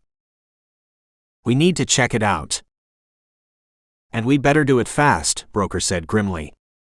Once Bob gets wind of the assaults in Winchester and Chantilly, his voice trailed off. He will flee, taking the boys with him. That'll be high risk. Roger cut short Zeb's musing. Do we have a plan? The Texan asked. Our SUVs have armor? Zeb asked Broker in turn. Yeah. You have something in mind? Broker asked curiously. I have a plan. Chapter 36. Zeb explained his plan on their way to Light Hollow in 2 SUVs. Bear, Chloe, Bawana, and Roger in one. Zeb, Broker, and the twins in the other. Zeb was driving. Megan was in her preferred place in the front, next to Zeb, acting as navigator and sarcasm dispenser. The SUVs had all the equipment they needed, including the few specials Zeb had wanted. They all wore loose overalls, underneath which was their body armor. Around their necks were sound suppressors and night vision goggles. Zeb and Bawana drove as fast as traffic permitted, and when the night lights of the capital fell behind, floored it. Light Hollow welcomed them at 11. It was slumbering, the way small cities did, with very few cars on the streets, an occasional truck carrying deliveries for the next day. It was quieter in the smaller streets inside the city. Zeb killed his lights, saw Bawana follow suit in his mirror. The first stop was the pawn shop. Broker fired up 2 computers and connected to Werner. The twins brought out 2 drones that weren't available in any hobby shop or any other commercial outlet. The drones were equipped with infrared detectors, laser rangefinders, Doppler transmitters, and more gadgets than Zeb cared to remember. Broker and the twins launched into a list of features whenever the drones came up. Zeb cut them off each time. The drones could fly. They could detect. They could report back. That was all that mattered to him. How wasn't relevant? They parked a street away, 1 SUV at either end of the street. Zeb and Roger jogged at a fast pace along with the twins and reached the pawn shop. The store was closed and shuttered and had a few lights on the outside. Its parking lot at the front was deserted. Zeb kept watch while Roger helped the twins launch the drones. Got feeds, Broker whispered in their ears. A dog walker appeared in the distance. Zeb watched him and relaxed when he turned into a driveway. 1 drone circled the front of the store, another flew to its rear. No infrared. No sign of life. They flew the craft for another 15 minutes, confirmed that there were no humans in the store, and set off to the second stop. The small residence was 10 minutes away, and it took only 2 passes to confirm that there were 3 humans inside the house. No security setup of any kind was detectable. Not the place we want. How long will we be at this place? Merritt, who was watching yet another news bulletin, craned his head toward Baldwin. He studied the psychiatrist in silence and then chuckled. Got somewhere else to go, Doc. Baldwin looked embarrassed and muttered something. We'll be here for another week, Doc. Then we'll exfil to another location. Not you, though. We'll leave you behind. Dead. The answer satisfied Baldwin, who watched the TV in silence for some more moments, and then posed another question. What if the boy never recovers? We'll cross that bridge when we come to it. He'll die too in that case. Both of them.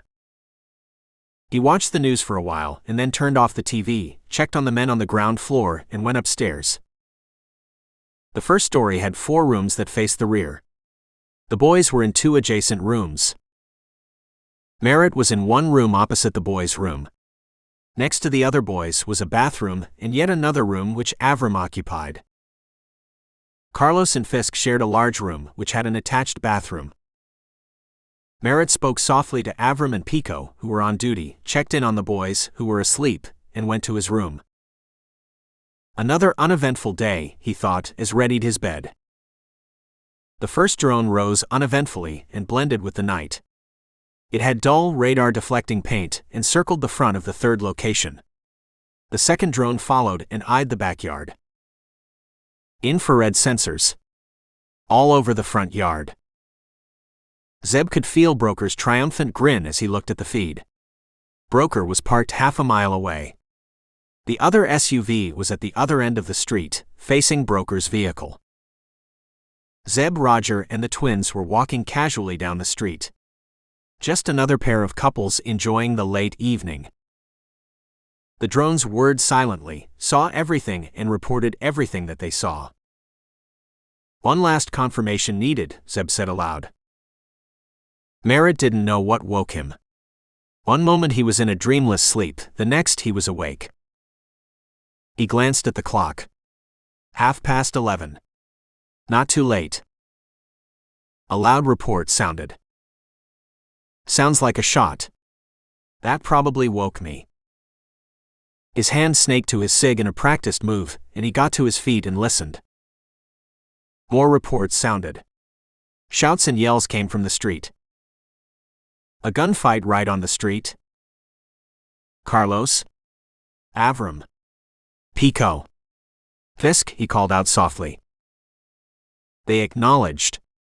The men from downstairs replied. Beldwin appeared in the doorway of his room, disheveled. Merritt sent him back inside. He took over from Pico, who went down to check the security setup. Merritt was sure whoever was shooting weren't the cops. They would have battered down the door by now. There would have been choppers in the air. Searchlights would have lit the night. Fisk went to a front window and peered out cautiously. The street fight was still heated, but the sounds were growing fainter. Gunmen firing at one another from cars? The drones circled and watched relentlessly. Broker and Bear controlled them from inside one SUV and monitored the video. There wasn't much to monitor. Better and better. There's anti-Doppler in the house. The windows are laser defeating. There seems to be some kind of thermal masking. No idea how many bodies are inside. Whoever's inside is smart. Very smart. The lack of detail was good. It meant they were right to target the boatyard. Bawana drove the second SUV, which played sounds of a gunfight through a speaker on its roof. Lights came on in several houses, and he knew 911 calls would be made. Those calls wouldn't be attended to. Zeb had told Burke to instruct Virginia State Police and the local PD to ignore any gunfight calls. Burke had wanted to know more. Zeb had asked her to focus on the 2 assaults. Broker nudged the joystick and moved one drone to cover the entire front of the house. He zoomed in on one window whose shades had twitched. The cameras were similar to what satellites had, only smaller. From this close, the cameras would pick every blemish and pore on a person's body. They picked out 2 faces and relayed them to the laptop in the SUV. Werner grabbed those images and ran them against its databank and through facial recog. Werner didn't take long. It came back with a message which Broker relayed. 2 faces showed themselves. One of those was in the hotel. The 2 couples were moving even before Broker had finished. They turned and walked a shade faster to a rendezvous point behind a pickup truck on the street, away from the target house's sightline. Zeb spoke just once. We're on. Merritt walked around the house for several minutes, making sure everything was locked down tight. He cracked the shades at the front and the rear. The yards were silent and empty. He peered at Pico's monitors and cameras. The pressure pads, the infrared sensors, all showed no signs of intrusion. Lastly, he checked the police scanners. There were reports of 2 cars shooting at one another in Light Hollow. The cars were out of the city now, and the cops were giving chase. A window had broken, but no one had been injured. Gangbangers. He shook his head. Get high. Live hard. Die early. They didn't have the discipline Merritt had. He checked in on the boys. One had slept through the racket. The other asked Merritt if they were being attacked. There was hope in his voice. Merritt said no and enjoyed watching the light die in his eyes. He went back to his room and checked his inner radar. It was quiet. Most exciting night since the kidnap. Some hoods shooting at each other. The FBI should be ashamed. He snorted, pulled back the spread and lay down and closed his eyes. The accident occurred when he was deep asleep. Chapter 37. He woke swiftly on hearing metal on metal, the sickening impact of 2 vehicles ramming into each other at high speed. The sound was terrible. It was as if it came from his front yard. Just in front outside, Pico's voice came breathlessly from downstairs. 2 SUVs just crashed into each other. Are there cops? He called softly. No. There seem to be injuries. Someone's coming. Stay alert. Bwana and Bear had floored the vehicles and at the last minute had jumped out. The SUVs were heavy, were armor-plated, had momentum, and each had a souped-up engine under its hood. The impact was spectacular. None of them stood around to admire it. Bear ran to the house, Zeb a foot behind. Their armor was under their loose clothing, the sound suppressors and protective goggles were stuffed down their necks. Bear hammered the door. Open up. We got injuries, he shouted. He lifted his fist again. The door opened. A face appeared. Another came behind it. He could hear alarms sounding in the house. An assault rifle was swiftly concealed. Too late. Bear saw it. A mouth opened to reply. He dropped to the ground and flung 2 devices. Flashbangs. He pulled mufflers over his ears, goggles over his eyes. Light and sound flooded the house.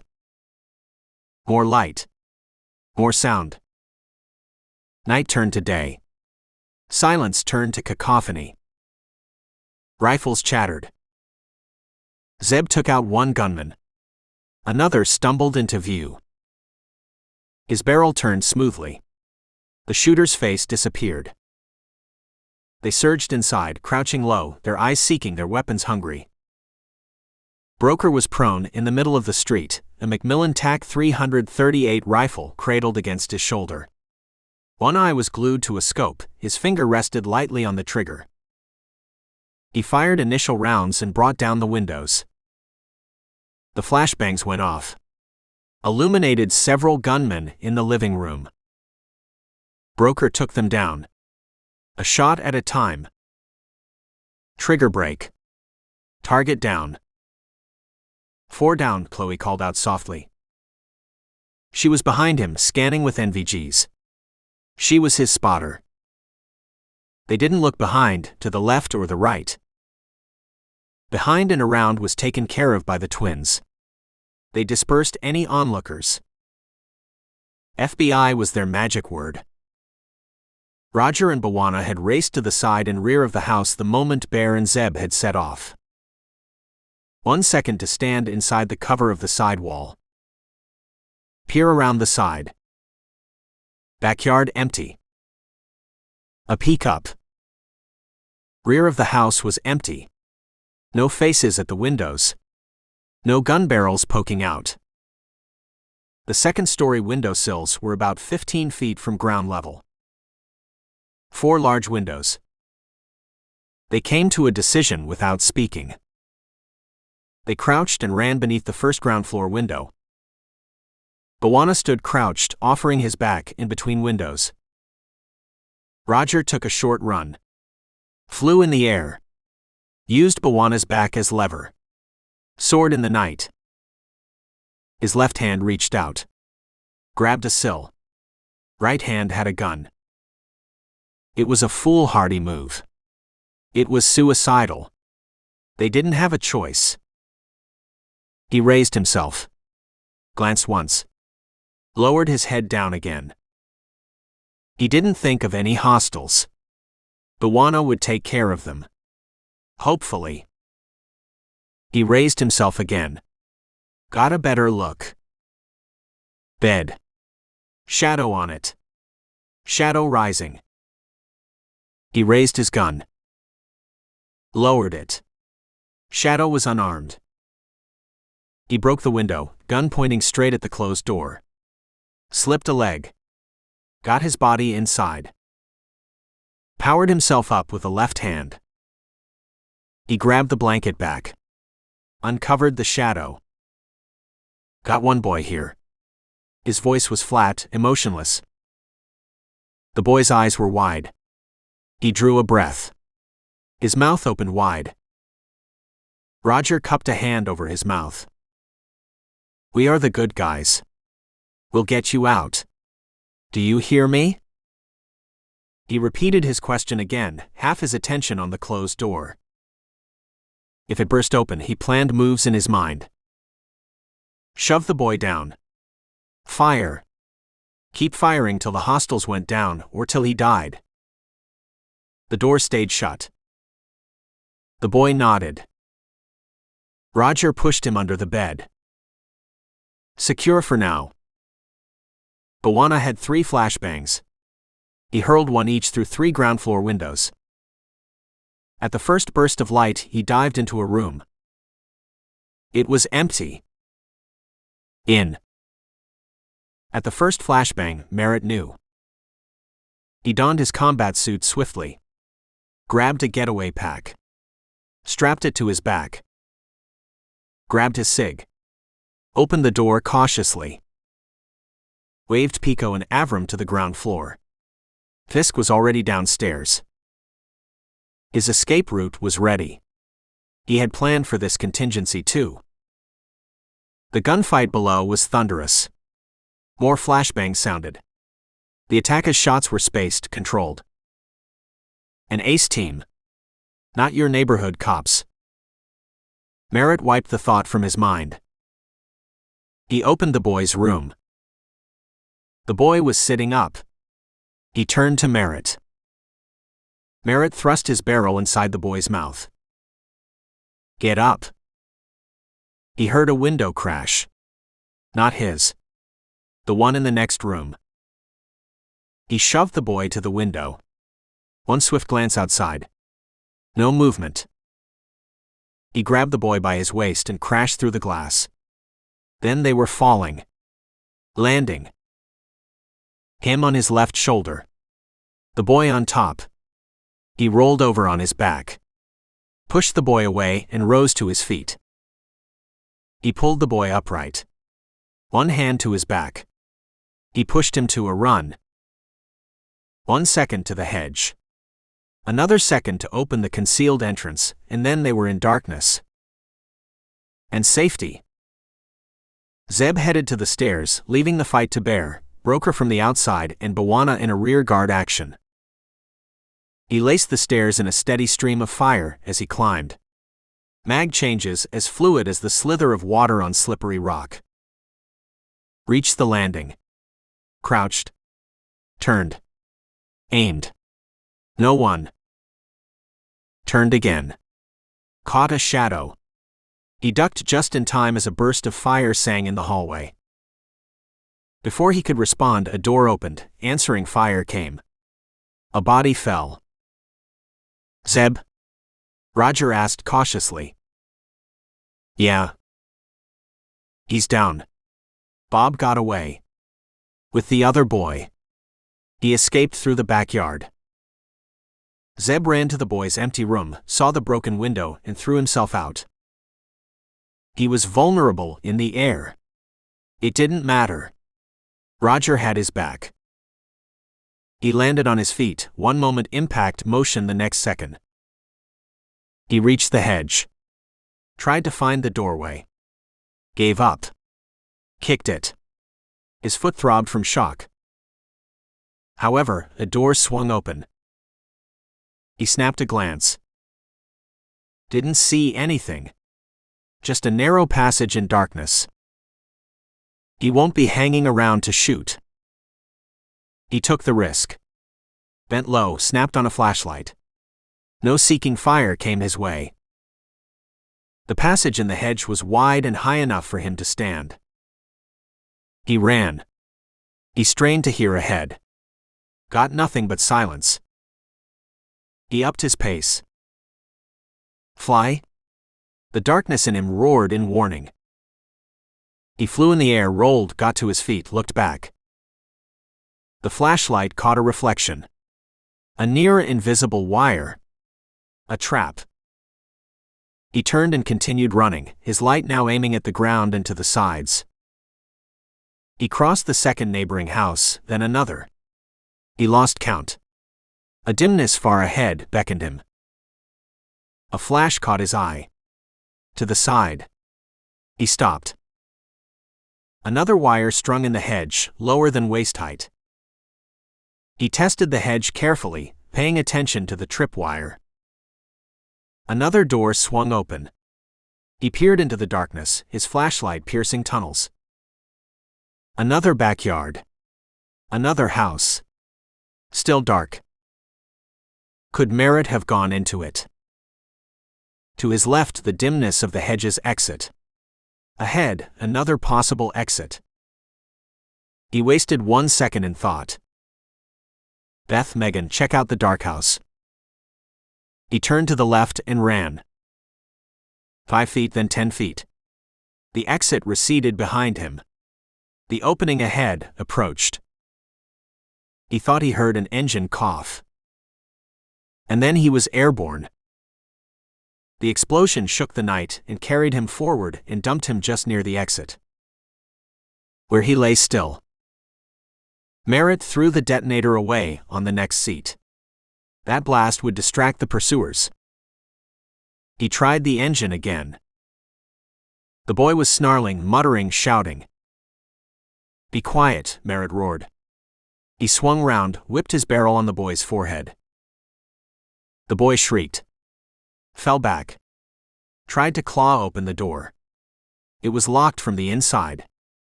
Merritt turned the key. The engine fired. He bared his teeth, pressed hard, and swung the wheel. Something impacted his window. He glanced, startled. A face stared back at him.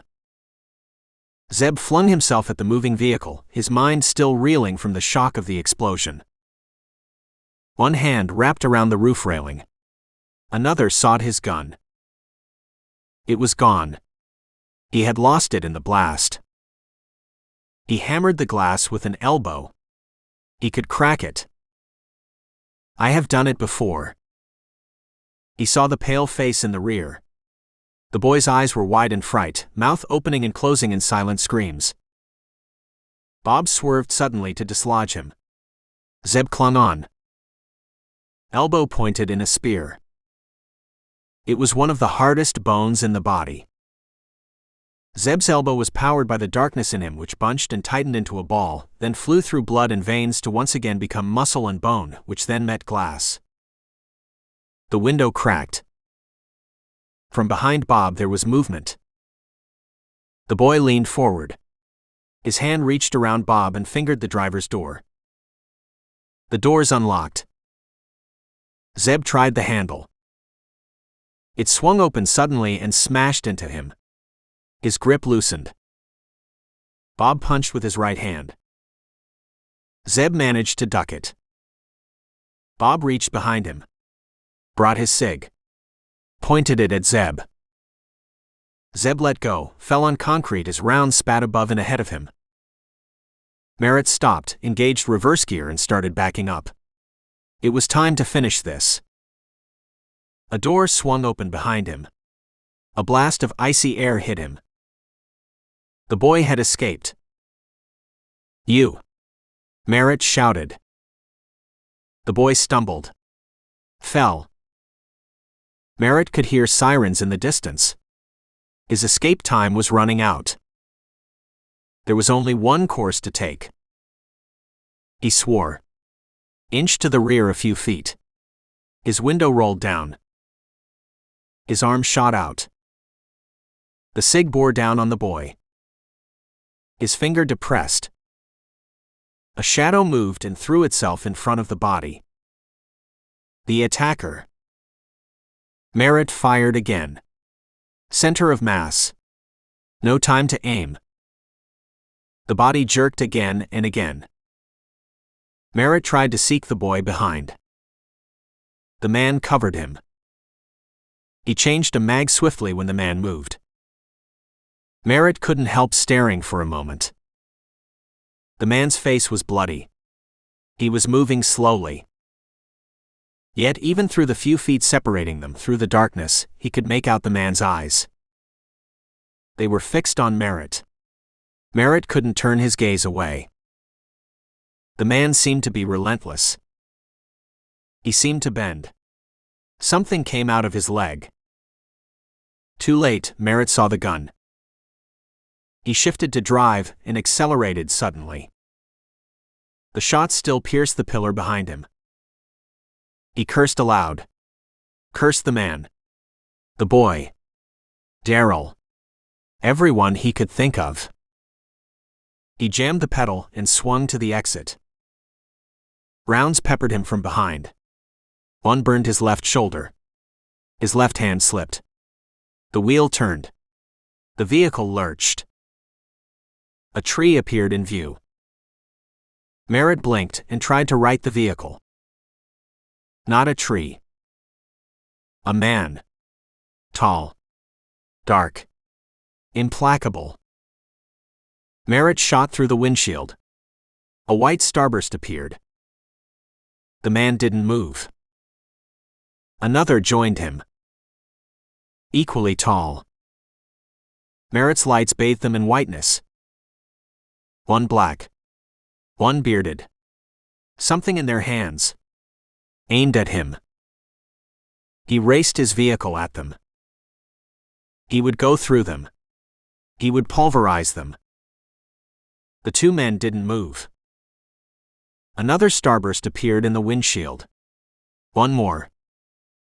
The universe became white. Then cracked. A hole appeared. More holes appeared. The vehicle ran drunkenly. Cool air blew through it. Chip Merritt didn't feel it. He was beyond feeling. Chapter 38. The rescue's coverage hadn't subsided 3 months later. The FBI still received glowing tributes. Media outlets talked about the 3 coordinated assaults on 3 houses. The recovery of the kidnapped boys without the loss of a single innocent life. Burke and Murphy, who just before the assault were castigated, were now national icons. Burke gave several interviews and appeared on talk shows. She didn't want to, however, director Murphy asked her to. The FBI had to rebuild trust. Who better than Burke to do that? She was followed by news vans. Reporters mobbed the hotel she was staying in. She changed hotels several times. It didn't help. Chip Merritt's identity was unpacked, his planning was traced, more pieces in the jigsaw were filled in. Merritt's planning and execution, and the FBI's detection, felt like a Hollywood movie. Book and movie deals were being discussed. Several A-listers said they would love to play various characters. The vice president and his wife came on air, thanked the FBI and all those involved. They asked for their privacy to be respected. The Fairman family gave similar statements. The boys were never seen in public. They were never interviewed. The boy still hadn't recovered. Psychiatrists confirmed what Baldwin had diagnosed. The boy was suffering from a dissociative fugue, His circumstances were never disclosed. The motive was still unknown. The FBI spun a story and the media lapped it up. However, Burke's task force was still investigating. The other boy had been interviewed several times. He was equally clueless. Baldwin had been found alive, hiding under his bed in the house in Light Hollow. He and another gunman were the only survivors. Both sang. However, they too didn't know the motives. Baldwin cooperated with the medical team attending to the boy.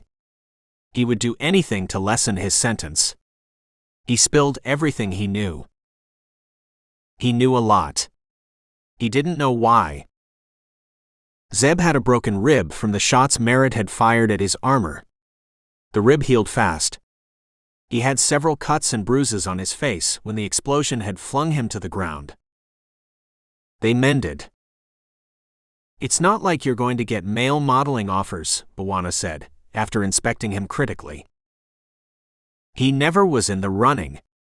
"Very few of us are blessed with superior looks," Roger said loftily.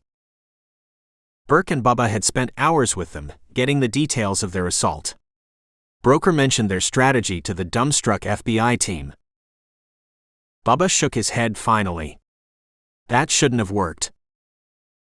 "Yeah, it did though," Chloe replied dryly. Zeb had wanted to get back to New York, a week after the rescue. No one knew of their involvement. Burke had persuaded him to stay till the motive was uncovered, and the investigation was finally closed. Werner swept through the boys' messages, social media, schoolwork, yet again. It got nothing. The FBI and Zeb's crew reconstructed the lives of the two families. They found no reason for the kidnapping.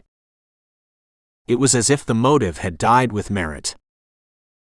Daryl had hyperventilated the moment the news flashed on his screen. He was in a state of panic. Sheer will had kept him together. He kept his jet fueled and ready for a quick dash to Colombia, where he had a villa and business interests. He canceled all business meetings and didn't step out of his residence. He sent terse messages to his 5 partners. They wouldn't be meeting anymore. They would be wise to make arrangements to flee the country. As days passed and the FBI didn't bust through his door, his panic started subsiding. He started thinking more clearly. The boy didn't seem to have revealed anything. Maybe he hadn't recovered. Maybe he never would. However, what if he had? He could reach out to the family and find out. He had access. However, he didn't want to risk it. He spoke to some other contacts of his, and Mark spoke to his network in the law enforcement circles. No motive, they said. The feds were still investigating. A month passed and Daryl surfaced. He resumed as normal a life as he could. The jet was still ready. His passport was always with him, however the urge to flee was lessening. Late one night, he went to a park in Washington, D.C., where he knew there would be Wi-Fi access from the router of a nearby cafe. He was dressed in a loose overcoat, baggy hat, and dirty shoes. His social circle wouldn't recognize him. He logged onto a fake social media page he had created, on a computer he had bought from eBay. He sent a message to the boy. He used some words that would identify him. He ended the message with a line. "It and more can happen again." He got a reply a week later. "I won't talk." The psychiatrists did their best, but the boy wasn't responding. The other boy spent time with him. It didn't help. As a 4th month passed, the family quietly resigned themselves to waiting and watching. They resumed their lives to the extent they could. The center of the political universe got back to normal. It was an email in Zeb's inbox that got him thinking. It was about a remembrance service. He hadn't given any thought to the person since events had caught up, but now he got Werner to look the person up. The person had lived an uneventful life. There was not even a remote connection to the kidnapping. However, the darkness in Zeb was roiling. He took the Lear and disappeared for a day, without informing his friends. They would have insisted on coming, and he didn't want them to waste a day if it proved a dead end. He set Werner on a different search when he returned. Werner didn't take long. It confirmed the suspicion Zeb had. That alone wasn't enough, however. Zeb got it to look at old newspaper articles for specific incidents. He then turned to the boys again. This time he looked at their lives differently. He finally found what he was looking for 3 days later. It was buried within a lot of other material, but its simplicity astounded him. The FBI supercomputers from all over, various agencies looking for clues, and not one of them found it. It was right in front of them. Darryl yawned, stretched, and went to his bathroom for a morning shower. It had gold fittings and a tub large enough to accommodate a family of 4. It had soft, fluffy towels that were imported from Europe. Its rug was from New Zealand. He finished his bath, wrapped himself in a robe, and went into his bedroom. His butler had laid out his shirt, a suit, and the rest of his clothing. He donned them, adjusted his cufflinks, and heard his butler enter carrying his breakfast and coffee. He took the offered tray without turning around, drank his first cup of Jamaican Blue Mountain, and placed the tray on the bed, and sat. He yelped the next moment. The tray went flying. Toast and eggs and muffins scattered. Coffee spilled on the pristine sheets of his bed and darkened them. Darryl didn't notice any of that. He was staring at the man seated in a chair opposite. He was lounging casually, one leg crossed over the other. The man was dressed in a casual jacket, t-shirt, and jeans. He had brown hair cut short. He had brown eyes. Those eyes pierced Darryl. "Who are you? How did you get here?" Darryl yelled in shock, which gave way to anger. "You're trespassing, young man. You can be arrested." He pressed a panic button on a nightstand, fumbled in a drawer, and brought out a handgun. The man didn't move. He didn't flinch. His eyes seemed to be amused. Darryl frowned. No running footsteps. No butler. How had his stranger walked in? "No one's coming, Senator. Everyone is preoccupied," the stranger said easily. Senator Darryl Winslow Tooley from Ohio paled. His hands shook. He moistened his lips. His house had the best in security. A specialist company manned all its cameras and responded promptly. There were former Secret Service men at the gate outside. Cops regularly patrolled his estate. This man had entered his home despite all that. Anger returned in a rush. Senator Darryl Winslow Tooley wasn't to be trifled with. "I'm calling the police right now, young man. You had better leave if you don't want to see the inside of a prison." He kept an eye on the man, his gun firmly trained on the stranger, and picked up a handset. There was no dial tone. "Why don't you sit, Senator?" the stranger suggested. "That gun isn't loaded either." Darryl looked at him blankly, then at the gun. He broke it open. "No rounds?" He flung the gun suddenly at the stranger and darted out of the room. He turned to look back. The man hadn't moved. He slowed to a stop, returned, and sat on the bed. "You are a child molester. A pedophile." Chapter 39. Darryl flinched at the words. "You used your power and influence to get in contact with young boys. You molested them. You shared them with your friends." The brown eyes blazed for a moment before becoming expressionless. "You promised to better the careers of their parents in return for their silence. You killed those who refused to be quiet," the brown-haired man continued remorselessly. "I didn't." The stranger raised his hand. "Save it. You used your family trust to make endowments to various schools in your state. That gave you access to the schools. You gave scholarships to several students. Several of them got work experience at your companies. You got access to those kids. You covered your tracks very well. Those boys who kept quiet, you rewarded their fathers or mothers with good jobs in your companies. Almost all of them kept quiet. A young kid's words against that of one of the most powerful men in the country. You chair the Senate Appropriations Committee. You are a billionaire. You can influence the system. You probably mentioned that to the boys. One boy dared to speak out. 8 years back. You destroyed his family. You made sure his father never got a job. His mother was sacked from her firm. Dad committed suicide. Mom and boy were never heard of again. The stranger paused and drank from a cup which Daryl hadn't noticed previously. Good coffee, the man acknowledged. You came across Sean Fairman in Amherst. It was a school that had benefited from your endowment. You got him 2 weeks' work in your company in Ohio. You spent time with him. Maybe you molested him. He protested. You promised a job for his dad in the Capitol. You knew his father was ambitious and wanted to move to D.C. Sean kept quiet. He was 11 years old. Your power scared him. A few disgusting hours in return for his dad's future, it probably felt bearable to him. You took him to a retreat. Another work experience, he told his folks. They didn't suspect a thing. Your face is on TV almost every week. Why would anyone think you were a child molester? 5 of your friends joined in that retreat. Sean was smart. He aced his exams. He had a fantastic memory. He did something you never anticipated. He somehow recorded that evening. He hid it.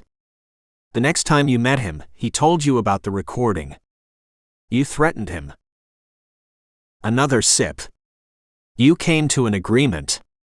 A job for his dad in D.C. in return for his silence. Arlene Slayton heard part of the conversation. You had met her a few times. She confronted you. Something swept across the stranger's face. You bought her silence. You paid for her sister's treatment. The sale of her house wouldn't cover the costs. You topped it up. You returned to D.C. You contacted Merritt and asked him to be ready for anything. You couldn't resist your sick urges for long, however. You tried to meet Sean Fairman when they moved to the city.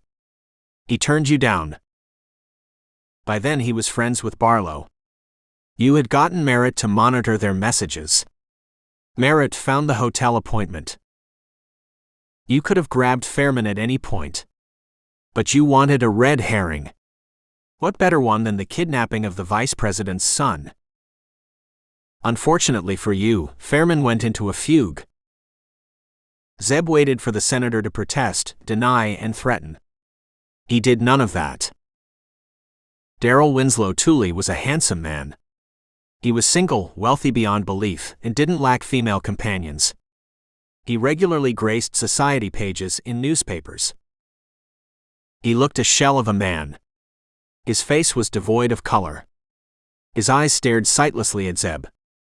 His hands twitched continually. Zeb knew the basics of what had transpired from his investigation. He was speculating about several details. The senator didn't refute him once. Daryl thought wildly about calling for help. He could call Mark, Paul, the others. They would know what to do. He half rose. The stranger looked at him curiously, as if he wasn't human. Daryl subsided. The kidnapping was a message to Arlene Slayton, as well as the other boys you molested. Nothing was beyond you. Keeping quiet was in their best interest. The stranger rose, went to a wall adorned with photographs. Daryl with the president. With past presidents. With his appropriations committee. We all were looking in the wrong places. Barlow and Fairman have eidetic memories. Their families didn't know it. Neither did their teachers. Both boys feared they would be bullied or treated specially, and kept it even from their folks. Slayton suspected Fairman had it and took him into her fold. I thought the kidnapping was something to do with their memories. One of them or both saw something they shouldn't have and were a walking flash drive. I wouldn't have thought of the molestation angle. An email from Busman, you know him, don't you? Daryl didn't reply. Busman sent me an email about a remembrance for Slayton. That got me thinking. It made me look into her sister. That string led to others. Slayton had written a line about a monster. Now it made sense. The stranger studied a ceramic plate. An Egyptian piece that had been in Daryl's family for generations. You got Senator Mark Randall to get the inside track on the investigation. He sat on the Senate Select Committee on Intelligence. He knew everyone worth knowing. He was your mole. The stranger turned to Daryl, waited for him to make any response. Words were stuck in Daryl's throat. Everything was stuck. You tried to find where Fairman had hidden his recording. You looked everywhere. The brown eyes pinned him down. It was right there in front of you. In front of all of us. Fairman had split the recording into several parts and had spliced them separately into a recording of a school debating competition. That recording sat in the school's servers. All of us looked at just the beginning and the end of that recording. No one viewed it in its entirety. There was also a detailed statement, similarly inserted in his coursework. It has everything. Names, dates, places, other boys. The man's gaze became aflame. Your molestation has damaged several young lives. It has ended many other lives. Sean Fairman may recover, but will always carry the scars of your sickness. Daryl broke under the implacable voice. He ran around the bed. He clawed at a bedside table. Gripped another revolver. Checked to confirm that it was loaded. Sobbed in desperation. He could get out of this too. He turned. Pointed the gun at the stranger. He was no longer where he was. He turned again. There he was. Against the dresser. He raised his gun. What was that in his hand? Senator Daryl Winslow Tooley never found out. The sun blossomed in the stranger's hand and enveloped the politician in its heat. Zeb erased all traces of his presence. Werner had already tampered with the security system and wiped his entry and exit. He looked at the body one last time. It had been too easy. Those boys will suffer the rest of their lives. He didn't suffer. He left the residence and went to the airport.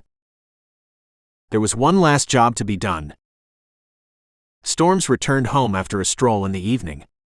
Killers went for evening walks too. He tossed his backpack on a couch and went to the kitchen for a drink. He stopped suddenly.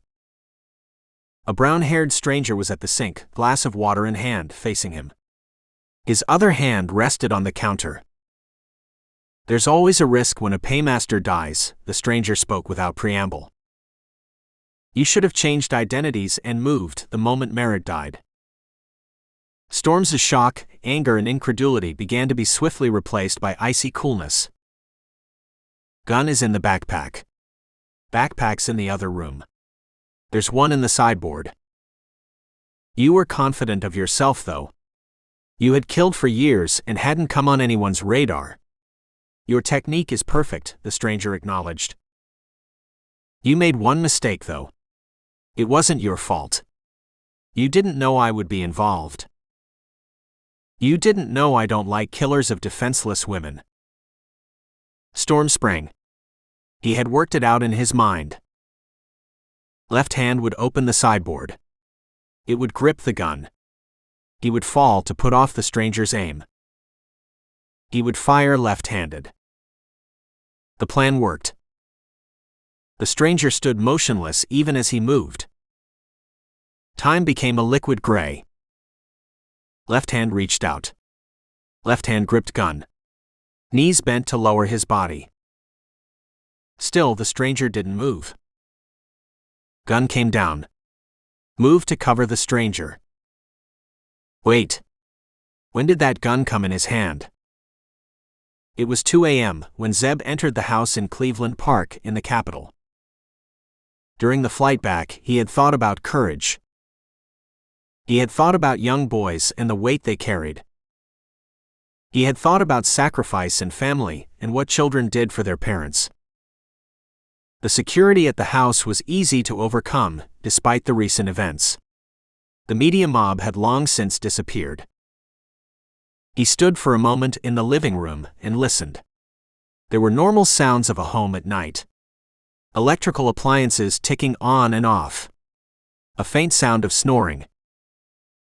He crept up the stairs, looked into a couple of bedrooms, and entered the one he was seeking. He kept looking at the shapeless hump under the cover until it shifted. The person's breathing changed. "Hello, Sean." Sean Fairman didn't move. "I am a friend." There was no change in the shapeless hump. "You'll find out in the morning. There's nothing more to fear. The senator will never trouble you again. Neither will his friends." A limb twitched under the cover. "You recovered from the fugue a long time back, didn't you? When you were in captivity. You maintained the pretense to protect yourself and your friend. And to protect your family. Merritt tortured you, and yet you didn't break." The shape shifted, and Sean Fairman's tear-streaked face appeared. "I was scared. So scared. I was scared for Mom and Dad." Zeb leaned over him and remembered another young boy in another time, in another place, and the words came out unconsciously. Fiercely. Deeply. "As long as I am alive, you don't have to be." The deaths of a few senators, even ones as important as Darrell Winslow Tooley and Mark Randall, didn't receive a lot of coverage. There were the usual bland pieces, eulogizing the dead, words of sorrow from other politicians. No one noticed that the White House hadn't commented on the deaths. No one cared. The media channels were still euphoric over the recovery of the boys. The people didn't care. A few less politicians. Good. The twins didn't give up. They organized another bash to celebrate Claire's birthday. They organized it in the Presidential View Hotel. The new. They invited a few more guests, one of them being Mark Feinberg, Beth's longtime boyfriend. They invited Roger and Bawana's girlfriends. They invited Megan's current date. Zeb looked at the last name on the invitee list. "You do know what's going on, don't you?" Beth accused. "I'm not dumb." "Could have fooled us," Megan deadpanned. Sarah Burke dressed carefully for the event. She was nervous. She paid attention to her hair, her nails, what she would wear. "For Christ's sakes, Burke. Get a hold of yourself. You have met the president. You have been chewed out by the director several times. Get a grip." She dressed in a simple yet elegant black dress, her hair pulled back, and set off to the hotel. If anyone at the hotel recognized them, it didn't show. She started relaxing the minute Roger cracked a joke. They weren't a raucous bunch. They drank sparingly. They felt comfortable. She fit in. She had many things in common with many of them. She came from a cop family. So did the twins. She loved science. Chloe did too. Bear had a droll sense of humor. Bawana laughed readily. Broke her. She felt warm inside. Carter sat next to her, barely speaking. They accepted his silences. Ribbed him mercilessly. "You should speak to him," Carter told her suddenly. Special agent in charge Sarah Burke felt herself going red. "Am I so obvious?" "He likes you. A lot." "Shouldn't he make the first move?" she asked, her voice low. "He would, normally. Not with you. He loses his composure around you. She ran a finger round the rim of her wineglass, her face still warm, considering Carter's words. "You're different when he's around. Don't lose that." That decided it for her. She rose and headed to the cloakroom. "Burke." "Yeah." "I would lose that hairband." She went to the cloakroom, washed her face, raised her hands to her hair and set it loose. "Go for it, Burke." A space next to Broker had opened like magic when she reached them. He was staring into his glass when she sat next to him. He raised his eyes and smiled that smile. She held out her hand. "I am Sarah Michelle Burke." Zeb rose hours later. Claire had left them earlier after thanking the twins. Bear and Chloe were cuddling. Broker and Burke were talking intensely, softly. The twins, Bawana, Roger, and their dates were in deep conversation with one another. Zeb stepped out in the night, and his eyes automatically flicked to his left. The Washington Monument rose above the city, as if standing sentinel. He snapped a mental salute, and for a moment the world fell away. A pair of blue eyes looked down at him and smiled. So blue that he could and had drowned in them. "What about you, honey? Don't you think it's time to move on? You are all that I ever wanted." The smile grew deeper, the eyes blazed into fire and carried him home. The end. Bonus chapter from Death Club, the next in the series. Mike Clattenbach knew he wouldn't last long. His mind had stopped working, conserving the last of the available oxygen, trying to survive. His body had long given up on him and was ready to curl up and die. Clattenbach knew he was going to die, and very painfully. Several of his ribs were broken, and one eye felt like it was permanently damaged. Bones were sticking out of his left hand, and his whole body was one giant mass of pain. He stood swaying, blinking sweat away from his eyes as a figure danced in front of him. The dull roar assaulting his ears wasn't just the blood pounding in his head. It was the voice of a bloodthirsty crowd who had paid top dollar to witness a killing. They wanted bloodshed. They got it. They wanted a death. Mike Clattenbach knew they would have it. The dancing figure came closer, a man of enormous proportions, almost 6 feet 5 inches tall, all of it muscle and hard bone, his head clean-shaven, ink all over his body, his face an impassive mask. The man was bare-chested, as was Mike Clattenbach. He was dressed in jeans and sneakers, and on his hands were a pair of boxing gloves. Clattenbach had the same attire, though his gloves hadn't offered much defense to him. The approaching man jabbed and caught Clattenbach flush on his chin. Clattenbach staggered back but managed to stay on his feet. Hands shoved him back against his opponent, who punched again, low, hard, wicked, and another rib broke. The attacker rained more punches on his face and abdomen, each of them bringing out groans from Clattenbach. The losing fighter didn't put up any resistance, his body too far gone to defy the punches. His hands lay limply by his side, his uninjured eye blinking rapidly. The taller man spun in the air and brought Clattenbach to his knees with a spinning kick. His knee crashed into the fallen man's face. Clattenbach sprawled on his back, and his last sight was that of his attacker looming over him. Nothing moved in the sand and brush of Oregon's high desert in the morning hours, except for the sun continuing its relentless journey, and for a few fleecy clouds moving in the sky. The desert covered 5 counties in the state, and was one of the most sparsely populated regions in the country. There were a few large ranches, but the chances of coming across a rattler or a bighorn were higher than encountering human life. The first sign of life came when the sun was directing its light straight down, and shadows were the smallest.